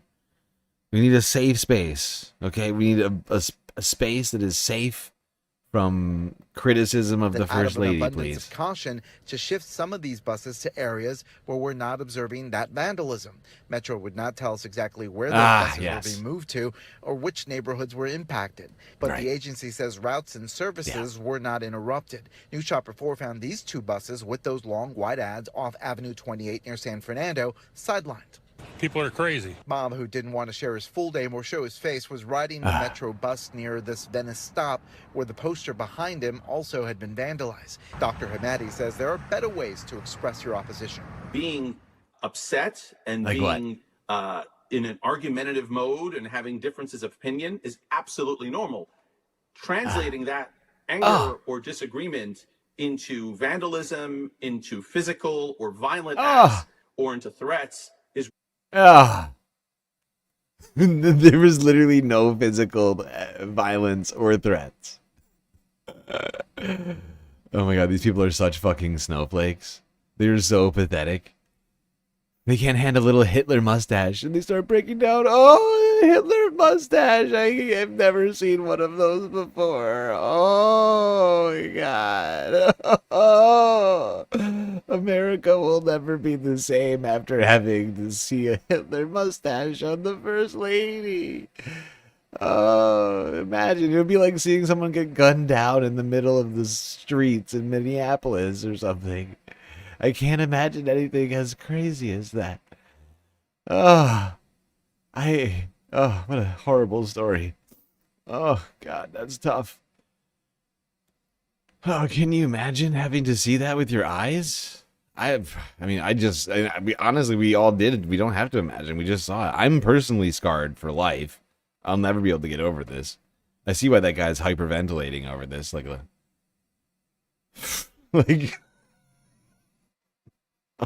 God, these people are such hypocrites. They're like, oh God, we can't. Everybody is being censored on schools and campuses. There's no free speech. Internet, no free speech. How dare you criticize the First Lady? Why would you do that? No!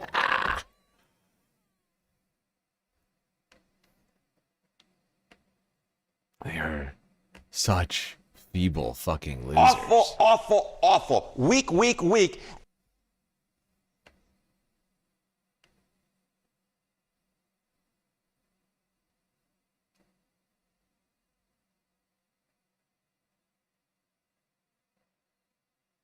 Okay. Let's move on to this story. About a great patriot. At least a great patriotic symbol. At least to people in Philadelphia. Lincoln. The Philadelphia Eagle. Real life eagle mascot. That's right. Philadelphia can't be bothered with fake-ass mascots. They need a real-life endangered species. Otherwise, how can they play sports?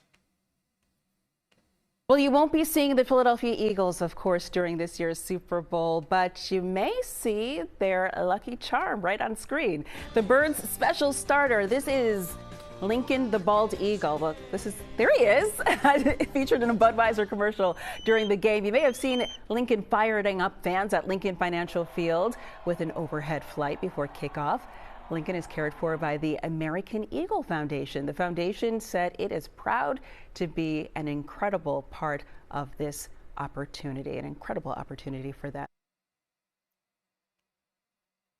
An incredible opportunity for that eagle. Oh my God. The eagle's going places. This is only up from here. Get it? Only up is a bird, so you fly up. Never mind. Speaking of sports, you may have heard that one Bad Bunny is going to be gracing us with a Super Bowl halftime show. This 2026 Super Bowl coming up in the future, whatever month that is. Bad Bunny apparently won all of the awards at the Grammys. Everybody had to go home. They just gave... Alright, I'm kidding. But he won a shitload of awards, including Album of the Year.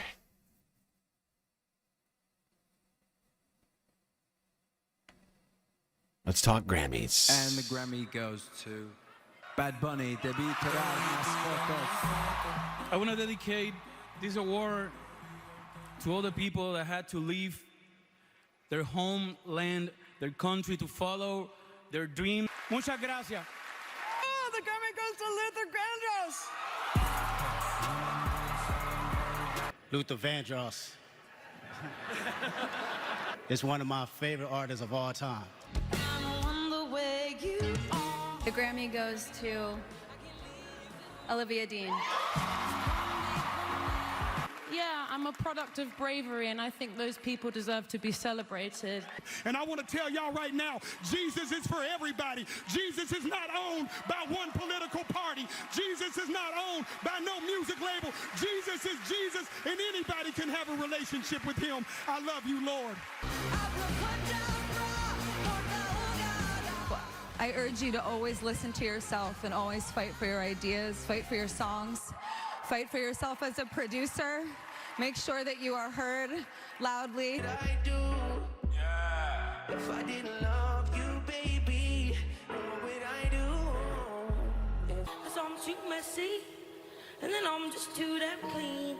You told me get a job, then you asked where the hell I've been. I don't have any speech prepared. Obviously I don't. It's messy, do you know what I mean? I don't know what to say. Thank you so much. Don't feel like I need to say anything, but that no one is illegal on stolen land.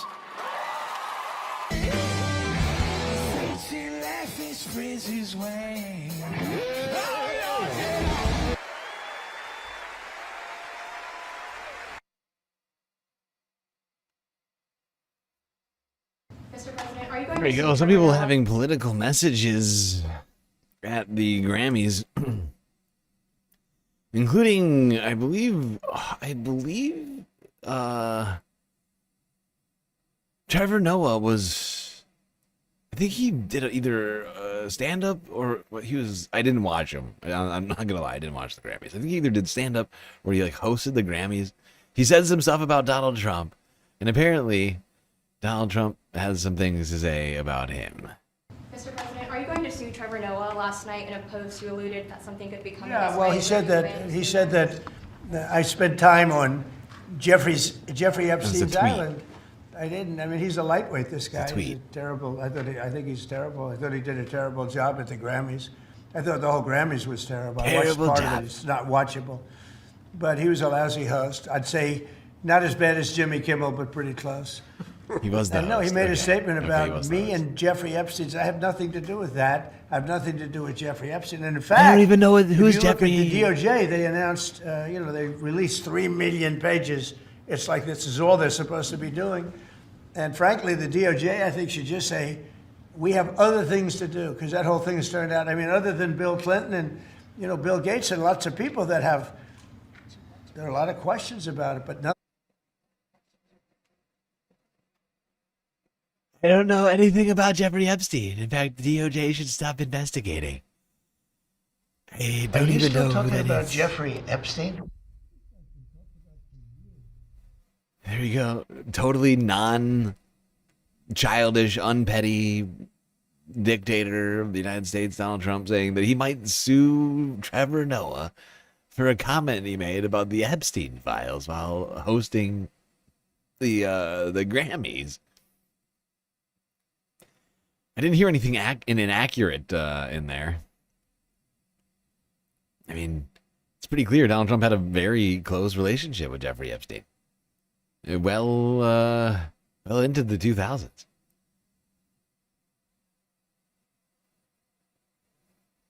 It's clear Trump does not like talking about the Epstein files, and yet he keeps talking about the Epstein files. Probably because everybody else refuses to stop talking about the Epstein files. The 68th edition of the Grammy Awards have just wrapped up in Los Angeles. The event celebrating the year's biggest achievers in the music industry brought together a string of live performances from the world's most popular musicians, daring fashion, and political statements as well. Among the winners this year, no surprise to see Kendrick Lamar, who was nominated in 9 different categories, Cynthia Erivo and Ariana Grande from the Wicked soundtrack, but also the Dalai Lama. So for more on this, let's turn to our Los Angeles correspondent, Wasim Cornet. Hi, Wasim. Thanks for being with us. You've been following the ceremony. So what stands out to you for this 68th edition?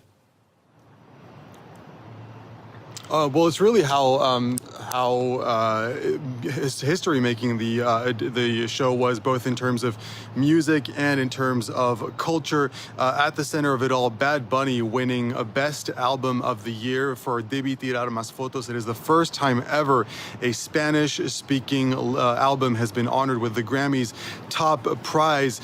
Just a sign now, one more sign that Latin music is less and less treated as a side category in these Grammys. Just as a matter of perspective, 25 years ago, the Latin Grammys were created by artists who felt that the Latin music was not being honored enough in the Grammys. And so now, tonight, to see that in a Spanish-speaking album now awarding the top prize at the Grammy is really just a major achievement. Also picking up major accomplishments is Kendrick Lamar and SZA winning Record of the Year for Luther.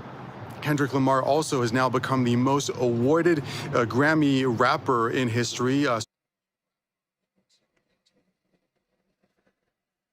We're not going to spend too much time on the Grammys here. Want to get bogged down. But honestly, today I felt like we just needed to be able to talk about something other than ICE all day. Just like specifically like the atrocities being caused by ICE all day. Because I feel like that's all we've been talking about lately. And we didn't get a Sunday Fun Day, so I figured leaving the Grammys story in here. Kind of a way to do that. And with it, he makes history for the first Spanish-language album ever to win the award. Thank you so much for joining us. I'm Kathy Barrett. And I'm Jonathan Gonzalez. For many, this win means a lot more than a trophy. Let's get right to our Robert Kovacic live outside Crypto.com Arena tonight, where the stars really made their stances known tonight. Robert. Oh, they sure did, Jonathan and Kathy. Good evening to you. Good evening, everyone. First of all, we do want to point out that normally we are inside or outside of the governor's ball. There is no governor's ball this year, so it's a little quieter as parties now spread out throughout Los Angeles. But there was a party inside tonight, and this, you have to remember, is the Grammy Awards, everyone. The Grammy Awards are different than most other awards in that they love to seize on the moment that is present. So, for instance, last year, we had the Palisades and the Eaton fires. It was the Grammys that turned their telecast, that ceremony, into a telethon, if you will, trying to raise money and awareness for the victims of the Palisades and the Eaton fires. So we go into this evening wondering who would be the big winners. Sure, would Kendrick Lamar from Los Angeles, would Billie Eilish and her brother Phineas from Los Angeles make the hometown proud once again? Or would the Grammys once again reflect on recent events and make a statement, as they did last year and they've done in years past. And as you're about to see, this year's Grammys seized the moment. Before I say thanks to God, I'm gonna say eyes out. 1 week until he headlines a Super Bowl halftime show on NBC, Grammy winner Bad Bunny. We're not savage, we're not animals, we're not aliens, we are humans, and we are Americans. I guess I want to say I'm up here as a granddaughter of an immigrant. I wouldn't be here.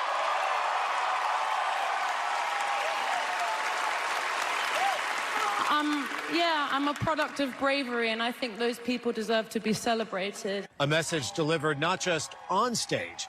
Gloria Estefan, another Grammy winner, the first to come backstage tonight. As for the state of our country, I've been very vocal about it. I'm scared. I'm very worried. Everyone wants a safe border. I don't think anyone would say we want a free-for-all at the border. But what is happening is not at all criminals being arrested. These are people that have families that have contributed to this country for decades, little children. There's hundreds of children in detention centers. It's inhumane. I don't recognize my country at this moment right now. And even on the red carpet, performers wearing pins and taking a stand against immigration and customs enforcement, and in solidarity with Minnesota protesters. Song of the Year winners Billie Eilish and Phineas O'Connell then delivering words stronger than what's on their lapels. No one is illegal on stolen land.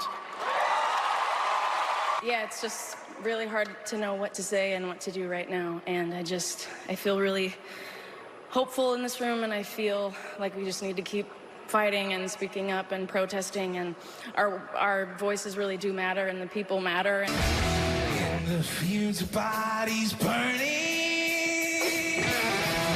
One of the most anticipated moments of the night, the all-star tribute to Ozzy Osbourne, who died last July.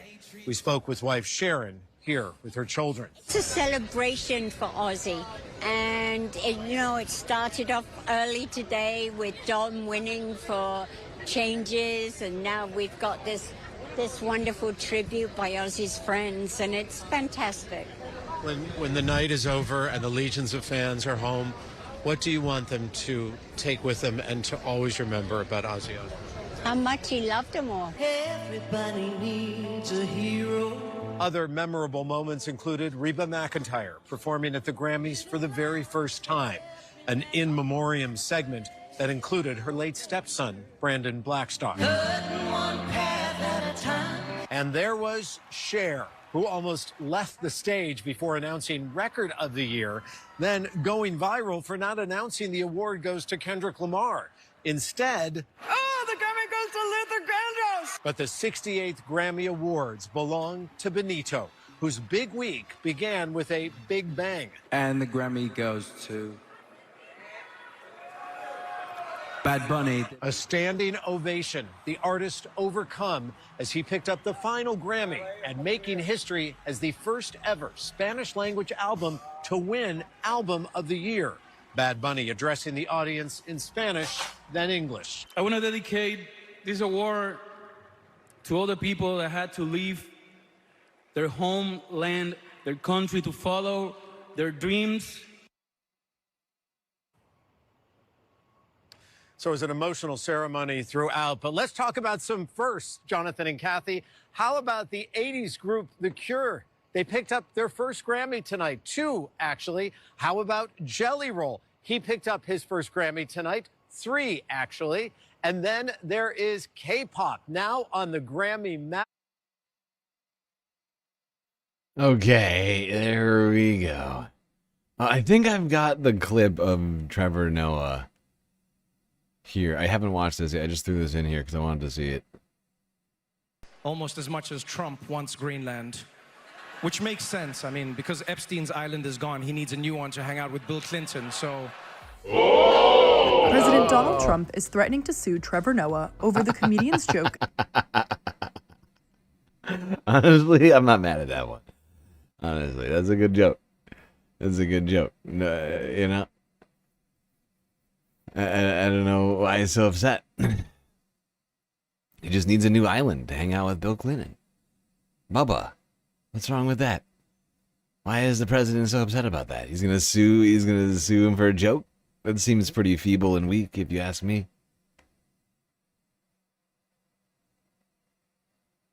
Weak and feeble.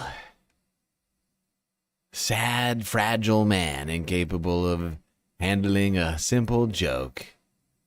So sad. You're a little baby. baby. You're a little baby. You have a mental health problem.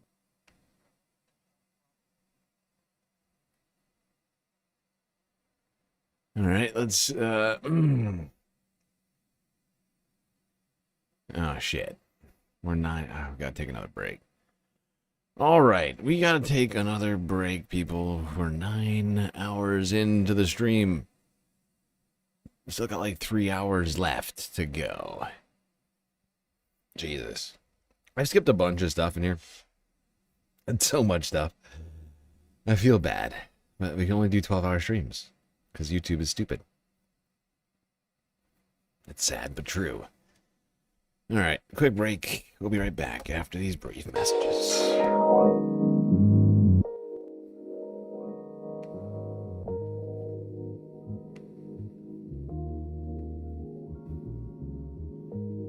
Okay, hope everybody's been enjoying the show so far. If you haven't already, hit the follow button on Twitch and the subscribe button on YouTube. While you're at it, do remember that we are, of course, completely funded by individuals like you. And right now, more than ever, we need your help in completing the galactic deficit. We gotta raise about $20 a day between now and the end of the month to be able to pay the bills. So Cash App, PayPal, Patreon are your best ways of contributing to that. Only ways, honestly. Patreon, of course. A lot of great benefits over there. Click the link in my chat or in the bio. All right, everybody, enjoy the break. Grab yourself a drink, maybe a snack, and I will be right back.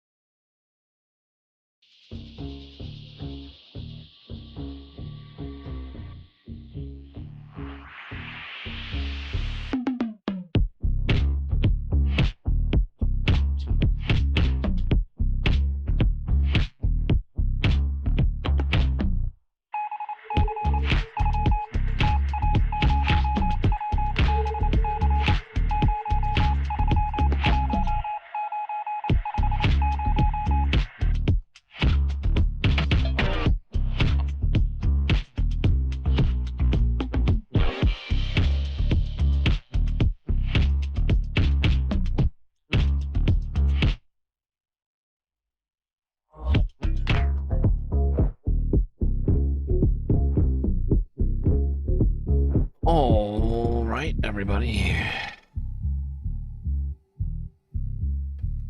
The break is over, and the stream is about to begin once again.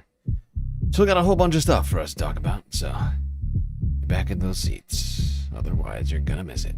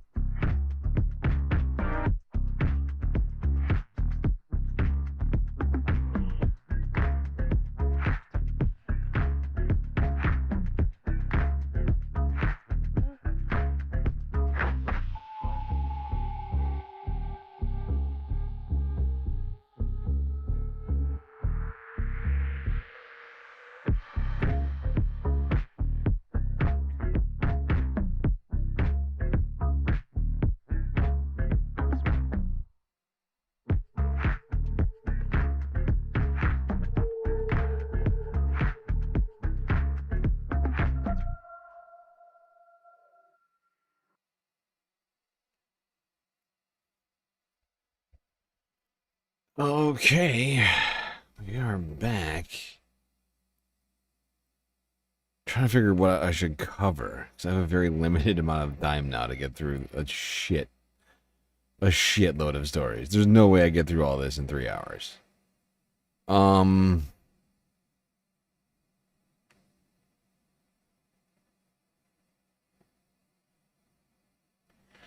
so since we just got done talking about celebrities triggering right-wingers like Donald Trump with comedy, let's go here to the Majority Report with Sam Cedar to see Steve Kerr, coach of the Golden State Warriors, triggering right-wingers with facts. Here's Steve Kerr, head coach of the Golden State Warriors, who's always had some pretty good things to say politically, as an interesting life. Look at what the life his father had. Check this out. This is his reaction to what's going on in Minnesota, which, you know, the Timberwolves have gone on a losing streak prior to the last couple of games, and it's not hard to see why 2 of their citizens were murdered in the space of a few weeks. And the Warriors kind of blew them out, right? Yeah. The protest here and nationwide will lead to a much better solution for immigration.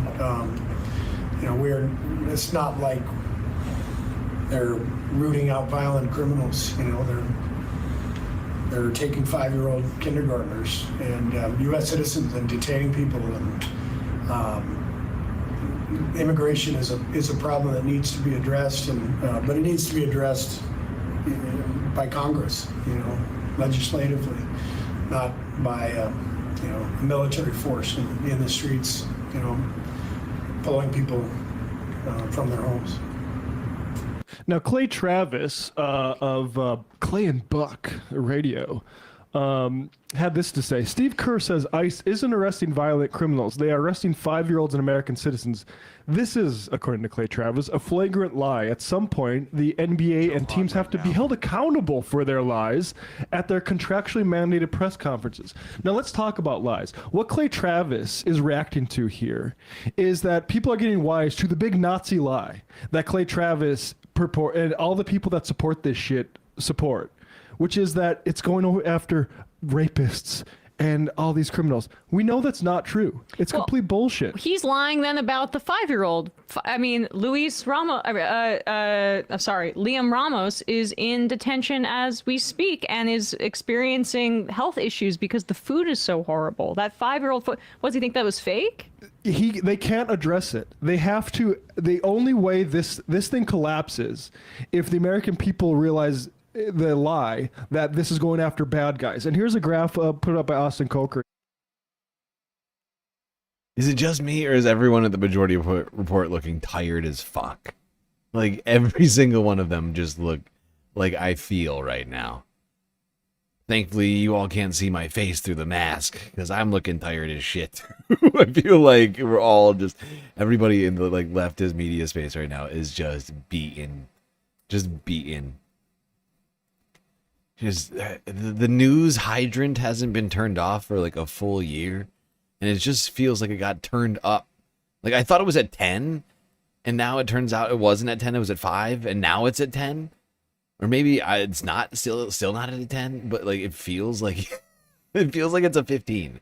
It really does. And oh god, when will it stop? You can only see your comments. Are you in top chat? Detained population by criminal history. ICE arrests only, this is updated last on January 7th of this year.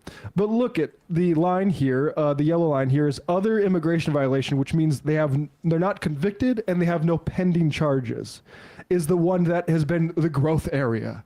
So also, pending charges, I would, bullshit. That's also not a criminal. Yeah, I mean, there's been so many fucking victims of this shit. What was the guy that they accused of being Tren de Aragua and sent him someplace and he had like tattoos and stuff with no evidence of that? Abrego Garcia, yeah, Kilmar Abrego Garcia.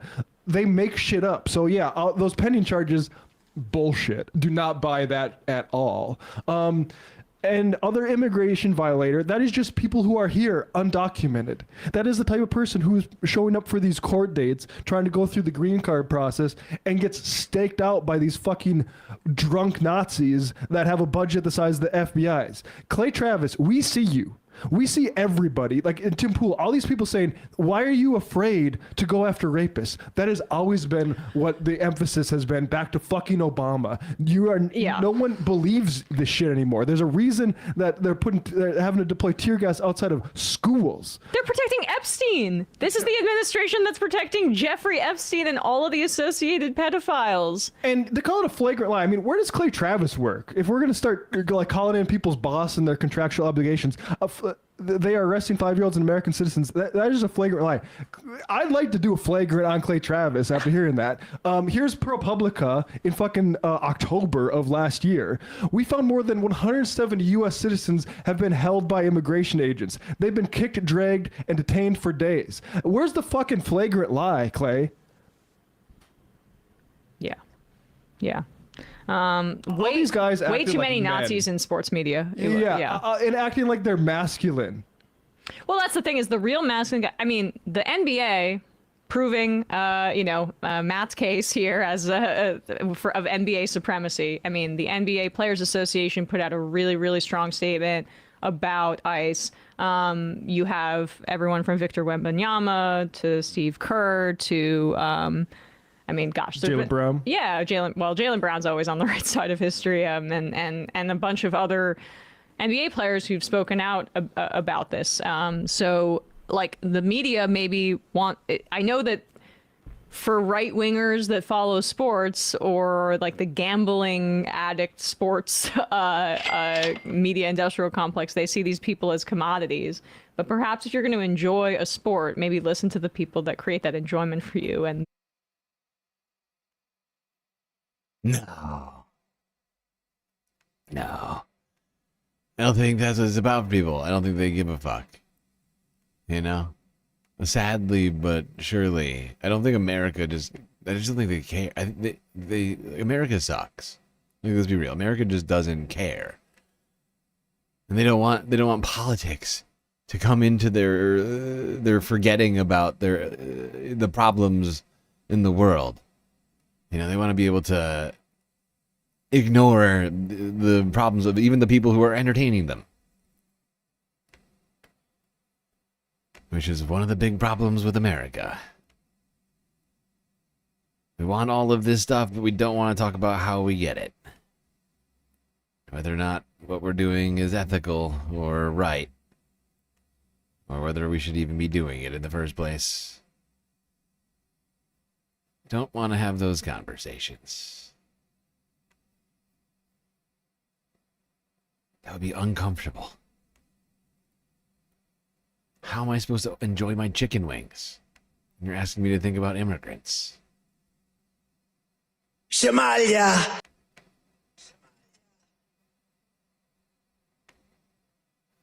While we're talking sports, let's talk about an illegal scam happening at every sports stadium. And their experience.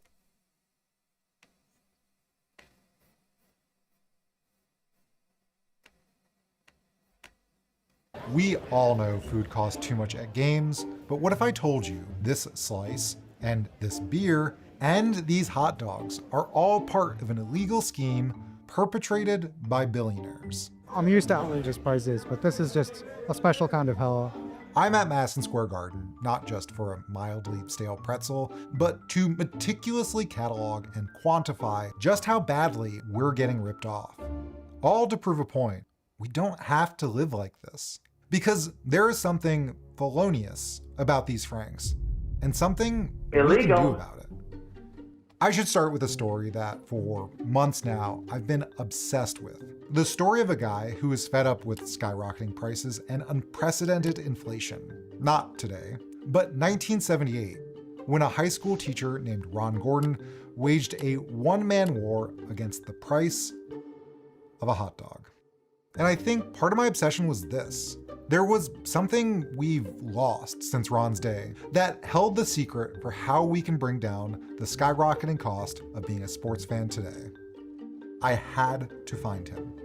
So I packed my bags for California to figure out what he knew and what he could teach us. You haven't used the word crazy yet. That's good.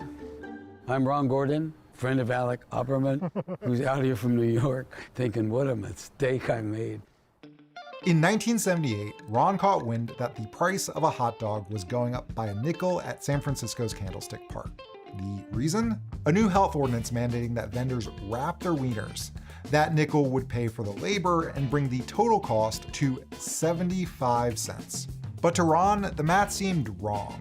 He became convinced that the concessionaire, the Stevens Company, was pulling a fast one on Giants fans. And the owner, Bob Lurie, had his hands in the profits. He called everyone. Ron, you have been, have you lost a little bit of sleep doing this? He called Stevens' meat supplier, got quotes on the price of the Doughboy wrapping machine. I lost a lot of sleep. I spent a lot of time. I spent like 300 hours on this thing. What Ron discovered was that Stevens would recoup their cost and a whole lot more. The total amount of money which they take in would be $91,000, which is an awful lot of money, there's no question. That's over $400,000 in today's money.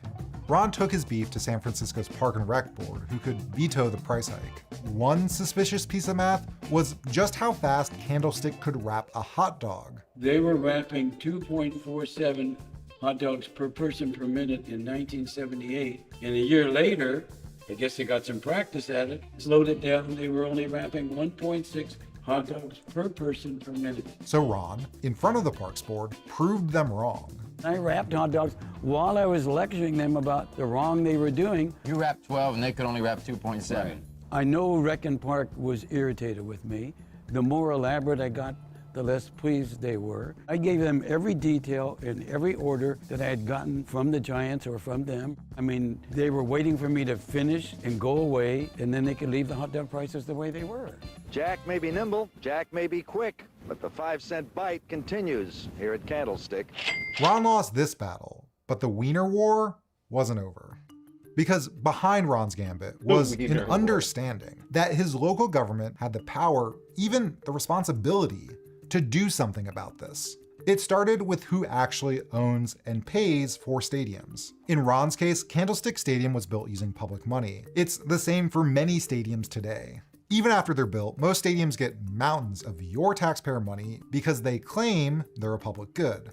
Take, for instance, Madison Square Garden. They get a special break on property taxes that has cost New York hundreds of millions of dollars. In fact, most stadiums are exempt from property taxes. And This is ridiculous.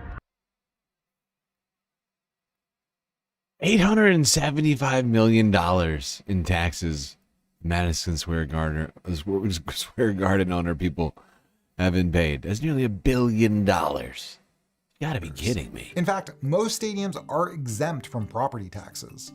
And what are we getting in return for all the free money we're showering on billionaire stadium owners? A boost to the local economy? Not really. Study after study finds they are a terrible deal. And do we get affordable tickets? Obviously not. From 1999 to 2020, ticket prices grew twice as fast as inflation. One driver of the continued increases, dynamic pricing. But billionaires get a great deal, a license to commit highway robbery at the ticket booth and concession stand. Stadiums used to have shame.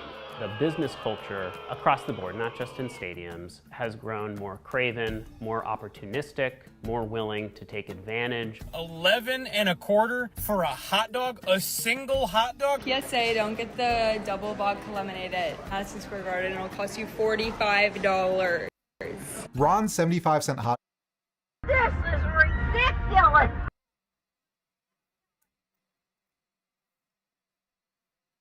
Breaking it down, who's paying the most for hot dogs?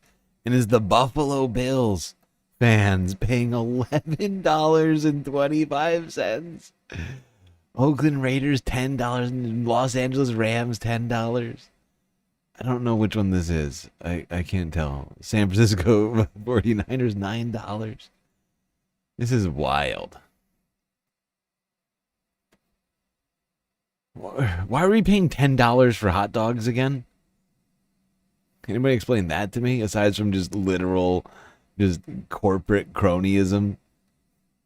Because you can go buy a package of hot dogs for less than $10 with buns. I'm fairly certain you can get like a small package of hot dogs with buns. Spend less than $10, and they're charging you $11.25 each.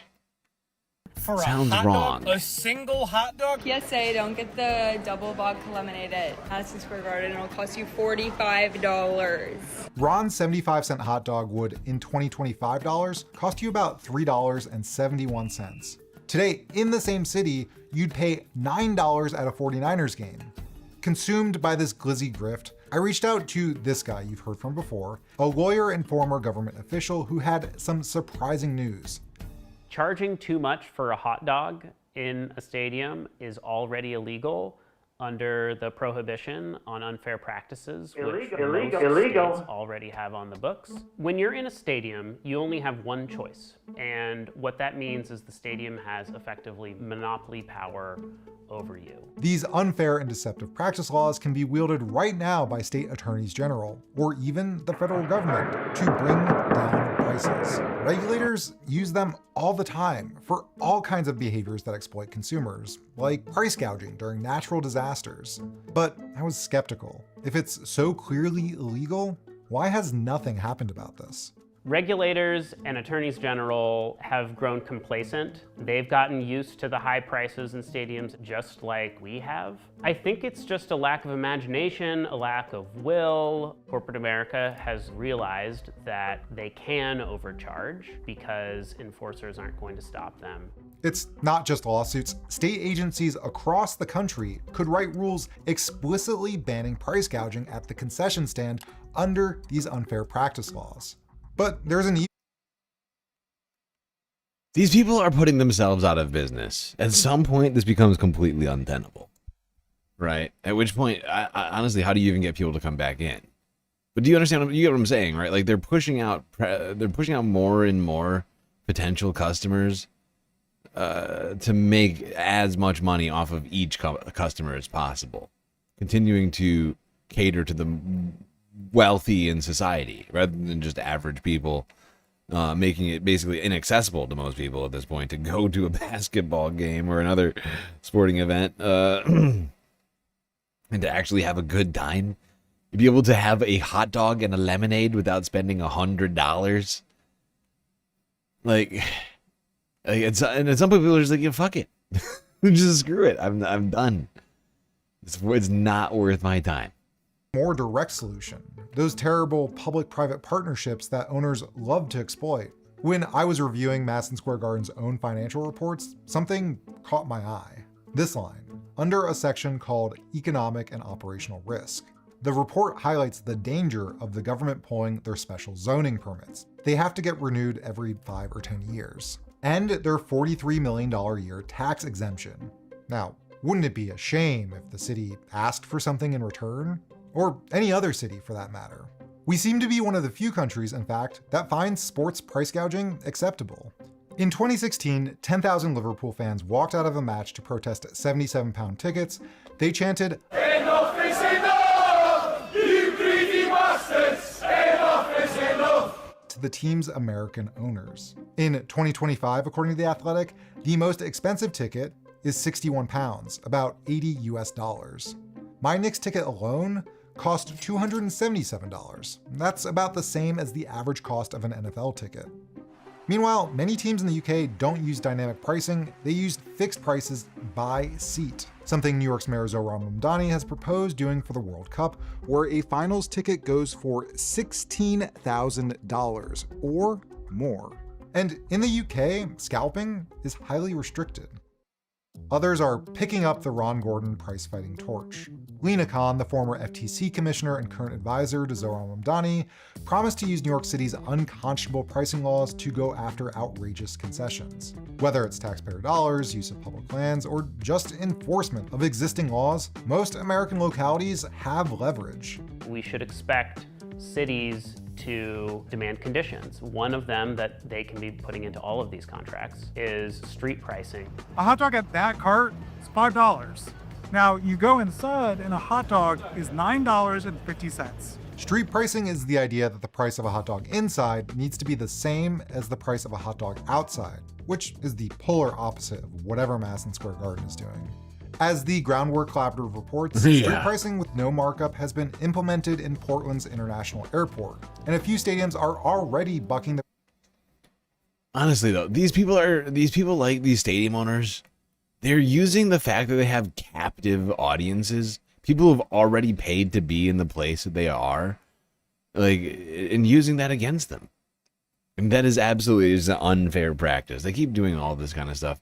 And unfortunately, we have somebody in office who's here to help enrich the people that are doing all of those things, who represents those very people. Donald Trump is literally a rent extractor, okay?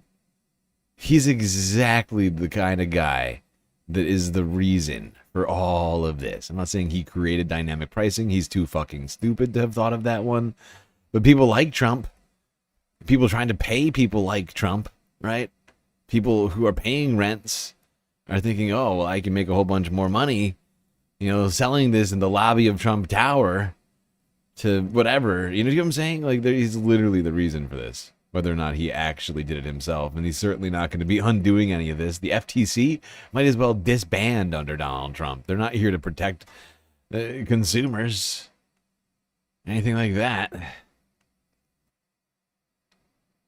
Nope, we have a demented idiot running the president. We have a demented, unintelligent person running the United States of America. I think that people can invest too much in the idea that Donald Trump is losing his mind and 25th Amendment, and he's going to die in office. I mean, all those things may be true.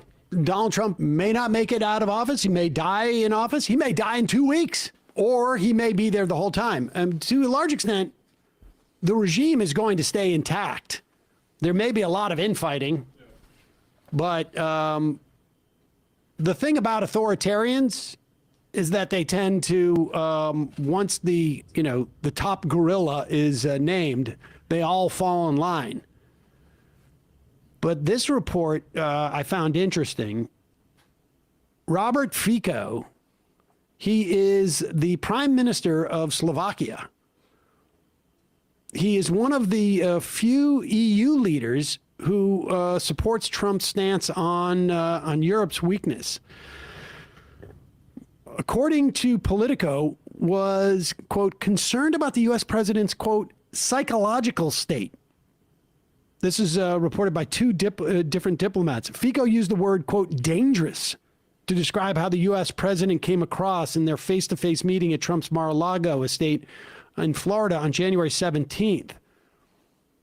The conversation between Fico and his European counterparts took place in Brussels on January 22nd.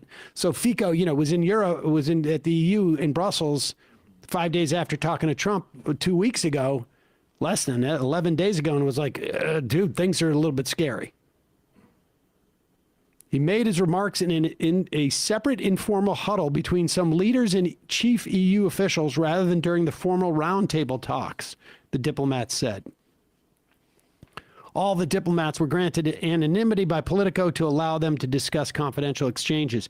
Fico's comments are especially pertinent because he's among Europe's most pro-Trump politicians, touting his access to the U.S. president in a Facebook video after the Mar-a-Lago meeting and voicing support for Washington's approach to the Russia-Ukraine war. Fico took to X on Wednesday saying, I must emphatically reject the lies of the Politico portal about how I assessed my meeting with U.S. President D. Trump in an informal summit in Brussels. No one heard anything. No one saw anything. There are no witnesses, but nothing prevented the Politico portal from coming up with lies.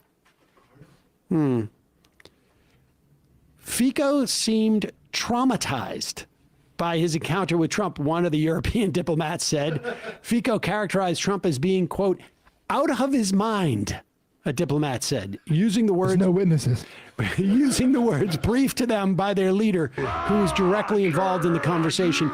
I'm not going to take the word of some European Slovakian leader who just happens to be a Trump fan. Let's take a look at this conversation he had with Will Cain. Is there any reason to believe that this is someone who isn't of sound mind?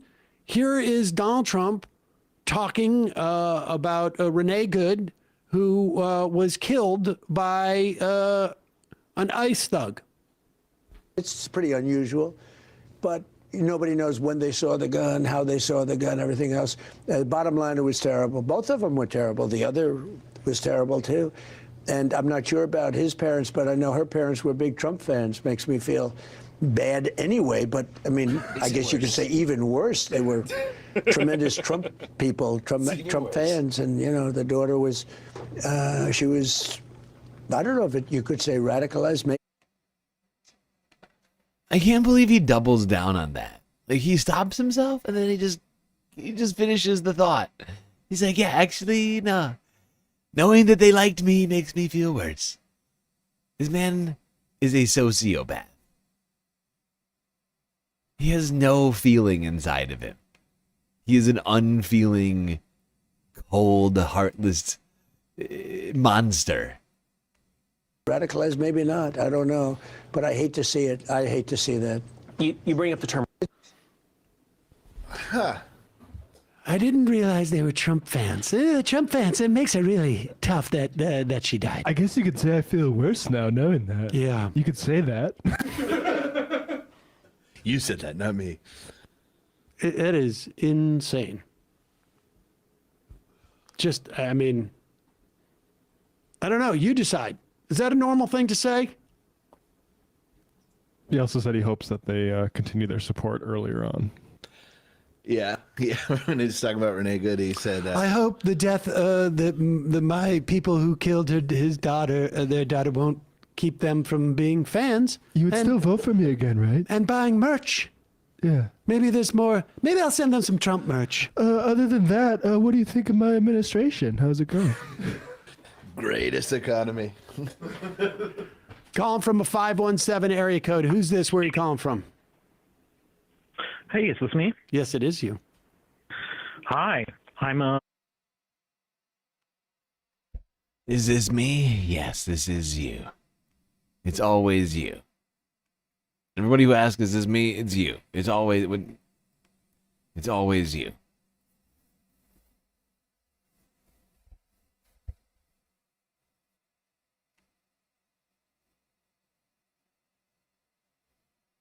There's so many stories I want to cover tonight. I just can't do it. I'm already 10 freaking hours into this thing. It's ridiculous. I've got like less than 2 hours left of the stream to get through. I don't know how this happened. It's because we still have to do a late night after hours Galactic Chill stream, which always takes up like an extra 15-20. And easily 15-20, if not longer, because I also have to do the Patreon shout out. God damn it. I failed tonight. Well, here's the good news. We got a full show for you tomorrow. Full ass show. Good Lord. So this is stupid. Who made this list? Alright, I guess we're going to skip ahead to the environmental portion of the stream. I'm going to skip past like an entire section right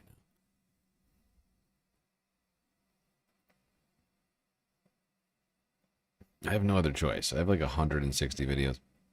We're on video 90 right now. Okay.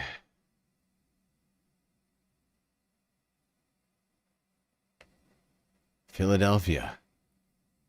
Things are cold and icy in Philadelphia. Very cold.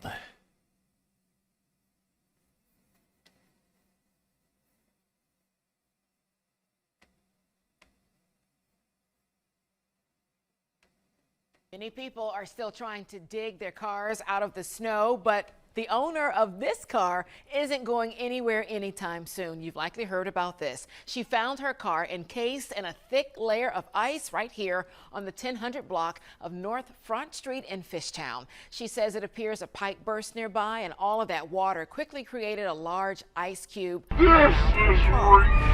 ridiculous. Metro Live Force now at the scene in Fishtown with the latest from there. Katie. And Shari, take a look behind me here. You can see that 2016 Honda Civic looks like a life-sized ice sculpture. The car is still encased in ice, and all day, neighbors and curious onlookers have been pulling out their phones, stopping to stare, and turning this frozen parking spot into a full-blown photo op. I had to stop and see this car. I feel bad for that person. Do they know that their car is there? That person is Tiana Graham, now the unexpected owner of Philly's icy viral moment. She says her car was parked near a water main break Wednesday on the 1000 block of North Front Street in Fishtown, stuck behind caution tape as crews worked nearby. But when she stepped outside the next day, it was definitely a shock. Shock and ice, layers of it, sealing her car shut and freezing it in time. Not sure what to do next, Tiana turned to social media, sharing her icy situation in a post that quickly took off. I've looked at some of the comments, they're pretty funny. The internet, of course, did what it does best. Just like that I'm still gonna get a ticket from the PPA. People had like photoshopped the little tickets onto the windshield of my car, so I thought that was pretty funny. And as the laughs piled up online, so did the visitors in person. And there were so many comments about it. I was like, I gotta see this. This is so crazy. Up close, it's even more surreal. It's actually crazier than I thought. I had to stop and take a picture. Well, there you go, ice. Threatening people across this country. In all sorts of different ways. Including this 2016 Honda Civic in Philadelphia. encased in ice, being repressed. Ice repressing everyone in America. And another storm moved into the south over the weekend.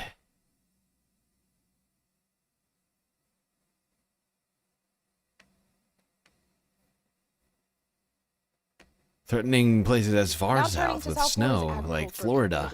Growers are bracing for potentially freezing cold temperatures that could cripple their crops. Farmers spent the day preparing their products. There's maybe 100 callers asking if it is them and it isn't them. I don't think that's true. Because Sam always calls out what area code it is. And there's no way there's 100 callers from every area code.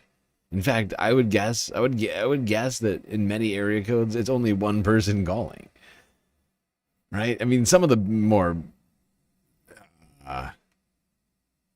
like common, like the bigger cities, you're gonna have a few people, sure. But you get what I'm saying? Like if you're like rural Nebraska or something, or wherever that guy was calling from, like it's you. It's definitely you. Just assume it's you. When the temperatures drop. CBS News Miami's Steve Majuri is your reporter showing us how they're getting ready for some record lows.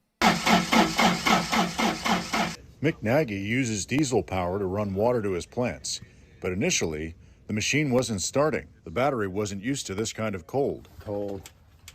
Usually it takes about 10-15 seconds for the thing to crank up. He needs the irrigation systems to work so they can water down his products. This is irrigating the whole 4 acres that I have right here. He says when the temperatures drop into the 30s, his crops will freeze without some water on them. That would give me a reason to retire. After 10 minutes of tinkering, Nagy got it to start. And now he's going to keep the sprinklers on until he goes to bed, protecting the millions of dollars worth of product that he has. I'm going to saturate it right now, then I'll get up at 5:30 in the morning and crank it back up again.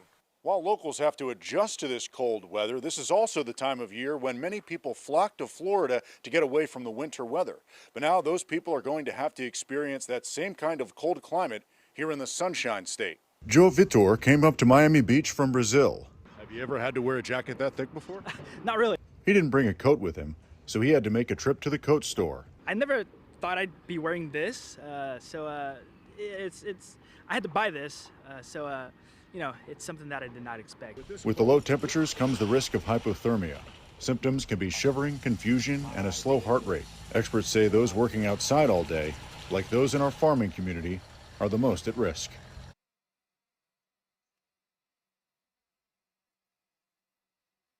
That and iguanas. All right. Let's go here. Here's CNN from 2 days ago on this cold winter weather system. The latest developments on the bomb cyclone that's bringing heavy snow, a lot of winds, coastal flooding to the southeast and mid-Atlantic this weekend.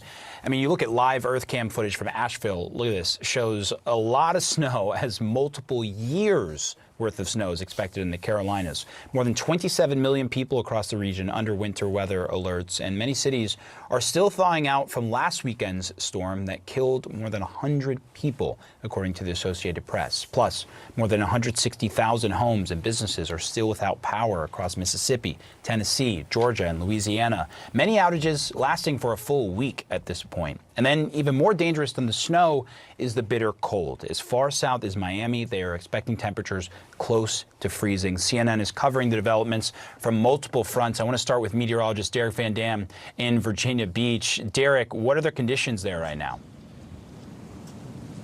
Just taking a casual stroll down the beach here in Virginia Beach. Should be 51 degrees. Temperature right now, what it feels like on your exposed skin, is roughly 10 degrees. This is just the precursor to what's to come.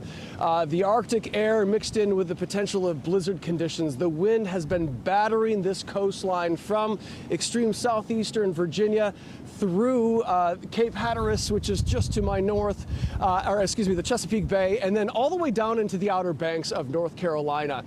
What we have potentially occurring here this evening and into the overnight as blizzard conditions with whiteout conditions, visibilities dropping to near zero in some instances, especially across some of these exposed coastal areas. And this storm is going to pack quite a punch, not in terms of just the snow, but also the potential of coastal flooding as well. So we'll explain all of that. Look at the rate.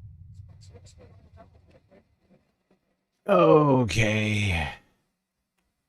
That's enough from this story. But while we're talking winter, we may as well go here.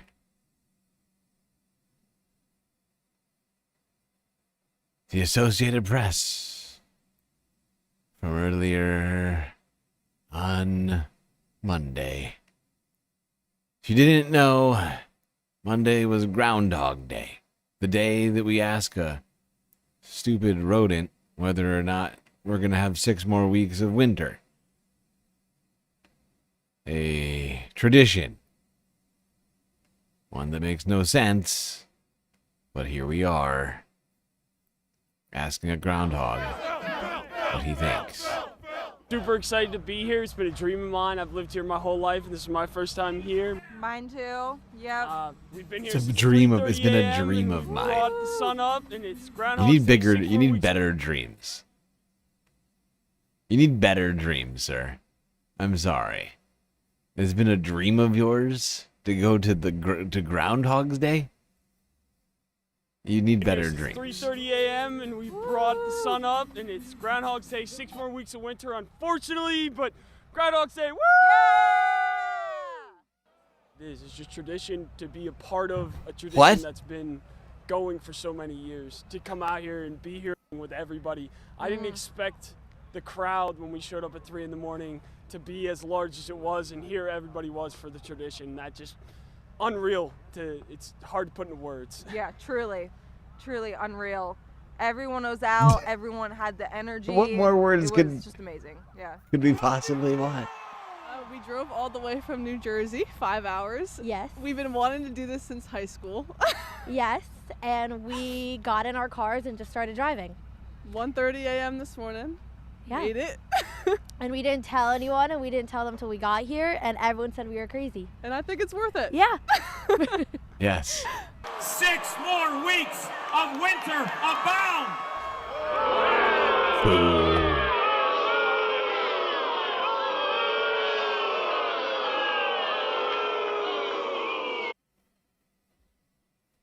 That stupid fucking groundhog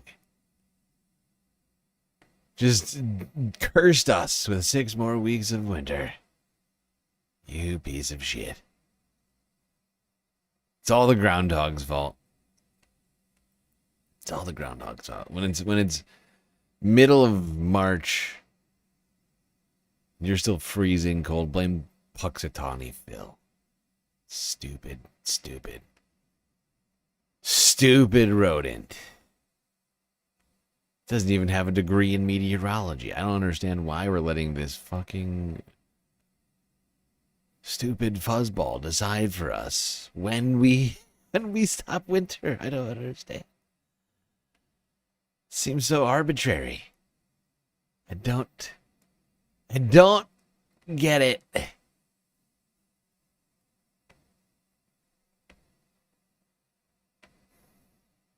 course, I'm kidding. I don't actually think that he determines it.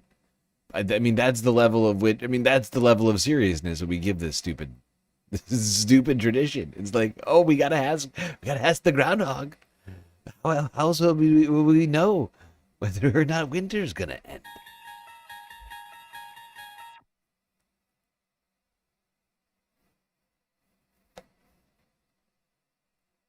It's 2026. We have to end it. I'm sorry, but that one's that tradition's got to end. It's 2026. That stupid fucking groundhog doesn't even understand the concept.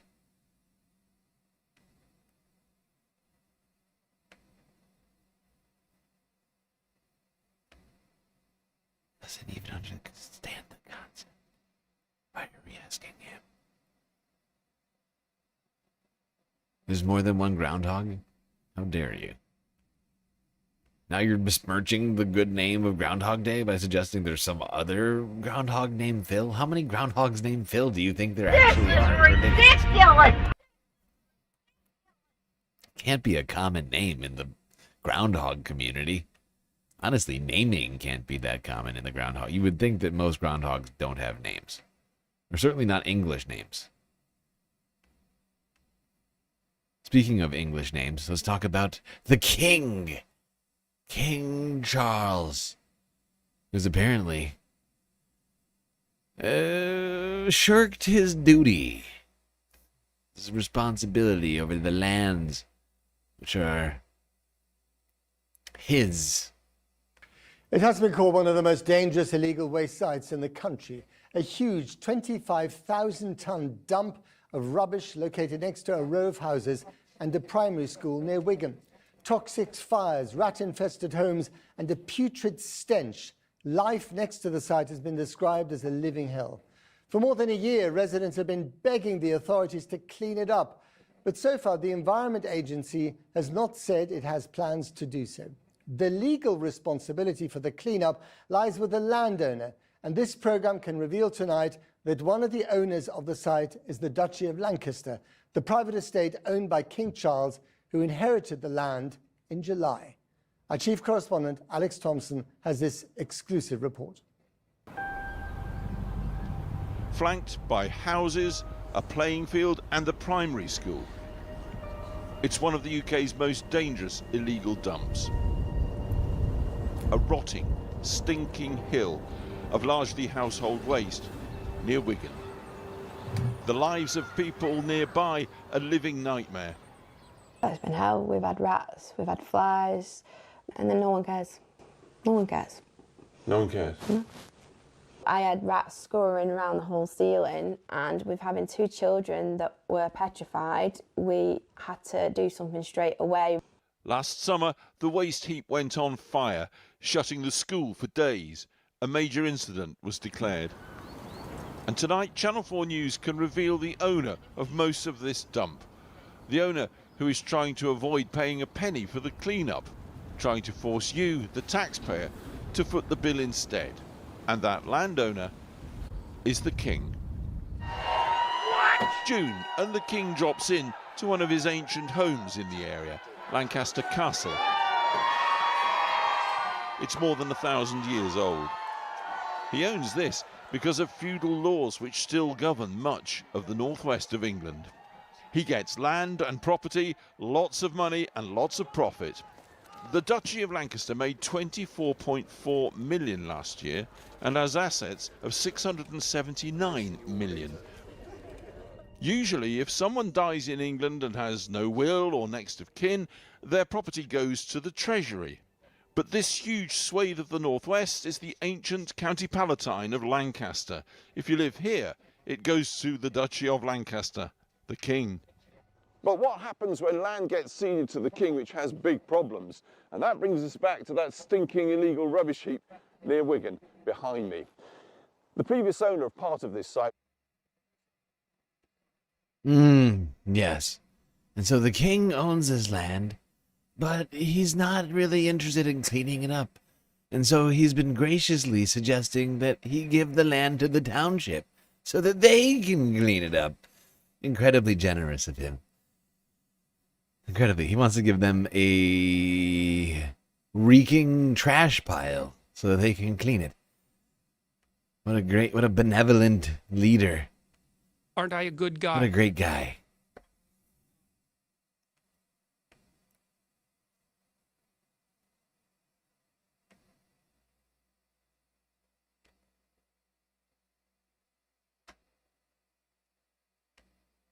Seems like we all get to have our own sort of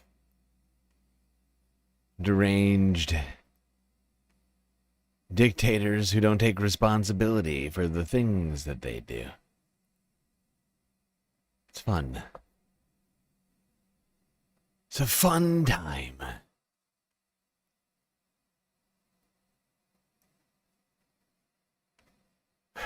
Okay. All right, let's go now to space news.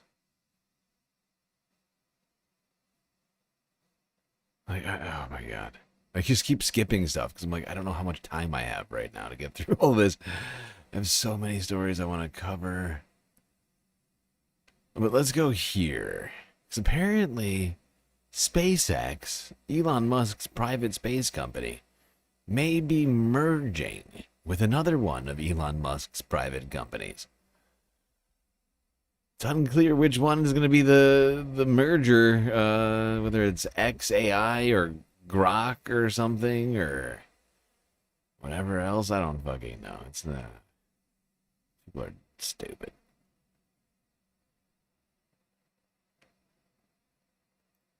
All right, here is Reuters from Saturday. Oh, don't do that.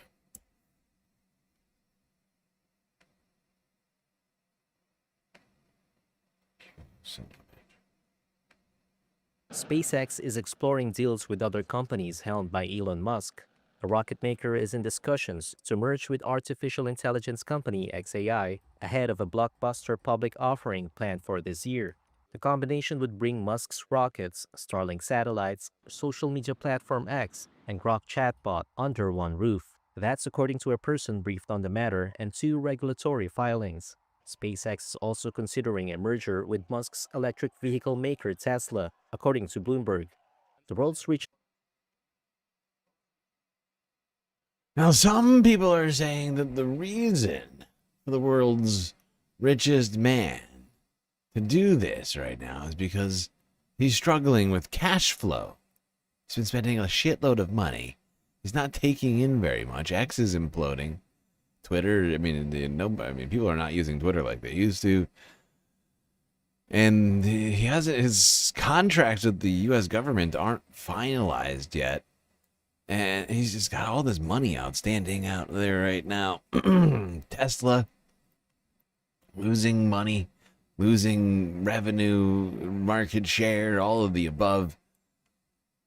And the suggestion is that he's merging these companies to try and solve some sort of cash flow problem within his little empire here. CEO of SpaceX and XAI, which controls X. He also runs Tesla, tunnel firm The Boring Company, and neurotechnological outfit Neuralink. Neither Musk nor any of the firms responded to requests for comment. Shares in Tesla rose 3% in after-hours trade Thursday. Some of its shareholders have long advocated bringing Musk's companies together. Stock Trader Network chief market strategist Dennis Dick says a major risk thesis for Tesla is that, quote, Musk is spreading himself out too much. For SpaceX, a massive deal could complicate its IPO plan. Let's be real. I think the cards to some degree for Tesla are already drawn, if you will. Already been dealt. He dealt them, but they're dealt. And, like, honestly, they are losing market share faster and faster. And it's all a result of his political activities. And honestly, I don't see him being able to undo that at this point. Especially with other electric vehicle companies making headways. Whether it's BYD or any of the other competitors out there. Tesla is looking less and less attractive as a place to to buy a car from or invest in. And honestly, Elon is running out of cards to play.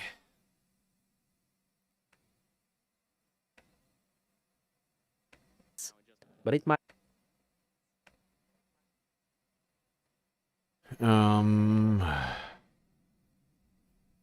Okay.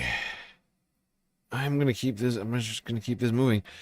Speaking of things in space, let's go here. France 24 English from 2 days ago. Talk about the growing problem of space junk and its threats to those on Earth and in low Earth orbit. We're always told to dispose of used batteries safely. Clearly, the International Space Station didn't get the memo. One of theirs, weighing more than half a kilo, ended up in this house in Florida, flying straight through the roof. While re-entry can be spectacular, it's very rarely a threat to people on Earth. Literally, what is that? The risk is greater higher up, to satellites and people aboard the ISS, and increasingly planes. The US Aviation Authority recently told airlines to be more prepared for falling debris. That's one of the reasons companies like this one are tracking everything that's up there. So what you see here on the screen is actually the last 24 hours in low Earth orbit, according to our data. So you can see there are satellites and pieces of garbage going all different directions. Radars across the world detect every orbiting object at least 10 centimeters wide. There are tens of thousands of them, and only a minority are active satellites. These satellites will explode. A battery charger will overheat. Some old fuel will blow up. Sometimes they run into each other and they smash each other. And sometimes we've had weapons tests. Engineers and entrepreneurs continue to come up with ways to clean up, from a giant claw machine to a floating vacuum cleaner. We fill the bag with nitrogen to expand it. Then we have a camera system that can position the bag around the debris, and we trap the debris inside. Experts agree that space junk is not a major concern right now, but the proliferation of rocket and satellite launchers could make it a minefield in the future, particularly if countries stop collaborating on keeping it under control. Future operations of the Panama Canal face fresh doubt after the country's Supreme Court. Okay. We can't do this story. I'm sorry. We really have to keep this moving. We're already 10 hours and 15 minutes into the stream. Good God. All right, let's go to the United Kingdom. Talk about probably one of the last stories of the night. And that is the story of the man formerly known as Prince, Andrew Mountbatten, and his relationship Are you still with Jeffrey talking about Epstein. Jeffrey Epstein? Him and others. We're going to talk about Lord Peter Mandelson as well.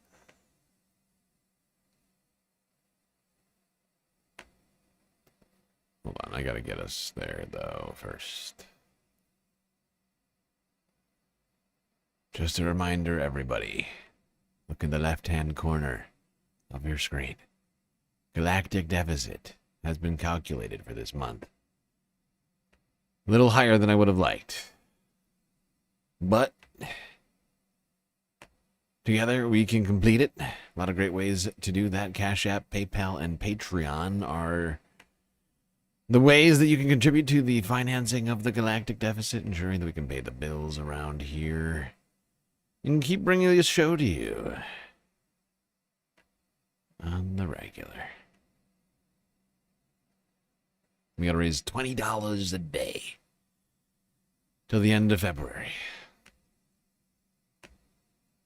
in order to complete that goal, if I've done the math.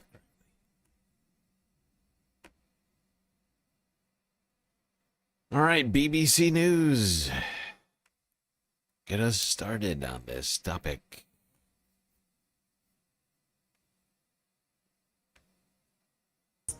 Pictures appearing to show Andrew Mountbatten Windsor crouched over an unidentified woman are featured in the latest disclosure of files linked to the late American sex offender Jeffrey Epstein.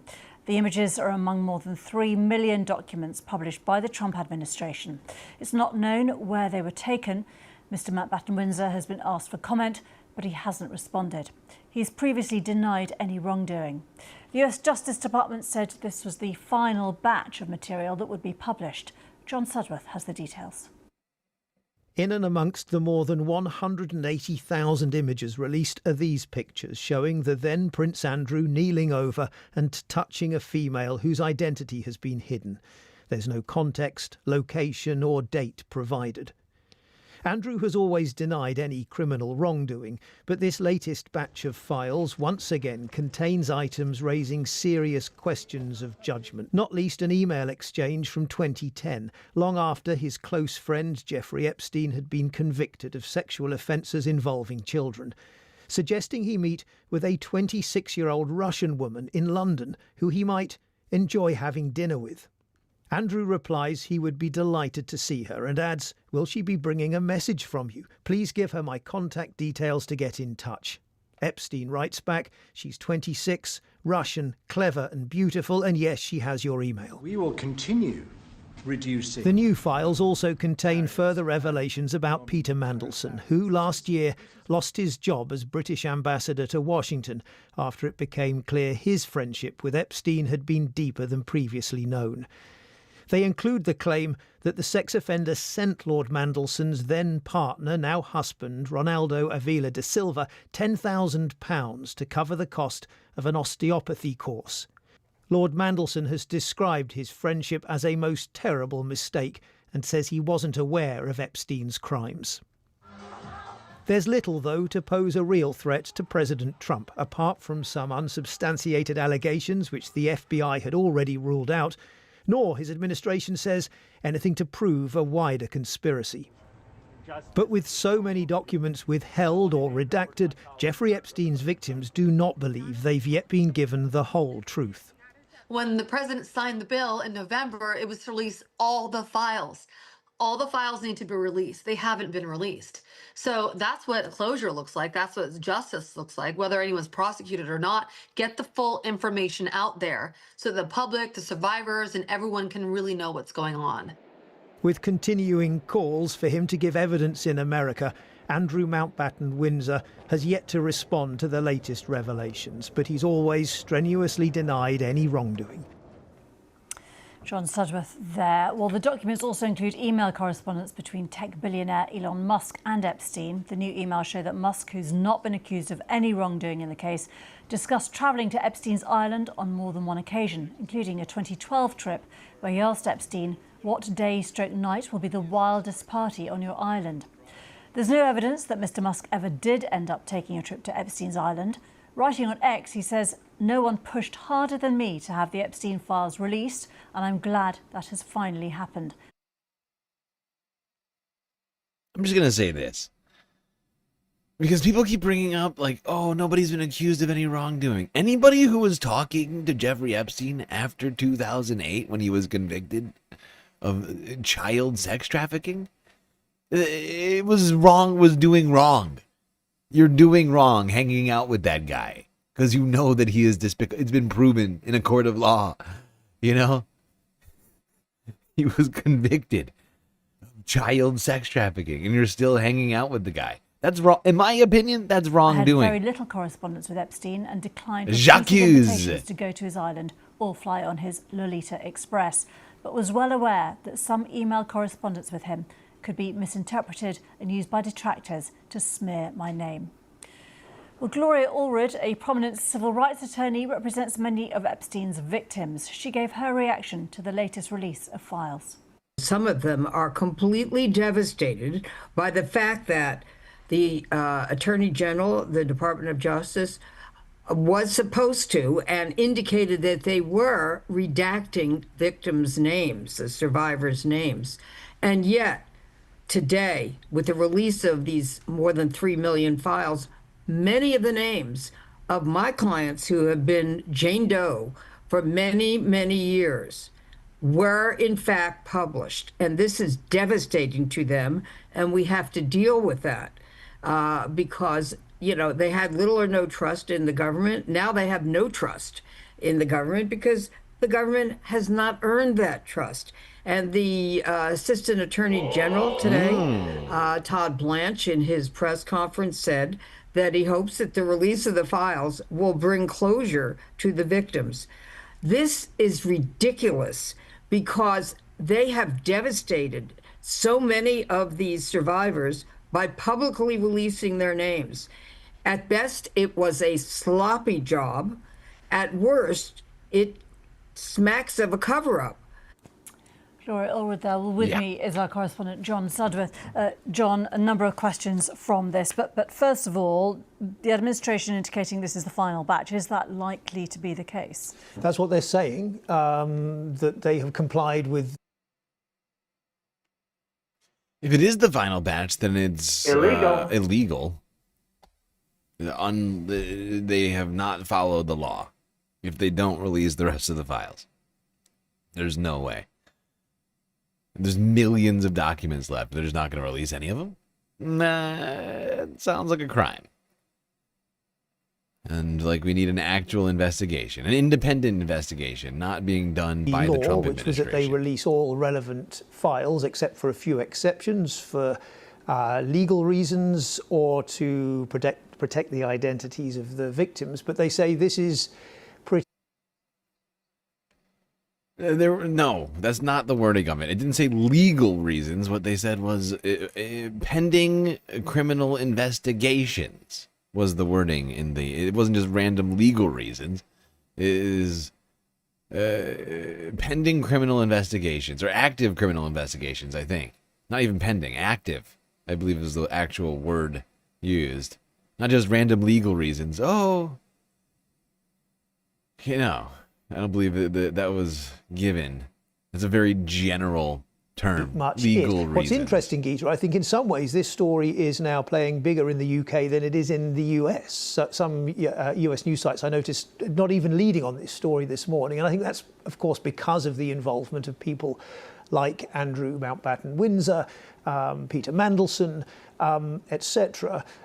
There are, of course, other high-profile American figures caught up in this latest batch of documents. The Microsoft founder Bill Gates, for example, in what looks like an email that wasn't sent, written by Jeffrey Epstein. The suggestion in these files is that Bill Gates caught a sexually transmitted disease. He has called that suggestion absurd and false. And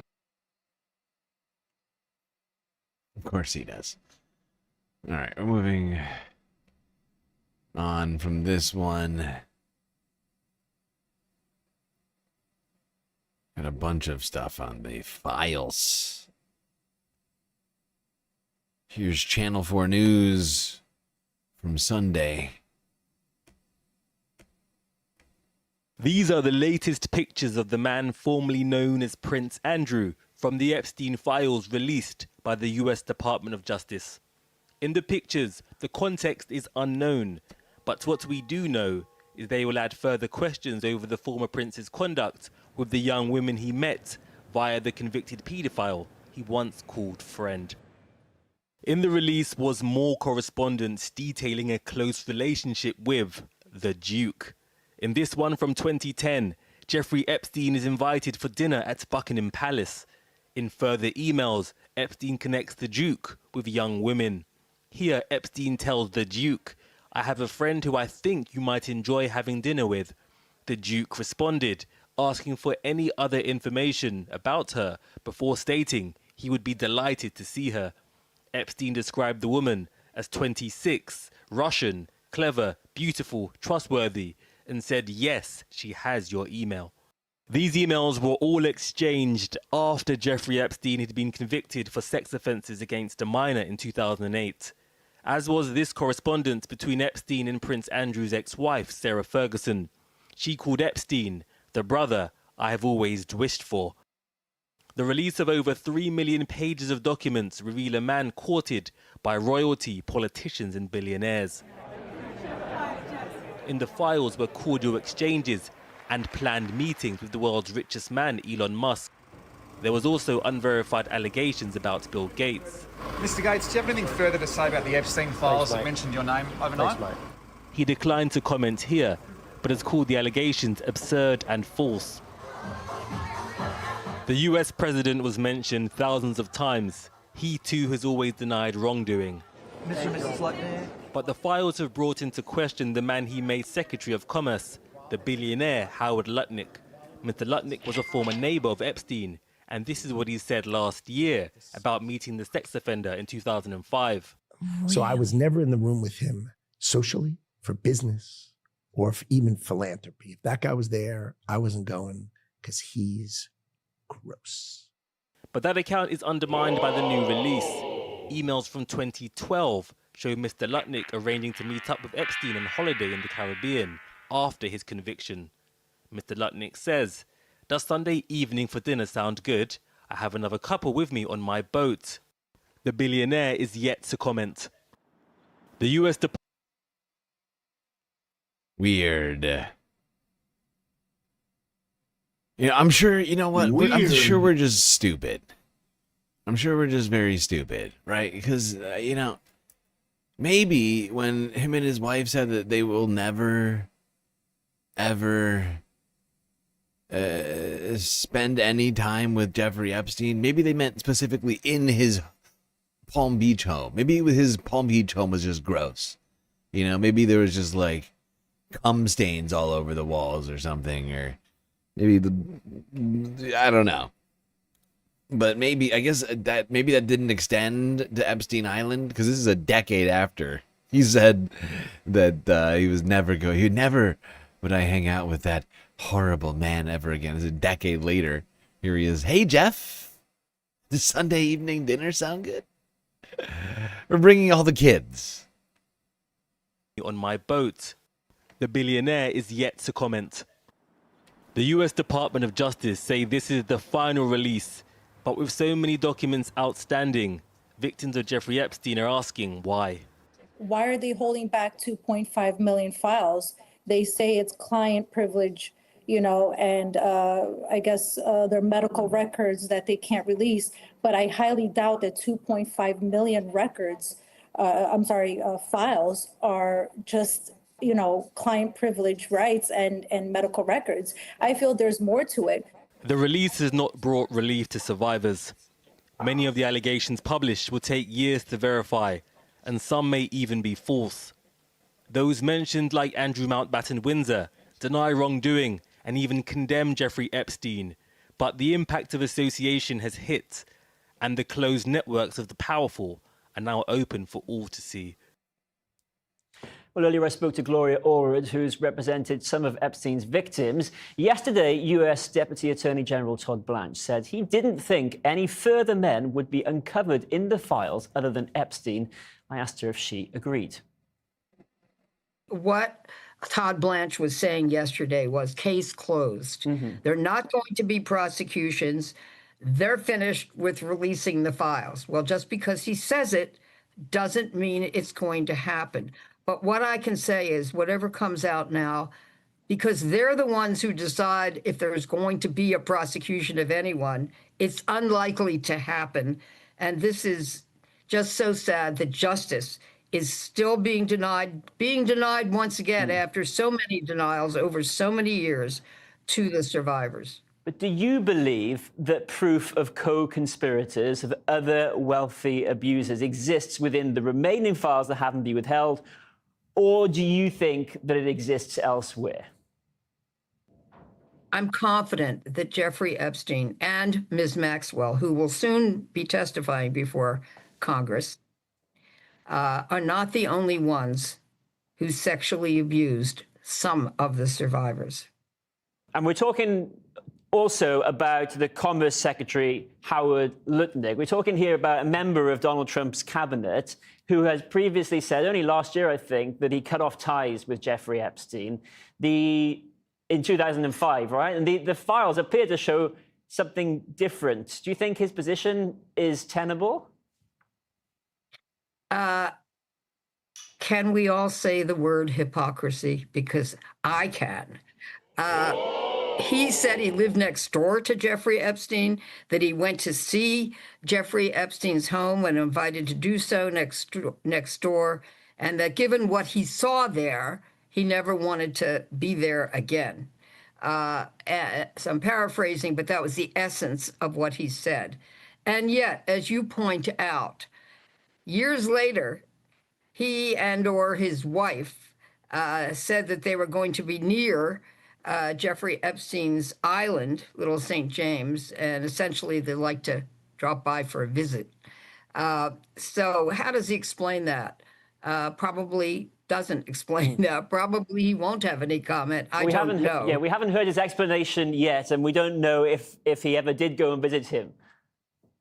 Yeah, we don't know. But the fact that they were trying to visit him, this person who he felt was essentially repulsive to him in the way that he felt. He must not have been that repulsed if he was going to go to his island. Now, I could have sworn, didn't we see another follow-up email suggesting essentially that they had, in fact, gone to the island? Like, oh, it was a great time? Like, isn't that what we saw? I can't remember. We've been going through so many files. It's so hard to keep track of it all. I could have sworn that's what they said. That by visiting his home next door in Manhattan. So how does he explain that? My guess is no comment. And just finally, one last one. Andrew Mountbatten Windsor. Some unexplained photographs of him have emerged. I mean, what should happen to him now, do you think? Well, I have been saying for years, Karen, that Andrew, formerly known as Prince, as I describe him, should explain, should volunteer to speak to Congress, who was investigating Jeffrey Epstein and Ms. Maxwell. He should volunteer to speak to Congress and/or the FBI or Homeland Security and tell what he knows. After all, if one of his children were a victim of child sexual abuse at someone else's home, wouldn't he want anyone else who was there to answer any questions about what they may have observed to law enforcement? I think.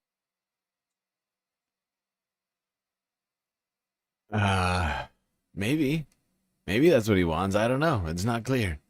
It's not clear what these guys want anymore, aside from power and money.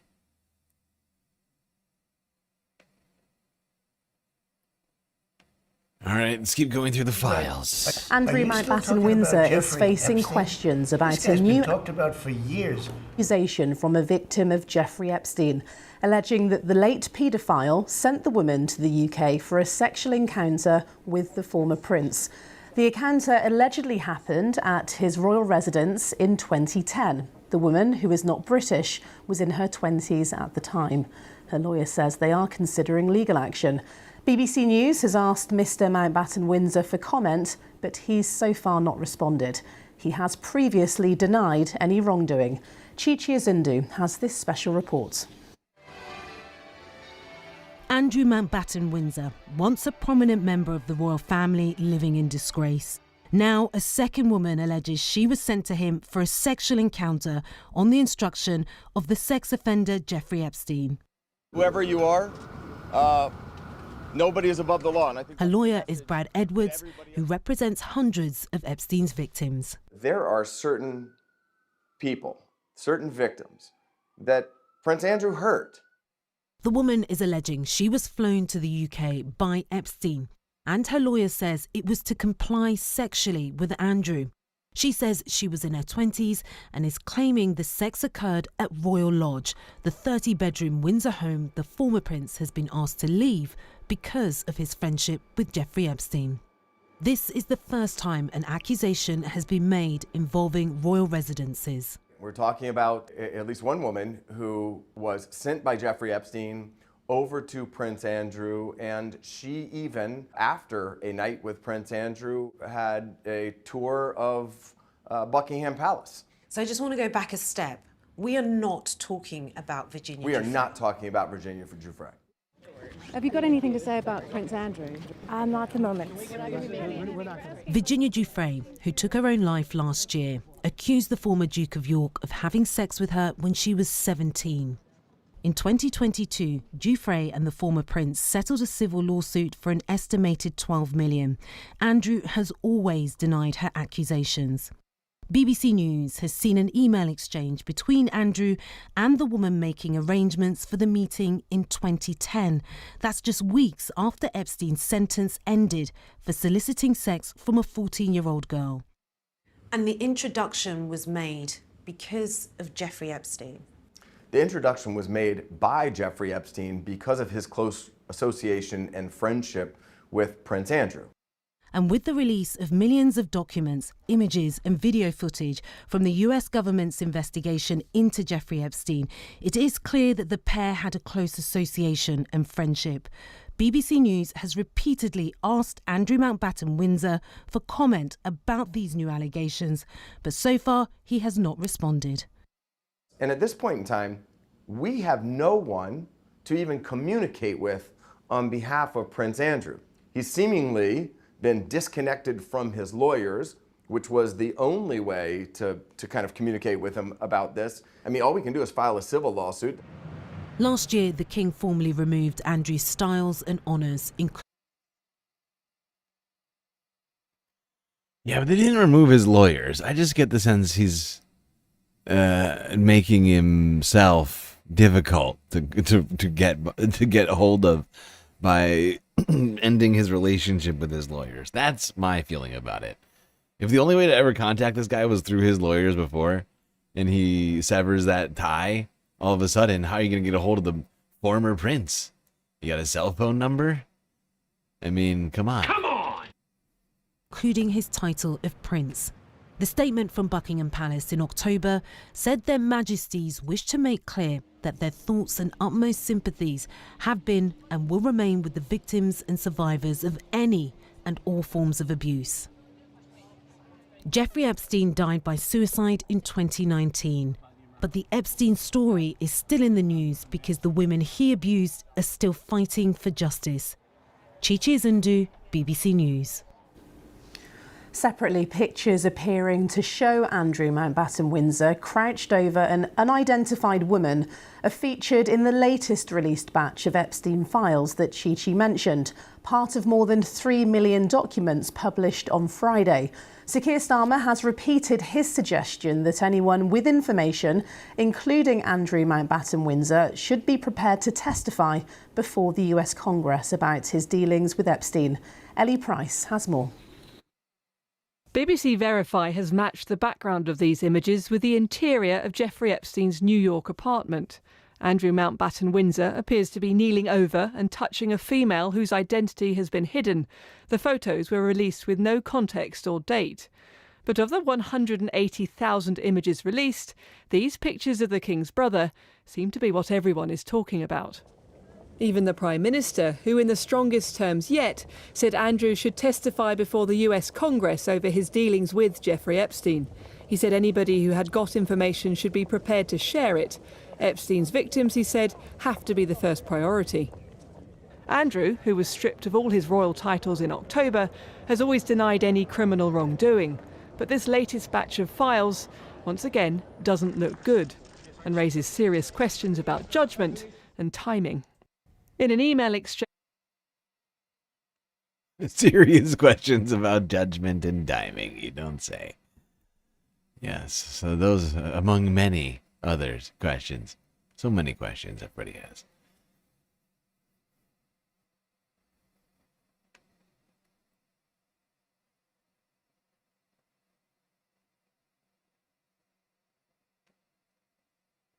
All right, let's go here.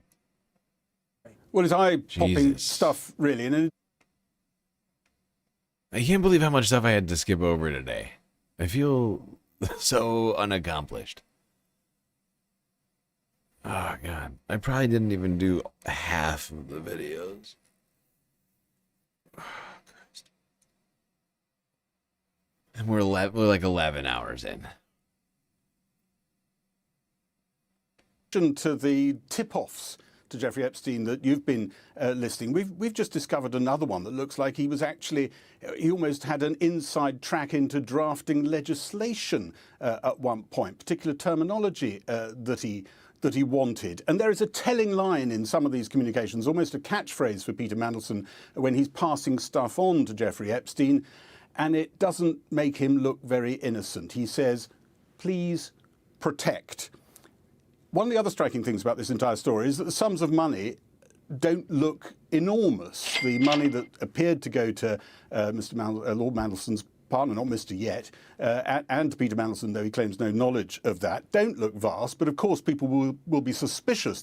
This was all about storing up favours for contacts that would happen perhaps post the political career. As you said, we now have a potential for a police investigation. The Cabinet Secretary is being asked to investigate what went on. Amongst his investigations will be, which email was Peter Mandelson using? Was it his private one? Nothing should have gone to his private one if it was government business.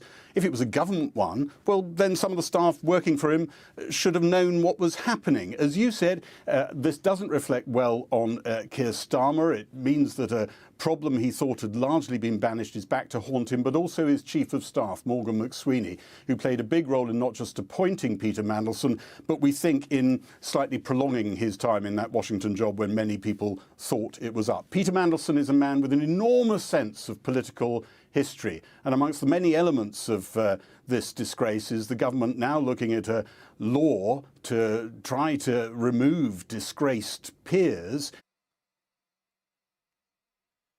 Now, one thing about all this that I find fascinating is that, if you recall, Peter Mandelson was picked as the U.S. ambassador because they thought that he had the inside line with Donald Trump. Right? A guy who apparently had a interesting, very sketchy relationship with Jeffrey Epstein was also seen as being perhaps having a relationship with Donald Trump, or being able to... do you get what I'm saying here? And seemingly there is like some strange billionaire boys club of sex pests. All know each other. Hanging out. It could be known perhaps in future as the Mandelson Act. Great trip, now heading home. If Keir Starmer thought today was going to be an opportunity to sell the benefits of his trip to China, fate had other ideas. China! 7 months after installing Peter Mandelson as ambassador to the United States, Keir Starmer sacked him over his connections to the convicted paedophile Jeffrey Epstein. Today, as even more compromising messages between the two were revealed, Keir Starmer handed out still more punishment.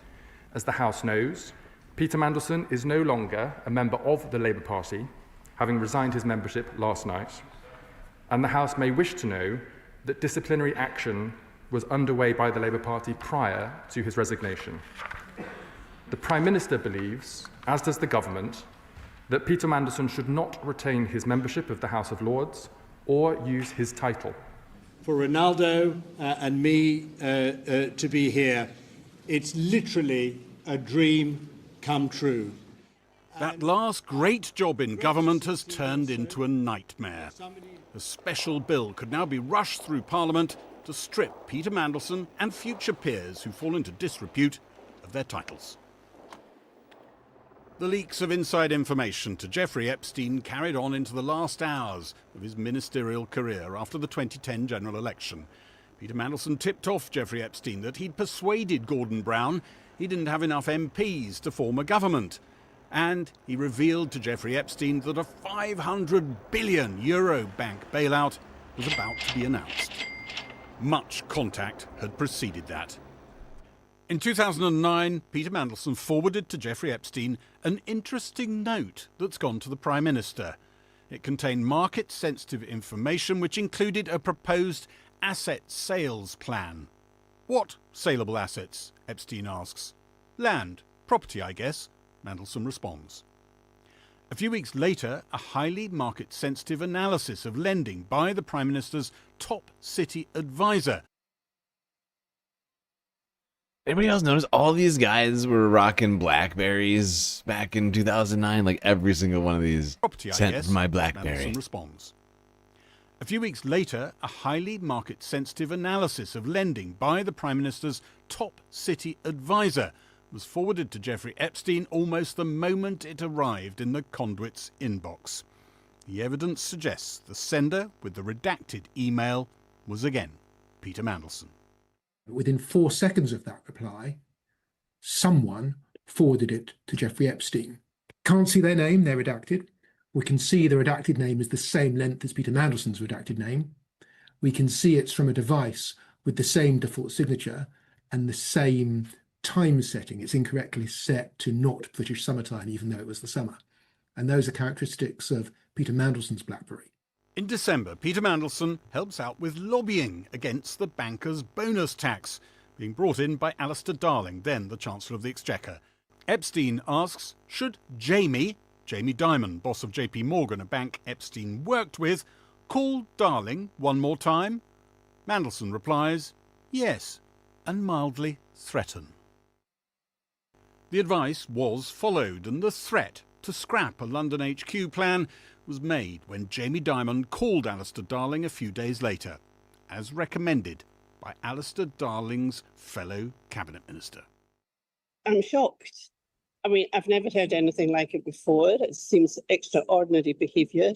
It's breaching confidences, it's breaching trust, it's letting down your colleagues. I mean, it is a great betrayal.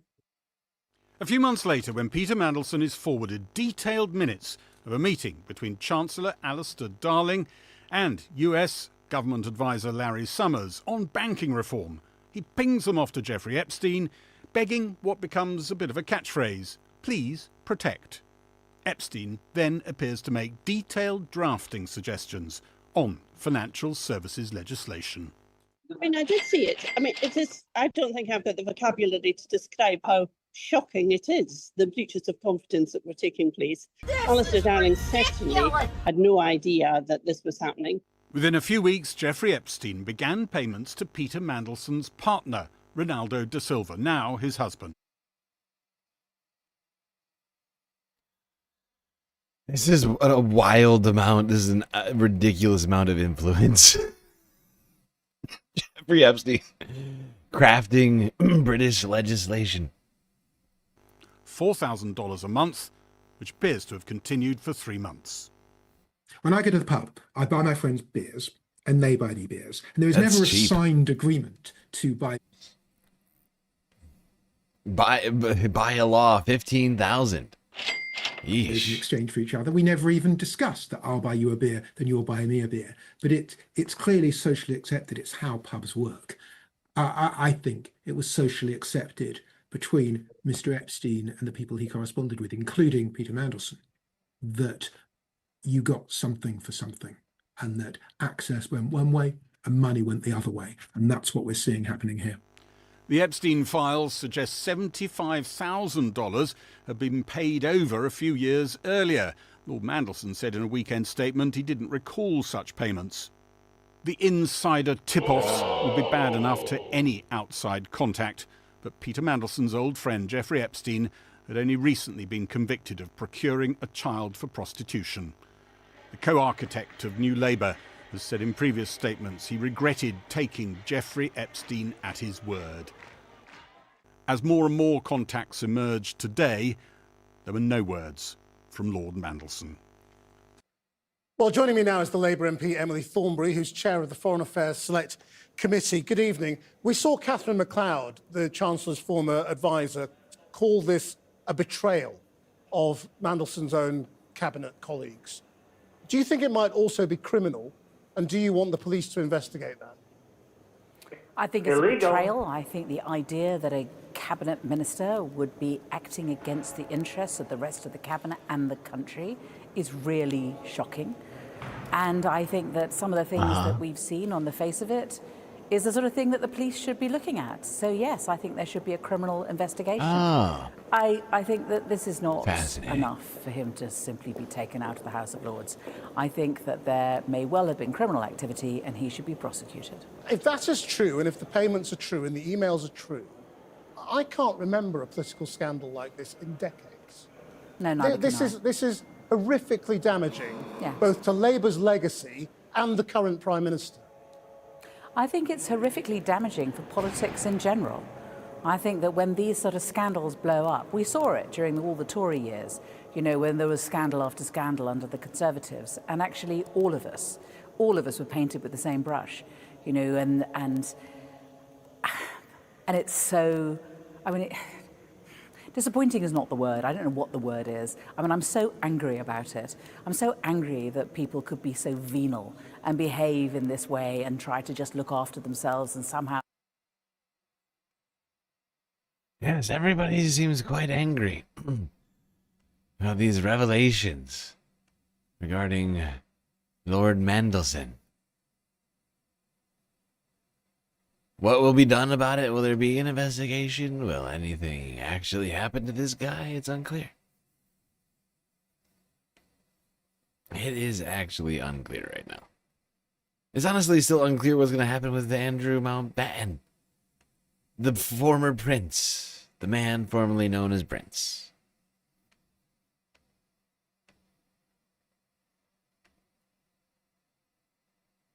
Epstein's ties to the former Prince Andrew and his ex-wife Sarah Ferguson continue to emerge. The Epstein files also shed new light on the reaction of the British authorities as details emerged about the US investigation into Epstein and Ghislaine Maxwell.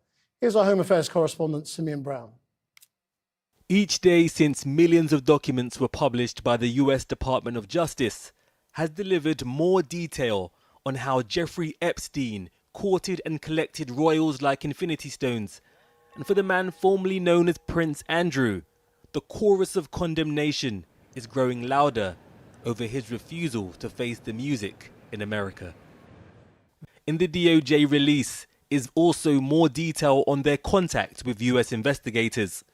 When it was made public that US authorities requested the former Prince Andrew testify in June 2020, a police liaison officer from counterterrorism made unusual contact, stating, "Whilst I focus on terrorism, occasionally I am asked to assist with the more sensitive UK inquiries," and requested a conversation in relation to Epstein due to media reporting. In the files is also correspondence between the FBI and the Met, and during the trial of Ghislaine Maxwell, a detective from Specialist Crime asks if the disclosure of Maxwell's co-conspirators will involve any UK or London matters. Despite these questions, a full investigation was never launched. The former prince has always denied any wrongdoing and now says he regrets their friendship. But the DOJ release shows just how embedded Epstein was in the lives of Andrew Mountbatten Windsor and his ex-wife. Epstein was deeply across Sarah Ferguson's finances and handled a sale of share options. In the DOJ files is a wire transfer made for the attention of Sarah Duchess of York for $150,000 in 2001.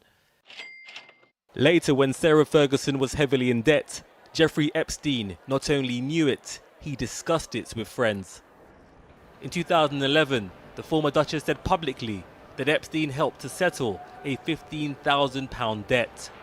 But the files suggest far greater financial and even reputational support when Sarah Ferguson rebranded as an empowerment activist and launched a Mother's Army.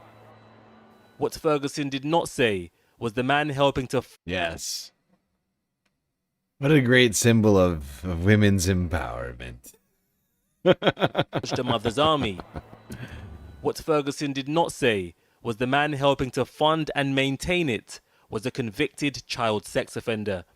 In this email, when Epstein is asked if he is happy to pay the annual fee to keep the website running, Epstein says he will gladly pay.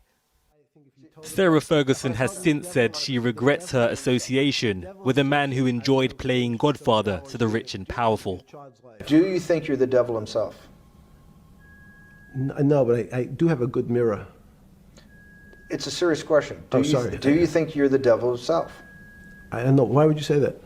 Because you have all the attributes. Yet this was a man given a seat at the highest tables, whilst being at the helm of what has been called the world's most powerful grooming gang.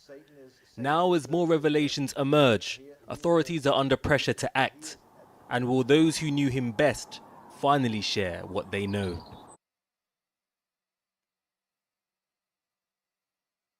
These Epstein files are causing ripples, waves throughout the global power elite right now.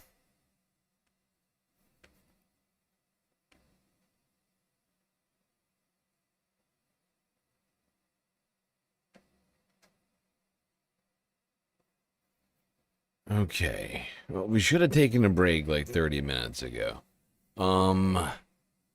Fuck, what do I do here? We're at 11 hours in. Taking a break now would be fucking ridiculous. It would be ridiculous to come back. We'd do like a half an hour show. Like, I'm just gonna power through a few stories here, I guess, and then we'll just go to the after stream. Because there's just no reason for us to take a break. We're way too deep in.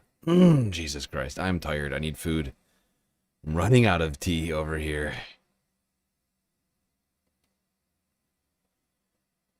Just a reminder, everybody. Galactic News Network is funded by individuals like you. A lot of great ways out there for you to show your support, but right now we have to complete the financing of the galactic deficit. If you look down there in the left-hand corner, the only ways to contribute to the galactic deficit is, of course, Cash App, PayPal, Patreon. We got to raise $20 a day till the end of the month. So please do consider contributing. All right, keeping it going. All right, skipping the break. I'm fine. Let's go to Milan, Italy, where the Winter Olympics are to be held this year. Well, that's the plan, at least. That's what everyone's telling. Everyone's saying Italy. We are almost 1 week away from the Winter Olympics opening ceremony, and NBC's Claudia Lavanga is in Italy with an exclusive behind-the-scenes look at the final preparations. NBC News got exclusive access to the behind-the-scenes rehearsals for the Winter Olympics opening ceremony that will take place on February the 6th at Milan's main stadium, which is just around the corner from here. That night, the big international headliners will be Mariah Carey, the Italian tenor Andrea Bocelli, but the real stars of that show are going to be these people. Now, they are part of the 1,200 volunteers who will perform that night. Now, some of them are professional actors and dancers like them. They are students at the La Scala Academy. That's the biggest Royal Opera house here in Italy, in the city of Milan. But the vast majority of volunteers are regular people who will perform that night in front of a live audience of 60,000 people in the stadium and hundreds of millions who will tune in from around the world. Now, these volunteers are from all over the world, from 27 countries, including the US. Since you're such an incredible stadium, I've actually got to go see some soccer games there. So to actually get to be on the field is such a crazy feeling. So yeah, I'm definitely a little bit nervous, but I'm also very excited. And we all have been working super hard, so I think it'll all work together. So no need for nerves, but there's definitely still a little bit there. Now, the numbers behind the show are staggering. The tailors here are preparing as many as 1,400 costumes for the show. 1,500 pairs of shoes will be used. 500 musicians were employed to create the music specifically for this show. No wonder organizers here say that that will be the greatest show on earth. It's the show that is been seen for the biggest number in the world, so more than the Super Bowl. It's 2 billion people, so really, really the biggest show in the world. There's no one that will probably not be able to see it. We have an audience that goes from Thailand to Africa to America, all the generations together. We thank you for... There you go. An inside look at the preparations behind the 2026 Winter Olympics in Milan, Italy. Meanwhile, people are protesting in the streets of Milan over a recent announcement, which we talked about last week. An announcement that ICE agents will be doing security at the Winter Games in Italy. And people, for some reason in Italy, don't like that. Hundreds of protesters have taken to the streets of Milan, rallying against the planned involvement of U.S. immigration and customs enforcement in security arrangements for the Milano Cortina 2026 Winter Olympics. Demonstrators waved banners reading "Ice Out" and "No Ice in Milano," expressing anger over recent controversies surrounding the agency in the United States. The protest comes just days before the Games, as Italian authorities insist Olympic security will remain under national control while public opposition continues to grow.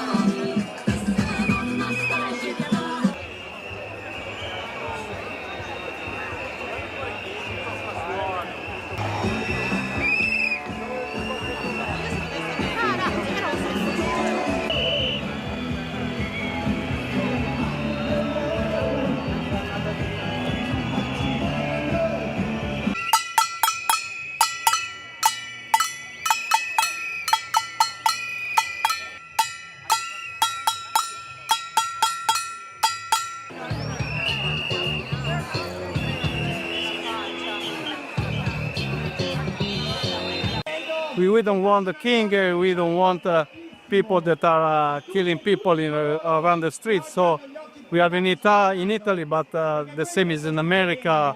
We will stand with our friends in Minneapolis. So.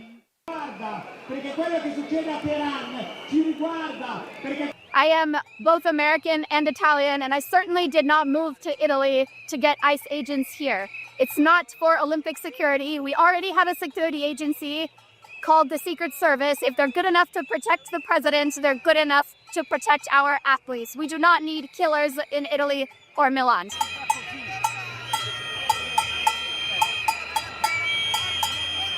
Perché i nostri politici sono stati un po' indecisi nel dire sì, ICE c'è, no, ICE non c'è, sì, ICE non c'è. E questa è una grande fonte di preoccupazione per noi cittadini, perché non siamo tutelati dalla verità dei nostri politici. Non ci dicono la verità. E quindi non dicendo... I don't know what this guy is saying, but I think I agree with him. It's basically become the personal militia of the President of the United States. Can come to our country, can come to our city without us acknowledging the fact that he has spilled blood, he has spilled violence, he has brought out the worst in a country that's where our country has been a reference point for a lot of time.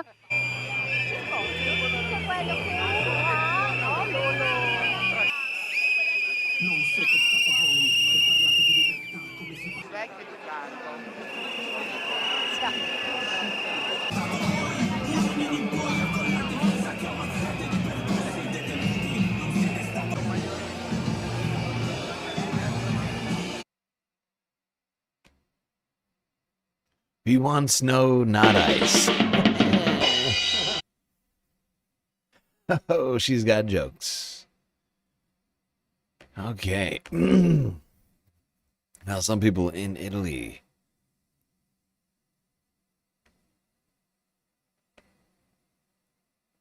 upset about ISIS coming to their country to do supposed security.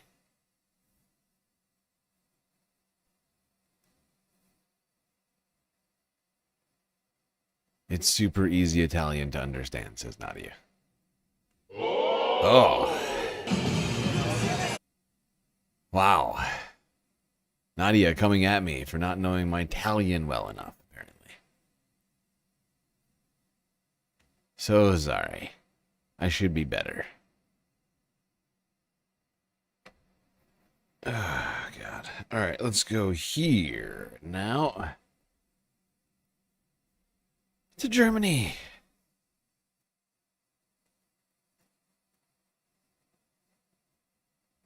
So we have to...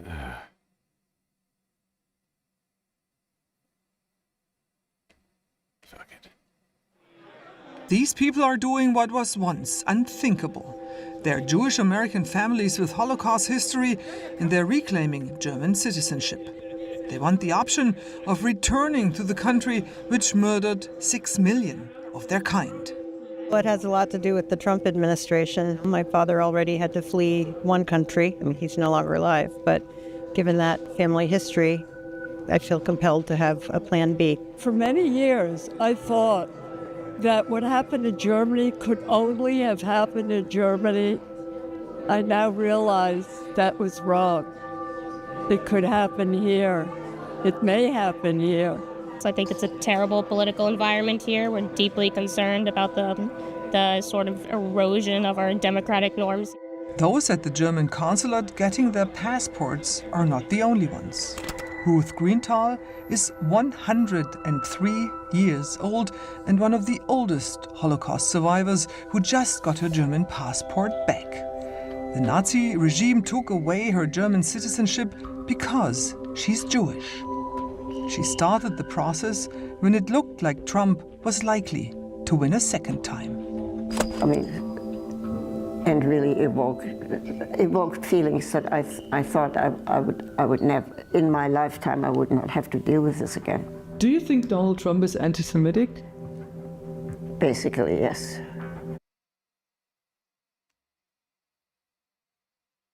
The fact that this woman survived the Holocaust is getting her German citizenship back because she's worried the United States is about to do a Holocaust. It should be disturbing to absolutely everyone. I shouldn't have to point out the historical reasons for why, but this is insanity. The fact that this is where we're at right now. The beginning of the rise of the Antichrist.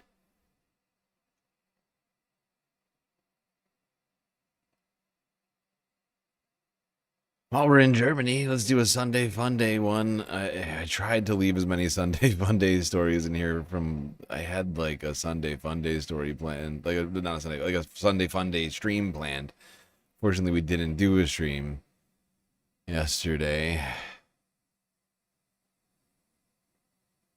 So let's go here, staying in Germany, to a very strange competition. The 2026 Deer Calling Championship. Aus dieser Mitte eine Startnummer.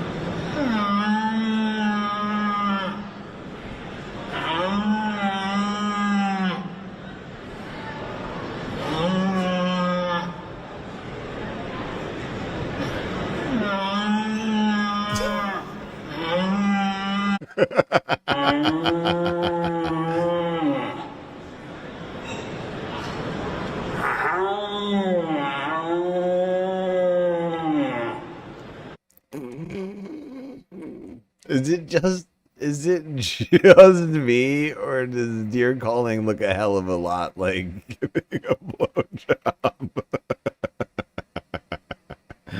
Oh my god. Deer Calling Championship. Oh god.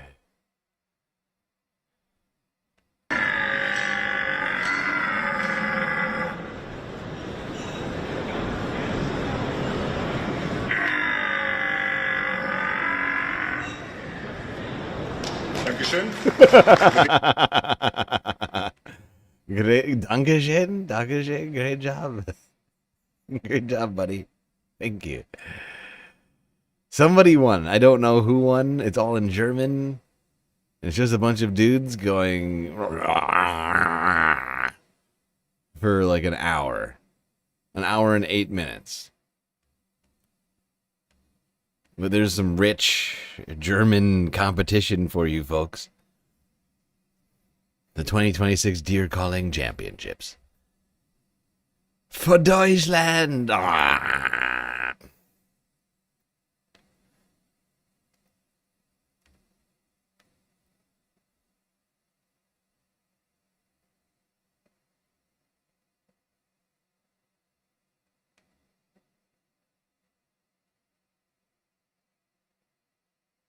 Ich bin ein best deer caller und champion of 2026. Oh, never occurred to me. Interesting. It's just That's crazy enough to something work. say. Yeah.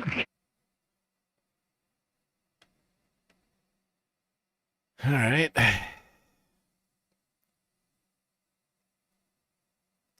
Now, you may remember this story.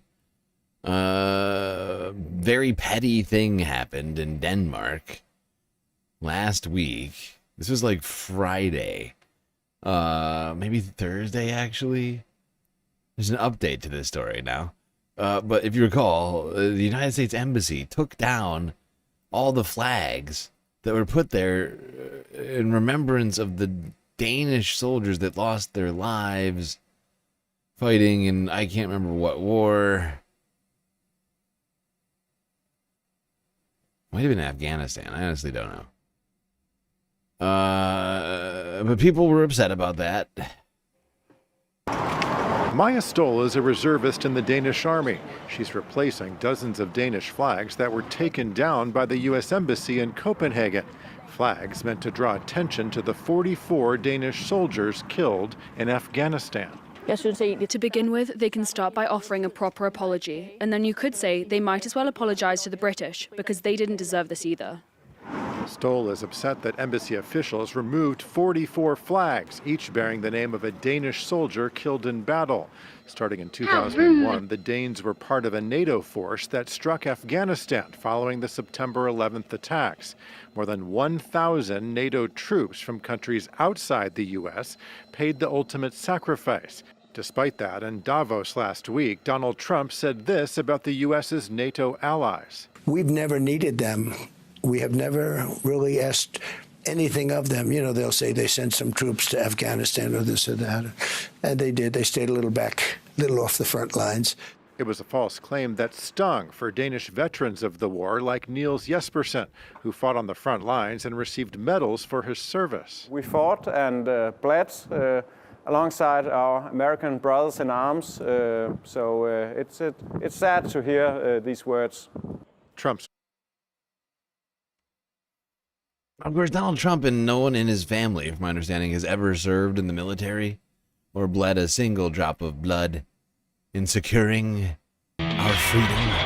Fuck yeah! So, of course, he has no respect for this.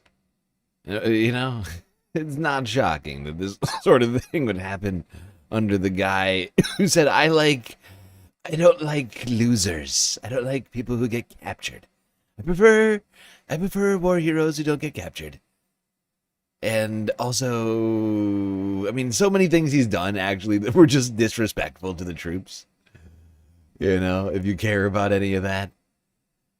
Donald Trump certainly doesn't.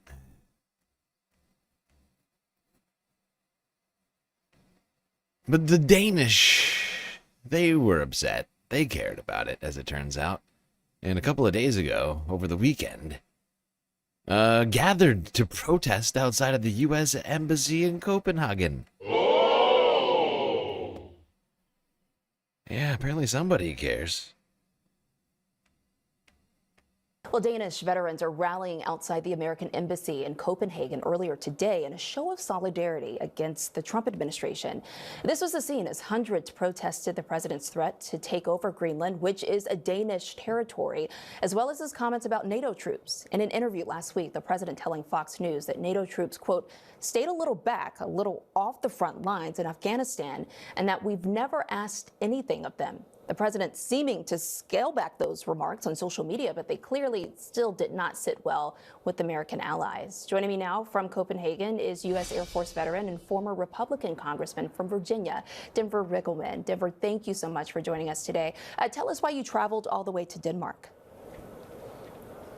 Well, really, it was to support the heroes of Denmark. You know, we went to Greenland and then to Denmark.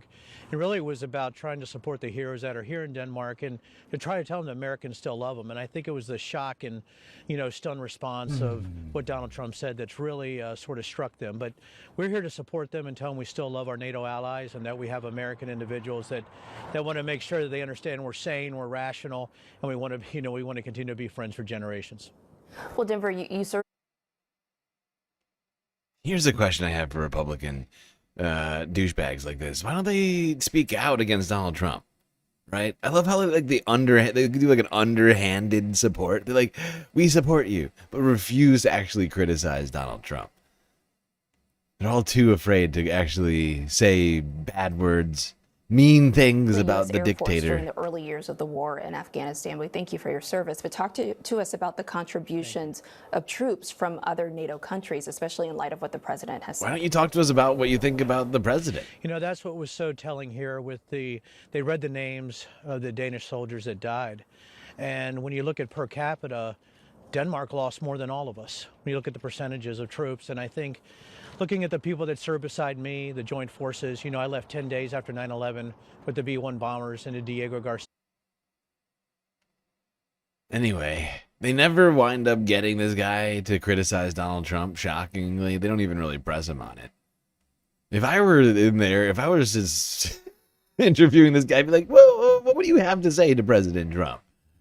You know, you care about veterans and all that stuff. Why don't you tell us what you'd like to say to the president, the leader of your party?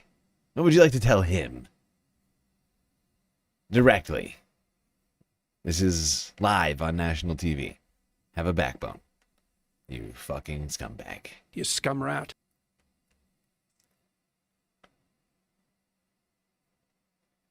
Oh, hey, somebody just donated over on PayPal. Not sure if they want to be recognized for this beautiful and generous donation. But $20 goes a long way in helping us complete the galactic content goal. Getting us ahead. You're getting us ahead now. Because we only needed to get, what was it, $20 for the stream? So now we did 25 in one stream. So that's good. That's good. That's getting us, we're moving. We're moving in the right direction. Much appreciated. You know who you are. I don't know if you want credit. Make yourself known in chat. Otherwise, keep your anonymity and my appreciation.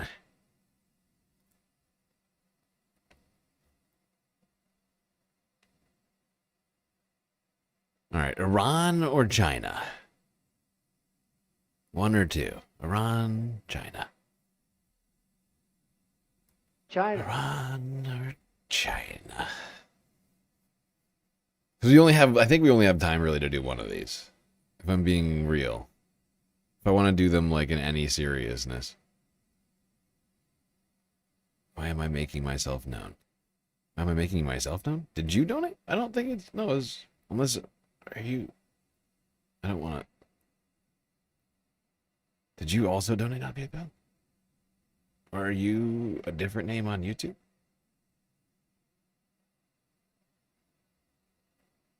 On your donut?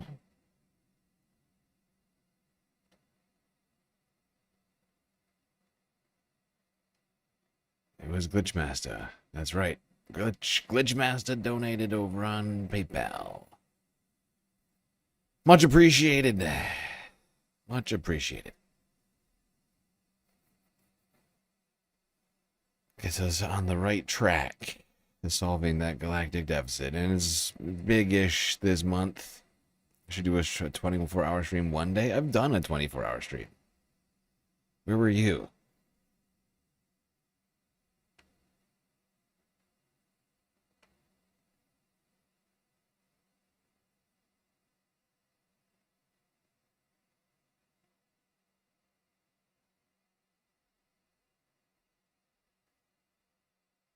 All right, I'm gonna do Iran because I think this is gonna come up sooner than China. Well, come up sooner, I guess, is the wrong way to put it. I think the United States is about to strike Immediately, Iran. if not sooner. Everything is pointing in that direction right now. I'm reading the tea leaves. I feel like a strike on Iran is imminent. I hate to say that. But I'm just going by what I'm seeing right now. And I get the strong sense Trump is about to do that.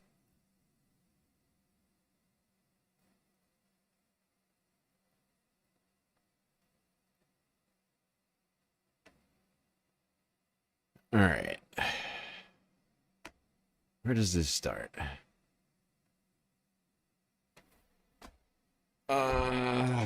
3 days. Let's go here. This is 3 days ago. France 24 English. IRGC terrorist designation. That's right. The Islamic Revolutionary Guard has been designated a terrorist organization by, I believe it was the Trump administration. Well, I guess maybe it was the UN. I can't remember now. I'm sorry, it's my brain is fried. Fraser, stay with us. I want to turn now to James Andre because we did not hear in those linear remarks about Iran. There have been those repeated threats of strikes. Instead, there was talk about Venezuela and the reopening of airspace there. Just on this question of Iran feeling the pressure, what's the situation as we speak on the day when, by the way, EU foreign ministers have decided to put the Revolutionary Guards on their terror organization list? Absolutely. Well, that's actually quite a pivot for the European Union. Until now, indeed, both the French, the Germans, and a lot of other European nations were basically resisting the idea of putting the Revolutionary Guards on their terror list, simply because that means it makes it much more difficult to negotiate with them or to broker deals. And as you know, when during his first term, Donald Trump walked out of the Iranian nuclear deal, the JCPOA, well, the Europeans tried to revive that and tried to indeed broker something new. And this, of course, means that by sanctioning and by declaring that the Revolutionary Guard are a terrorist organization, well, that makes that negotiation obviously difficult. So what we do have here is clearly a pivot in the face of these very violent protests that have taken place and the crackdown of the authorities that have killed literally thousands of people in those protests. Well, it's the European Union indeed shifting its stance and deciding to go full on when it comes to the Iranian Revolutionary Guard. Now, Iran has actually reacted in the past few minutes, saying that indeed for them this was misguided and malevolent and that it was a strategic mistake for Europe, also saying that they were just in lockstep with the United States and Israel. But the fact of the matter is, yes, it comes at a time where we have maximum pressure by the Americans. We have this armada that's positioned to strike Iran. And we have, for example, today a meeting in Washington with top brass from the United States, Israel, and Saudi Arabia, with allegedly, according to information from Axios, this American news site, that basically the Israelis are talking targets and the Saudis are trying to talk the Americans out of a strike, because indeed for now all the countries around Iran are very worried as well about this aggressive stance by the United States of America. Yeah, and things have only gotten more aggressive over the days since this France 24 interview, or whatever you want to call this, here happened. On the same day, Channel 4 News did an interview with a former spy, a CIA analyst. Honestly, this was the worst. Like, listening to this was the worst. Like, this is 40 minutes of just Iran is a very hard target country. Like, I don't even know how to describe, like this guy is like just a smarmy fuckbag, like former CIA spy. Like, he's a desk spy, but he's still a spy, right? And he's like, if anything, desk spies are like the propagandists and things like that. And like, this guy, this is like an hour, just the most painful hour. One of the most painful hours I've had to like endure recently, having to listen to this fucking idiot for like 40 minutes. We're not going to listen to the whole thing. We're just going to get the brief snippets, some snippets. Some snippets. But this was this guy's take on what's going on in Iran. A former CIA analyst. U.S. intelligence system. David McCloskey is a former CIA analyst who worked in agency stations across the Middle East during the Arab Spring and served in the Counter-Terrorism Center on Syria and Iraq. He contributed to the president's daily brief and delivered assessments to congressional oversight committees, senior White House officials, and military commanders. He has since written a series of modern espionage novels grounded in that experience. His latest, The Persian, follows the covert struggle between Iranian and Israeli intelligence services and the fallout when a Mossad operation unravels. David, thank you for joining us. Thanks for having me. Great to be here. Well, you're joining us at a very interesting time in a place that you used to cover. Right now, there is a US carrier group on its way to that region.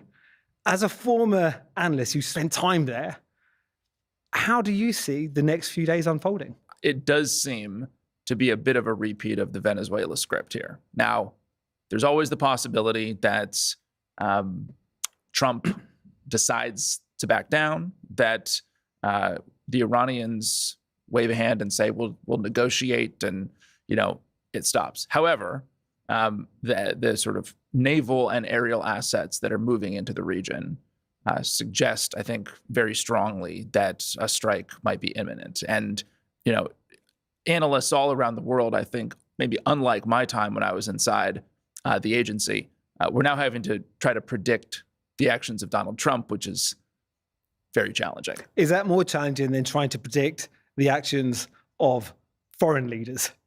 Oh, I think so. At this point, yes, very much so. Obviously, the folks inside the U.S. intelligence community, the White House might have some sense of what's coming, but the people I talk to in D.C. and who are still at the agency or have recently left, describe this incredible challenge with trying to understand what's going on in his mind. And so, it is very much, I think, comes down to what's going on, between Donald Trump's ears. This is why this is such an unbearable interview. This guy just talks about how everybody in the CIA is having a tough time doing spy stuff because Trump is so hard to read. But also simultaneously, this guy basically makes the argument that this is the perfect time for Donald Trump to do the strike on Iran because they've he does this pro-regime change thing, but he's doing it from the perspective of Trump is making it harder on the CIA while also simultaneously saying you should do it. Trump, it's the worst. It was the worst interview ever. I swear to God. But according to him, he thinks that Trump is likely to attack Iran. And honestly, on that point, I actually agree. I do actually agree on that. And I think it's bad. I don't think this guy thinks it's bad. I think he doesn't think that Iran deserves sovereignty. That's the vibes I got from this guy when I was listening to him. I was I don't think this guy thinks Iran should be a sovereign nation. The struggle of the Iranian people is not against a man or a government, but against foreign domination, said Prime Minister Mohammad Mossadegh in 1953. More than 70 years later, as American aircraft carriers slide into the Indian Ocean and missile destroyers fan out across the Middle East, those words no longer sound like history. They sound like live commentary. Warships don't drift into position by accident. They signal intent, and when fleets assemble, so do stories. Intelligence dossiers, humanitarian concerns, claims not to uncover truth, but to manufacture consent. It is in this context that Israel has handed Trump what it calls decisive evidence, alleging that Iranian authorities executed hundreds of detained protesters. That Tel Aviv should not present itself as a neutral humanitarian witness would be comic were the stakes not so deadly. This is the same state that has lobbied relentlessly for war with Iran, that openly declares regime change a strategic objective, that stands to gain more than any other actor from Iranian collapse. Yet here it is, suddenly elevated to chief prosecutor, its claims treated not as advocacy, but as fact. Let's be clear, Iran is in crisis. Millions have been driven into the streets by genuine exhaustion after decades of economic strangulation. Their grievances are real. Their anger is justified. But moments like this are also the most dangerous because popular movements are not only vulnerable to repression, they're vulnerable to capture. External powers don't need to invent discontent, they only need to steer it. We've seen this before. Brazil, 1964. Chile, 1973. Congo, 1961. Then the long, bitter arc of counter-revolutions after the Arab uprisings. Different countries, same structure. When movements threaten entrenched Western interests, sanctions follow, economic crises are engineered, divisions are inflamed, media campaigns multiply, and if that fails, coups, occupations, wars, always justified in the language of salvation. Iran doesn't know this pattern as theory, it knows it as trauma. In 1953, Mohammad Mossadegh, democratically elected, was overthrown, not for brutality, but for daring to nationalize Iran's oil. At the time, the Anglo-Persian Oil Company, later BP, offered Iran just 16% of the profits from its own resources. Britain responded with a blockade, shut down Abadan, pressured buyers, collapsed the economy. When economic warfare failed, London persuaded Washington to act. Operation Ajax, disinformation, bribes, harassment of clerics, manufactured unrest. Mossadegh fell, the Shah returned. Even the CIA now acknowledges the coup was undemocratic. That wasn't an episode, it was a template. And today the echoes are unmistakable. During Operation Ajax,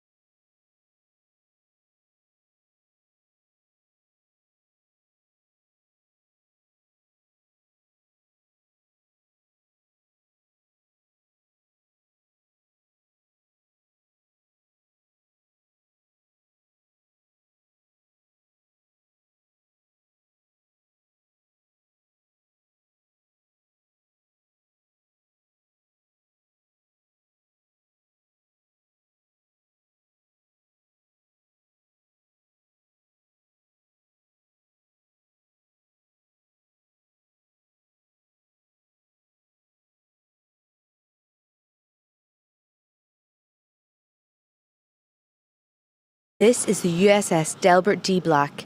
It's the latest American warship to reinforce what US President Donald Trump calls the Armada near Iran. The destroyer with guided missiles docked in the port of Eilat in Israel on Friday. American pressure is stepping up a notch. The aircraft carrier USS Abraham Lincoln, one of the most powerful in the world, already arrived in the area earlier this week. And in these satellite images, we can see a dozen American fighter jets stationed at a base in Jordan. With forces ready to intervene, Trump said on Friday that he's given Iran an ultimatum. We're now sending actually a larger number of ships to Iran, and hopefully we'll make a deal. If we do make a deal, that's good. If we don't make a deal, we'll see what happens. In total, around 10 military vessels have been sent by the US to the area around Iran. They are in addition to the American forces already deployed at bases in the region, including 40,000 soldiers. Several scenarios are emerging. A naval blockade that would prevent Iran from exporting its oil, or surgical strikes against what remains of the Iranian regime's nuclear and ballistic programs. These strikes could be combined with other targets. This time, we could see a combination of decapitation strikes. For example, against key figures in the Revolutionary Guards, or perhaps even more so, targeting the inner circles of power.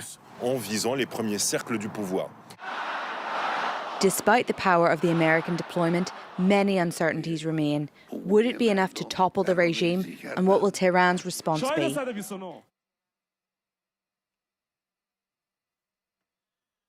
Yes, I was muted. Thank you for that. I was just saying that the United States doesn't recognize Iranian sovereignty, unfortunately. And we have been amassing naval vessels from the Red Sea all the way to the Persian Gulf. An armada, as Donald Trump is calling it. signaling more conflict here in the Middle East. The United States doing exactly the opposite of what Donald Trump promised. He was going to end all the wars, and now he's looking to go to war with maybe the most well-armed adversary the United States has in the Middle East.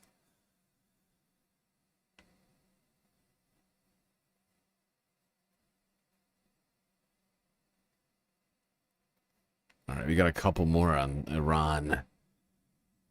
Iran, in the wake of all of the threats and physical military movements from the United States, has prepared live fire drills in the Strait of Hormuz. Here's CBC News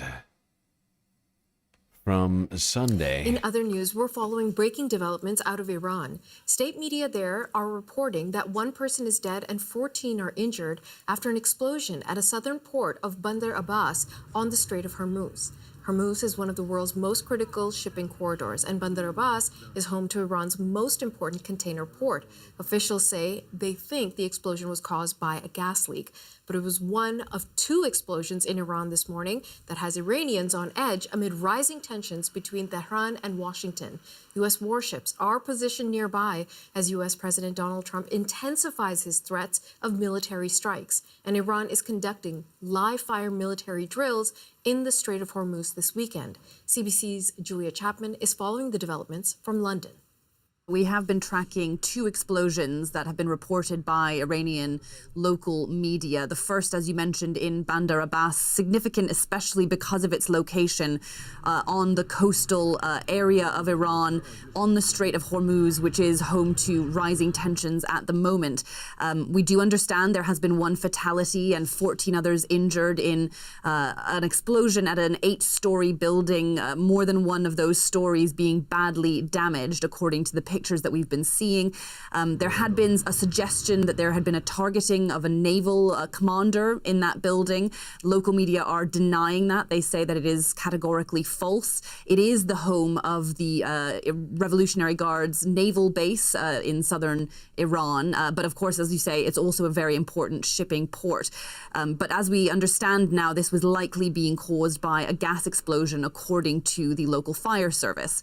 A similar situation in Avaz, further west in Iran, where officials there say 4 people have been killed. They are also putting that down to a gas explosion. But against the backdrop of the rising tensions in the region, certainly this was one we were watching very closely. What can you tell us about those military drills that Iran has been conducting in the area this weekend? Well, Iran, in a radio message to mariners in the Strait of Hormuz, announced that it would be carrying out live fire drills on Sunday and Monday. It had released some coordinates that extend beyond Iran's territorial waters into that shipping channel, which is so essential to the global oil trade. Around a fifth of the world's seaborne oil is moved through that passage. It is a bit of a choke point.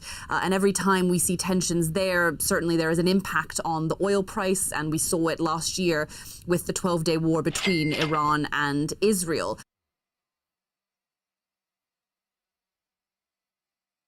Well, there you go.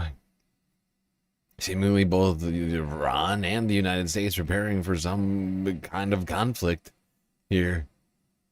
More war in the Middle East thanks to President Donald Trump.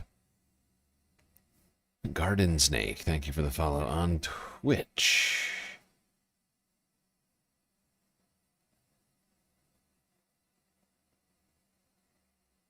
In your city, you were what they call super poor. No, that sucks. That's no good. There's a lot of that going around right now. Times is tough.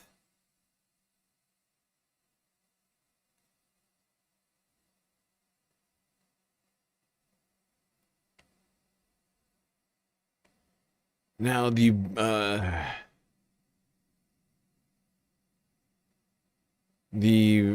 Prime Minister?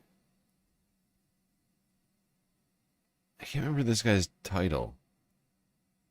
This is the former foreign minister This is the foreign minister of Iran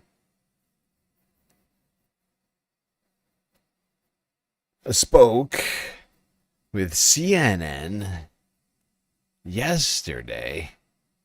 Something which I feel like you would do if you really wanted to try and prevent some sort of conflict from happening. You would maybe speak to one of the main media channels of the nation you were most concerned about attacking you, such as a Dr. CNN. Archie, thank you very much for the opportunity for this interview. We're obviously in very delicate times right now between the United States and Iran.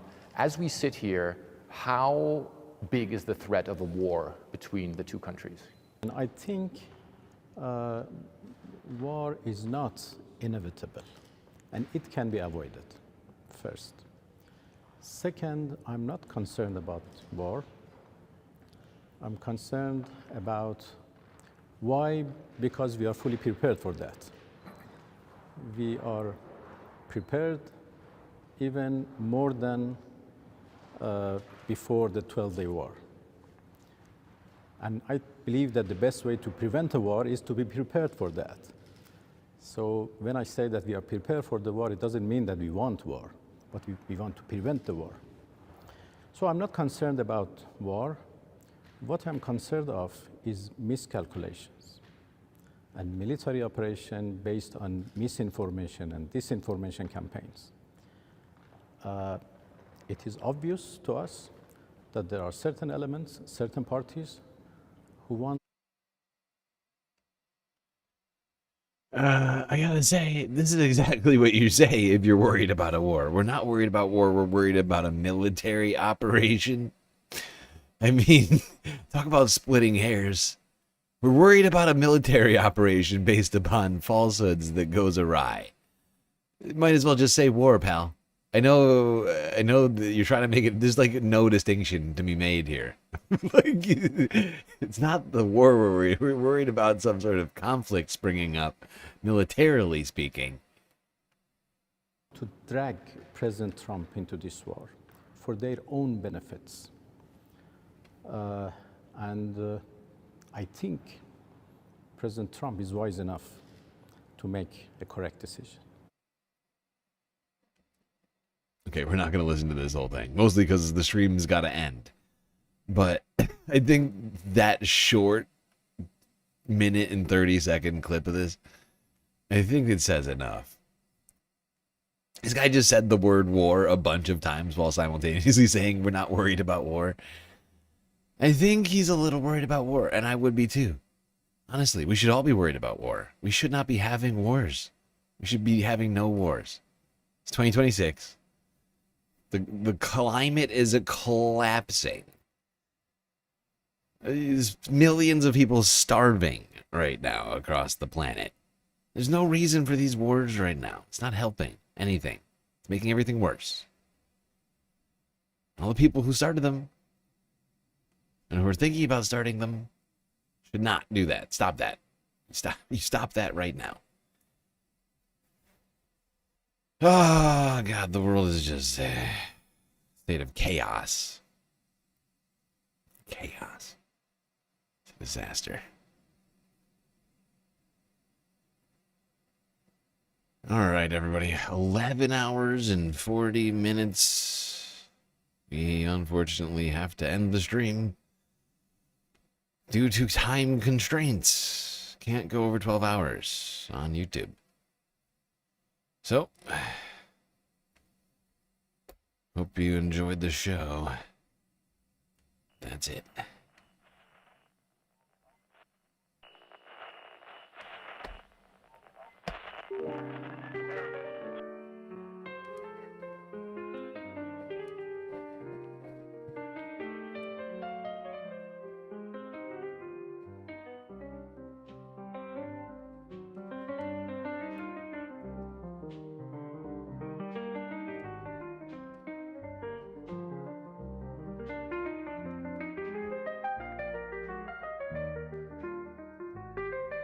Well, we got through another stream. It's quite long and also difficult, but thankfully we had each other to get through it. Till I see you next, you stay classy, Galactic Stream Nation.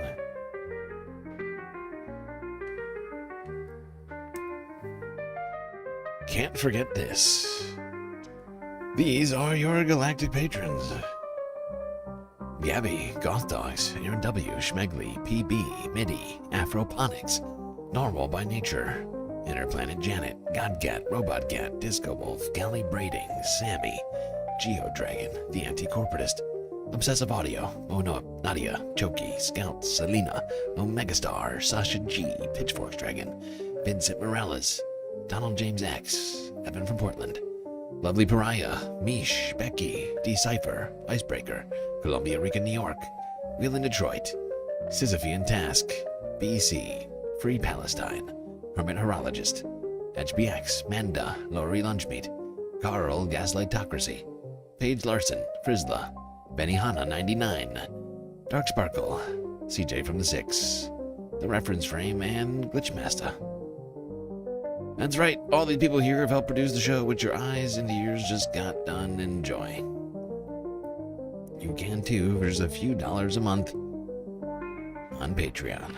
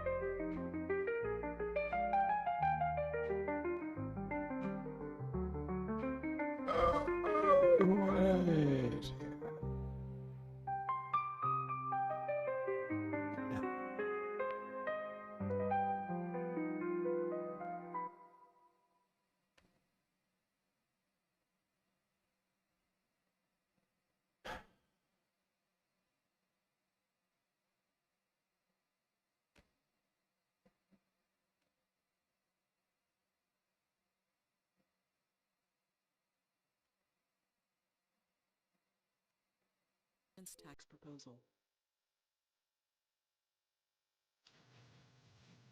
Mr. President,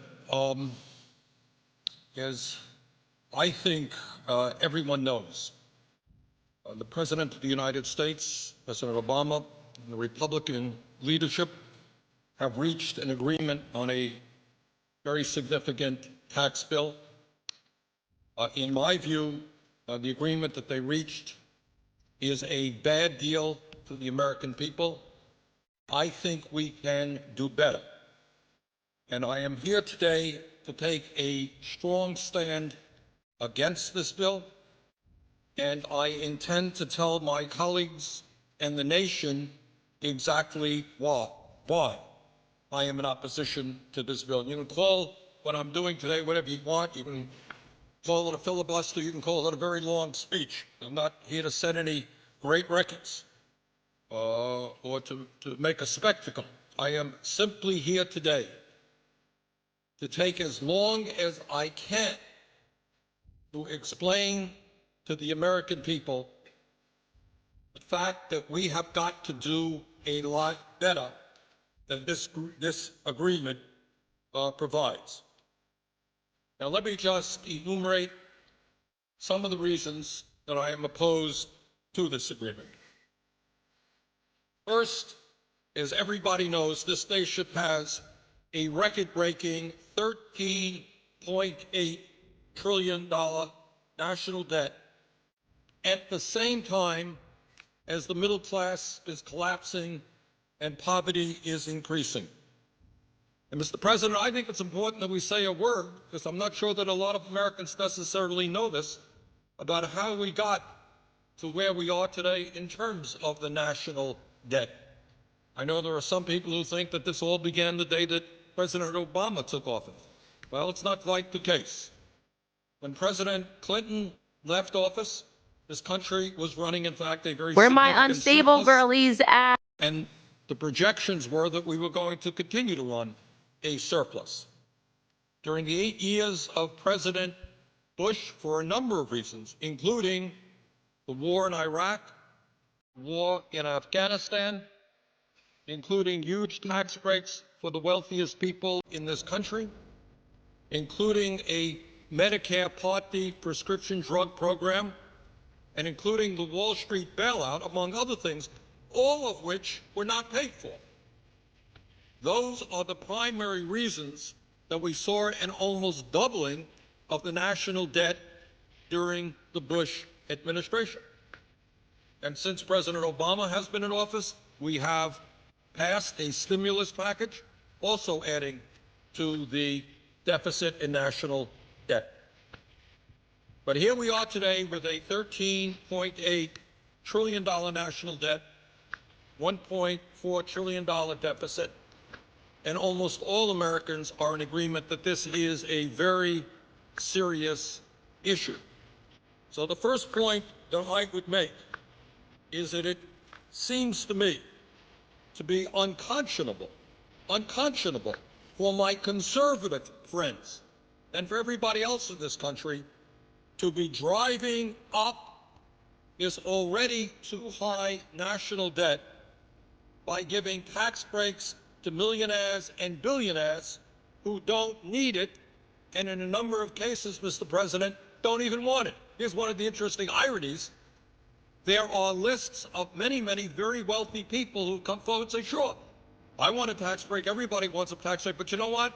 There are other priorities in this country. I don't need it. And two of the wealthiest people in the world, Bill Gates of Microsoft, Warren Buffett, Berkshire, he's a billionaire, and they said it's absurd.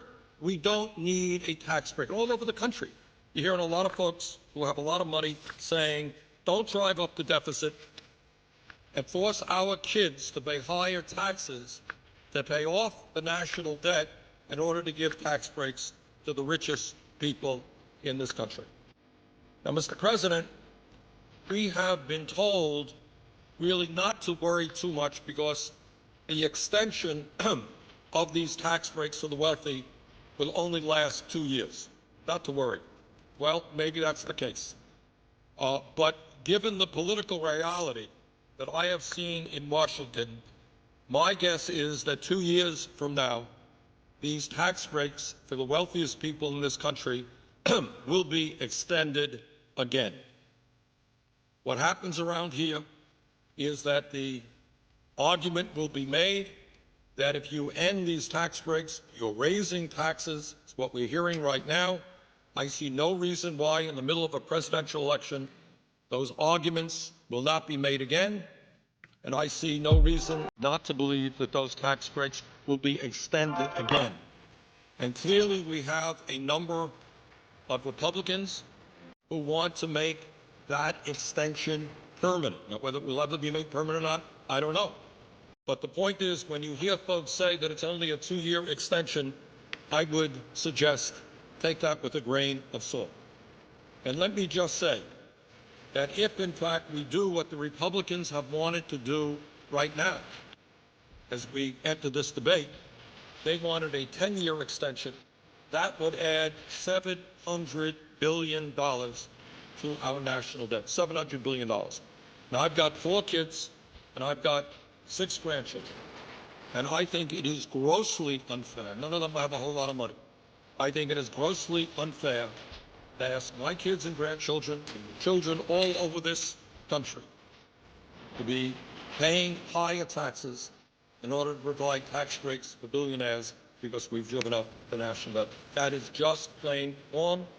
And Mr. President, I think the vast majority of the American people, whether they're progressives like myself or whether they're conservatives, I think they perceive that that concept, that giving tax breaks to billionaires when we have such a high national debt, makes no sense at all.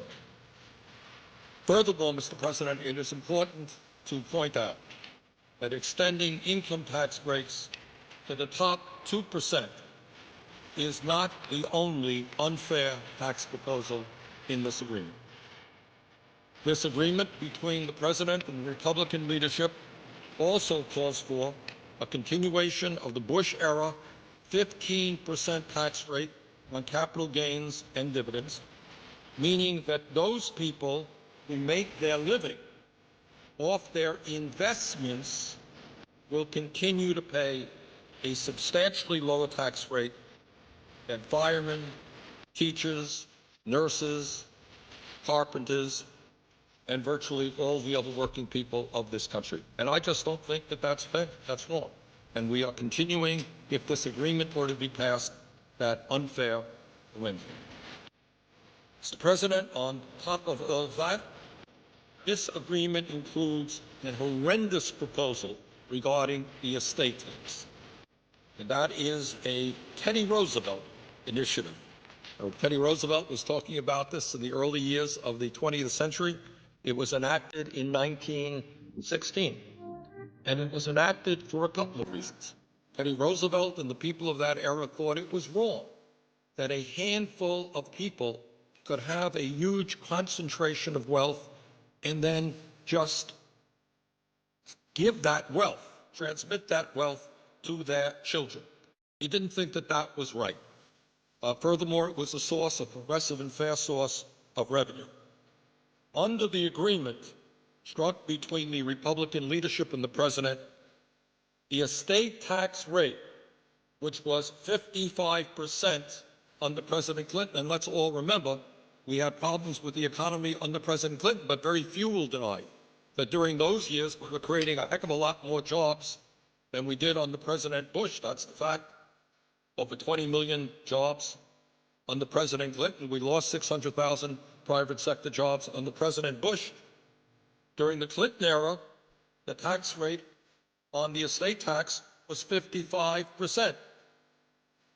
What this arrangement would do is lower that tax rate to 35% with an exemption on the first $5 million of an individual's estate, $10 million for couples. Now, here's the important point, Mr. President, that I think many people don't know, because I have to confess, my Republican friends and their pollsters and their language